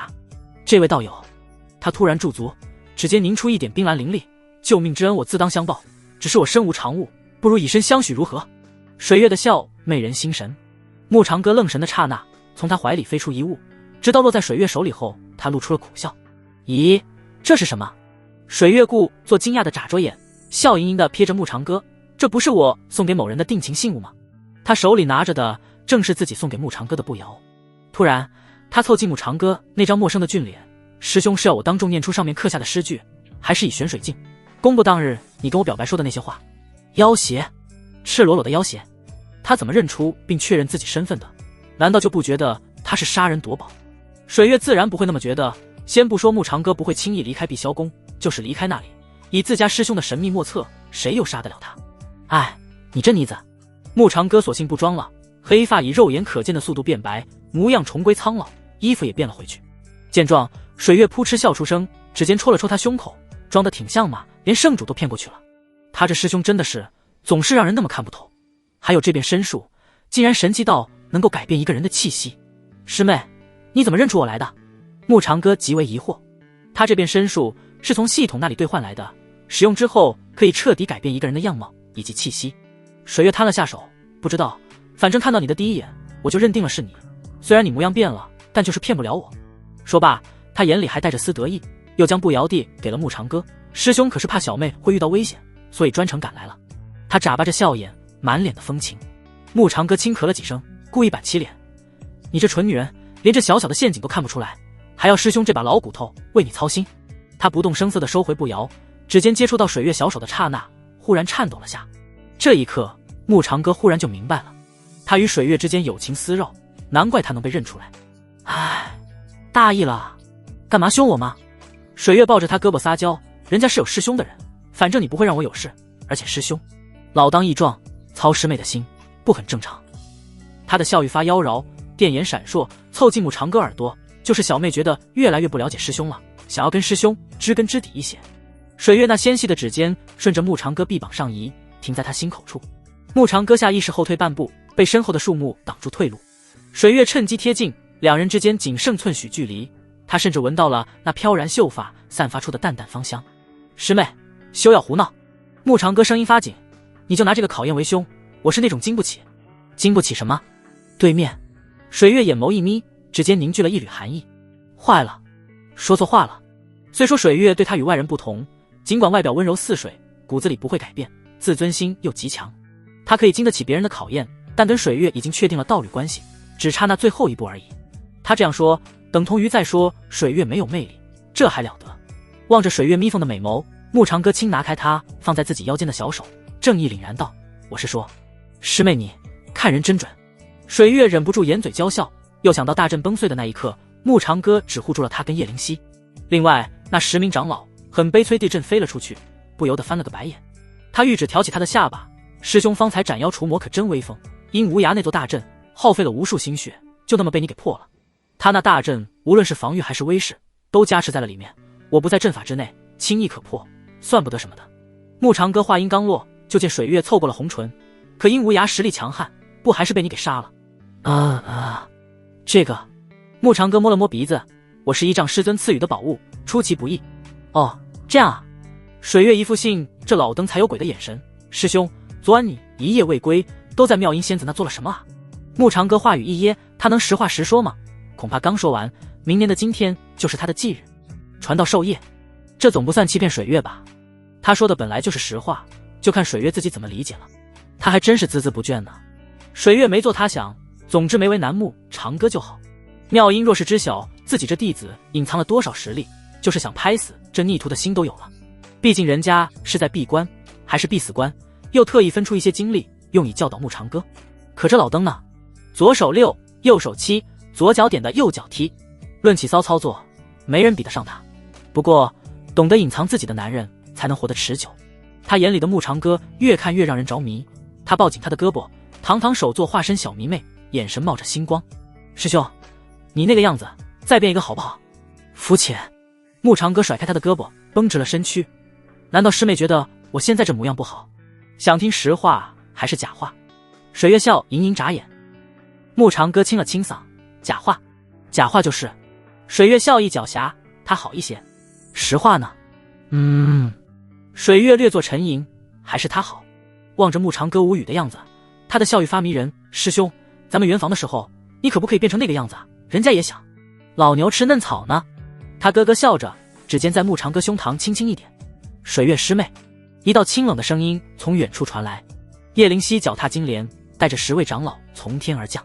他目光扫过慕长歌，眉头微蹙。慕师兄，你怎么在这？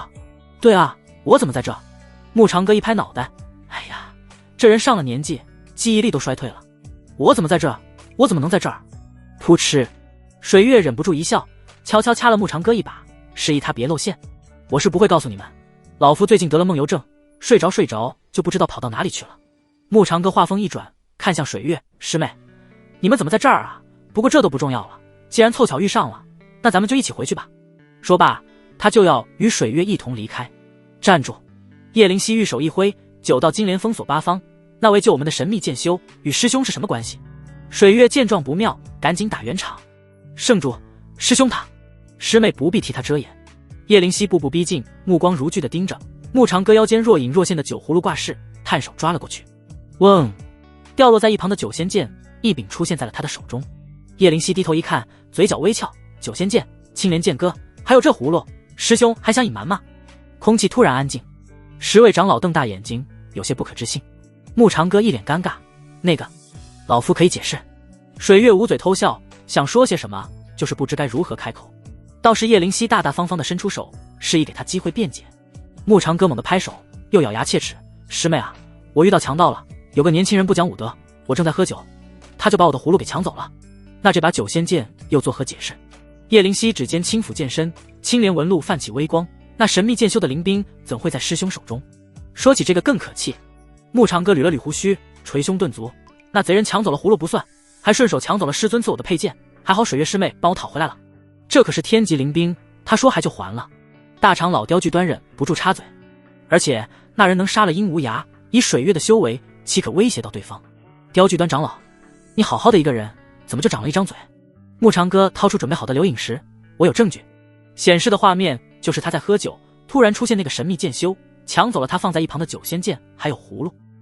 就连水月都瞪大了眼睛，要不是拆穿了牧长哥的身份，他都信以为真了。叶灵犀挑着眉梢，并只在剑身上一抹，剑刃上浮现赠长歌爱徒4个小字，无论是字迹还是气息，都像是妙音留下来的。叶灵犀一时傻眼，眼前证据确凿，可他分明觉得哪里不对劲，又说不上哪里出了问题。师妹啊，这下你总该信了吧？牧长哥摊了下手，你要不信，我可以带你去见我师尊。不必了。叶灵犀将九仙剑还给牧长哥，师兄，毕竟是太上长老给你的重宝，以后切记当心就是。诸位，咱们该回去了。他率先化作一道流光，其余长老紧随其后，只剩下他和水月。还好他做足了准备，这才没有暴露。至于那留影石中的画面，是他借用系统的能力以气运值伪造。妙音留下的字迹那就更简单了，那可是他的师尊啊！而且他不但得到了妙音的顶炉之体，体内还有他残留的气息，挺会骗的嘛。刚松了口气的牧长哥就见水月拽住他的衣袖，而后卷起了一道流光。众人离去后的几个时辰，山谷重归寂静，那滩被遗忘的黑雪诡异地蠕动了起来，并且泛着妖异的红光。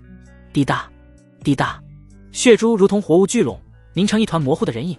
渐渐地浮现出因无涯狰狞的面容，发出嘶哑的低语。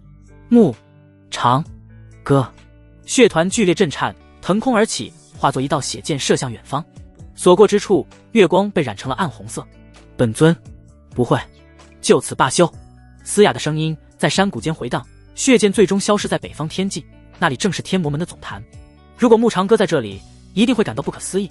他的天眼瞳确认了殷无涯彻底死了后，这才放心的离开。可他不知这是殷无涯修炼的血魔众生术，这门术法可是死人复活一次。100年前与云清离那一战，他身受重创，以血遁之术逃过一劫。如今借助血魔重生术复活，只需调养一番，假以10日，反而能够更快恢复到巅峰。殷无涯之所以确认杀他的人是牧长哥，源于那个葫芦，那种分身被炼化时的感觉，他绝不可能感知错。碧霄宫主殿内灯火通明，数十张玉案上摆满灵果仙酿，12峰首座齐聚一堂，觥筹交错间尽是欢声笑语。圣主英明！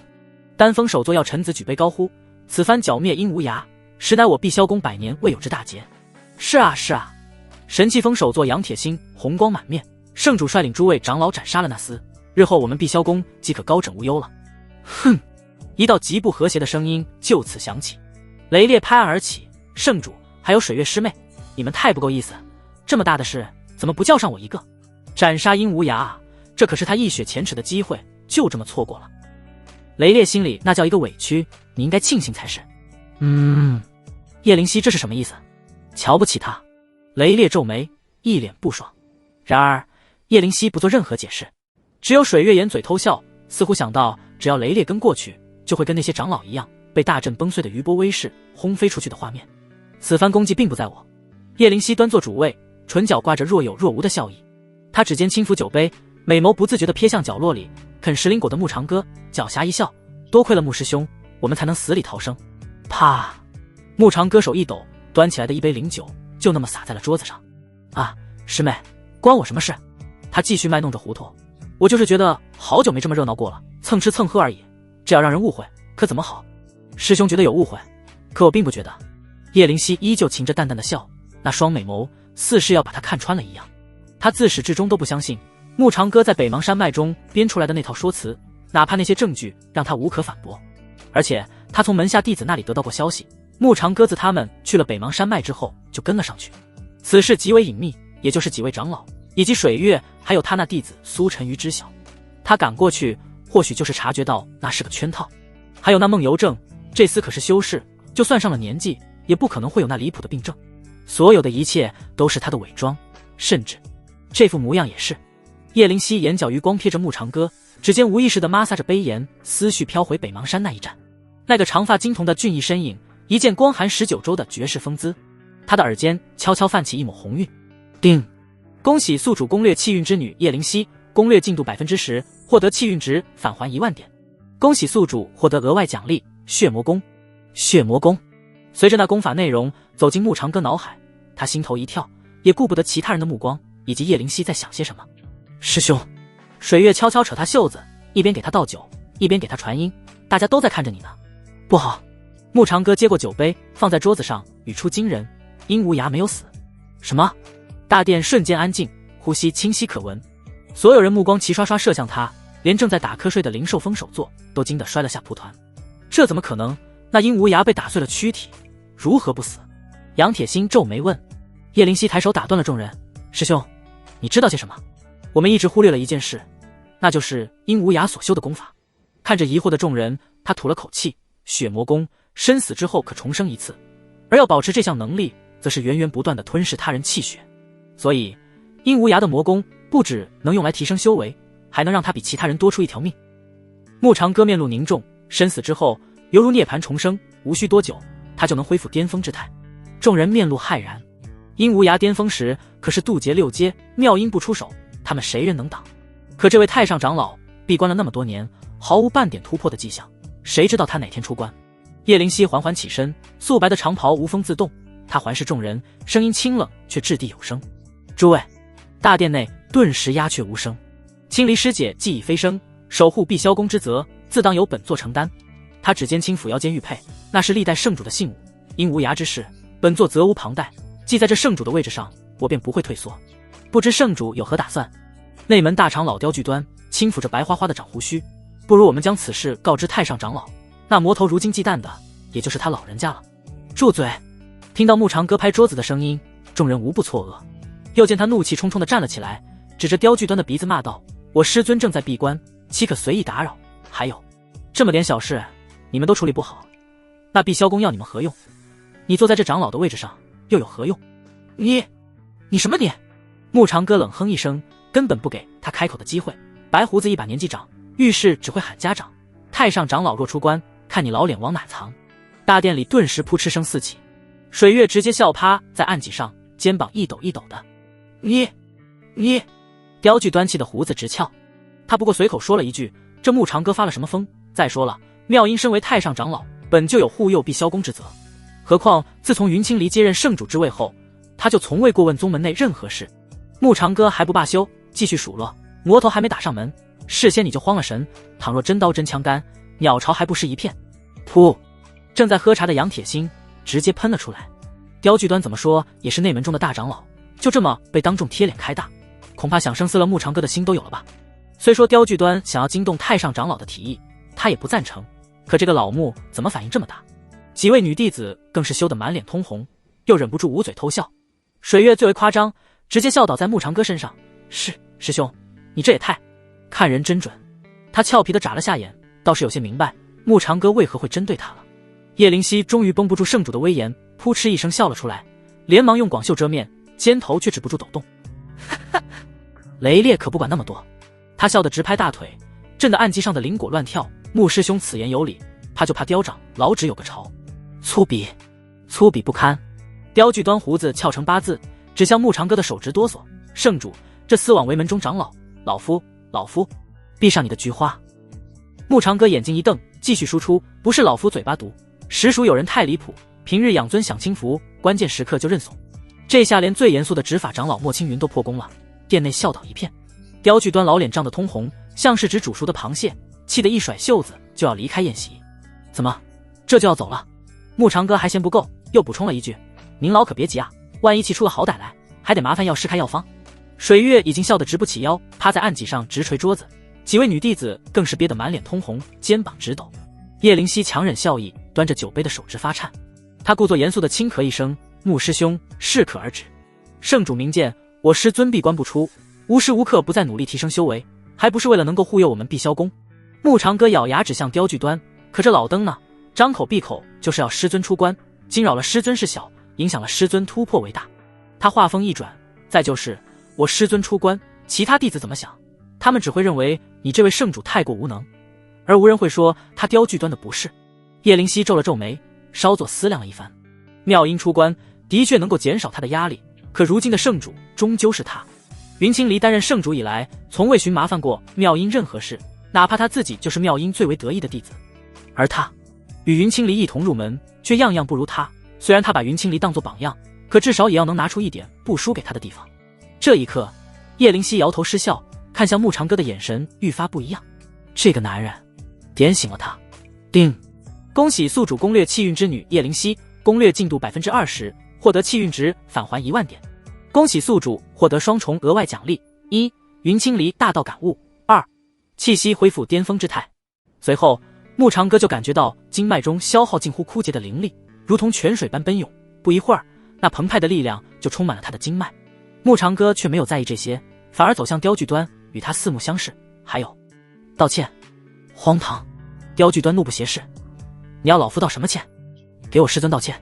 牧长歌伸手拦住他的去路，寸步不让：“我师尊年轻貌美，你怎敢称呼他老人家？即便是尊称，那也是仙子。你对我师尊大不敬，作为他的弟子，我岂能饶你？”牧长歌直视着雕具端的眼睛，看了看他那张老脸：“你看你满脸褶子，如果换在凡俗界，你连个老人家都算不上，顶多算个老登。”老登！雕具端气得浑身发抖：“牧长歌，你简直无法无天！仙之巅，傲世间，有我长歌便有天。”牧长歌冷嗤一声，慢悠悠绕着雕具端踱步，语气讥讽：“你身为内门大长老，与我师尊同一个时代的人物，修为不过化神时阶。你若是怕了，不如辞去长老之位，回家种灵田去，省得在这丢人现眼。”他瞥了眼雕具端，又看了眼殿内的众人：“若不服气，你可以试问在座的长老以及各峰首座，他们有谁想让太上长老出关？”你！雕具端气得脸色铁青，胸口剧烈起伏，又一时语塞，竟找不到反驳的话。殿内众人面面相觑，谁也没想到牧长歌竟敢如此直接地对这位内门大长老。毕竟从资历而言，他们都算得上是晚辈。好了，牧师兄，点到为止。叶灵犀收敛嘴角浅笑，看向雕具端，语气不容置疑：“雕长老，太上长老闭关之时，确实不宜打扰。至于牧师兄方才所言。”他顿了顿，唇角微扬，虽言辞激烈了些，但道理不差。日后宗门事务，还望诸位长老各司其职，莫要遇事想着推卸责任。圣主教训的是。雕具端侧身向着主位拱了拱手，恶狠狠瞪了眼牧长歌。他妙音若是能突破，早就突破了，又何必等了这100余年？咔嚓！牧长歌暗自攥拳，竟一时忍不住，想要将这老登按在地上摩擦。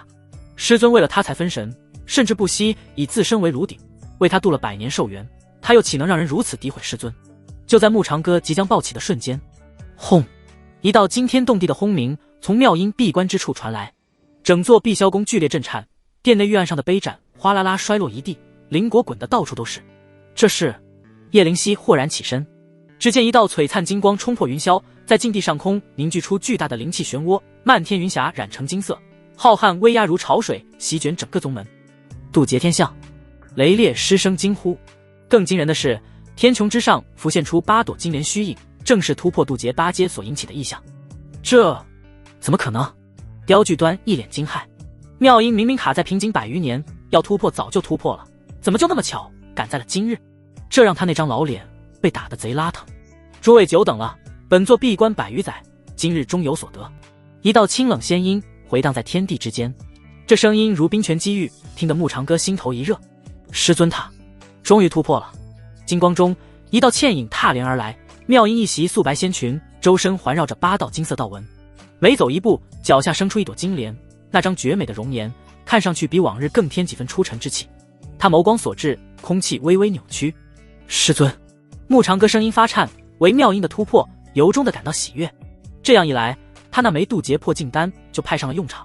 等到妙音将8阶的修为积累到巅峰之态，他再找个合适的机会把丹药交给妙音，如此也不枉费师尊对待他的一番苦心。哪怕眼下牧长歌看着妙音的那道身影，也有些不敢相信昨晚的自己和他。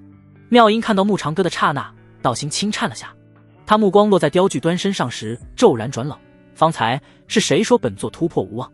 扑通，一股威压笼罩着雕具端，他双腿一软，直接跪倒在地，浑身抖如筛糠。哪怕将近同一个时代的人物，甚至他与妙音入门相隔不了几年，但修为的差距，除了让他有个虚无的辈分之外，再无半点其他的骄傲。太上长老明鉴，老朽。啪！妙音广袖轻拂，一记无形的耳光将雕具端抽飞数十丈。这一掌打你口无遮拦，啪！这一掌打你不思进取，被区区魔修吓破了胆，啪！这一掌打你倚老卖老，欺辱我徒儿。雕具端硬生生被抽飞了3次，可每次只有疼痛感，并无伤势。他憋屈的是，分明是牧长哥在欺辱他，挨打的反倒还是他。长哥，为师是怎么教导你的？妙音将目光放在牧长哥身上，用最冷的语气说着最温暖的话：打得过就打，打不过喊为师，为师帮你打。弟子谨记师尊教诲。牧长哥拱手一礼：雕长老是宗门长辈，又有圣主在场，不看僧面看佛面，弟子不想让人说我仗势欺人，夺了师尊名头。雕具端，你好好看看，这就是我妙音的乖徒儿，这才是门中长老该有的样子。妙音素指青苔，一道金光将鼻青脸肿的雕具端托起，指尖转而飞出一道流光，这枚9转还灵丹赐你，可助你突破化神瓶颈。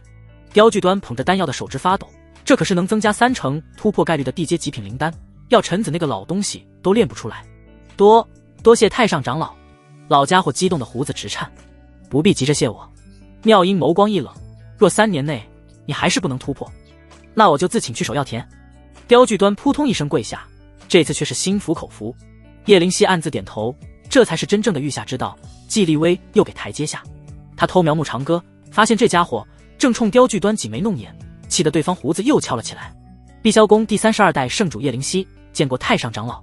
叶灵犀正要行礼，被一股柔力给拖住，抬头看去，妙音微微颔首：因无涯之事，本座已知晓，我虽不会袖手旁观，尔等也要自行努力。是。叶灵犀轻点真手，弟子已决定3日后闭关冲击洞虚之境，烦请太上长老准许。长歌师兄若有闲暇，照看碧霄宫1、2。在场参加晚宴的几乎都是碧霄宫的高层，他们之中不仅有很多人见过牧长哥在外门大展神威，灭掉了阴无涯的分身，还有不少人听说过沈碧瑶和林婉儿这2个外门弟子之所以能够夺取大比第1与第2名，都是来自他的调教。虽说牧长哥本身实力不济，可他的一举一动倒是能够代表太上长老，因此也无人反对，甚至认为叶灵犀这个请求极其高明。长哥偶尔收敛些懒惰之心，既是圣主所请，为师就替你答应了。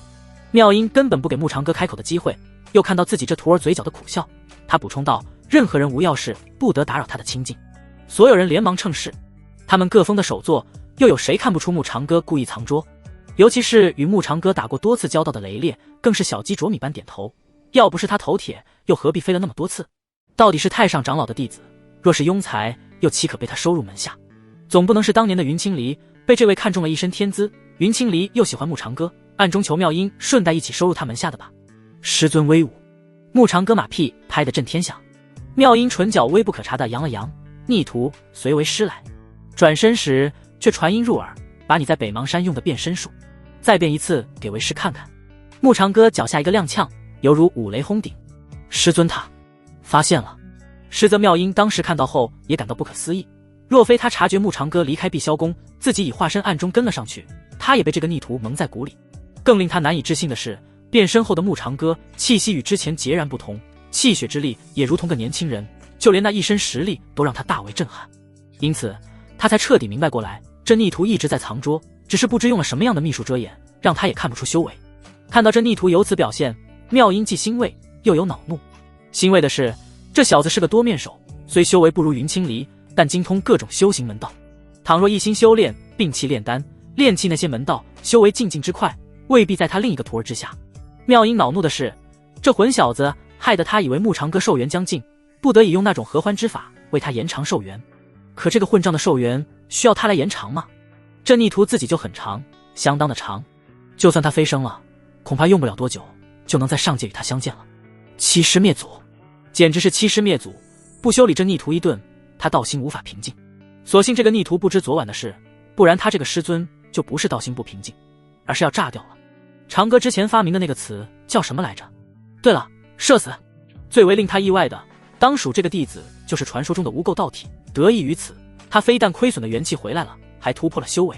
这就不奇怪牧长哥为何能同修那么多的门道。妙音走后，牧长哥依旧定格在原地，像块石头僵在了那里。师兄。水月戳了戳他腰间，问道：妙音仙子刚才那个眼神，看上去为何感觉让人怕怕的？他给你传音了？他看得清清楚楚，前一秒牧长哥还好端端的，下一秒就傻了。要说没有传音，打死他都不信。只是妙音究竟说了些什么，能把他的长歌师兄吓得魂不守舍。再看他这脸，都比他学子还要白。咕咚，穆长歌艰难地咽了口唾沫，转头说道：“师妹，帮我准备一副棺材，明天把我埋了吧。”什么事何至于此？水月满脑袋问号，目送穆长歌跟了上去。注视着穆长歌离去的，同样还有目不转睛的叶灵犀。片刻后，他收回目光，来到水月跟前，问道：“师妹，你可信他今日那番说辞？”什么？水月卖弄着糊涂，师兄这个人最老实了，不会欺骗我们的。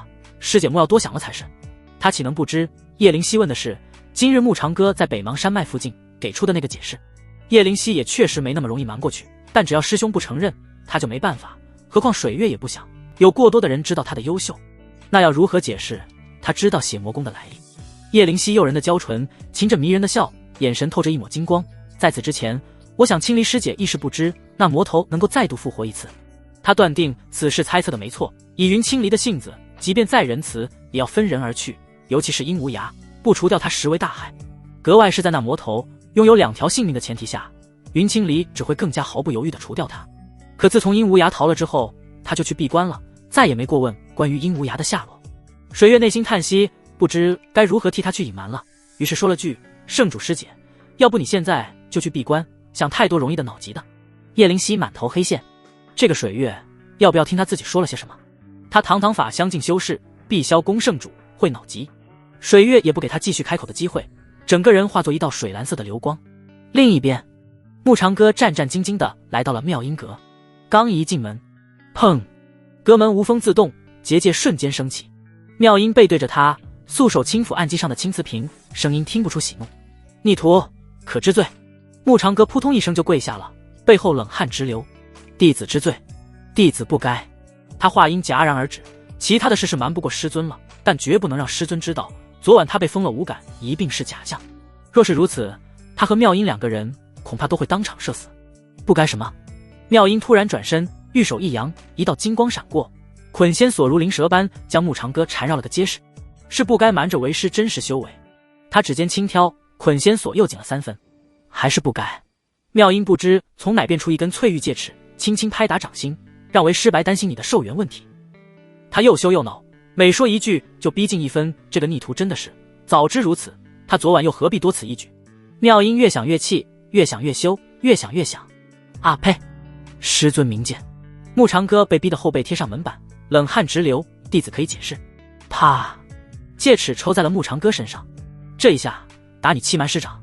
穆长歌疼得龇牙咧嘴，这戒尺居然专打神魂。叮！检测到宿主委曲求全，建议反攻而上，捍卫男人威严。穆长歌满头黑线，狗系统又来秀骚操作，怕他死得不够快是吧？妙音还在继续。啪！这一下打你浪费天赋，贪多嚼不烂的道理，还需要为师再对你教导吗？妙音越打越气，最后竟自己先红了眼眶。知不知道青离飞升？我只剩你一个徒儿，你又寿元无多，我有多担心你？戒尺突然停在半空。师尊，弟子知错了，弟子不想隐瞒师尊。穆长歌看到妙音湿润的眼眶，心中一阵揪疼，只是不想师尊过于关注我这个不成器的徒儿，影响了您的修炼。轰！妙音心中荡漾开波澜起伏，他是觉得自己是个废柴，那么他这个做师尊的就不必去管他，也好安心修行，早日飞升上界。可他分明那般优秀，若是肯将全部精力用以修行，还要比云青离更加出色。不对，不单单是这样，他是甘愿在做绿草。云青离的飞升带给他一次冲击，若自己另外一个徒儿也比他飞升在先，那么他这个做师尊的道心定会再次受到冲击。想到此处，妙音的手轻颤了下。叮！恭喜宿主攻略气运之女妙音仙子，攻略进度 70%， 获得气运值返还2万点。恭喜宿主获得额外奖励，扶摇流光剑升级，天级灵兵。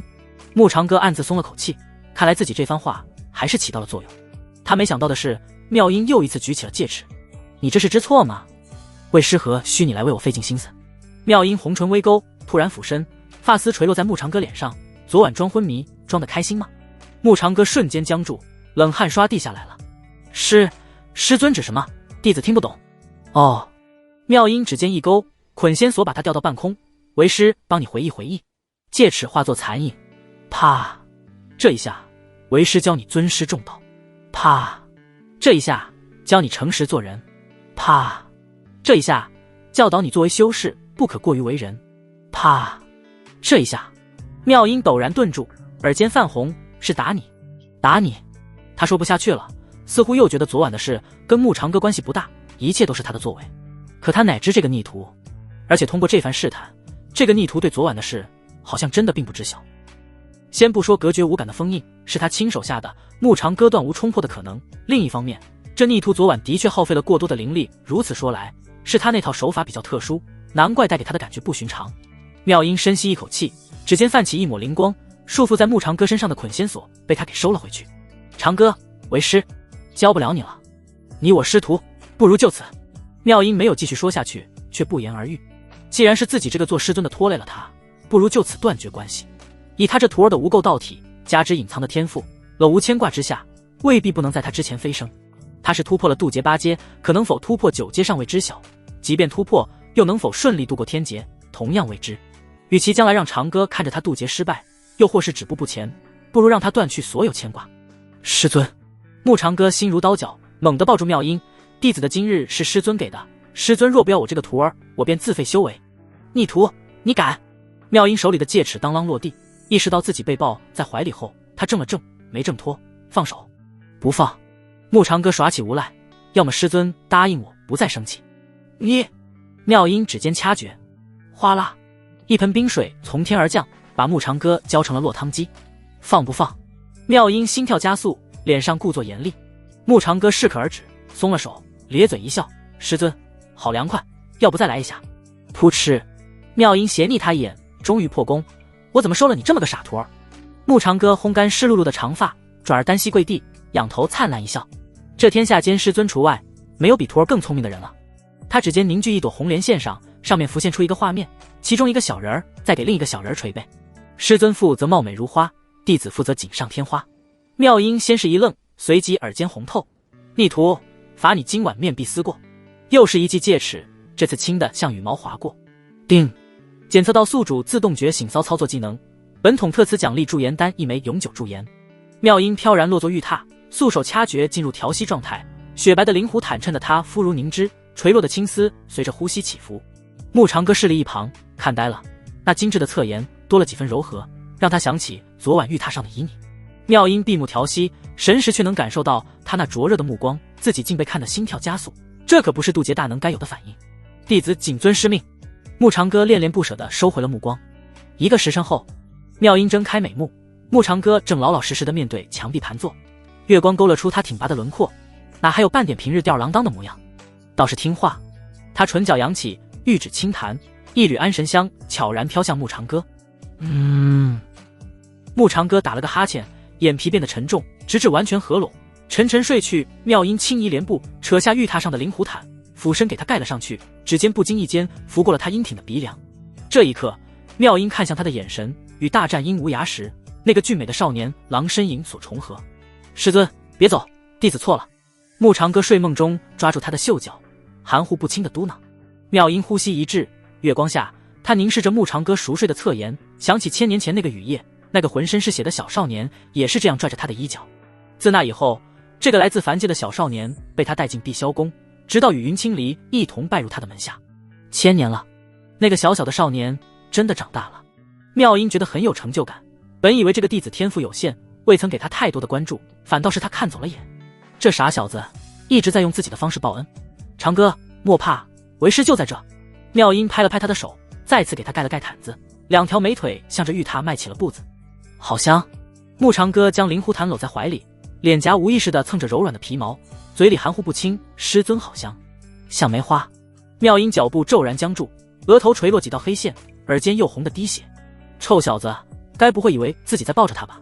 还有，他还哪来的梅花？已然被折尽。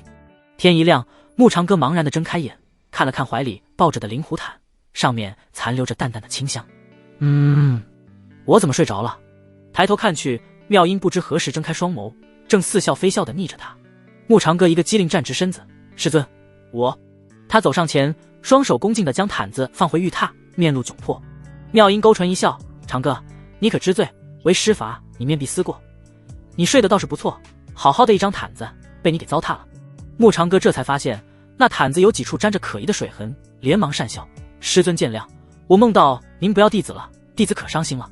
闻言，妙音白了他一眼，他还是第一次见到伤心是流口水的。不过妙音也不想拆穿他，又见木长哥指了指那毯子，师尊可否将这个赐给弟子，改日我给您送套新的过来。你喜欢那便拿去吧。妙音玉指一挥，灵狐毯子转瞬化作流光，没入木长哥的储物界。望着他那副欣喜模样，又让他失笑不已。区区一个毯子算不上什么，就连他都……妙音俏脸微热，修行讲究本心，凡事随心而动，虽有些规矩，却不必严防死守。只是他有些心乱，不知是该继续保持师尊该有的威严，还是换个方式与他相处。也不知这傻小子得知自己与他有过那样的关系，会不会吓到。算了，先不要告诉他了。有些事说不如做，他的道心既然刻上了他的影子，那么再多给他点额外的关照又何妨？那便抽空去他的桃林，以睡梦之法，在梦中成全了长歌师尊可还生弟子的气。妙音沉默不言，这小子如此优秀，他有什么理由生气？些许的恼怒，不过是以为他寿元将近，他这才采用了合欢之术。既已沦为事实，又教训了他一顿，还有什么好说的？更何况没有便宜别人。妙音的沉默吓坏了木长歌，他双手呈上一个玉瓶，这梅柱岩丹献给师尊，望师尊笑纳。我很老妖。妙音眼尾上扬，青丝如瀑垂落，雪白的足尖轻点着地面，尾音带着一丝从未有过的娇嗔。木长歌呼吸一滞，手中玉瓶差点掉落。眼前的师尊眉稍含着若有若无的情愫，那素来紧抿的唇都勾起一抹诱人的弧度。这是在撒娇？木长歌有些怀疑自己是不是看错了，他慌忙摇头。师尊风华绝代，胜过28少女，可这是弟子一番心意。妙音轻笑，接过了那玉瓶，素手轻抚木长歌脸颊。昨夜为师，可打疼了你？不疼不疼。木长歌摇头憨笑，不疼。妙音美眸一眯，指尖泛起金光，那怎么能长记性？等等，师尊我嗖！木长歌话还没说完，就像断了线的风筝一样飞了出去。他在空中划出一道优美的弧线，耳边风声呼啸，隐约还听见妙音的声音：驻颜丹，为师收下了。天际流光耀眼，以及淅沥沥的惨叫声。门外妙音笑意璀璨，这下道心是真的平静了。这小子抽起来手感不错。他打开那玉瓶，倒出其中的丹药，里面竟然是一枚天级灵丹。这等级别的驻颜丹吞服过后，哪怕耗尽了寿元，依旧会维持着他当前的模样。我涂长歌有天纵之姿，即便道心堕了凡尘，这也才是他妙音应该欣赏的男人。他的特长终究不只是特别长。天剑锋，广场上亲自教导一众弟子练剑的雷烈，看见那道身影划过，露出一抹错愕，紧跟着大笑：老登，你也有今天啊，飞得好，飞得好啊！太上长老威武，太上长老霸气！哈哈！雷烈的狂笑让一众弟子傻了眼。他一挑眉，看什么看？老子今天心情好，每个动静都给我加练1000遍。师傅，您看上面。沸羊羊小声提醒。雷烈抬头，一只金色掌印从天而降。卧槽！他想逃，身子被一股威压给禁锢到动弹不得。轰！一声巨响，雷烈嵌入了地面，留下一个人形印记。神气风！哈哈，穆老登，让你不教我天宫9段，遭报应了吧？杨铁心扛着改造出来的焚天锤，畅快大笑。随之，一只金色拳头从天而降，轰隆！他嵌入地面的同时，探出大拇指。太上长老，威武！砰！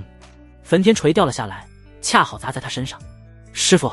一名容颜姣好的女孩惊恐冲上前。与此同时，丹峰首座药尘子砰的一声在院中炸了炉，嘴里吐出黑烟，又连忙隔空跪拜赔罪。太上长老，我错了，我不想笑，只是没忍住。哎呀！随着惊呼，又是一股力道袭来，药尘子飞了出去，撞在了院墙上。一名女弟子见状，连忙惊恐地上前被扶起后，药尘子依旧笑个不停，看傻了那个弟子。药尘子的反常来源于被妙音一道灵力封了笑穴，因此整个人像抽风一样，笑得停不下来，飙了满眼泪。师傅，您不要笑了，再笑下去可就要笑死了。沈落雁急得直跺脚，可药尘子依旧笑得前仰后合，甚至笑到在地上打滚。哈哈哈，为师！哈哈，控制不住啊！药尘子一边笑一边拍的，活像个疯癫的老顽童。太上长老，我错了，饶！等等，落雁，你要做什么？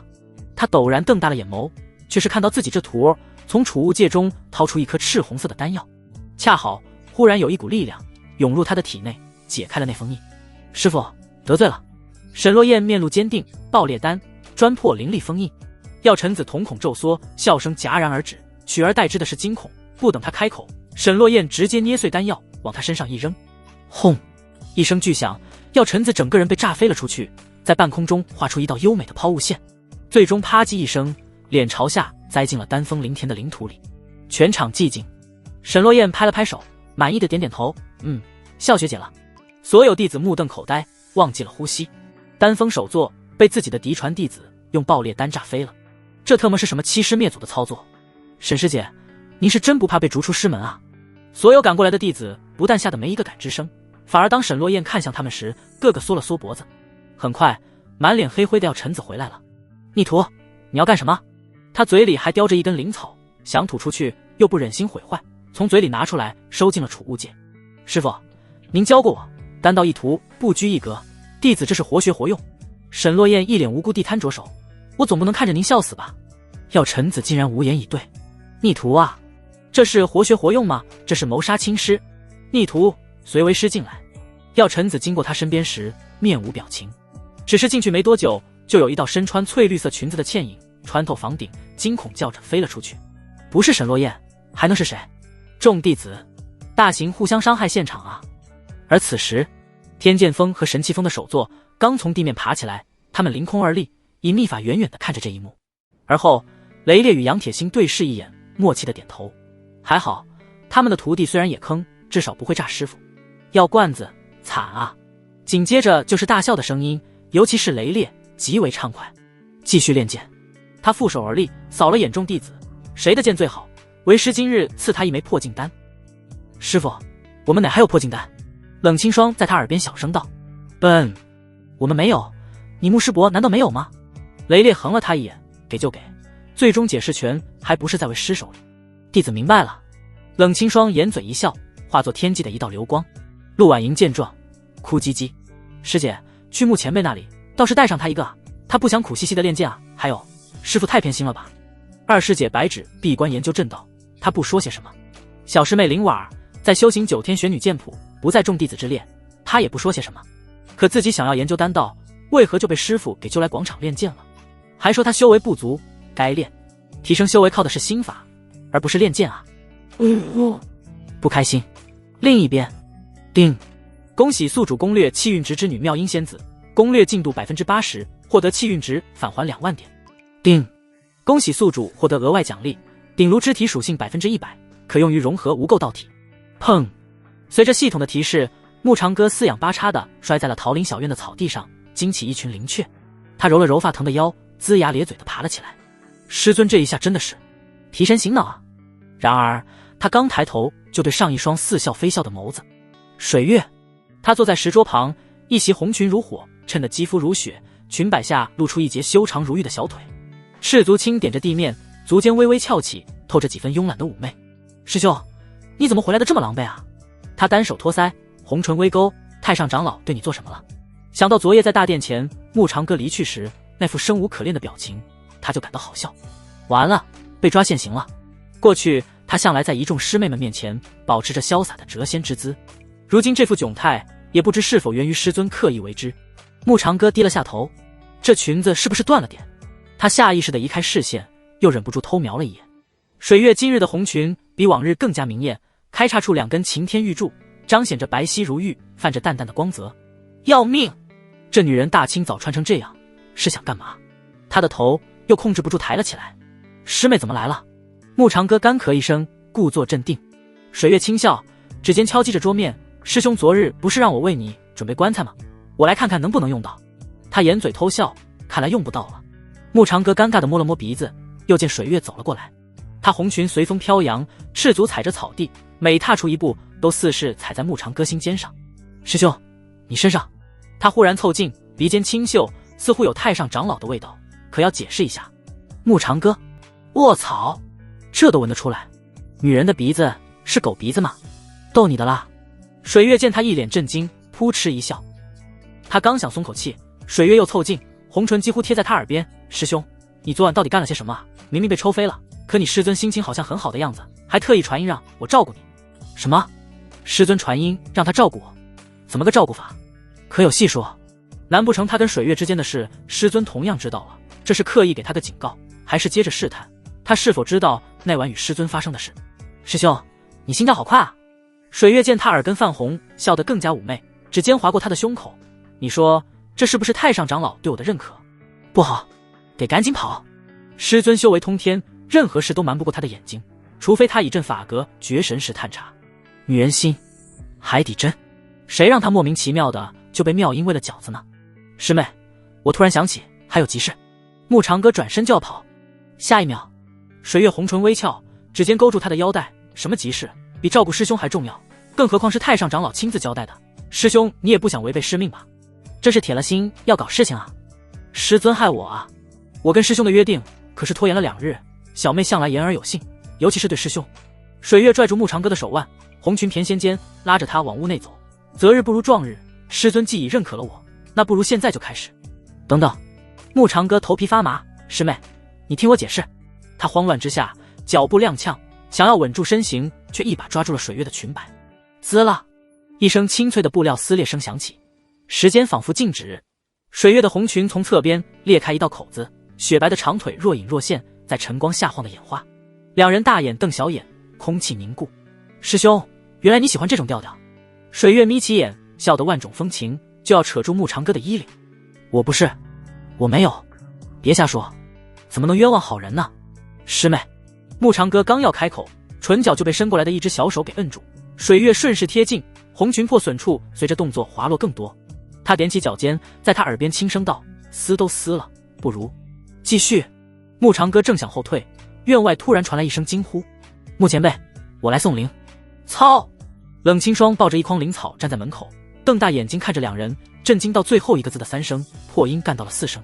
他眼中倒映的景象，慕长歌衣衫不整，水月红裙撕裂，两人姿势暧昧，似乎下一个步骤就是滚到床上去。沉默3秒后，冷清霜砰地关上门，声音飘了进来：对不起，我什么都没看见，你们继续。门外的他拍着胸口，心脏剧烈跳个不停，满脸的委屈巴巴。慕前辈果然被捷足先登了。水月仙子还是破天峰的首座，而他只是天剑峰的大弟子，身份相差4云泥之别。回来，不是你想的那样。就无语。冷清霜这么走了，他有1万张嘴，也说不过水月那2张造孽啊。师兄这下，你可要对我负责了哦。水月笑得花枝乱颤，点了点他的胸口。慕长歌脸色微黑，师妹，不要闹了，快去换套衣服穿上。可是，我没带储物剑呢。他指尖勾着慕长歌衣领，红唇凑近他，吐息，要不，我去师兄房间躲躲。水月抬着小脑袋，即将软在慕长歌怀里，那双水灵灵的大眼睛里写满了我见犹怜。叮，检测到妙音仙子神识正在探查这里，宿主恐有断根之危，是否消耗气运值兑换物品？兑换。慕长歌想也不想，果断做出了选择。叮，天蚕法衣兑换成功，本次消耗气运值1万。卧槽！慕长歌一阵肉疼，什么样的法衣值1万气运值啊？消耗了这1万，他就只剩下可怜的4万了，又要想办法赚取气运值了。叮，检测到宿主悲伤情绪，系统特此安慰，可在妙音闭关之际与水月偷偷圆房，获得对方全部气运值。水月是他承认了的道侣，他需要偷偷摸摸，只是要分时候的光明正大，至少被妙音给盯着，那就很不是时候。他头铁，但不想找死。师妹，这个给你。慕长歌掌心灵光闪烁，一件流光溢彩的红裙凭空浮现。天蚕法衣，由万年天蚕丝织就，薄如蝉翼，却刀剑难伤，裙摆处暗藏防御阵纹，可挡化神修士全力一击。地阶灵宝。水月瞪大美眸，呼吸微滞。身为破天峰首座，他自然识货，这种级别的法衣在整个碧霄宫屈指可数，连他平日所穿的衣服也不过是寻常之物。师兄，他指尖轻颤，拂过裙面，可是你专门为我炼制的。水月红唇微抿，眼底泛起一丝难以察觉的涟漪，冰火双属性阵法恰好契合他的功法。他抬眸看向慕长歌，心跳陡然漏掉一拍。师兄，一直记得我的喜好呢。饶是水月向来洒脱，可此刻心底却涌上一股难以言喻的温暖。他想起自己刚接任破天峰首座，也是在此之前最后一次见慕长歌时提过，若有一件水火不侵的法衣就好了，那样他就不会太过担忧自身体质所带来的寒息。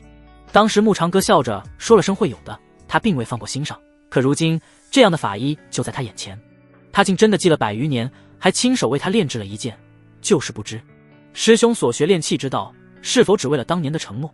如果木长哥来上一句自己早忘了，或许水月已然就地挖坑，将他给埋了。叮！恭喜宿主攻略气运之女水月，攻略进度 90%， 获得气运值返还15000点。恭喜宿主获得额外奖励：阴阳合欢诀上卷，天阶双修功法，修炼效率 300%。天阶双修功法，系统，我他妈谢谢你，考虑的可真周到。木长哥暗骂了声，而后看到水月将之穿在了身上，红裙如火，衬得她肌肤胜雪，腰间流苏轻晃，开叉处玉腿若隐若现，又因阵法遮掩而自带朦胧仙气，无不散发着致命诱惑。水月转了个圈，裙摆飞扬，师兄可喜欢？还行。木长哥干咳一声，师妹喜欢就好，只是还行。水月显然不满意这个答案，他眯着眼，指尖戳在他胸口，那师兄为何不敢看我？他哪敢？师尊的神识可在这盯着呢，再看下去怕是要出事啊。水月红唇贴到他耳畔，声音小到只有他们两个人听得到。那这样呢？随后指尖轻勾，裙摆微掀。木长哥倒抽一口凉气，念起了清心咒。门外传来冷清霜微颤的声音：木前辈，我可以进来了吗？他一道箭步冲上前，打开了院门。外面冷清霜双手紧紧抱着灵草篮子，粉拳攥到发青，咬着薄唇。清霜啊，让你久等了，快点进来。木长哥向他投去善意的笑：你来找我可是有什么事啊？师父让我前来跟您求取一枚破镜丹。他递上手里的篮子，这些灵草是我孝敬前辈您的。冷清霜低着头，声音轻得几乎听不见。他不敢看木长哥，更不敢看水月，尤其是那件刺眼的红裙。地阶灵宝，水火不侵，木前辈亲手炼制，已足够代表情谊。是他天真了，木前辈这样的世外高人，只有水月这样的手作，又或是圣主那样的女子，才可与之相配。破镜丹是吧？木长哥接过灵草，温和一笑：你稍等，我这就去取。他转身走进屋，留下水月和冷清霜站在院中。空气凝固，水月挑眉，扯住冷清霜发抖的小手：师侄，你我也不是初见，今日怎么这般拘谨？师叔说笑了。冷清霜声音僵硬：弟子只是敬畏前辈。哦。水月轻抚红裙流苏：那你觉得师叔这身裙子如何？杀人诛心。水月师叔这是故意的。他强忍酸涩，硬邦邦道：师叔穿什么都好看。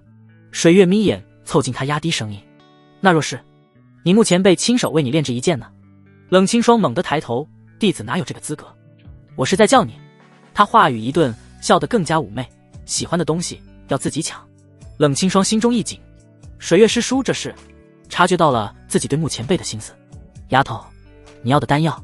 木长哥在这时走了出来，他慌忙接过，低头到了声线，转身就逃的背影仓皇的像只受惊的兔子。这丫头怎么了？木长哥一脸疑惑。水月红裙翩跹间挽住了他的手臂：师兄，你这桃花债可真不少，你若喜欢，不妨收了他们。师妹慎言。木长哥神色一凛，义正言辞：我时刻谨记师尊教诲，一心向道，心无旁骛，师妹不必试探为凶，我道心很坚定。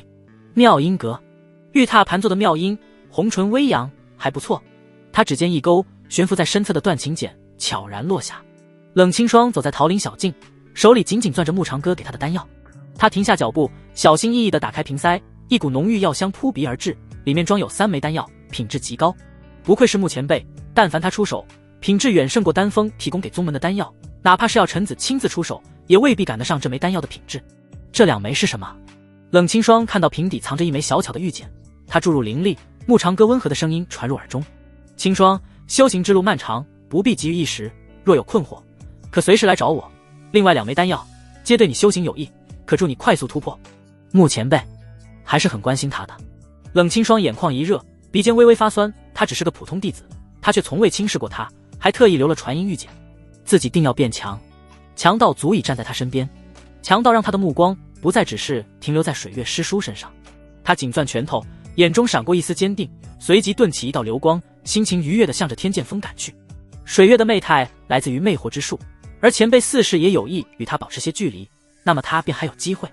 魅惑之术，不知自己学过之后会变成什么样子，他既期待又有紧张，下次再见木前辈，定要给他一个惊喜。与此同时，大殿外，叶灵犀负手而立，仰望着天穹，眉宇中带着一抹担忧。天还未亮时，他就收到了消息，有魔道之人在山下席卷了几个村庄，那些人的血气尽数被抽空，而且那村庄受他们碧霄宫护佑。暗中守卫那些村庄的弟子，也各自消失了踪迹，根本不用想，他就知道肯定是阴无涯的天魔门所为。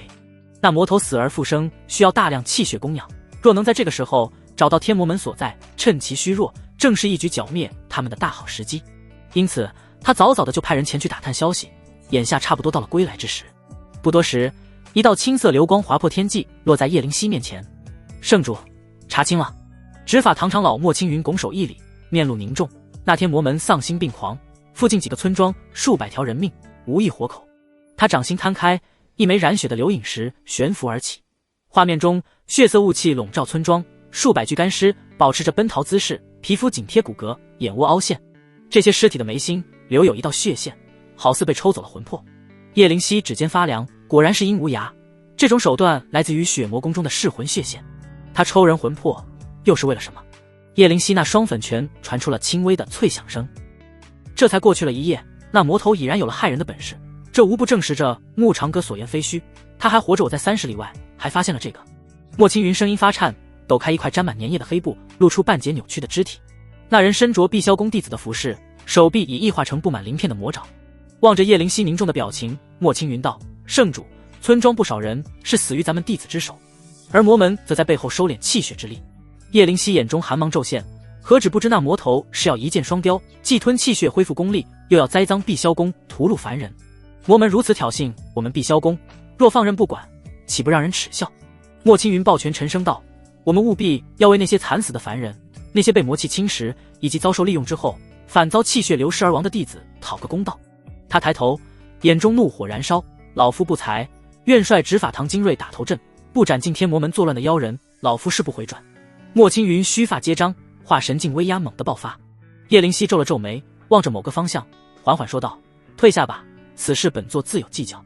圣主，莫青云想说些什么，看到叶灵犀摆了摆手，只好止住了话音。叶灵犀眸子中暗芒浮动，阴无涯这一手狠毒至极，贸然派弟子围剿，不仅可能折损精锐，更会坐实碧霄宫弟子入魔屠村的罪名。即便抛开这些，越多的人参与到行动之中，越是有弟子被魔化的可能，届时必定有人成为天魔门的棋子。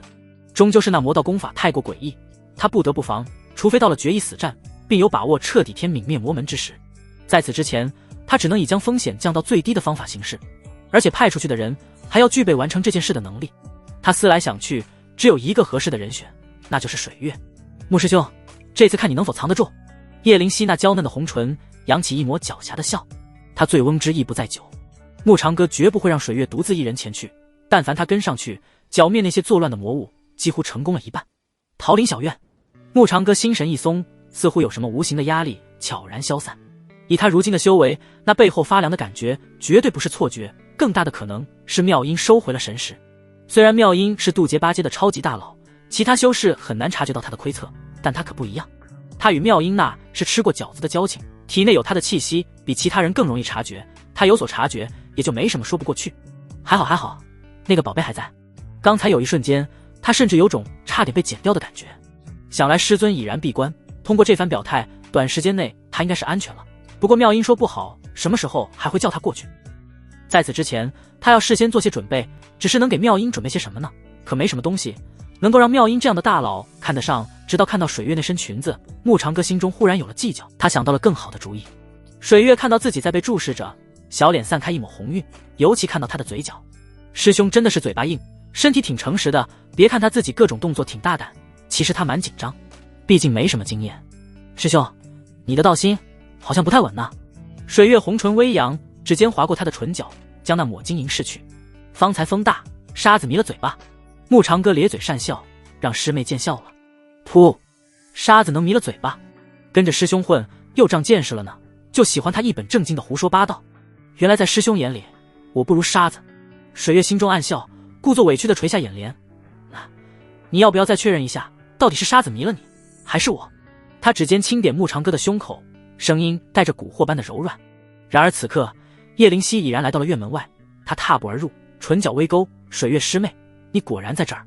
他在两人身上扫了眼，穆长哥衣襟微乱，水月红裙魅惑，看来我来的有些不是时候。怎么会？可真是时候。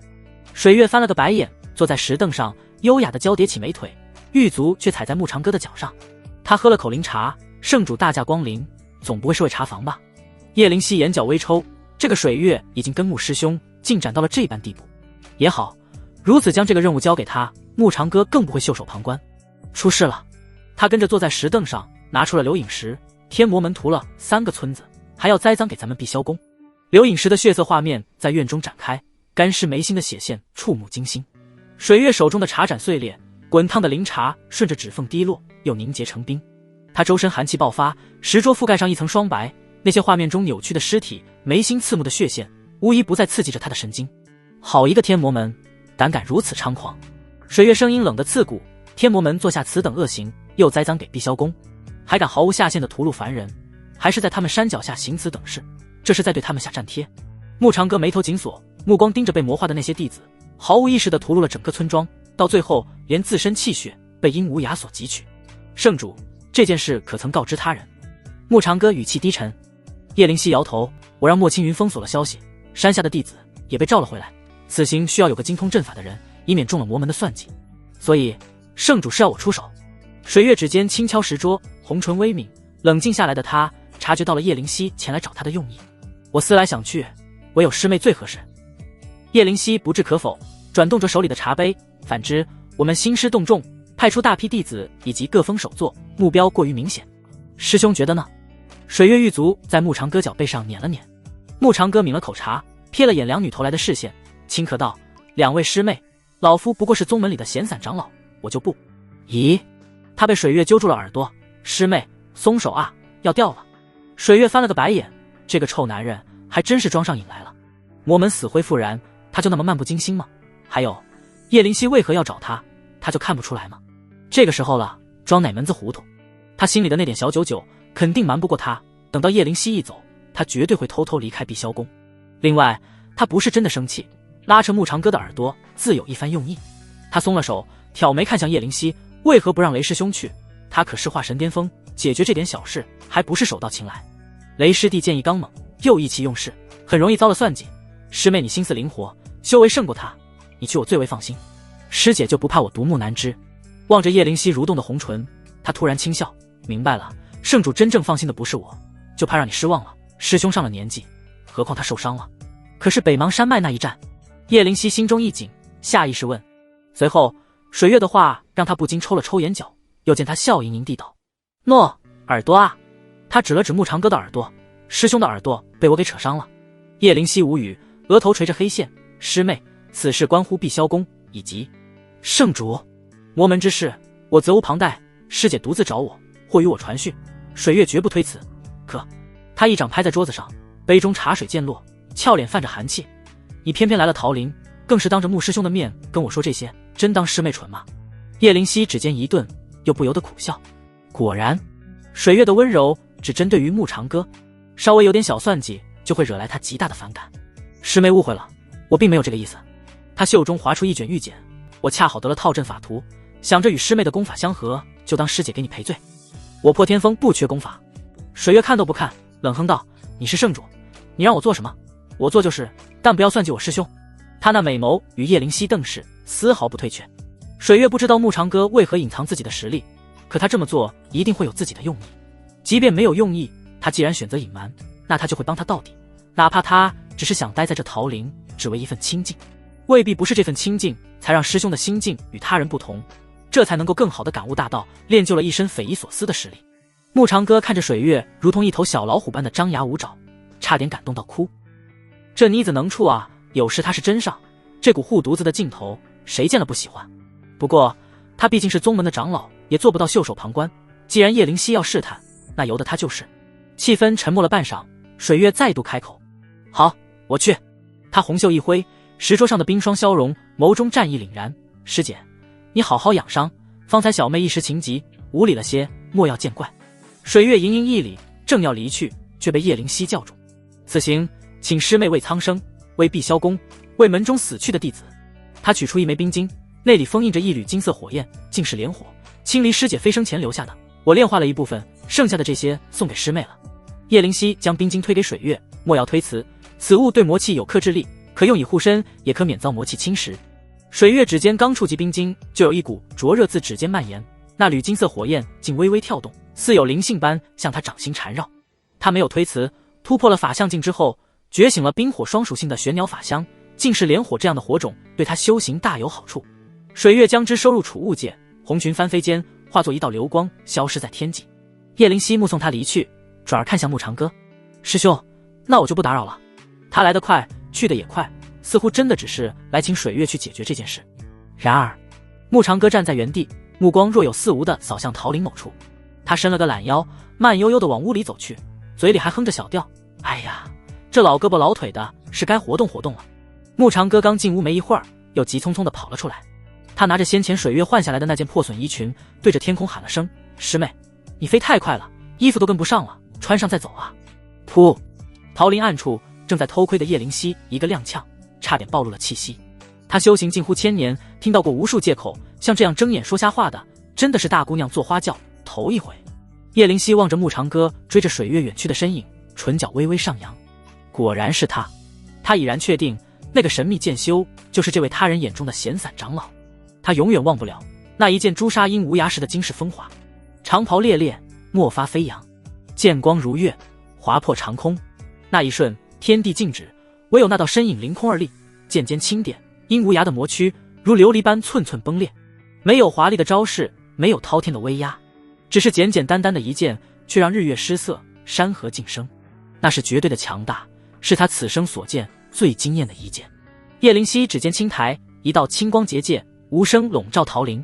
牧师兄，你既选择藏风于此，那我便为你守住这片净土。唰，一道青色流光划破天际，莫青云御剑而至。圣主，您可是派遣水月师妹离开宗门了？他实在放心不下，得知叶灵犀来了桃林，就追赶了过来，看着叶灵犀点头。他又问：“那牧师兄是去送裙子？”裙子？莫青云一怔。叶灵犀抿了抿娇唇，水月师妹飞得快，裙子没跟上。圣主，这结界是？莫青云的目光被笼罩桃林的青光结界所吸引，他诧异地看了眼叶灵犀，不明所以的同时又寻求个答案。是本座设下的。他淡淡道：“从今日起，桃林列为禁地，寻常弟子若无本座许可，不得擅入。”闻言，莫青云一惊，能被列为禁地的地方，那无不是大能以及对碧霄宫做出过杰出贡献的人所居之地，就比如妙音。过去的桃林形式上算作禁地，那毕竟源于牧长歌是云清离道侣的缘故。即便如此，云清离也不曾下令严明，将此处列为禁地。叶灵犀眸光微转，语气不容置疑：“牧师兄喜静，何况太上长老有言，无事不得打扰。”莫青云张了张嘴，欲言又止。他总觉得圣主今日有些反常，先是对牧长歌格外关注，又特意为他设下了结界。难不成圣主找水月前往解决魔道作乱的事，是因为牧长歌不会袖手旁观？叶灵犀眉头微皱：“怎么？可是觉得本座偏袒牧师兄？”“不敢。”莫青云连忙低头，他是太上长老的弟子，圣主有所关照，理所应当。只是什么？莫青云犹豫片刻，圣主为何如此信任他？他不过是个金丹修士，即便有些炼丹造诣，也配不上本座这般重视。叶灵犀轻笑一声，指尖轻抚过结界光幕：“你可曾见过？”一剑惊鸿，斩尽山河。莫青云浑身一震。叶灵犀不再多言，转身化作流光离去，只留下一句话语在桃林中回荡：“守好这里，待他们归来。”莫青云站在原地，望着眼前的青光结界，心中翻江倒海。一剑惊鸿，斩尽山河。圣主这话什么意思啊？他忽然想到，叶灵犀昨晚在大殿上表明，此次剿灭阴无涯最大的功绩不在他，而是多亏了牧长歌。难道？莫青云猛地抬头，望向牧长歌离去的方向，瞳孔骤缩：“师兄啊，你藏得当真如此之深吗？”水月正御空而行，忽觉身后云海翻涌，一道雪白剑光破开云雾，如同流星般拦住他的去路。这位仙子欲往何处啊？那年轻剑修脚踏虚空，墨发飞扬，一袭白衣胜雪，唇角噙着慵懒笑意：“带老夫？带本公子同行，可否方便啊？”“师兄！”水月先是一怔，随即美眸骤亮，他红裙翻飞，如乳燕般扑进牧长歌怀里，指尖抚着他俊逸的脸庞：“你怎么来了？”牧长歌清了清嗓，一本正经地晃了晃手中衣物：“我来送裙子，万一你半路想换装呢？”噗嗤！水月心念一动，乃还想不到他是以这个做借口，故而离开的碧霄宫。他展颜一笑：“师兄说的对，裙子破了才符合师兄的口味。”“师妹慎言。”牧长歌板着脸：“你怎能如此看师兄？我可是正经人。”水月再度娇笑：“可不是，不正经那就不好说了。”不过师兄这个样子真的好帅啊！他忍不住捧住牧长哥的脸，左看右看，眼睛亮晶晶的，这样带出去会更有面子。师妹，你要看到什么时候？牧长哥没好气地敲了他的额头。为兄是好看了那么一丢丢，可外貌终究只是皮囊，你怎能如此肤浅？你又没试过，怎么知道？水月俏皮地眨了眼。牧长哥发现自己不知道怎么回话了。这妮子换作他所在的蓝星，那必定是个妖媚万千的小狐狸。师兄跟过来，该不会怕我被别的男修狗走吧？水月狡黠一笑，放心啦，师兄，小月月只属于你哦，人给你，心给你，只要师兄不喊累，小妹可以啥都会。师妹，正事要紧。牧长哥叹了口气，看来样貌太好看，还真是个麻烦。他怎么就这么好看呢？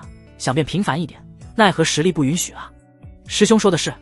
水月玉臂圈住牧长哥的脖子，红唇几乎贴到他耳垂，前面30里就有佳悦来客栈。他指尖顺着牧长哥胸膛下滑，听说有天字号温泉呢。闻言，牧长哥差点一个趔趄，从云上栽下去。他是这个意思？他怎么不知道？牧长哥倒吸一口凉气，有这妮子在，自己的道心无时无刻不在饱受折磨啊！抓紧了！他揽住水月纤腰。嗖！水月还没反应过来，就觉得眼前景物骤然模糊，云层被撕裂，两人突破阴障。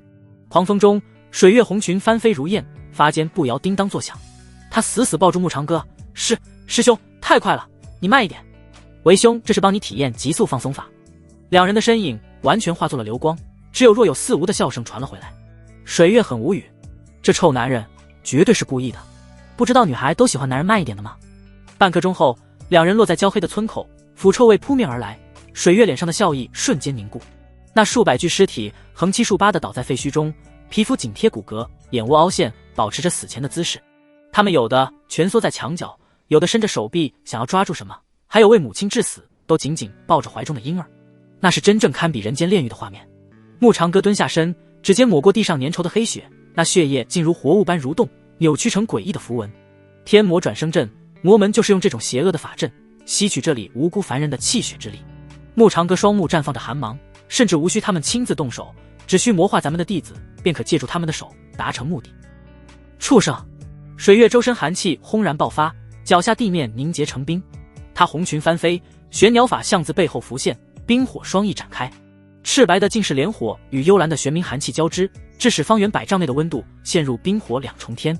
阴无涯，他声音冷得刺骨，俏脸冰寒。我水月在此立誓，必让你天魔门上下血债血偿。水月的愤怒并非空谈。牧长哥清晰地看到他眉心符现出一道血色符文，那是大道血誓，一旦立下，不死不休。师妹，何不冷静一些？他皱眉抓住水月的手腕，这种誓言岂能随意立下？师兄要我如何冷静？水月眸中冰火交织，指向那对峙死相拥的母子。你看那婴儿，他连走路都不会。他又指向墙角的老者，那老人须发皆白，连剑都提不动。最后指向满地干尸，他们做错什么了？要遭如此虐杀？牧长哥沉默，他只是不希望水月被恨意影响到了自身修行。水月深吸一口气，正要再度开口，呜！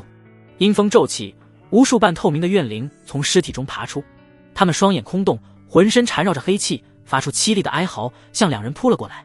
水月红袖一挥，竟是莲火呼啸而出，将扑来的怨灵尽数焚烧。等等！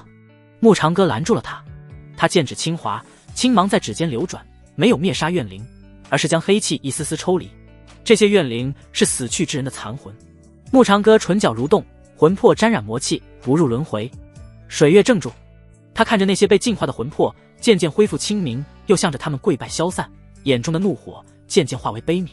师兄！水月声音发颤，帮他们。牧长哥点头，自他身周飞出数百张符箓，在空中组成巨大的往生图阵。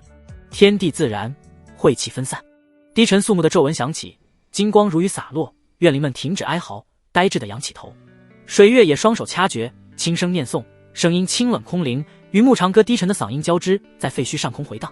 随着咒文持续，怨灵们身上的黑气逐渐褪去，他们恢复生前的模样，有白发苍苍的老者，有稚嫩的孩童，有怀胎的妇人。一个身穿碧霄宫弟子服饰的年轻魂魄突然跪地叩首，仙长，求您救救赵师妹，她被魔修抓去了后山山洞。话音未落，他的魂魄化作点点金光消散。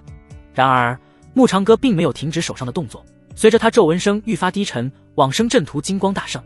那些漂浮在半空的魂魄一个接一个的恢复清明，他们向着牧长歌与水月深深一拜，眼中流露出解脱之色，继而化作点点星光，消散在天地之间。最后一个消散的是那位抱着婴儿的母亲，她的魂魄抚过婴儿的脸庞，对牧长歌露出感激的微笑，嘴唇微动，似是在说谢谢。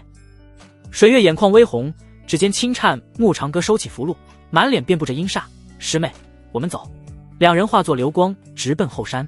村口的血泊中，一枚染血的铃铛无声滚动，阴冷的笑声在风中回荡。牧长歌，你终究还是来了。夜幕下，牧长歌与水月来到了那个山洞，有阵法。水月在旁提醒。又见牧长歌剑指轻滑，虚空中浮现出密密麻麻的血色纹路，交织成一张巨大的噬魂魔阵。水月冷笑，因无涯的手段还是这般下作。他掌心一翻，竟是连火呼啸而出，将魔阵烧出一个缺口。走！两人踏入山洞，阴冷的气息扑面而来。洞内漆黑一片，唯有水滴声回荡。师兄，小心些！水月指尖凝聚出一团冰焰，照亮四周。岩壁上刻满了诡异的符文，隐隐有血色流动。这是……牧长歌目光一凝，视线锁定在洞窟深处，一具身穿碧霄宫弟子服饰的尸体，静静地躺在血泊中，胸口插着一柄断剑。他的手指扣着地面，指甲尽数分裂，身下用血画出半个残缺的阵纹，可见战至了最后一刻。内门弟子赵灵儿。水月记得这个女孩天赋还算不错，一身修为已至元婴3阶。她粉拳微握，轻咬着薄唇，她在试图破坏这里的阵法。牧长歌缓缓上前，蹲下身，轻轻合拢女弟子元睁的双眼。你们都是好样的。他声音很轻，却让整个洞窟为之一静。水月看到牧长歌指尖微微发抖，这个总是世人以微笑的师兄，此刻眼中竟有泪光闪动。咔嚓，那柄断剑突然裂开，一道微弱的元神虚影浮现。仙长，首座。赵灵儿的残魂气若游丝，天魔门在炼制。万魂幡，他们又抓了一村子的人，应该还活着。在哪？水月急忙掐诀，稳住赵灵儿的元神。血池最深处，他那元神骤然扭曲。牧长歌瞳孔陡然收缩，快速将水月推开。轰！赵灵儿元神炸裂，无数血针爆射而出。牧长歌袖袍翻卷，以剑气化作屏障，可仍有一枚血针穿透防御，直取他眉心。师兄！水月红裙翻飞，竟用身体挡在他面前。千钧一发之际，牧长歌双指并拢，指尖骤然迸发一缕青焰，火焰看似微弱，再触及到血针，竟将其焚成虚无，连一丝黑烟都未留下。你这傻女人！牧长歌扣住他的手腕，你不要命了？哪有用身体挡的？水月怔住，他从未见过牧长歌有这般可怕的时候。那双总是含笑的眼眸赤红如血，额角青筋暴起，抓着他的手指几乎要嵌入到皮肉。结！洞窟深处传来殷无涯的狞笑。牧长歌，本尊为你准备的这份见面礼如何？殷无涯。牧长歌吼声低沉如雷，又平静的可怕。你找死！他一步踏出，整个山洞开颤，岩壁上的血色符文接连爆裂，地面裂开无数缝隙，露出下方翻涌的血池。水月玄鸟法相全开，冰火双翼照亮深渊。师兄，下面！血池中数百人被铁链锁住，浸泡在粘稠的血水里，他们头顶漂浮着丝丝缕缕的魂魄，被抽向正中央那个万魂幡里。师妹，这魔头交给我，你去救人。牧长歌掌间灵光闪烁，将一柄缠绕着混沌青焰的扶摇流光剑递给了水月。水月微微诧异，又是一柄天级灵兵。师兄手里哪来那么多只高品级的法宝？师兄小心！水月接过扶摇流光剑，剑身入手温润，蕴含着浩瀚灵力，好似与他心意相通。他不再犹豫，纵身跃向血池，剑锋直指锁链。哗啦，血池骤然翻涌，数道血浪冲天而起，化作狰狞鬼面，挡在了水月面前。结！此路不通！三名黑袍魔修踏血而立，周身魔气翻腾，竟都是化神境修为。水月手中长剑绽放璀璨光华，一剑斩出，滚开！剑气如虹，将最前方的魔修劈成两半。可那魔修身躯炸裂后，竟化作血雾重新凝聚，狞笑道：在血魔大阵中，我等不死不灭。水月眸光一沉，正欲再战，却感受到一道灵光将他笼罩。抬头看去，那是一座青铜大鼎，俨然是件了不起的防御至宝。师兄的宝贝当真层出不穷，这鼎的品级连他都看不出来，但有了这层防御，对他来说如虎添翼。水月不再迟疑，玉手掐诀，将灵力灌入鼎中，吞天造化鼎迎风暴涨，化作山岳大小，轰然砸向血池。魔修们惊恐惨叫，却在此神威下寸寸崩解，再也无法重组。水月趁机飞身而下，解救那些被困之人，可没想到整个血池突然沸腾，一只布满鳞片的巨爪破水而出，直取他的咽喉。合体之术！水月冷笑一声，扶摇剑横斩而出，剑光如月，将那巨爪硬生生劈开。区区几个化神魔修，就是合体又能如何？他红裙翻飞，玄鸟法相振翅长鸣，冰火之力交织，在血池上空形成一道巨大的阴阳阵图。今日本座便让你们形神俱灭。与此同时，洞外高空，木长歌与殷无涯相对而立，彼此站立在一块岩石之上。殷无涯周围血雾缭绕，居高临下，双手抱胸，嘴角勾起一抹讥笑。木长歌，之前本尊大意，你以为这次还能那么好运吗？废话少说。木长歌长发飞扬，眸中杀意凛然。今日我必斩你，本尊给你这个机会。殷无涯冷哼，双手掐诀，天地间阴风怒号，无尽血云汇聚，化作一张遮天巨口。木长歌不闪不避，抬起右手，剑来。铮！一声剑鸣响彻九霄，他身后虚空撕裂，一柄看似平平无奇的古朴长剑骤然飞去，却让殷无涯脸色大变。他岂能认不出自己就是在这把剑下丧了一条命？斩！木长歌轻吐一字，长剑轻颤，一道朴实无华的剑光划破长空。是，血云巨口被一分为二。魔头，你如此迫不及待的出手，是赶着找死吗？他双目如炬，似是要看透对方的算计。殷无涯神秘一笑，那可未必。轰！9道血色光柱冲天而起，将方圆数十里笼罩。殷无涯看着木长歌被困于阵法之内，大笑声不止。此阵名为九转乾坤阵，攻防一体，整个北域唯有本尊能布，洞虚境内皆可斩。终于到了他一雪前耻的时刻，殷无涯怎能不激动？他堂堂魔尊，在一个小人物手里接连吃亏，这座法阵便是他为木长歌准备的厚礼。可木长歌的神色又让他感到意外。只见他环视四周，9道阵眼如血色星辰悬浮，彼此勾连，形成天地罗网。有点意思。木长歌非但不惧，反而露出一丝兴致。他长剑轻转，剑锋直指殷无涯。如果这就是你的底牌，那我可就太失望了。狂妄！殷无涯手印一变，9道阵眼同时亮起，一转，天崩，虚空骤然塌陷，恐怖压力碾压向木长歌。木长歌剑指苍穹，一朵青莲自脚下绽放，顶住了塌陷的虚空。殷无涯脸色微变，再变手印，二转，地裂，地面轰然炸开，无数岩浆喷涌爆发。木长歌踏空而起，剑锋轻划，剑气如虹，将那岩浆长河一分为二。3转，风煞；4转，雷劫。殷无涯接连催动，天地变色，风雷交加。木长歌剑光如龙，在阵中肆意穿梭，又挽了道剑花。这才面无表情地看了眼殷无涯，别转了，再转你就该晕了。随着话音，他猛然提速，身影化作残影，直逼第1道阵眼。殷无涯瞳孔微缩，急忙催动剩余阵眼拦截，却见他突然变相，剑光如电，眨眼间贯穿3道阵眼。什么？殷无涯大惊失色，你怎知阵眼方位？因为木长歌冷笑，这是我玩剩下的。殷无涯微怔，这阵法近乎失传，他可是费了点心思才得来的。木长歌他凭什么会？为什么每次的计划都会毁在他手里？殷无涯愤怒咆哮，蝼蚁，你去死吧！他全力催动阵法中的力量，整个大阵风雷怒吼。轰！9转乾坤阵彻底暴走，血色雷霆如怒龙狂舞，罡风化作万千利刃绞杀而来。木长歌，这次你必死无疑！殷无涯双目猩红，敢在本尊面前装腔作势，当本尊吓大的？方才不过侥幸，让这可恶的蝼蚁走过了几道阵眼，阵法之道就是妙音，也精通不了几分。他笃定木长歌绝无可能破了他的阵。木长歌长发无风自动，周身骤然泛起朦胧仙光，我清华的专打杀大。先风云体术与醉仙望月步2道功法同时开启，他身影一分为9，每个分身如真似幻，在阵中踏出玄妙轨迹。第1转，破！9道剑光同时斩向一方阵眼，血色星辰轰然炸裂。殷无涯目眦欲裂，疯狂掐诀，阵法剧烈震荡，那8道阵眼血光大盛，凝聚成8条狰狞血龙扑杀而来。木长歌仰头喝下一口酒，第2转，破！酒液喷在剑锋之上，化作漫天青莲。他最不踉跄，但每一步都踩在血龙7寸，剑光如皓月，这道阵眼应声而碎。殷无涯吐出一口黑血，阵法反噬让他经脉剧痛。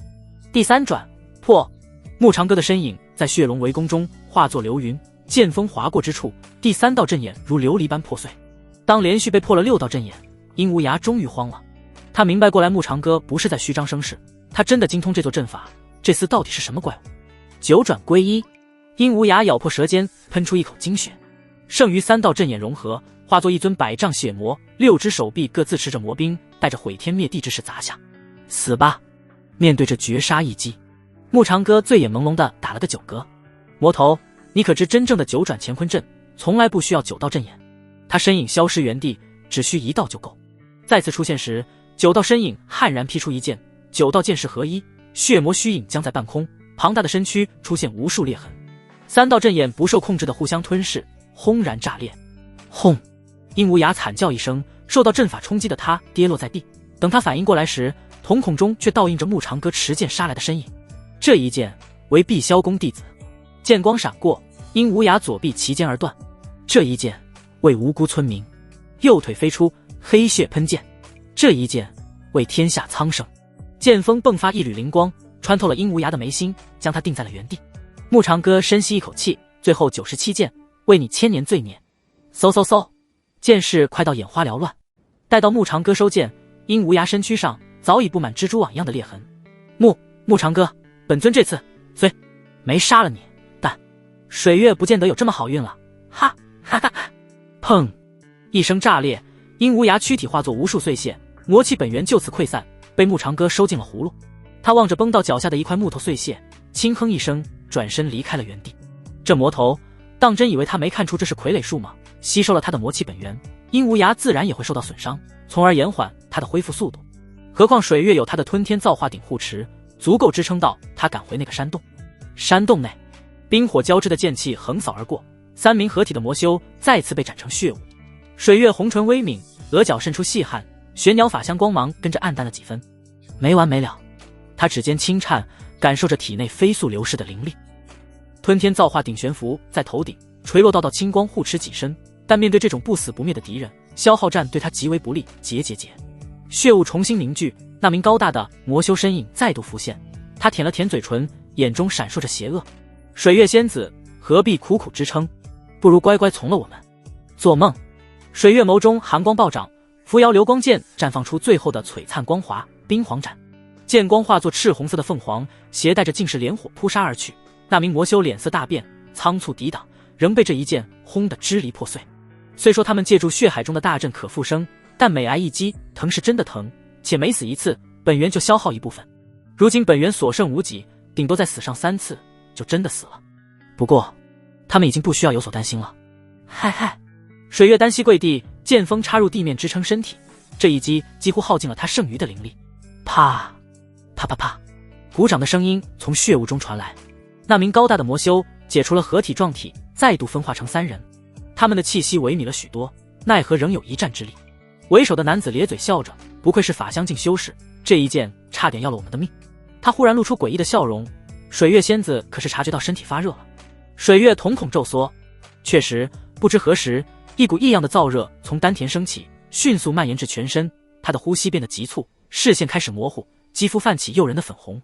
你们什么时候？水月咬着银牙，他竟然会在不知不觉中了毒。寻常之毒影响不到他，但他所中之毒是那种下三滥手段。就在你刚才那一剑，我们故意用阴阳合欢散凝聚血雾，你斩碎我们的同时，毒素就随着呼吸侵入你的心脉。为首的魔修哈哈大笑，只待你欲火焚身，你这身气血之力就会被万魂幡吸收殆尽。在此之前，我们倒是不介意尝尝你的滋味。水月咬破舌尖，强行保持清醒，奈何身体越来越软。他盯着那3人，纵然身死，我也会拉你们陪葬。水月正要运转灵力，试图将那毒素逼出体外，可当他调动力量，只感到那酸软无力愈发强烈。别白费力气了，此毒无药可解，强行运功会让你死得更快。为首那魔修舔着嘴唇，除非与身具无垢道体之人交合，否则半个时辰内你必死无疑。卑鄙！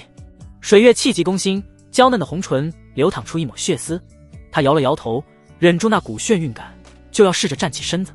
哈哈，要怪就怪你太强了，我们只能用这种手段，毕竟你是法相境修士，吞了你的气血，对魔尊大人大有裨益。魔修们淫笑着逼近，不过你放心，我们会好好照顾你。像你这种高高在上的仙子，我们可要好好品尝。撕溜！几名魔修舔了舔嘴唇，有些跃跃欲试，彼此眼中按捺不住兴奋过往之时，他们可没这个机会与这等人间角色共享大道。就在他们即将触碰到水月的刹那，轰！一道青色剑光如天罚般劈落，3名魔修连惨叫也来不及发出，就被斩成了漫天血雾。谁？血雾疯狂蠕动，想要重组，被一道无形屏障死死禁锢。木长歌的身影从虚空中踏出，每走出一步，脚下就绽放一朵青莲，将翻腾的血海压得波澜不惊。动他者！他抬手一抓，3团血雾被捏成人形，死！咔嚓，骨骼碎裂声接连响起，3名魔修的身体被无形之力一寸寸碾碎。木长歌封印了他们的丹田，他们凄厉哀嚎，自爆也做不到。第一罚碎骨，剑光闪过，3人全身的骨头同时爆裂。第二罚抽魂，五指虚握，3道魂魄被扯出了躯体，在真火中灼烧。第三罚，木长歌眼中金光大盛，9仙剑分化万千，凌迟，刷刷刷，剑光如玉，将3具躯体片成漫天肉馅。最恐怖的是，木长歌控制着剑势，让他们始终保持清醒，连昏厥都成了奢望。饶命！为首的魔修魂魄扭曲变形，反观木长歌露出森然笑意，想死没那么容易。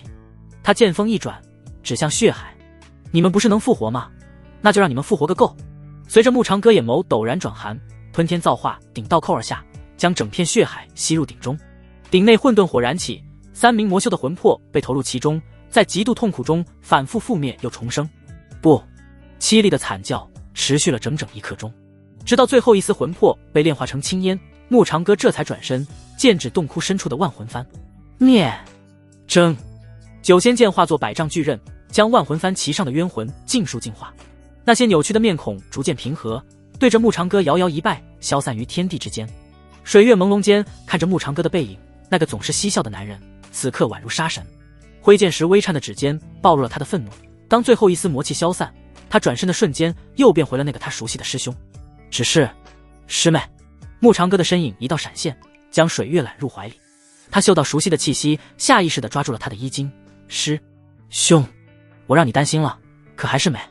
水月的身体烫得吓人，绝美的脸庞布满红晕，眸子里水雾朦胧，带着前所未有的魅意。木长歌脸色阴沉如水，轻抚他的额头，噙着一抹笑意。多亏了你，那些人的魂魄才得以保留，你做的足够了。水月勉强一笑，有师兄宠着，真好。他眼眸中的光芒暗淡了几分。他抱起水月，正要离开，怀中的人儿发出一声难耐的嘤鸣。热，师兄，我快要坚持不住了。他的玉手无意识地撕扯起自己的衣服，木长歌将他按住。师妹，坚持住，你不会有事。不行的。水月艰难摇头，眼眶泛红，看向木长歌的目光始终洋溢着笑。他们说，我的毒必须是无垢道体。他眼神逐渐涣散，身体往木长歌怀里赠，一滴清泪流淌下眼角。我不会让除师兄以外的男人碰。水月再次挤出一抹笑，抚摸上他脸颊。以后我不能陪你了，唯一的遗憾，不曾将自己的身子交于师兄。他脸上那抹羞涩，在和欢毒的作用下，已是看不出分毫。不知师兄可否成全小妹最后这个心愿？水月说完，轻嗯了一声，绯红的脸颊蹭过木长歌染血的衣襟。他深吸一口气，抱起了水月。好，师兄答应你，也相信我，你不会有事。木长歌噙着微笑的嘴角，内里蕴藏一丝极度严寒的冰冷。如果说过去的他想铲除天魔门的心只有 50%， 此刻已然超越了满格。若非他拥有无垢道体，若非他早已非同过去可比，水月这一次恐怕难以逃脱劫难。想到此处，木长歌就决意要将天魔门彻底铲除，一个不留。他身形一闪，回到了血池上方的那个山洞，随后单手掐诀，袖袍一挥，在洞内铺就一张柔软的云床，又以净尘术将四周清理干净。师兄，水月神志不清，低声呢喃。他本能地攀附着木长歌的脖子，滚烫的呼吸扑洒在他的耳边。木长歌望着他的状态，轻蹙眉头。水月的心跳声比以往任何时候都要强烈了许多，那颗心脏好似要蹦出他的胸腔才肯罢休。木长歌应了他一声，指尖轻点虚空，一道道金色符文浮现，转眼间结成一座隔绝天地的结界。洞外风雨不透，洞内暖意融融，似乎与世隔绝。定，检测到最佳双修时机，宿主将获得大量气运值返还以及丰富奖励，建议宿主莫要犹豫，救人要紧。系统的提示在木长歌脑海响起。木长歌连忙道：系统，我要兑换解药。他总归不想以这种方式与水月达成真正的道侣。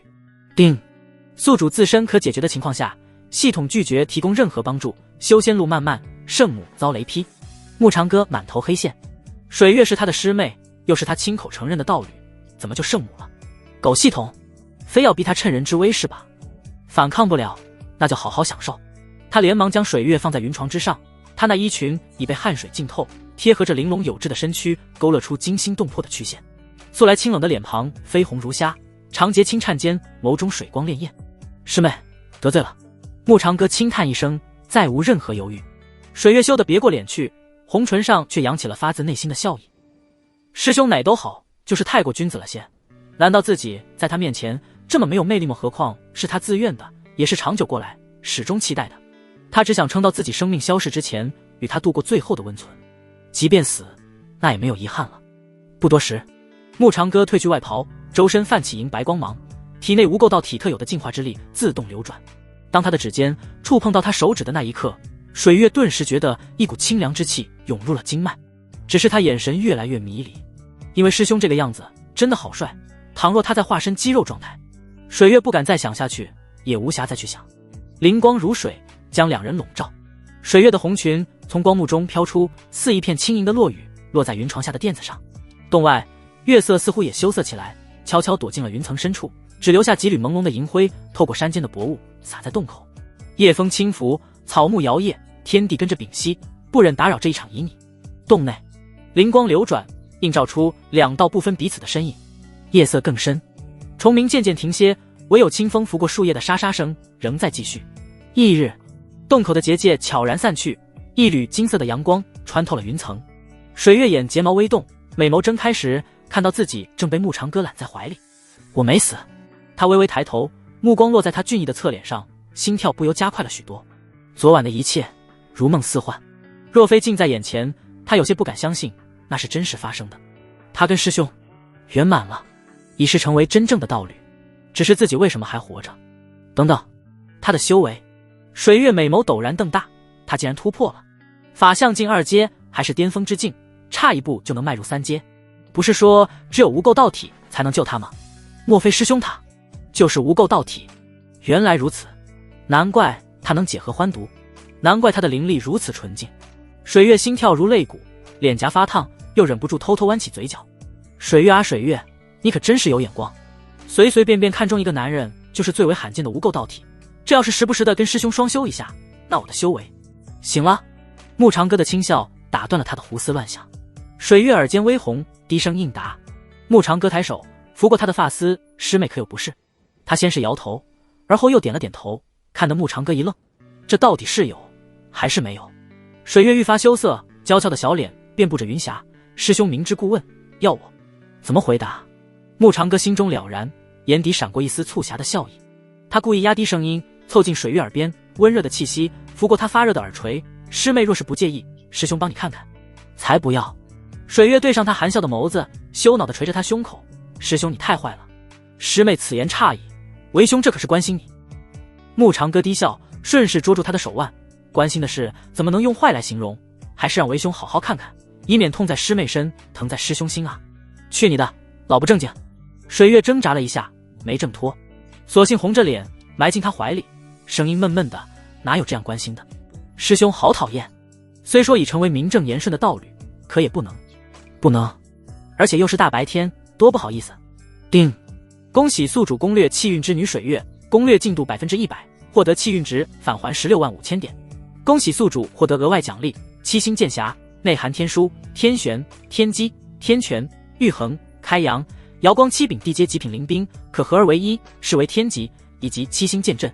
恭喜宿主与水月建立深度羁绊，从此以后他修炼你变强，可获得反哺总指数150%。恭喜宿主使用阴阳合欢诀完成双修，修为突破至出窍50阶。随着系统一连串的提示音，慕长歌体内的灵力如潮水般涌动，他的气运值也积累到了21万。慕长歌乐到合不拢嘴，只是一个晚上，他的修为就整整提升了20阶。若无师尊的顶炉之体，他也得不到这么多好处。可他这番模样却让水月皱眉，并在他腰间狠狠拧了一把，又娇嗔不已，甩给他一个警告的眼神。似乎慕长歌只要再敢取笑他，那么他腰间的软肉就会体验到极致的酸爽。慕长歌倒抽了口凉气，连忙将他小手移开，讪笑：师妹，你看我的眼睛，里面装的可是全世界。那我的眼睛也是。水月娇羞低头。不。慕长歌握住他的手腕，一本正经，师妹的眼睛装不下全世界，要换个地方才行。他随指一点，水月疑惑垂眸，空气就此凝固。砰！一只玉足将木长歌从云床上蹬了下去，堂堂出窍境大能，如同个翻了壳的乌龟，四仰八叉倒在地上，连滚了3圈才停下。水月登时捂住了娇嫩的红唇，眼中满是懊悔，自己怎么就冲动了呢？这才与师兄缔结欢好姻缘，可不能这么快就暴露偏向些许母老虎的本性。温柔，要温柔，一定要温柔。他深吸一口气，接连告诫自己3次。师兄，你没事吧？水月心虚地缩了缩脚趾，收回了踹人的姿势，红裙滑到大腿处，露出半截雪白的长腿。他眨了眨眼，只是还没习惯有男人这么跟他说话。虽然这个人是师兄，可谁让他那么逗弄他嘛，也不给他点适应的时间。卸磨杀驴，卸磨杀驴啊！木长歌躺在地上，生无可恋地望着洞顶。可怜我忙活了一整夜，当牛又做马，却换来了无情的一脚。我要回家，我不玩了。这妮子能要吗？温柔的外表下藏着一颗暴躁的心，要不谁喜欢，给谁拿去算了。不行，必须要给他个严厉的教训，也好让这妮子知道，纯正的爱为何堪比牛奶一样的洁白无瑕，重振夫纲从此刻开启。啊！水月果然吓坏了，他慌忙爬下云床，只是腿一软，好巧不巧地跪坐在木长歌的肚子上。这一下让木长歌眼珠子差点瞪出来。谋杀亲夫，谋杀亲夫啊！水月俏脸绯红，手忙脚乱地想要爬起来，掌心不小心按在他腹部打了滑，又栽了回去。木长歌闷哼了声，咬牙切齿：师妹，你是不是故意的？我不是，我没有，你不要瞎说。水月突然发现手下触感意外的好，鬼使神差的又摸了2把。木长歌手脚并用往洞外爬，悲愤控诉：我信你个鬼，女人最善变了，尤其是美到极致的女人，我要回家，这日子没法过了。他这番话明面听似控诉，实则精准地把握了女人心。果不其然，水月的注意力只听到了那句美到极致的女人以及过日子。这说明了什么？说明了自家师兄彻底被他的魅力给征服了。师兄，他拖长音调，一把拽住他的脚踝，人家真的知道错了吗？说说看，错哪了？木长歌直起身板，清了清嗓，表现得好，我就原谅你。师兄说我哪错了，我就哪错了。他嘟着小嘴，主动环绕住木长歌的腰肢，俯手贴近他怀里，画着圈圈。师兄，不要生气了，以后我都听你的。你要人家往东，人家不敢往西；你要人家站着，人家就不坐着；你让我跪着，我绝不趴着。水月扬起小脸，眸中水光潋滟，嘟起的红唇带着几分撒娇。木长歌眼底闪过一丝狡黠，背对着水月比了个胜利的手势。师妹啊，你还是不了解师兄。他转过身，故作深沉地叹了口气。师兄一向不做选择，就看你怎么做。师兄是在考验他认错态度够不够虔诚吗？他走到云床边，回头看了眼木长歌。师兄过来打我好了，不必留情。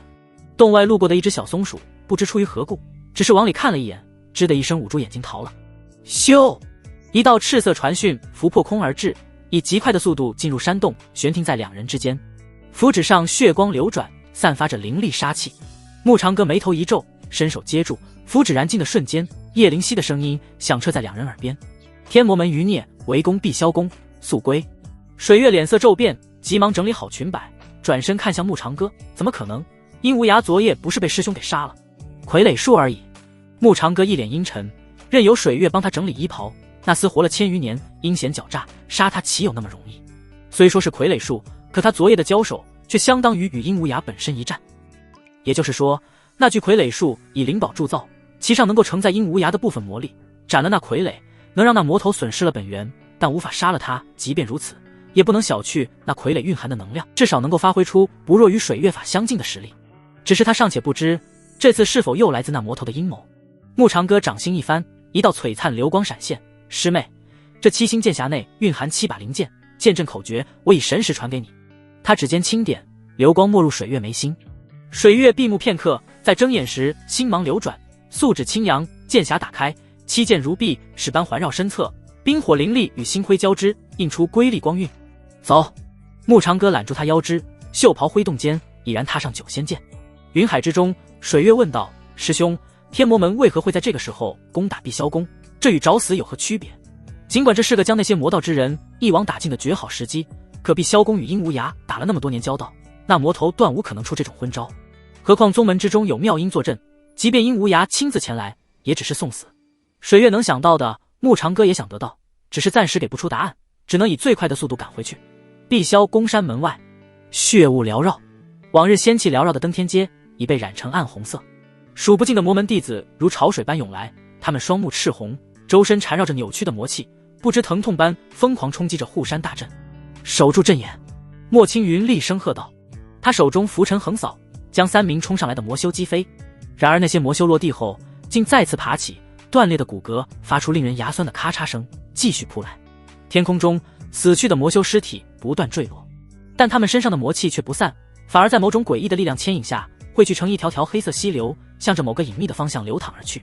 雷烈、药尘子、杨铁心等一众首座，则率领各自门下弟子，在护山大阵之外与魔门弟子激烈厮杀。圣主，魔门的人真是疯了！直到这时，莫青云才察觉到，那些魔气并非无序飘散，而是有规律地形成了一道隐晦的阵法纹路。他突然明白过来，脸色骤变，不好，必须阻止他们，这些魔修是来故意送命的。但为时已晚，随着越来越多的魔修倒下，天空中的魔气已经浓稠如墨，隐约形成一个巨大的漩涡。漩涡中心，一道血色的符文缓缓成型，散发出令人心悸的波动。那是血迹转移大阵。莫青云已然看出，殷无涯在借助这些魔修的死恢复实力。一名浑身是血的魔修突然狂笑起来，他的身体开始膨胀，皮肤下有什么东西在蠕动。为了魔尊大人，轰！他的身体轰然炸开，血肉化作更多的魔气，融入了漩涡。紧接着，越来越多的魔修开始自爆，整个碧霄宫山门前似是下起了一场血雨。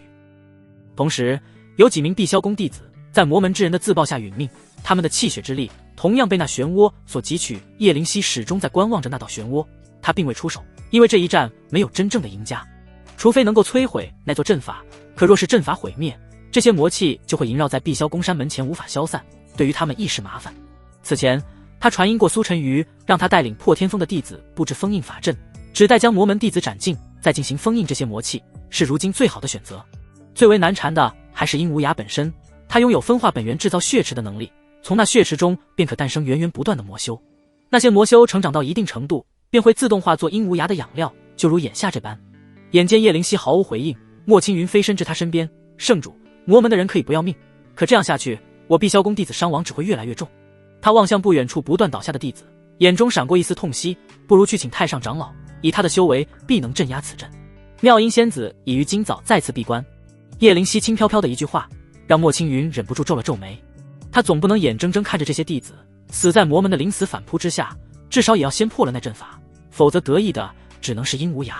可护山大阵又需要他和叶灵犀维持稳定性，如此才能保证那些魔气无法侵染进入碧霄宫。莫长老无需忧心，太上长老不是交代过？叶灵犀抬眸望向天际，嘴角微不可扬察的扬起，若遇棘手之时，可寻慕师兄。莫青云眉头一皱，眼中闪过一丝不以为然。他不过金丹修为，如何能应对这等局面？来了！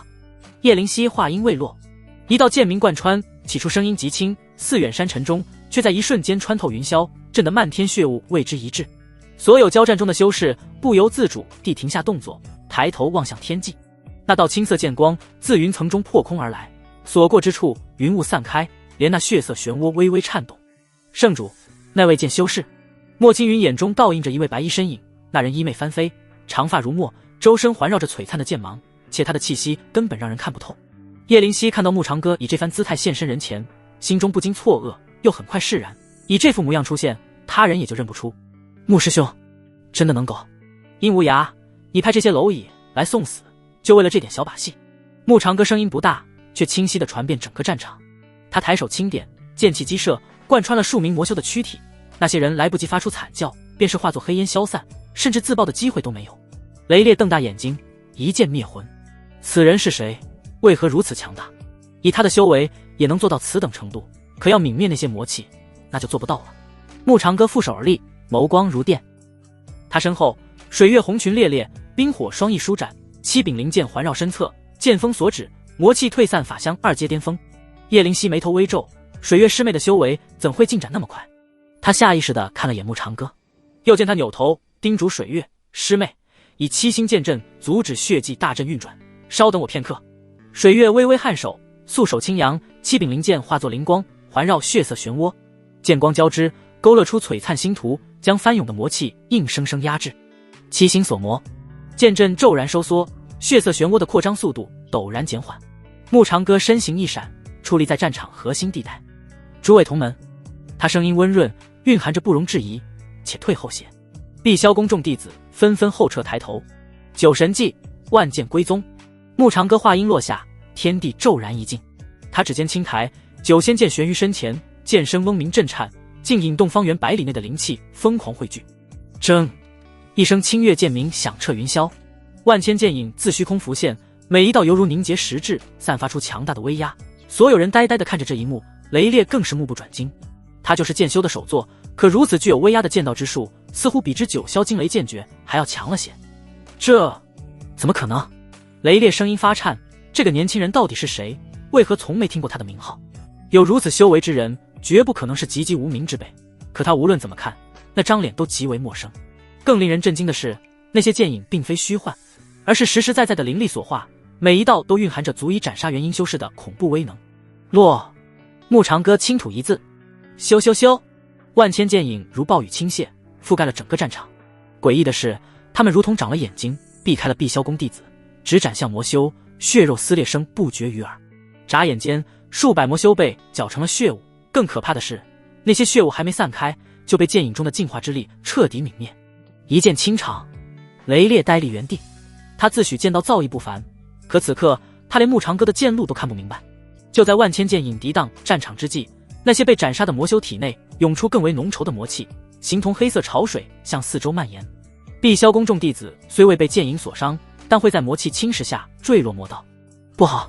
莫青云急声喝道，所有弟子全部撤回护宗大阵。他猛地看向叶灵犀，烦请圣主护住宗门弟子，老夫独自支撑阵法足矣。话音未落，一名筑基期弟子突然跪倒在地，双目泛起血红，皮肤下隐约有黑色纹路蔓延。入魔前兆！莫青云扭头大喝，圣主，快！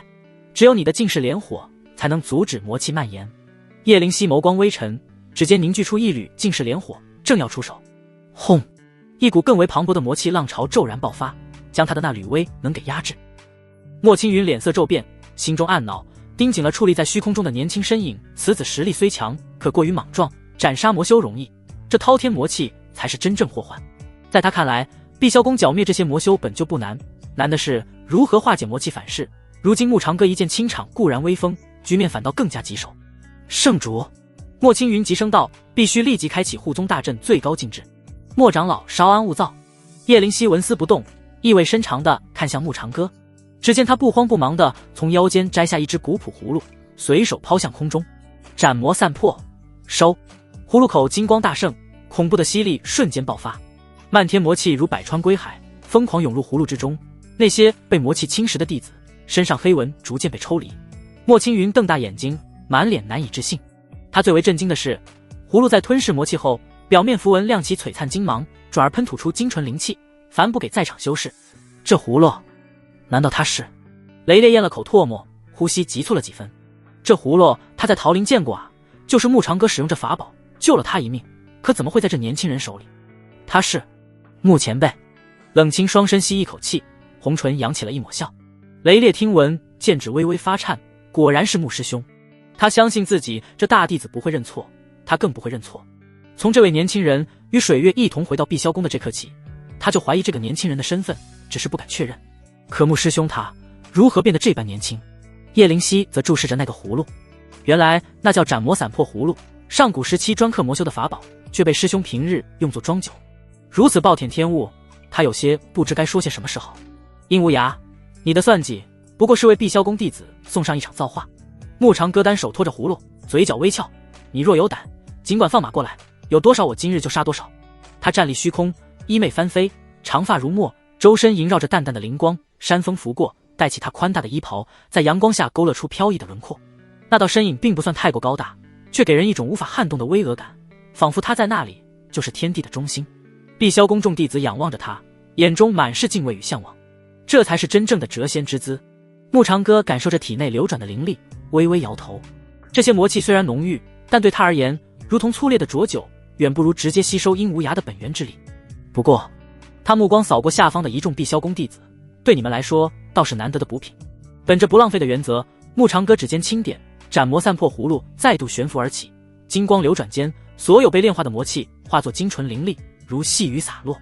嗡，灵力融入众弟子体内，所有人的经脉顷刻间充盈，甚至有人气息暴涨，隐隐有突破之势。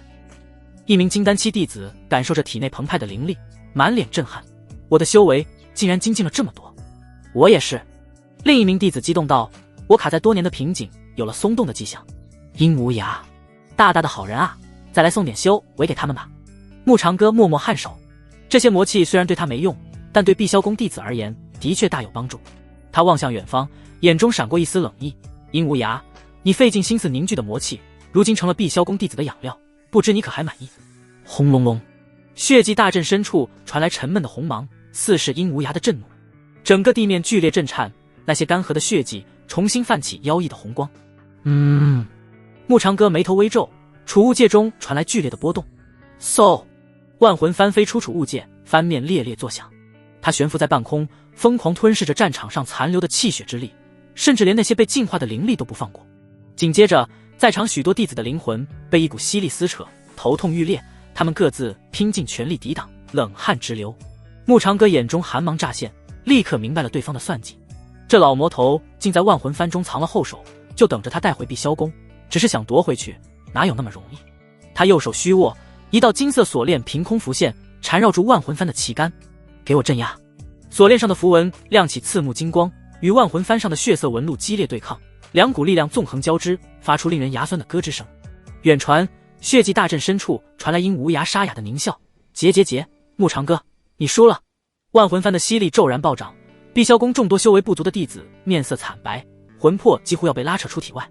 师兄救我！一名年轻弟子跪倒在地，颤抖着手向一旁求救。牧长歌眼神一凛，他若松手，万魂幡就会吞噬在场所有弟子的魂魄。殷无涯，你找死！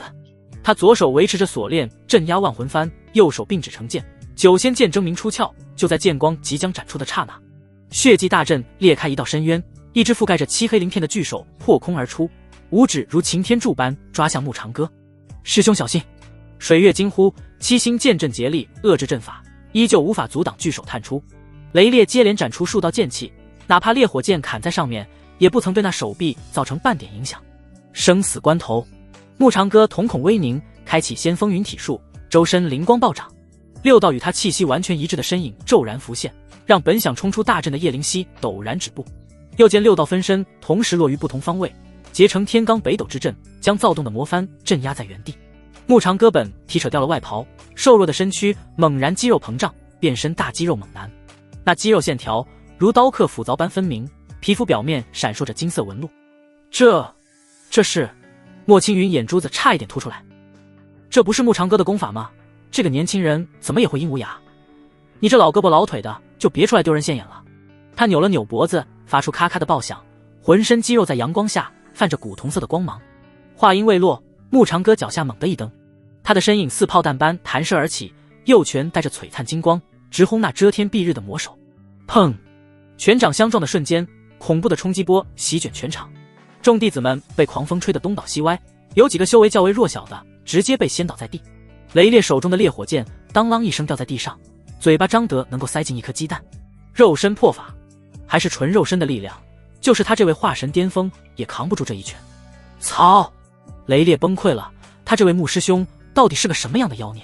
更让人瞠目结舌的是，那只看似撕天裂地的巨手五指扭曲，鳞片崩碎，被牧长歌一拳轰得倒飞回去。就这，他凌空而立，甩了甩拳头，我还没用力，你就瘫软了，那冲刺起来怎么办？牧长歌一个鹞子翻身，双腿如战斧般劈向巨手腕部，送你个断骨套餐。咔嚓，骨裂声中，漆黑巨手被折断了手腕，手臂彻底崩碎，化为尘埃。只是当那断腕坠向大地时，牧长歌咦了一声，那断口处没有鲜血，反而喷出无数扭曲的怨魂，张牙舞爪地扑向那些弟子。卧槽，老东西不讲武德，打架还带吐口水的。牧长歌不敢迟疑，心神立即勾连万魂幡。那被镇压的魔幡剧烈震颤，幡面烈烈作响，竟主动将漫天怨魂吸入其中。师兄！叶灵犀惊呼，这是殷无涯的法宝，怎能？无妨。牧长歌双手结印，指尖亮起璀璨金光，青莲业火净化。万魂幡燃起青色火焰，那些被吸入其中的怨魂在火中扭曲挣扎，却渐渐褪去了血色，恢复清明。无数半透明的魂体从幡中飘出，有白发苍苍的老者，有少女，还有少妇，他们齐齐向穆长歌躬身一拜，眼中满是感激。去吧，尘归尘，土归土，你们的不甘，我自会为你们讨回来。魂体们化作点点星光，消散于天地间。穆长歌眼神一冷，阴无涯，你的把戏到此为止了，报！他右手猛然握拳，瞳孔亮起金光，万魂幡应声而碎，一缕漆黑如墨的魔气本源从中窜出，正要逃遁。斩魔散破葫芦，收！葫芦口金光大盛，将那魔气本源吞噬。不！血迹大阵深处传来阴无涯凄厉的惨叫：穆长歌，本尊与你不死不休！呵！满血拉二胡，残血到处浪。穆长歌一声嗤笑：阴无涯，你这老魔头是不是闭关太久，把脑子闭坏了？堂堂魔尊打架全靠吐口水，扔垃圾，玩阴招。他掰着手指头数落，先是派傀儡送人头，又搞血迹大阵送经验，就是自己养的怨魂都叛变了。你这魔尊当的也太寒酸了吧，要不改名叫送财童子。噗！正在闭关疗伤的阴无涯忍不住喷出一口老血，那血不是红的，而是漆黑如墨，落在地上腐蚀出一个大坑。穆长歌，他陡然睁开血染的双眸，周身魔气暴走，差点把闭关的洞府给震塌了半边。本尊定要将你……狠话还没放完，又是一口血喷了出来，这次是被气的。妙音阁，妙音闭目盘坐于玉榻之上，纤长的睫毛微微颤动，神识将外界的一切尽收眼底。当他看到穆长歌一拳轰碎魔手，超度亡魂的英姿时，那绝美的唇角悄然勾起一抹醉人的笑意。这小坏蛋，他轻声呢喃，声音里带着几分宠溺，倒是没给为师丢脸。山门外，随着魔气消散，碧霄宫众弟子终于松了一口气。叶灵犀莲步轻移，走出护宗大阵，红唇微扬：辛苦师兄了，此次若非师兄及时赶回，后果不堪设想。他美眸流转，若有若无地瞥了眼穆长歌腰间晃荡的葫芦，想到里面平日用作装酒，情不自禁地感到肉疼。不过最令他诧异的是，穆长歌似乎不在意自己的身份被人所知了，这让他感到奇怪。敢问道友，你是？莫青云仍处于呆滞状态，他盯着穆长歌那张陌生的脸，又看了看对方肌肉尚未完全消退的金色纹路，喉结滚动了几下。怎么，穿上马甲你就认不出为兄了？师弟。穆长歌掐了个法诀，周身金光流转，面容逐渐恢复成众人熟悉的模样，正是那个整日拎着酒壶吊儿郎当的穆长老。莫青云翘起了胡子，狠狠揉了揉双眼：穆师兄，真是你？不然呢？穆长歌拿着酒壶往嘴里灌：师弟可要来一杯压压惊。莫青云没被阴无涯给吓到，可着实被穆长歌给吓到了，他就觉得自己这几百年都活到狗身上去了。这前前后后的两个人差距何其大，谁人敢想会是同一个人？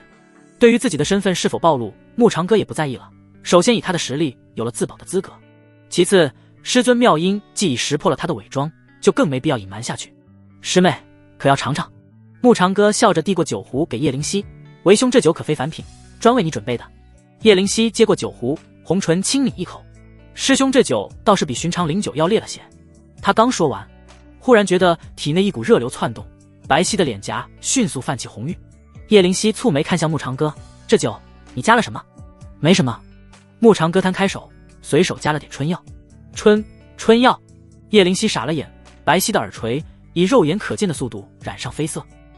莫青云如遭雷击，石化在原地雷烈刚捡起的烈火箭当啷一声再次落地，又忍不住挑起大拇指。他已然将穆长歌当作神人，当众给圣主下春药，前无古人后无来者。水月扑哧一声笑了出来，七柄灵剑在他周身欢快打着转，被他收回了剑匣，指尖绕着发梢，一副看好戏的模样。叮！恭喜宿主攻略气运之女叶灵犀，攻略进度 30%， 获得气运值返还1万点。恭喜宿主获得额外奖励，一指禅可用于乾坤双道同修，亦可用于打破修为瓶颈。对于得到奖励，穆长歌并不意外，他那酒的确有动情之效，何况他维持着肌肉猛男形态。系统的奖励听着不怎么正经，实则妙用无穷。乾坤双道能提升双修效率，还能打破修为瓶颈，简直是作弊利器，尽管后者只是锦上添花。师兄帮我！叶灵犀轻咬着薄唇，媚态之意愈发浓郁。不是。穆长歌当真给圣主下了春药。所有人闪瞎了眼。师兄帮我！这次叶灵犀脸上媚态之意更浓，声音中还带着几分柔弱。她轻咬着薄唇，白皙的脸颊染着红晕，眸中水光潋滟，看上去与中了那种药并无差别。咕咚！所有人不敢置信。众目睽睽之下，穆长歌不但给圣主下了媚药，圣主还低声恳求穆长歌帮帮他。这是他们该看的吗？就算如此，你们偷偷摸摸的进行不好吗？师妹别急。木长哥咧嘴一笑，肌肉猛男形态下，那笑容显得格外狂野。为兄这就帮你。他走过去了。所有人瞳孔骤然收缩，心跳快到了极致，仿佛下一秒就能看到木长哥把圣主推倒的震撼画面。卧槽，这是他们能看的吗？刺激啊！要不要付个费什么的？快结界！雷烈额头青筋暴跳，怒吼一声，都给老子散了！不该看的不要看，谁偷看我挖了他的眼？雷师兄何必麻烦？他抬手就要布下结界，却被水月轻笑着拦住。你的结界他们用不到，让大家看着就是，这对他们日后的修行经验大有裨益。经验？水月仙子他认真的。一众弟子面面相觑，既紧张又兴奋，想看又不敢看，只能偷偷用余光瞄着场中央。那些女弟子则是面红耳赤，甚至提前捂住了眼睛，其中有几个又忍不住悄悄打开一丝缝隙。尤其偷瞥到木长哥那健壮的肌肉时，整张小脸上如同冒起了火热的水蒸气。然而木长哥来到叶灵犀面前，只是右手并指如剑，指尖泛起金光，一指禅，嗡！叶灵犀眉心的金光流转过他的全身。他轻哼一声，体内灵力似江河奔涌，原本被药效扰乱的气息在这番梳理下变得无比顺畅，以至于快速攀升。轰！天地间骤然变色，乌云汇聚，雷光隐现。洞虚天劫！莫青云一脸痴呆，圣主这是要突破了？这春药还能助人突破？磊烈更是目瞪口呆。木长哥收回手指，满意的看着叶灵犀周身环绕的灵光，师妹感觉如何？叶灵犀睁开眼，眸中神光璀璨，气息比之前强横了数倍不止。他感受着体内澎湃的力量，又羞又恼地瞪了眼木长哥：师兄，你这手段挺脏的。心脏看什么都脏，心若干净，我这手段就是梦寐以求的。木长哥似笑非笑，比如师妹你若不是相信我，又岂会让我帮你？恐怕早就出剑了吧。我岂敢对师兄出剑？他嘴角浮现出一丝神秘的笑，将来未必不是师兄对我出剑。轰隆隆，天劫雷云越聚越厚。小妹去了。叶灵犀笑意妩媚，顾不得多说，连忙飞身而起，准备迎接天劫。可轮到木长哥傻了眼，这女人那话是什么意思？为何等他出剑？还有他脸红什么？木长哥叹了口气，女人心，海底针，想太多容易脑残。此时众弟子仰头望着那壮观的天象，又看了看木长哥肌肉猛男的造型，心中只有一个念头：这特么也行。搞了半天不是那种帮忙，白激动了。倒是这突破场面确实比想象中刺激多了。师兄，水月娇滴滴地走过来，红裙摇曳间，玉指点在他胸口，笑意妩媚动人，可那双眸子深处暗藏着一丝危险的寒光。你玩得挺花啊。他指尖下滑，在木长哥腹肌上画着圈，声音甜到能滴出蜜。快跟小妹说说，你给人家圣主喝了什么好东西，给我尝尝如何？水月挑眉，红唇凑近他耳边。木长哥后背一凉，别看这妮子表面笑盈盈，实则杀气都快溢出来了。他可是感受到那温热的吐息拂过耳垂，更像是有一把刀架在了他的脖子上。木长哥干笑两声，晃了晃酒壶，特制版破镜酒，喝一口就能突破，就是有点副作用。他话还没说完，水月已经眯起了双眼，副作用就是让人以为下了春药。可这不是为了增加气血运转速度吗？木长哥讪笑着摆手，而且这酒专门针对圣主体质。专门？水月眸中寒光更盛，师兄对圣主的体质很了解吗？他每说一个字，指尖就用力一分，木长哥的腹肌上已经有了他的指痕。不是，你听我解释。木长哥急中生智，一把抓住他手腕。我是说，这酒是用你的玄冥水灵体加上火之精调配的，它能突破，你功不可没。他一脸深情，并认真地抓住水月的手腕。师妹，你对整个碧霄宫来说功莫大焉。可没想到，他似乎发现水月的眼神越来越危险了。果不其然，所以水月笑得愈发甜美。师兄的意思是，你调戏了人家，还得用我的体质做嫁衣？木长哥绝望地发现自己越描越黑。就在这时，轰！一道血色天雷劈下，叶灵犀的渡劫产生了异变。原本金色的雷云中，不知何时混入了诡异的血丝，整个天空似乎被撕裂，露出一个巨大的漩涡。不好！木长哥脸色骤变，抬头望向天空。那血色漩涡中隐约可见无数扭曲的符文，正是之前被他们忽略的血迹大阵残余。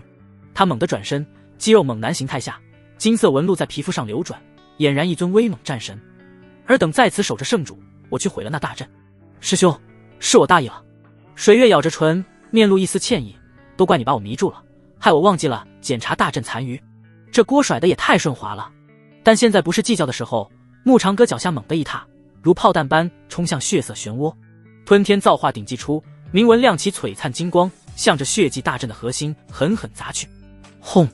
震耳欲聋的爆炸声中，血色符文纷纷碎裂，扭曲的漩涡如同被撕裂的布帛，渐渐消散在天地间。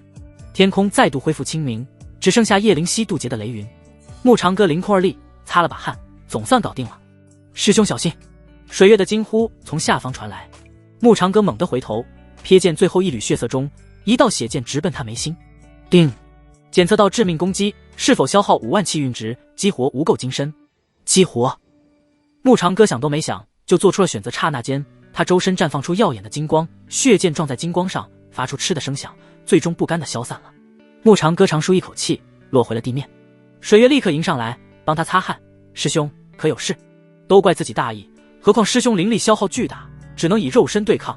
刚才那道血箭又直击他的元神，若非亮起的那一抹金光挡住了那道血箭，他不敢想会有什么后果。要不我补偿你？木长哥顿时警惕，怎么补偿？水月红唇微勾，凑到他耳边轻声说了几句。霎时木长哥虎躯一震，耳根以肉眼可见的速度红了起来。他都不好意思拆穿，到底是补偿还是薅羊毛？雷烈不知何时捡起了木长哥的酒壶，仰头就灌下，喝一口就能突破。我试试。咕咚！木长哥来不及阻止，就见他喉结滚动，豪迈的一抹嘴，味道不错，就是有点。话没说完，他的脸涨得通红，浑身肌肉紧绷，青筋暴起。轰！一股炽热的灵力从他体内爆发，让雷烈看上去像是个被点燃的火药桶，皮肤表面泛起不正常的赤红色。啊啊！烫烫烫！烫死老子了！雷烈原地蹦起3丈高，疯狂拍打自己的身体，又抓耳挠腮：“师兄，我要被烧死了！”木长哥无奈扶额。水月在一旁掩嘴轻笑：“雷师兄，这酒是专门为圣主调配的，你一个火属性修士喝下去，可不就是火上浇油？你怎么不早说？”雷烈一边惨叫，一边撕开上衣，露出精壮的胸膛：“快想办法，我要烧熟了！”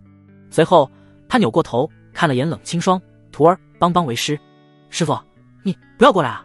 冷清霜看着雷烈那双燃烧着火焰的眼睛，本能的后退了2步。雷烈喘着粗气，声音沙哑：“好徒儿，你报答为师的时候到了。”他每向前一步，脚下的地面就被灼烧出一个焦黑的脚印，整个人如同行走的火炉。冷清霜脸色煞白，下意识地运转玄冰灵力护体。雷烈舔了舔干裂的嘴唇，盯着他周身萦绕的冰雾，似是饿狼看到了鲜美的肉块。玄冰灵体，抱起来一定很舒服。啊！救命啊！冷清霜再也绷不住，转身就跑。别跑，就让为师抱一下。雷烈在后面穷追不舍，所过之处草木焦枯，地面留下一串燃烧的脚印。所有人目瞪口呆，他们这个宗门还有正常人吗？冷清霜简直要抓狂。你们不帮忙就算了，看热闹是怎么回事？莫青云咽了口唾沫，还好他没喝那口酒，不然出洋相的就不是雷疯子，而是他了。木长哥这个老登这么多年了依旧未变，一把年纪了还是那么幼稚，这种玩笑能随便开？莫青云刚要跟木长哥说些什么，就见逃跑中的冷清霜突然转身，双手结印玄冰封天诀，极寒的冰灵力瞬间爆发，将追来的雷烈冻成了一座冰雕。冰雕里，雷烈保持着张牙舞爪的姿势，脸上的表情很是舒爽。冷清霜拍了拍手，冷哼一声：“师傅，对不住了。虽然雷烈是他师傅，那也不能给他抱。除非……”他眼神若有若无地瞥向木长哥，其中流淌出一抹羞涩。咔嚓，冰雕出现裂痕，雷烈的声音从冰层里透出：“好徒儿，这冰够劲，再来点。”砰！冰雕四溅，雷烈破山褴褛，咧嘴笑着。冷清霜娇躯轻颤，绝望地看向木长哥：“木前辈，救命啊！”水月忍俊不禁，花枝乱颤，带动身前一阵起伏。他红唇噙着笑，美眸流淌着狡黠：“师兄，可有觉得这火灵根与玄冰灵体倒是绝配？要不成全他们？”冷清霜，水月师叔，你还是人吗？要不要听听你在说些什么？好在水月只是随口说说，并没有袖手旁观。雷疯子，你够了！他美眸一凝，红裙翻飞间，冰火玄鸟法相骤然浮现。立！玄鸟振翅，冰火双翼展开，将雷烈禁锢在原地。雷烈身上的火焰被冰灵力压制，发出嗤嗤的声响。水月玉手一挥，身为一封手作，还嫌不够丢人吗？滚远点！一道流光划破天际，众人只见那道红袍身影融入了天际，且伴随着惨叫越来越远。杨铁心和药尘子见状，下意识打了个寒战。这种飞行方式他们太熟悉了，还得是水月师妹。雷烈狂喜的声音从远处传来，且有金光冲天而起，天地灵气疯狂汇聚，一尊怒目金刚法相在云端显现。金刚手持烈火巨剑，浑身燃烧着炽热火焰，威势惊人。法相境，莫青云胡子翘了起来，这疯子竟然突破了。前辈，这是怎么回事？冷清霜错愕不已。穆长歌摸着下巴，若有所思，看来他的火灵根被玄冰灵力刺激，反而激发了潜力，便宜他了。水月瞥了瞥红唇，他转头看向冷清霜，笑意璀璨。冷师侄，看来你师父以后会更缠着你了。冷清霜，他突然觉得自己是不是该考虑被判出师门了。冷清霜匆匆告辞，穆长歌来不及松口气，身后就传来一阵骚动。松手，这酒是我的。放屁，明明是我先拿到的。你们两个老不休的，懂不懂尊老爱幼？穆长歌一回头，顿时无语，却是莫青云、杨铁心和药尘子三人，正为那壶特制破镜酒抢得面红耳赤。莫青云死死抱着酒壶，胡子都被扯掉了几根。老夫年纪最小，理当先尝。呸！杨铁心一把拽住壶嘴，炼气宗师的手劲大得惊人，老子天天抡铁锤，这酒就该我给先尝。放你的炼气废炉气！药尘子吹胡子瞪眼，老夫炼丹几百年，什么药性没见过，让我先试毒。你俩要点脸！莫青云抱住酒壶不撒手，执法长老的威严荡然无存。老夫掌管宗门戒律300年，理当优先。优先你个锤子！杨铁心从储物戒中掏出一把金光闪闪的钳子，看老夫的玄天擒龙钳。卧槽！药尘子脸色大变，反手撒出一把药粉，尝尝老夫新研制的，笑到断气散。穆长歌看着3个加起来2000多岁的老头，一个使法宝，一个撒毒粉，最后一个干脆用牙咬住了酒壶把手，整个人亚麻呆住了。一众弟子更是大眼瞪小眼，甚至有的忘记了眨眼，就连他们的圣主叶灵犀尚且再度天劫的过程中都给忽略了。水月凑近穆长歌耳边，红裙下狱卒轻跺地面，师兄，要不再给他们配点花生米？穆长歌无语到了极点，那壶酒也在3人拉扯中彻底打碎了，琥珀色的液体流了满地。莫青云中了，笑到断气散，捂着肚子在地上打滚，眼泪狂飙。药尘子被玄天擒龙钳夹住屁股，疼得直跳脚，手里还攥着半截酒壶。杨铁心更惨，被爬起来笑个不停的莫青云咬住了胳膊，只能疯狂甩动着，试图把这位执法长老甩开。场面一度混乱。师叔，嘴下留情。一道清丽身影飞掠而来，正是杨铁心的嫡传弟子苏清浅。他一袭青衣，腰间别着缩小版的焚天锤，手忙脚乱地扒拉莫青云的嘴。另一边，沈落雁赶了过来，看到自家师父捂着屁股蹦蹦跳跳的样子，很是后悔出现在了这里。落雁，快帮为师把这破钳子弄下来。沈落雁叹了口气，拿出一枚丹药递给苏清浅，师姐，小妹斗胆代替师父向师伯赔罪，还请师伯手下留情。苏清浅说了声应该的，师妹无需客气，我也代替师父向师叔赔罪了。他接过丹药，指尖灵力流转，轻轻一勾，玄天擒龙钳应声松开，药尘子捂着屁股疼得直抽泣。沈落雁扶住自家师父，看到所有人都在看着他们，窘迫到小脸绯红。苏师姐，我们还是先带师父们回去好了。两女不谋而合，以最快的速度带上各自的师父，火速逃离现场。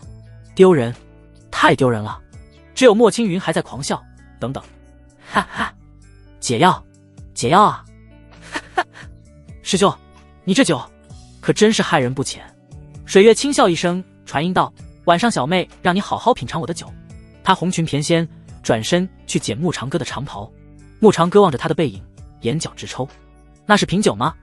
一口上头啊！穆前辈，一道清脆的声音从半空传来。穆长歌抬头不禁面露笑意，是那丫头回来了。那名身着淡紫色长裙、长着瓷娃娃小脸的女孩御剑而落，裙摆随风轻扬，腰间系着一条粉色丝带，衬得腰肢纤细如柳。她落地后恭敬地行了一礼，抬起头时，一双星眸亮晶晶的，目光不由自主地落在穆长歌精壮的肌肉上。弟子苏晨瑜见过穆前辈。他一边说着，一边悄悄伸出手，指尖戳了戳穆长歌的腹肌，又迅速缩回去，装作若无其事，小脸羞红了几分。穆前辈真是强壮呢，还想再摸一下呢。师尊好福气，倘若维持着这种状态，缔造双修之好。哎呀，那种场面真让人喜欢，又难为情。前辈，您看到我师尊了吗？望着穆长歌那无语的眼神，他连忙正色道：这丫头不但手挺快，脑子转的也不慢。随着他的指尖探出，声音也紧跟着响起：苏晨瑜，那声音极其冰冷，且从他背后传来。苏晨瑜浑身一僵，如同缺了润滑油的机械手臂。他转身就看到自家师尊水月似笑非笑地盯着他，更可怕的是，师尊红唇微勾，眼底泛着危险的寒芒。师尊。他结结巴巴的行礼，好巧啊，弟子找了您半天了，您怎么就在我身后了呢？完了，师尊不会看到了吧？苏晨瑜心跳骤然加速，内心深处有种被捉奸的刺激。水月眯起眼，我在你身后站了半天了，你挺投入的吗？哈哈。苏晨瑜干笑两声，额头冒出细汗，是师尊教导的好，何况我们破天风善阵道，弟子受圣主之命前去布阵封印魔气，怎敢不投入？是吗？水月目光下移，瞄了眼他藏在身后的那只手。你的手刚才在干什么？这也是为师教你的。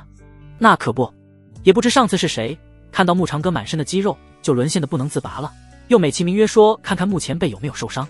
不过这种话他是绝对不敢说出来的，那与老寿星上吊没有任何区别。没什么。苏晨瑜挺直腰板，挠头讪笑，弟子就是想跟穆前辈求教一下炼体功法。他眨巴着大眼睛，一脸无辜。师尊您知道的，弟子最近在钻研体修之道，穆前辈又是我的启蒙老师。哦。水月缓步上前，指尖挑起苏晨瑜的下巴，为师怎么不知道你对炼体这么感兴趣？那不知是想炼体还是想炼体？我都想，可以吗师尊？毕竟一个人的夜晚枕头是湿的，若是有穆前辈的夜晚，那就指定不一样了。要晒床单了。晨瑜啊，在。苏晨瑜一个机灵，收敛了所有杂乱的想法。真是奇了怪了，为什么见到穆前辈总忍不住想入非非呢？穆前辈不就是长得好看，还有一身大肌肉，而且说话好听，德行高尚，有一点点强壮吗？除此之外还找不出任何缺点吗？可他总是忍不住想去跟穆前辈探讨一下人生大道呢。难道她是个肤浅的女孩子不？她苏晨瑜绝对不浅。既然你那么喜欢炼体，为师亲自教导你，如何？水月慢丝调理的声音让苏晨瑜打了个寒战，他欲哭无泪地看向穆长歌，眼神里写满了救命。穆长歌轻咳一声，正要开口，水月笑眯眯地看过来，师兄，我教徒儿，你要插手吗？插手？正常人插什么手啊？望着穆长歌背过身，悠哉地吹起口哨看天，苏晨瑜面露绝望。师尊的亲自教导，那可是会死人的。哈哈哈哈。莫青云听似在笑，实则欲哭无泪。能不能来个人管管老夫啊？可不能再笑下去了，真的要断气了。你们的眼睛都是瞎的吗？肌肉有什么好的？救人要紧啊！师尊，您看莫长老都高兴成什么样了？苏晨瑜眼睛一亮，立刻抓住机会，他指着地上翻滚的莫青云继续说，咱们对战魔门大获全胜，莫长老都喜极而泣了。水月翻了个白眼，这丫头转移话题的本事倒是见长。穆长歌背对着他们，肩膀可疑的抖了抖。莫青云就很崩溃，不会说话就不要乱说。他那是喜极而泣吗？哪里像了？死药罐子，让他堂堂执法长老出尽了洋相，简直罪大恶极，不可原谅。穆师兄，救命！莫青云一边狂笑，一边向着穆长歌艰难地伸出手。哎呀，莫长老这是乐极生悲了。苏晨瑜夸张地捂住小嘴，师尊，咱们得赶紧救人，不然他就要笑到一命呜呼了。他连忙走过去，扶起莫青云，长老，虽然咱们打败了魔教，可喜可贺，可也不用这么开心啊。也就是莫青云不方便说话，否则非要把苏晨瑜带到戒律堂狠狠责罚一顿。水月看着他那拙劣的表演，红唇轻启，既然你这么关心莫长老，那就由你去趟丹峰把解药取回来，总算有人干点正事了。莫青云激动到想哭，这宗门里有正常人啊，只是他此刻已经笑到了翻白眼，眼看就要支撑不住了。不必麻烦了。穆长歌的灵力恢复了一些，他指尖凝聚一缕清心咒，点在莫青云的眉心，解。呼！莫青云的笑声戛然而止，半弯着身子，双手扶着膝盖大口喘息，得救了。莫师弟感觉如何？穆长歌笑着问。莫青云喘匀了气，目光不由自主地落在他那线条分明的腹肌上。不就是肌肉吗？这些女人犯得上如此着迷？鬼使神差的，他伸出手在穆长歌的腹肌上戳了戳，还挺硬。全场寂静。苏晨瑜瞪大眼睛，莫长老也好这口，胡说八道。莫青云老脸涨红，老夫这是检查伤势，方才穆师兄与魔门交手，力挽狂澜，老夫担心他受伤。莫师弟，你有这份心，为兄很感动。穆长歌嘴角抽了抽，但下次可以直接问，我不想被人误会。好的，师兄。他又忍不住瞥了眼穆长歌的肌肉，怪了，怎么还想再摸一下？莫青云探出手指戳了戳，很硬。莫师弟，看来为兄治疗的不够彻底。穆长歌看他意犹未尽，活动了下手腕。既然如此，我就再帮你一下。砰！莫青云遭受重击，惨嚎着在空中划出一道优美的抛物线，轰的一声撞在远处的巨石上，滑落在地时保持着仰躺大字形。众弟子一脸惊骇，这治疗方式比他们的头还要颓然，就很硬核。那个，你们谁过去看一下？穆长歌转头看向众人，补充道：要是没气了，就地掩埋；要是还有口气，那就抬回去。哦，对了，他咧嘴笑了笑，谁想趁机补上两脚的，请随意。全场鸦雀无声，戒律堂堪比他们的噩梦，平日可没这个机会。3秒后，我去，让我来，我脚力最好。一众弟子争先恐后地冲向莫青云，场面一度混乱。水月扶额，师兄，你这治疗方式未免有限，见效快，无副作用，还能帮他练体。穆长歌率先接过话茬，远处传来莫青云虚弱的怒吼：穆老登，老夫跟你没完！看！穆长歌满意的点头，立竿见影。水月和苏晨瑜齐刷刷伸出大拇指。叶灵犀渡完天劫，周身灵光未散，踏着轻盈的步伐来到了穆长歌身边。他美眸流转，目光落在他那线条分明的肌肉上，指尖微微动了动，但圣主的矜持让他停住了手。好想试试手感。叮！恭喜宿主攻略气运之女叶灵犀，攻略进度 40%， 获得气运值返还1万点。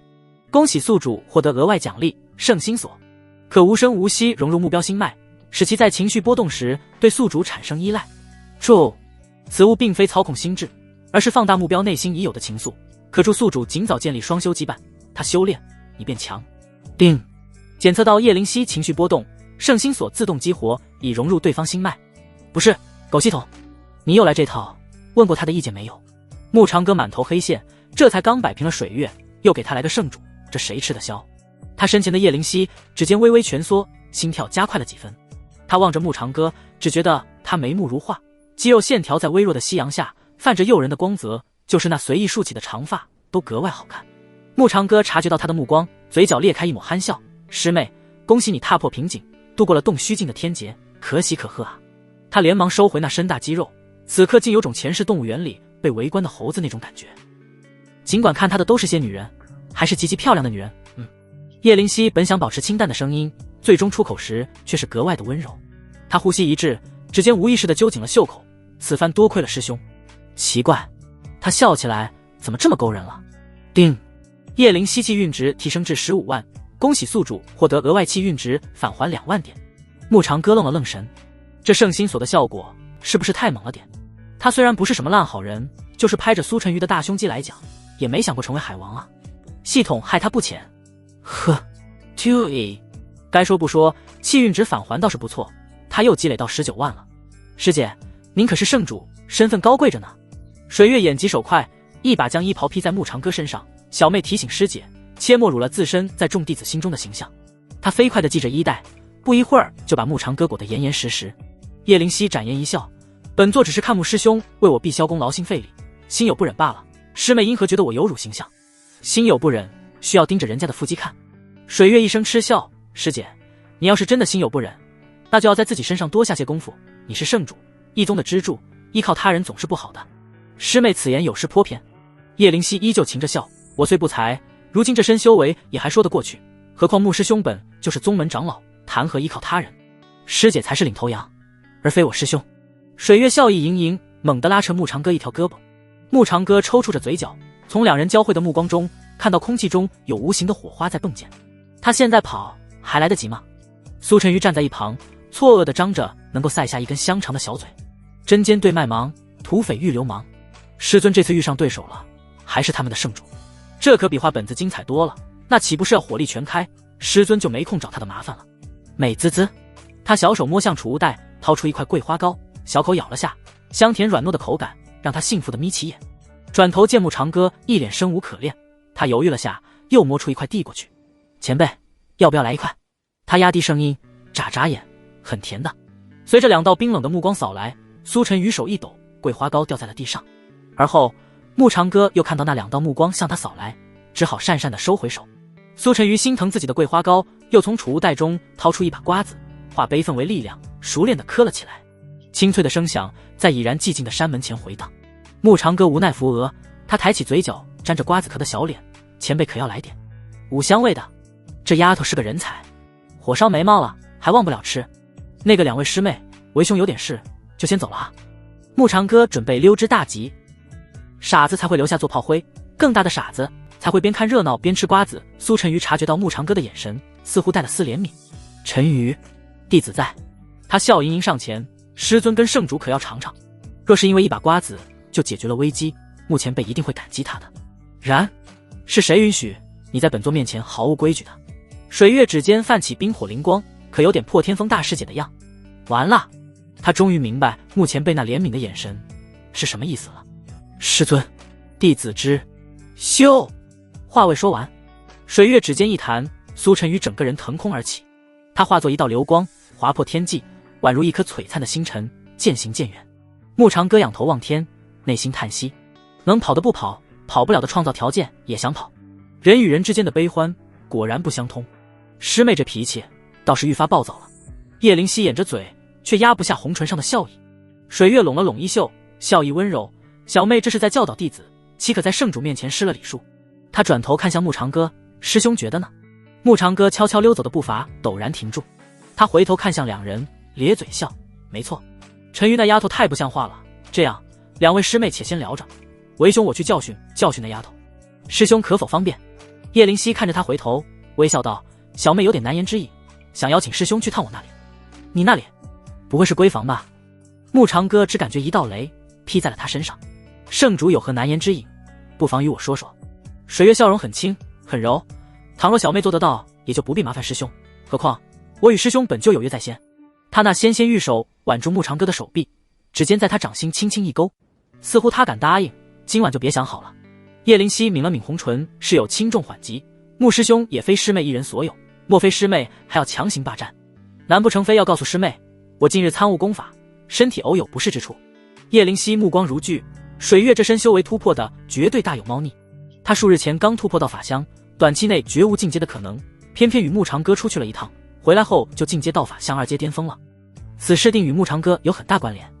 想到这，叶灵犀更是寸步不让，他眼眸流转，师兄精通多种大道，需让他帮我瞧瞧这胸闷之症。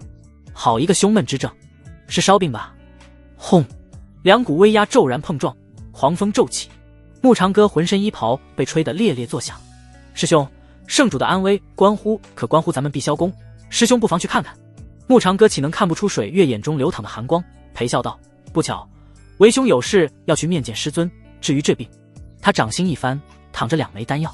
圣主师妹的胸闷之症，可试试这顺气丸。他又将紫色缭绕的丹药递给水月，师妹回去服用此丹，好生调息，说不能还能再进一步。牧长哥做完这些迅即遁走。水月把玩着丹药，展颜笑道：看来我们都输了。无妨。叶灵犀唇角微勾，来日方长。圣主，您找我。一道黑影悄无声息出现在叶灵犀身后3丈处，单膝跪地。那人一袭黑衣，面容冷峻，正是叶灵犀身边的暗卫方长。望着水月扬起的嘴角，叶灵犀额头不禁垂下几道黑线。他连头也没回，淡淡的吐出一个字：滚。好嘞。方长干脆利落的应了一声，施展隐秘术，身形瞬间消失在原地，仿佛从未出现过。想不到跟在师姐身边的弟子竟是如此有趣。水月眼唇娇笑，那小妹就不打扰了，我要赶回去突破了，可不能辜负了师兄对我的期待。叶灵犀目送水月离去，红唇微抿，眸中情绪难辨。他静立原地，指尖摩挲着那枚顺气丸，丹药表面流转的金光映在他眼底，似有若无的牵动心绪。良久，他淡淡开口：方长，弟子在。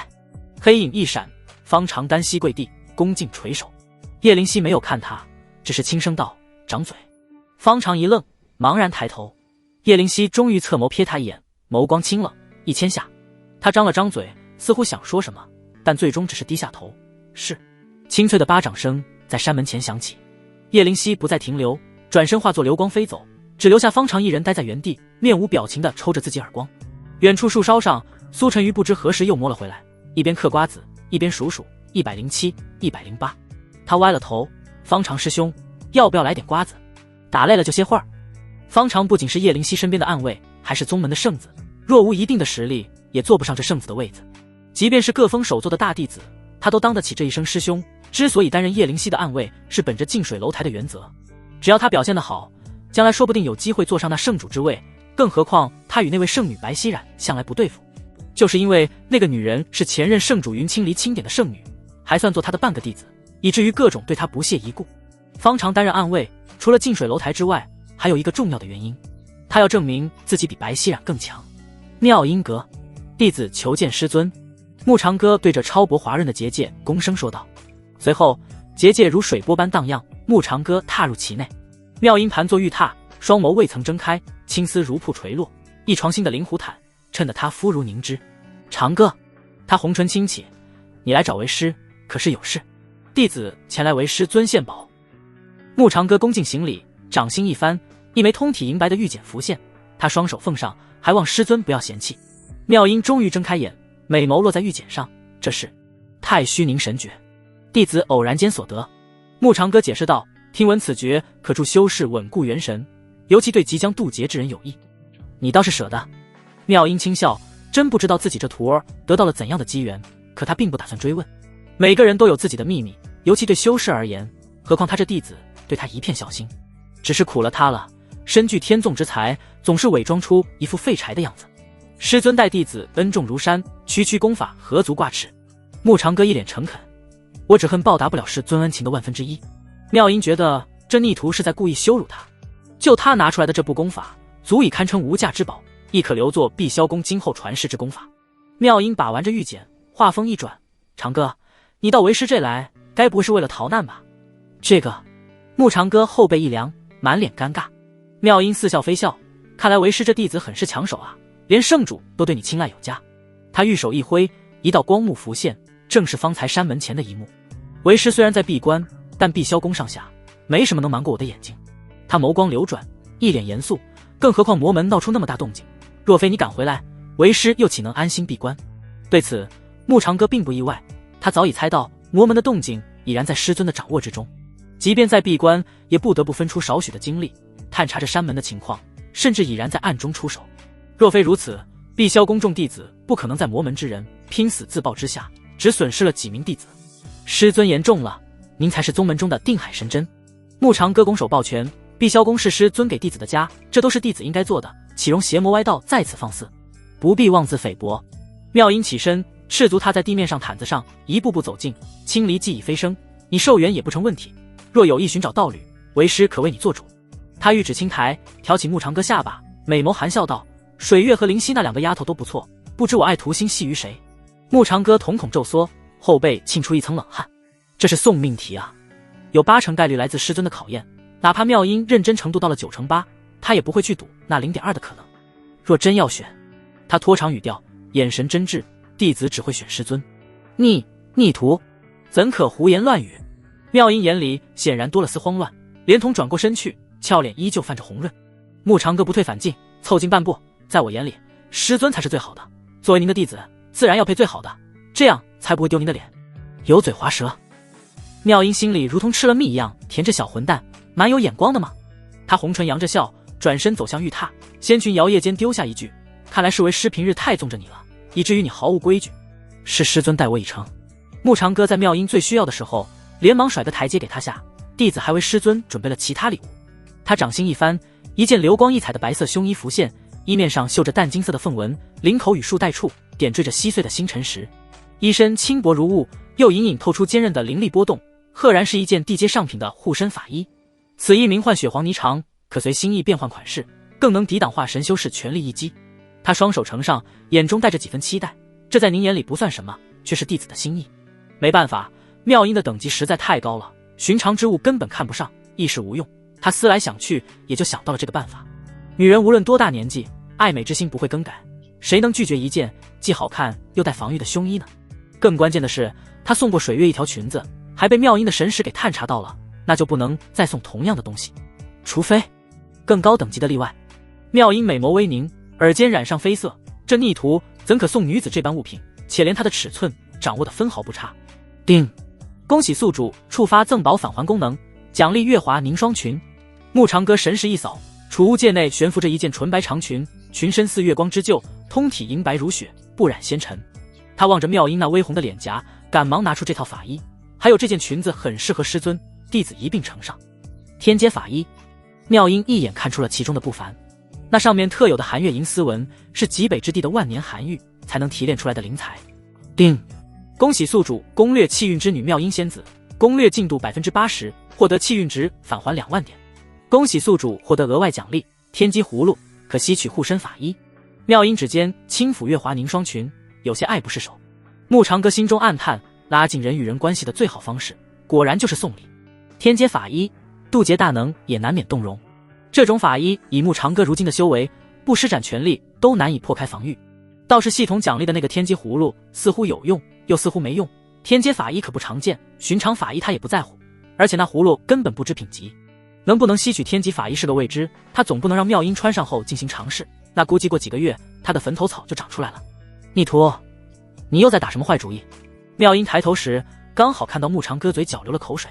慕长歌嘶溜一声，正义凛然道：我在想师尊穿上这裙子，即便天下第一美人在您面前也要自惭形秽。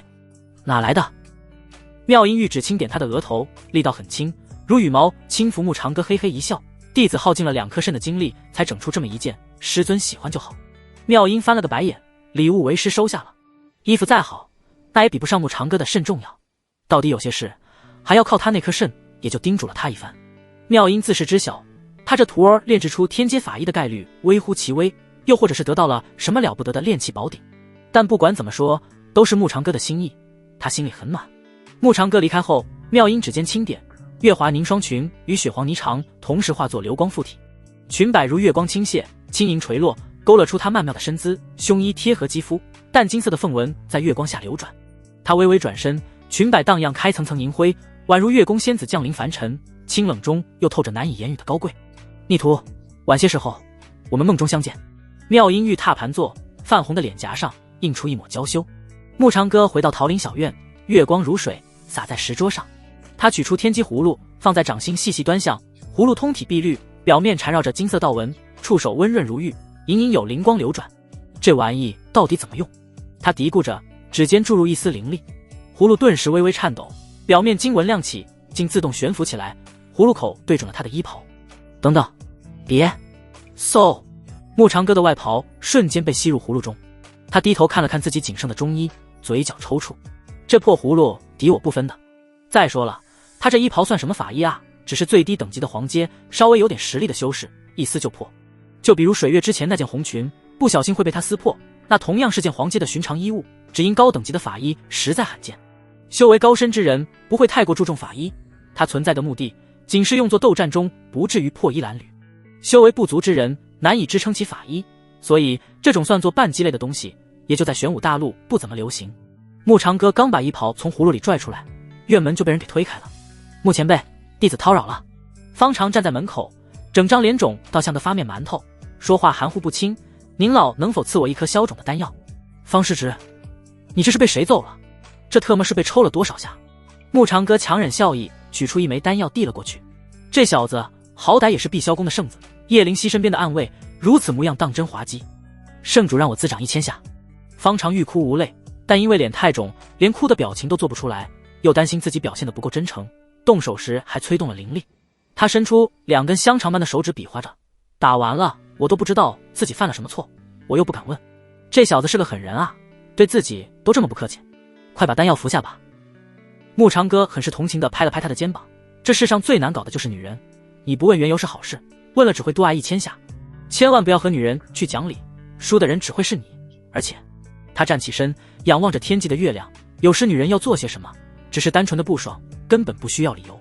方长激动到一拍石桌，用力过猛，导致牵动了脸上的伤，疼得他龇牙咧嘴，连忙把丹药塞进嘴里。丹药入口即化，清凉的药力顺着经脉流转，肿胀的脸颊以肉眼可见的速度消退。方长摸了摸恢复如初的脸，眼中闪烁着崇拜的光芒。前辈高见，弟子受教了。他总不能因为自己的名字叫方长，所以挨了1000下，那才是真正的离谱。因此他觉得慕长歌这番话太有道理了，就是这1000下打完以后，他不敢去丹药阁取丹药，但凡他去了，明日就会成为全宗的笑柄，否则以自身灵力疗伤，他这伤势没个3-5天别想好。方长认同到拱手行礼，难怪前辈能在圣主与水月仙子之间游刃有余，都是经验啊。他要是有如此深厚的经验，将来的圣主之位必须是他的了，白熙冉凭什么跟他比？似乎他打不过白熙冉，要是有件防御灵宝也好，以他真正的实力，未必会输给白熙然，就是手上无甚灵宝。方长有心请求木长哥为他炼制一件趁手的防御灵宝，转眼注意到了桌子上那个通体碧绿的葫芦。前辈，这是什么？木长哥转过身，随手把玩着天机葫芦，漫不经心地说：哦，随手炼制的小玩意儿，防御型灵宝，能吸取对方的灵气。前辈，可否借弟子试用1、2？他脑海中已经浮现出明日场景，白熙然那女人持剑攻来，他傲然而立，祭出此宝，任凭他如何攻击，难伤他分毫，且把他手里的那把地阶灵兵直接吸取到葫芦里。最后他潇洒一挥袖，淡淡道：白师妹，承让了，落败并非你的错，实在是师兄我优秀了。想到那女人震惊的表情，还要哭着求他归还灵兵，他就忍不住笑出声。木长哥挑了下眉，这小子看上去傻了吧唧的，怎么做上圣子的？让他先试试这葫芦的功效，倒是个不错的办法。小心点用。木长哥将葫芦抛给他，这玩意儿有点特别。特别？那一定是件了不得的法宝。看到木长哥那一脸的犹豫，他就更加确信了这点。方长郑重承诺：前辈放心，弟子定会谨慎使用。只是敢问前辈，这灵宝要如何催动？催动之法很简单，先念口诀。他清了清嗓：大威天龙，大罗法咒，世尊地藏，般若诸佛，般若巴马空，然后以意念催动灵力。木长哥又补充道：记住，心要诚，意要坚。弟子明白。方长将葫芦收进储物戒，多谢前辈，明日弟子必将打败白熙然，以振我碧霄宫阴盛阳衰之风。果然，这小子要灵宝是为了这茬，理想很不错，可年轻人，你对力量一无所知。望着方长远去的背影，木长哥摸了下下巴，要不要告诉他真相呢？想了想，还是作罢。年轻人嘛，总要经历些毒打才能成长。再者，他也有些期待明日会发生些什么。明日就是我方长扬眉吐气的日子。桃林小径上，月光如水，洒在他兴奋的脸上，继而流光顿起。某一刻，方长停下脚步，左右看了看，确认四下无人，取出了天机葫芦。他决定先试试效果。大威天龙，大罗法咒，世尊地藏，般若诸佛，般若巴马空。葫芦微微一颤，表面经文闪烁，似有灵性。方长心中一喜，连忙以意念催动灵力。嗡！葫芦口骤然爆发出一股吸力。嗖！方长只觉得身上一凉，低头一看，卧槽！他的衣服、裤子、靴子、腰带全被吸进了葫芦里。啊这！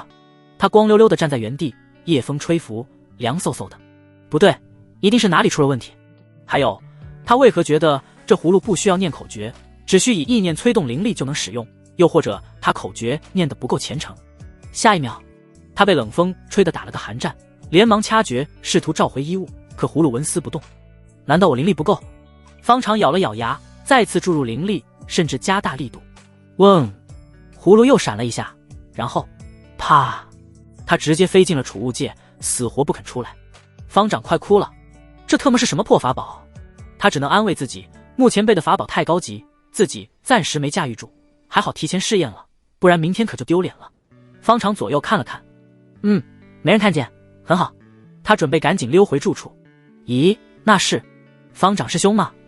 不远处，几名负责巡查的弟子结伴而行，其中一人揉了揉眼睛，不确定地问道：好像是，等等，他怎么没穿衣服？我勒个骚刚，真是方师兄！方师兄，你这是在修炼什么秘法吗？方长二话不说，拔腿就跑。方师兄，别跑啊！对，我们什么都没看见。方师兄，你跑得真快，不愧是圣子，圣主身边的暗卫就是不一样。我不是，我没有，你们认错人了。方长咬牙切齿，真是一群混蛋，偏偏这个时候出现就出现在他屁股后面追是几个意思？不知道他现在很没安全感吗？月光下，碧霄宫圣子光着身子狂奔，最后干脆施展秘术，消失在了原地。咦，不见了，还说不是方师兄，这隐秘术也就他比较擅长了。弟兄们，走，明天有的玩了。几名弟子笑着离开后，夜风拂过桃林，几片落叶打着旋儿飘落。小院房间中的木长哥已然躺在床上入睡，他嘴角时不时扬起，似是做了什么美梦梦境之中。月光如水，洒在一片朦胧的云海之上。妙音一袭月华凝霜裙，裙摆如流水倾泻，在云雾间轻轻摇曳。他赤足踏空而来，雪白的足尖点过之处，泛起圈圈涟漪。逆徒！他红唇轻启，声音似远似近，为师穿这身可还好看？木长哥望着他，喉咙微动。月光下的妙音比平日更添几分仙气，裙衫贴合着她曼妙的身姿，淡金色的凤纹在衣袂间流转，衬托的她肌肤如雪，清冷中透着说不出的诱惑。师尊穿什么都好看，他笑道，不过这件最好看。哼。妙音轻哼一声，玉指在他额头一点，虽是嗔怪，眼底却漾着笑意。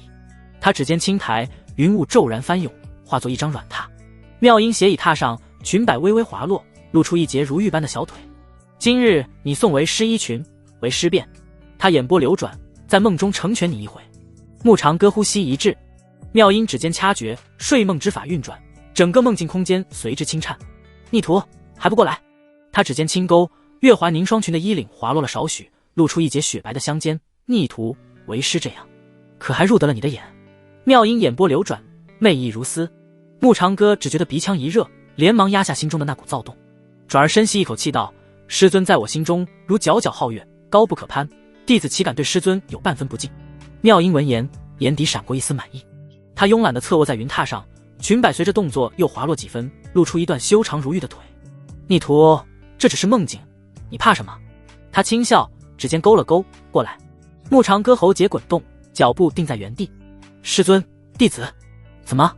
妙音挑眉，送为湿衣裙时不是挺大胆的吗？现在倒是知道守规矩了。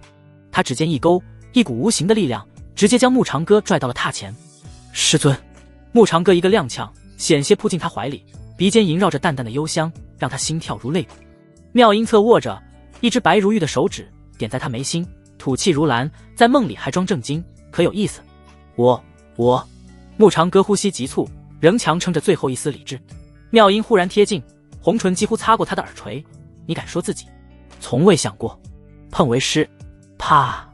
慕长歌脑中那根弦断了，他猛地扣住妙音的双肩，双目泛红，声音沙哑：师尊，这可是你逼我的，反正这是梦境，老子豁出去了。云雾翻涌，将交叠的身影渐渐淹没。缭绕间，月华凝霜裙如一片银色的羽毛，优雅地覆盖在云榻边缘，裙摆上的凤纹流转淡淡金辉，荡漾开一圈圈涟漪。翌日，妙音阁，晨光透过窗棂洒在玉榻上。妙音睁开双眸，红唇不自觉地扬起一抹，弧度他指尖轻抚胸口，似乎感受到自己的修为又精进了几分。仅仅一夜便抵得上数年苦修，这逆徒真的是……妙音低声喃喃，耳尖泛红，威猛的小老虎。虽说是在梦中，但那种灵力交融，道韵共鸣无比真实。与此同时，桃林小院，慕长歌打着哈欠，伸了个懒腰，浑身肌肉舒展，又莫名觉得腰背酸软。奇怪，他揉了揉后腰，睡了一夜，怎么感觉被抽干了一样？突然，他动作一顿，昨晚的梦境画面如潮水般涌来，云雾缭绕的软榻，滑落的月华裙，师尊那勾人的眼波。卧槽！慕长歌猛地从床上弹起来，老脸一红，他居然做那种梦了，还特么离谱的梦到和师尊共赴巫山，要不要这么刺激？他下意识摸了摸鼻子，确认没流血后才松了口气。就在这时，叮！宿主别回味了。系统突然蹦出来提醒，恭喜宿主于梦中与妙音仙子完成大道交融，特此完成攻略，进度 85%， 获得气运值返还1万点。恭喜宿主修为突破，当前境界出窍境60阶。什么情况？难道昨晚不是梦，而是师尊他真的……咕咚！慕长歌艰难地吞咽着口水。温馨提示：检测到妙音仙子正在神识窥察，注意表情管理。神识窥察，那就没有错了，一切都是真的。慕长歌僵住，又把嘴角上的傻笑压成严肃脸。今日天气不错，他暗中用神识疯狂扫视四周，果然在屋檐下捕捉到一缕熟悉的气息，对着空气试探道：师尊，弟子居然梦到您了，还做出大不敬之事，弟子太不应该了，师尊，请原谅我吧。嗖，那缕气息突然紊乱，消失不见了。慕长歌摸着下巴坏笑，跑得倒快。妙音阁内，妙音耳尖红得几乎滴血，这小混蛋向他吐了那么多的口水，道歉有用？那语气里3分嗔怪，7分娇羞，哪还有半点渡劫大能的威严？碧霄宫公告栏前，一大群弟子围得水泄不通，时不时爆发出哄笑。啧，方师兄这姿势绝了！你们看这配文，圣子新秘法，无一遁术。公告栏上赫然贴着10几张刘颖石上拓印下的画像，方长光着屁股在月光下狂奔，方长双手武当，一脸惊恐。最损的是，每张画像下面还配了文字解说：第一是赤诚相见，第二是抱头鼠窜，终极奥义，一遁千里。这谁干的？太缺德了。有女弟子红着脸捂眼睛，却从指缝里偷看，听说是白师姐连夜制作的。白熙然冷着脸从人群后走出，本圣女有那么无聊？她嘴上这么说着，可红唇上的笑意以及手里捏着一沓新拓印的画像，却是出卖了她。上面赫然是方丈的各种狼狈模样，以及配文下作圣子的100种死法。众弟子一脸惊呆，这还不叫无聊？什么仇什么怨啊？要玩这么大？可有些弟子想到了什么？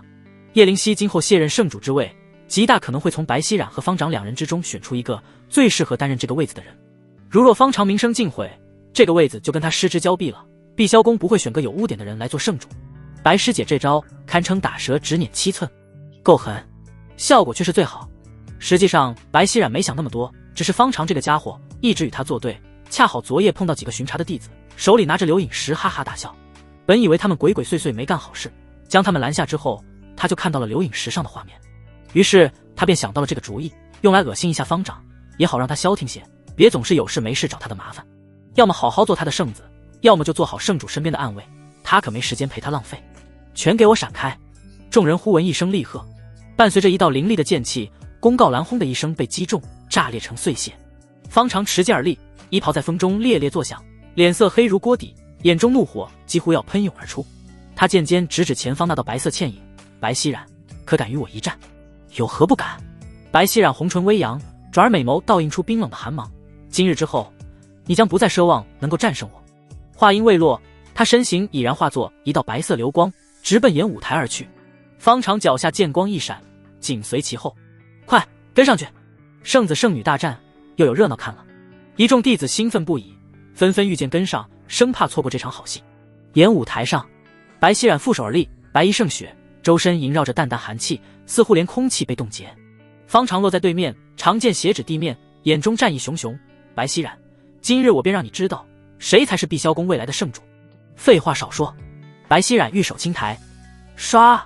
方长不再多言，身形骤然消失，下一刻已出现在白熙冉身后，长剑直刺他后心。白熙冉头也不回，玉指轻弹，叮！一道冰墙凭空浮现，挡住了剑尖。方长瞳孔一缩，立刻变招，剑锋一转，横扫而出。轰！冰墙炸裂，寒气四溢。白熙冉借势后退，双手结印，玄冰千仞。嗖嗖嗖！无数冰锥凭空凝聚，如暴雨般射向方长。方长不敢怠慢，长剑舞成一片光幕，剑遁。叮叮叮！冰锥与剑刃碰撞，火花四溅。台下弟子看得目瞪口呆，太强了！这就是圣子圣女的实力吗？白师姐的冰系法术愈发精进了，方丈师兄的剑术也不差啊！战况越来越激烈。白熙冉突然变招，玉足轻点地面，极寒领域。咔嚓！以他为中心，冰霜迅速蔓延，整个演武台化作冰雪世界。方长动作一致，浑身血液似是要冻结，他双手握剑，剑身燃起熊熊烈焰，猛地插入地面。炽热的火浪以剑为中心轰然爆发，冰雪世界顿时消融，蒸腾起漫天白雾。此时的方长身影消失在原地。白熙冉美眸微眯，一眼锁定半空中的那道人影。他玉指轻挥，指尖泛起翠绿光芒，青藤附，数十条坚韧的青藤破土而出，如灵蛇般缠绕上方长的双腿。糟了！他大意了，又见白熙冉红唇上勾起一抹嘲讽，而后他重心失衡，整个人被甩了下来。方长砸在擂台边缘，激起一片烟尘。台下登时爆发出一阵惊呼，白师姐的木系法术竟然掌握到不在冰系之下，方丈师兄要吃亏了。可不是，咱们这位圣子什么时候赢过白师姐？人家可是上任圣主的半个弟子，没得比。这些话如同尖刺，狠狠扎进了方丈的心脏。今日他必须赢！闭嘴！他怒吼一声，周身灵力轰然爆发，震碎了身上缠绕的青藤。白熙冉手持一柄通体冰蓝的长剑，剑身刻着双华二字，在阳光下泛着冷冽寒光。他身形飘逸灵动，两条修长的美腿在裙摆下若隐若现，不知看呆了多少弟子。方长周身灵力疯狂涌动，剑指苍穹。轰隆！晴朗的天空骤然乌云密布，一道雷霆劈落，缠绕在剑身。白熙冉脸色微变，九霄雷剑，他竟然练成了雷系法术，看来为了赢他也是没少费心思。白熙冉，这一剑我将斩去你所有的自负！他纵身跃起，浩瀚的剑势如潮水般席卷。白熙冉双华剑横挡，冰蓝剑身与雷霆剑势相撞，爆发出刺目光芒。他脚下青石军裂，却是稳稳地接住了这狂暴一剑。就是现在！方长眼中金光一闪，他左手掏出天机葫芦，阴险一笑：“白熙然，你落败的时候到了。”下一秒，葫芦口金光大盛，恐怖吸力骤然爆发。白熙然瞳孔骤缩，急忙后撤，似乎又发现那葫芦竟然不是在对准他，倒是方长感到了身下一凉。他僵硬的低头，只见自己的裤子连同蟹裤一起被吸进了葫芦里，2条毛腿在风中瑟瑟发抖。全场死寂，白熙然的剑僵在半空，冷艳的脸蛋顷刻间涨红。流氓，不，这是误会。方长手忙脚乱地捂住要害，葫芦他自己，变态去死！白熙然羞愤交加，双华剑爆发出前所未有的寒光，急冰葬。整个演舞台被100米冰柱贯穿，方长化作冰雕被轰飞了出去，只有裤衩形状的冰渣自半空掉落，且闪闪发光。台下弟子集体石化，方师兄的臀型还挺翘，重点是这个吗？远处树梢乌鸦嘎的笑出声，爪子一滑，差点栽下来。白熙然冷哼一声，身影消失原地。当务之急是要去清洗一下自己的眼睛，以免被污秽侵染。这时才有女弟子悄悄移开捂住眼睛的小手，依旧止不住燥热的脸颊与狂跳的心脏。我让你收白熙然的灵兵，你收我裤子做什么？方长挂在一棵歪脖子树上，生无可恋地瞪着手里的天机葫芦，葫芦微微颤动，发出咕噜咕噜的声音，似乎在嘲笑他。方长气得想砸了他，可一想到这是牧长哥的法宝，又怂了。他掐诀念咒，总算从葫芦里把自己的裤子拽了出来。幸好刘颖石没拍到正面，他一边穿裤子一边自我安慰，不然我这圣子之位真要完蛋。穿好裤子，他灰溜溜的御剑飞走，背影写满了憋屈2字。碧霄宫大殿外，叶灵犀站在殿前欣赏着云海，听到一阵急促的脚步声。圣主，不好了！莫青云来到他跟前，圣子圣女又打起来了，这次连裤子都打掉了，实在太不像话。本座知道了。叶灵犀语气清淡，方长裸奔的刘颖石已经传遍全宗了。那要不要管管？莫青云老脸一红。不必。叶灵犀唇角微扬，年轻人打打闹闹很正常，什么时候打死一个再来跟我汇报。不是，圣主，你认真的？那可是圣子和圣女，都是宗门年轻一代的佼佼者，真要出现点损伤，那是他们的损失。莫青云转念洞察了叶灵犀的想法，有比斗才有上进，才能互相激励，奋发向上。他转身走向大殿，翠绿长裙摇曳间丢下一句：记得把刘颖石多拓印几分，本座要收藏并流传于世。卧槽！莫青云大惊，圣主这不但是看热闹不嫌事大，而且忒狠了吧？流传于世，方长那小子要知道了，能不能承受得住这个心理压力啊？等等，圣主这么做一定有他的道理。对了，只要方长有能力成为下一任圣主，那这刘颖石自然就会被销毁。圣主这招高啊！轰！远处似乎传来动静，有所察觉的叶灵犀陡然停住步子。莫青云顺着他的视线望去，脸色骤变，这个动静莫非是破天风？叶灵犀红唇轻启，黛眉微蹙，水月师妹又突破了法相境3阶，这么快？莫青云倒吸一口凉气，他不是刚突破2阶。叶灵犀没有回答，只是凝视着破天风上空那轮冰火交织的玄鸟法相，美眸中泛起一丝波澜。不对劲，水月的修为提升速度快到有些反常，即便昨日牧长哥给了他一枚上好品质的破镜丹，也仅仅是起到辅助之效，绝不可能短短10日内连续突破。更何况前日他与牧长哥离开宗门执行任务时，不过法相1阶，回来时却已达到了2阶巅峰，这才过去了一晚，修为又有精进。如若拥有快速提升修为的方式，除非是那个……叶灵犀突兀地攥紧了衣袖，莫长老，宗门事务暂且交给你处理。他那曼妙身影化作翠绿色的流光，直奔桃林。莫青云愣在原地，半晌才回过神，圣主这是去找牧长哥？他挠了挠头，总觉得哪里怪怪的。自从这位师兄活跃在人前，宗门内无论是弟子还是首座，又或者是圣主，实力都有很大精进，就连常年闭关的太上长老都突破了瓶颈。可奇怪的是，为什么都是女人？桃林小院，牧长哥正躺在摇椅上晒太阳。丁，宿主道侣水月突破修为，因此获得反哺。宿主当前修为提升至出窍65阶。牧长哥嘴角微扬，水月这丫头倒是听话又勤快，这是生怕追不上她的脚步啊。随后他望着破天风上空那轮冰火交织的玄鸟法相，心中泛起一丝疑虑。水月如此频繁的突破，定然瞒不过师尊的眼睛，以他的修为不可能察觉不到异常。但奇怪的是，师尊未曾找过他的麻烦，是认可了水月，还是在故意装糊涂？穆前辈，方长的声音打断了他的思索。只见这位圣子灰头土脸的冲进小院，将天机葫芦往石桌上一拍，满脸悲愤。怎么了这是？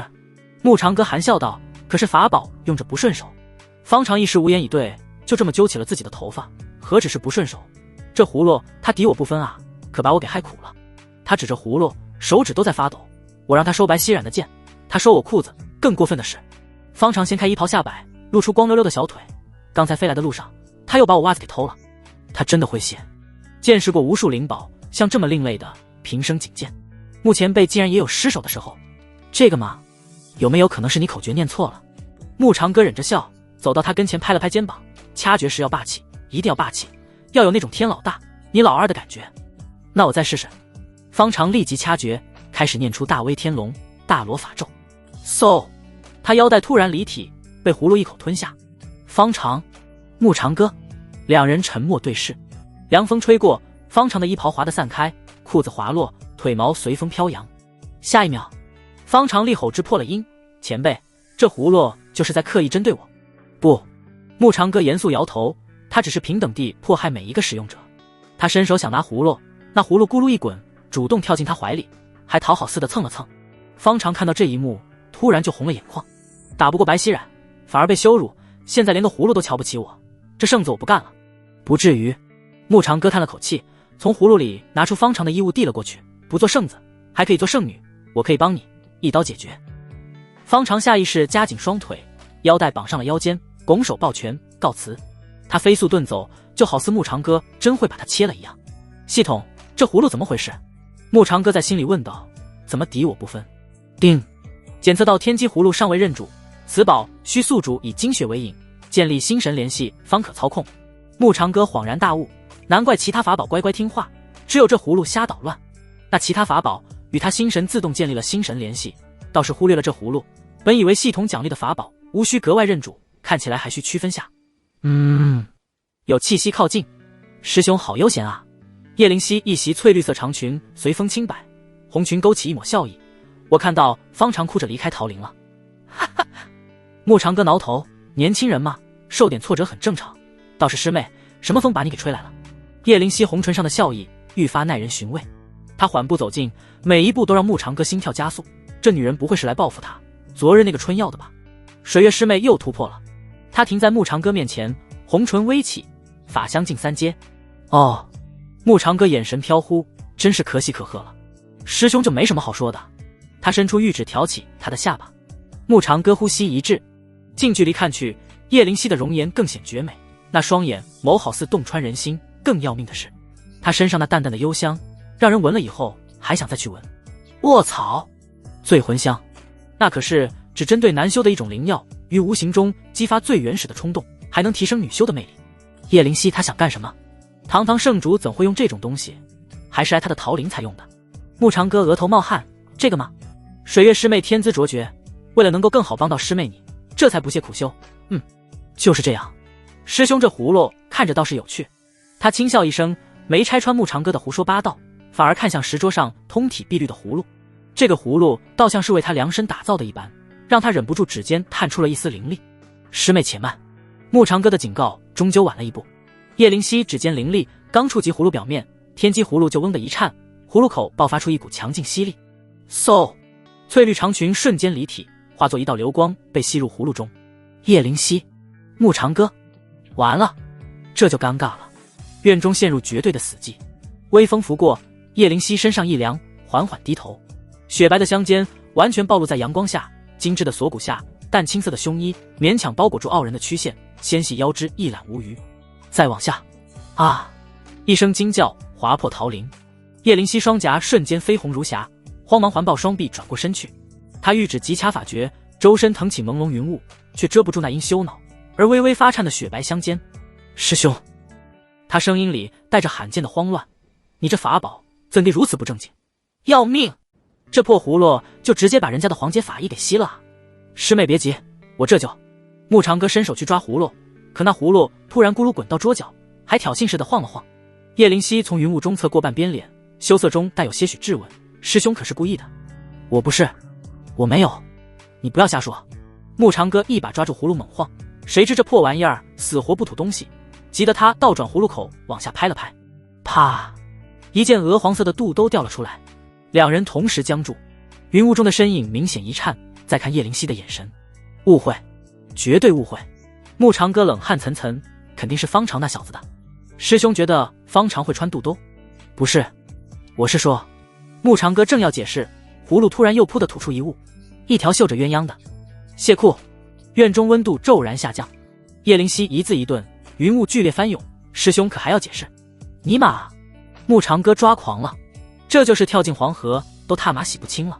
师妹，你相信师兄，我真的不是那种人。这葫芦被我借给了方长，我也不知道那小子干了些什么。呸！方长你个变态，真没想到你是这种人。老夫好心借你葫芦使用，你怎可随意对其他女弟子下手？实则方长对这葫芦有了极大的心理阴影，他在来桃林的路上接连试了几次，无一例外，要么就是收了人家的内经，要么就是亵裤。那些尖叫声吓得他连面都没敢露。穆长歌咬破了指尖，将血液滴在了葫芦上。嗡！